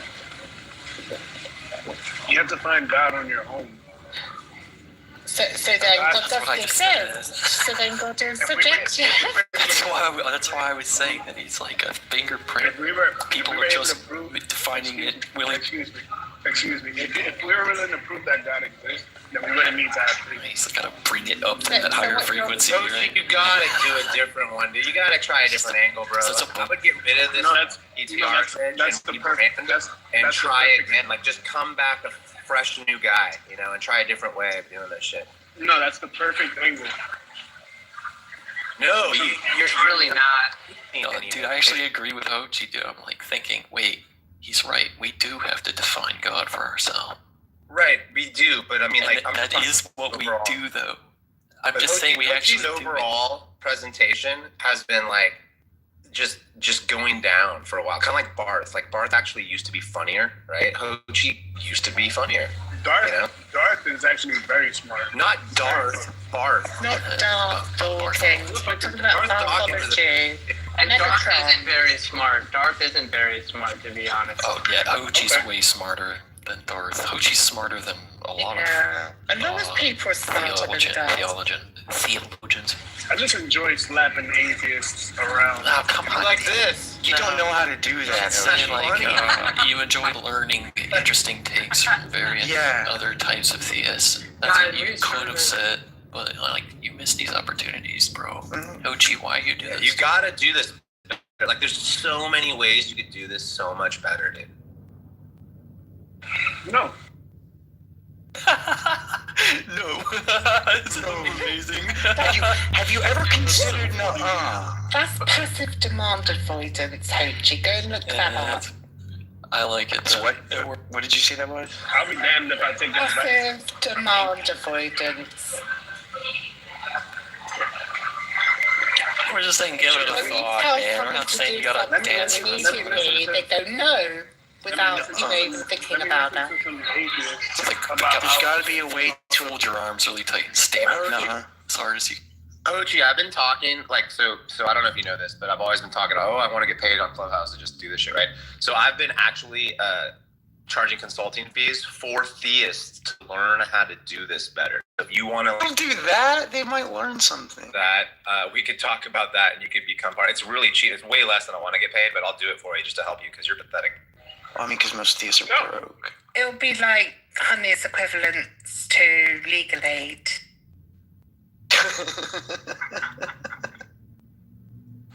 Real apologetics 101. Yeah, taught by an atheist. I mean, yeah, like, dude, I could totally help you, OG.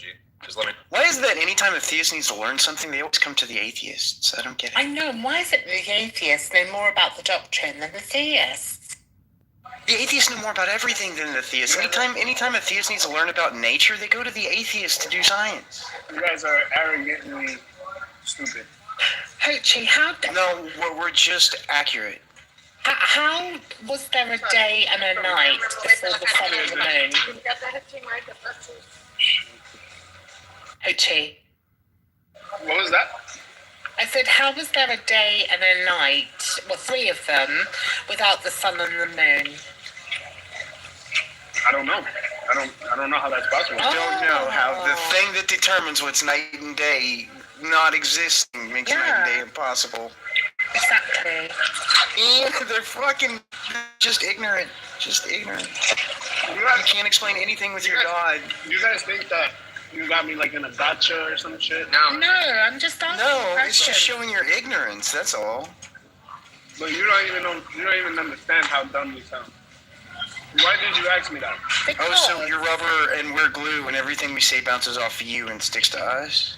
No, I don't think he's stupid. I just think he's willfully ignorant. That's all. Because it makes him feel good, and there's nothing wrong with that as long as you're playground honest and say that that's the reason why you follow it. But yeah, I think that the sun is what emits light, and the Earth revolving is what causes day and night to happen, because a shadow is cast when the other side of the Earth is away from the sun. So for there to be day and night, you need the sun. But you can't have 3 days and 3 nights without the sun. The sun was created on day 4, but light and darkness were created on day 1. How? And you can't tell me that it was God is the light, because then if God is everywhere, there would be light everywhere, and there would be no difference between night and day, so there couldn't be night and day. And if God is Can't use that everywhere, excuse. if God is everywhere, then he would also be light all day. There would be no night. There would so be it no would just night. there would be day. It'd be day 1, and the light was Day one there, and the forever. light was there day 2, and the light was there, and the light was there day 3. Also on a macro, what is it? Yeah, macro is small, right? No, micro is small. Also on a micro level, I'm in my basement right now. One half is lit up. I'm working.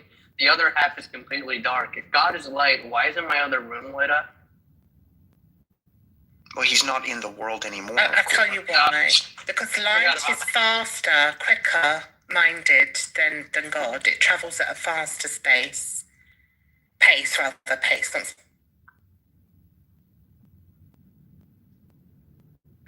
I mean, God, is supposed to be everywhere and in everything, but, But what is hell, there's some things he Christians? doesn't know. Christians, what is hell? The fiery lake. No, it's the absence. Most Christians now will tell you it's the absence of God, who is not absent anywhere. Yeah, it's stupid as fuck. Yeah, how is that possible?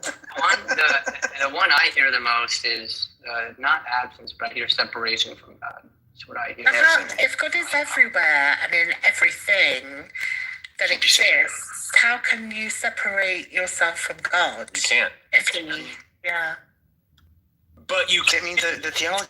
Hold on a second. Let me get out my Bible. Hold on a second. I'm going to tell you how you can separate yourself from the all-present God. Hold on a second. Let me get my Bible. Well, I mean, just doing that. You exist. That's better than the God thing. Is telling a lie always a bad thing, Poochie? No. Not always. I don't. What's your book say? What's that ninth Okay, commandment? the answer is no, right? Just no, right? No. Just no. No right. Okay, with cool. Now mute up because you have background noise. No with clarification. No with clarification. Why? It's a yes or no question. What do you have to clarify, OG? We already know. We already know why it's not all. Yeah, so lying is not a bad thing when it is a bad thing. It's always a bad thing when it's not a bad thing. No, you can't. You can lie. No. Hold on. Not according to your Bible. The Bible says, I think it's Paul who says, and it's weird because Christians always like to point to Paul as somehow superseding Jesus. Paul says you can lie if and only if you're winning souls for Christ. Because Paul says, Paul says, I forget the exact verse. He has an argument with Peter. He has an argument with Peter, and Peter challenges him. And he says, "How can you say that what I'm doing is evil if I'm winning souls, for Christ by telling a lie? That's a good thing, surely." I think what Paul was trying to do was what Jesus tried to do when it came to working on the Sabbath. He was like, well, it's a good thing to work on the Sabbath, even though God said don't work on the Sabbath, which is going against God's plan. It's all very ludicrous. No, Jesus tried to use the example with David. I believe they asked him, and he said, was it lawful for David to eat the showbread, because the showbread was meant for priests, and David was not a priest. So I think he was trying to make a theological example with that. Yeah. Was it lawful for David to roll on the floor kissing Jonathan, crying and laughing and doing probably ungodly things? There's a lot of unlawful things David did. And so... Yeah, I mean, he killed Goliath. The Bible makes sure to definitely record that. With God's power, God said, thou shalt not kill. Why does the Bible record, if it were just about the good man, it would have just recorded the good things. But he made sure, To keep people compliant and living in fear. God can kill anyone. And he can at any time with anyway. Anybody can die at any time, that's true. No, but only God takes the spirit. I mean, even Jesus said, into thine hands I commend my spirit. So, come on. God can kill you without being there, without you seeing him. Yeah, the statement you made about this idea of God not being in hell or something like this, Christians made that up. So God is going to be in hell. Yeah, he proudly admits it. Yeah, because I think Psalms 139 verse 8 says, if I ascend up to the heavens, you are there. If I make my bed in Sheol, and Sheol could mean like the land of the dead, you are there. So like this idea that whatever the land of the dead would be. Well, he refers to it also as Hades, doesn't he? He refers to it also as Hades, which is a very Greek concept, because Hades was the brother of Zeus. In the book of Revelation, it says, that Hades was even thrown into the lake of fire, the underworld, and death. Death was thrown into the underworld. I mean, that's borrowing from the Ugaritic text where the god Yam actually defeats death. Millie, I'm going to put it to you that you don't really believe any of this stuff. The only that you say you believe that is because you're afraid of dying. Am I right? I'm definitely not afraid of dying. That's where you got that wrong. Okay. So you don't fear death in the slightest, no? Absolutely not. Okay. So then, why do you believe in an afterlife? Like I said, I never told you I do. I don't really care. All I know right now is all I actually do know right now that is observable life I'm living right now. So do you believe in the afterlife? It's possible. No, I didn't ask whether it was possible. I'm asking you a yes/no question. Do you? No, he's answering you. He's answering. And I'm telling you exactly how I see it. It's possible. He's agnostic to that. He's agnostic to the afterlife. No, he does. But even if it, even if it was or it wasn't, like even if there wasn't nothing, like I don't have no problem. Listen, I don't have no problem. asking Melly whether he knows an afterlife exists. I'm asking if he believes Listen. I don't have no problems with nothing just being pure darkness after death. I don't have, because again, you can find that in certain Hebrew ideas. But so whatever, Melly, but do you this is not a black and white thing. Like the Bible itself is not even black and white. Why is it so difficult? Sorry? He's answering you accurately. He is agnostic to hell. He doesn't know if hell exists. I'm asking you exactly. He is. He doesn't know if hell exists. Yeah, we already covered that. Refers to knowledge. Okay. Never. I just muted everyone. Yeah, you muted. He does not listen. Enigma. He does not know if hell exists or not. He is agnostic to hell. Okay, I don't care what he's agnostic to, Donald. I'm asking what he believes in, which has no knowledge. He does not know. He will never answer any other way besides he does not know. Heaven or not, remember? Yeah, he thinks there might be a heaven, but people don't go there. But he doesn't even know. Donald listens perfectly, because that's exactly what I meant with heaven too. So you don't believe in That's what I already feel. He will never change his answer. This whole idea that you're gonna meet dog. This whole idea that you're gonna meet your dog and your grandma, and everybody's gonna be chilling with some gold and stuff. Listen, I don't know. It might be some people do to feel good. It might actually be. It might also actually be the case. I don't really care. All I care about is living the life I got right now. But Melly, if you again, but I do. Okay, hang on, Melly. Melly, hang on. One sec. These ideas, Enigma, finish it.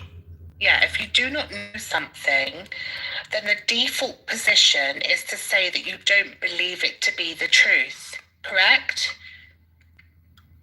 Correct. But you don't know neither.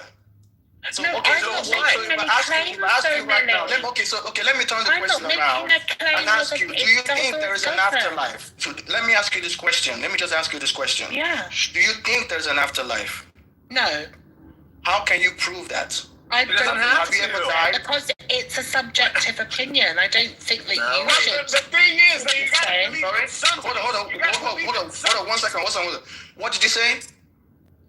It's a subjective belief, and looking upon you see how hard it is to say yes or no? No, listen. Just say no.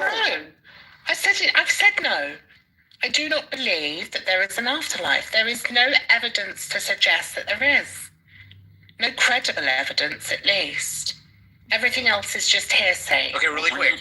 How could there possibly be somebody has died and came back? Like, you couldn't possibly, like for you or myself. Ellie, hold on a second. I don't think you were listening, because she started by saying no, and then you were pressing her like she hadn't. Like, what's going on here? He's not distinguishing between agnosticism and her belief. Like, I could say, this is why I say when people talk about God and they say, oh, I'm agnostic, it's uninformative. You can say that about anything. If you ask them in the now and you say, hey, do you currently believe a God exists? And they say no, right? Because they don't. Even if they're agnostic, right? They're an atheist. At least right now. They could change their mind tomorrow or later on today, right? So right now, he has these thoughts. Just leave it there. Like, you don't know, dude. We're cool. That's it. There's no burden on Enigma. There's no burden on Enigma to show you, oh, there's no way heaven exists, or the reason why she believes there isn't a heaven. Yes, there is. It doesn't have to prove that it's the case. She believes. That's all I'm saying. That's fair, Barney. That's what I was saying to you.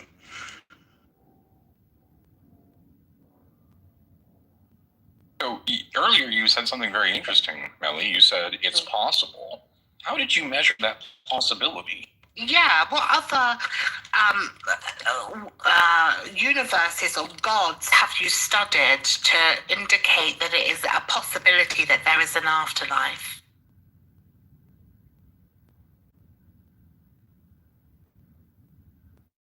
Okay, so the possibility of an afterlife, I think is just rooted in religious beliefs.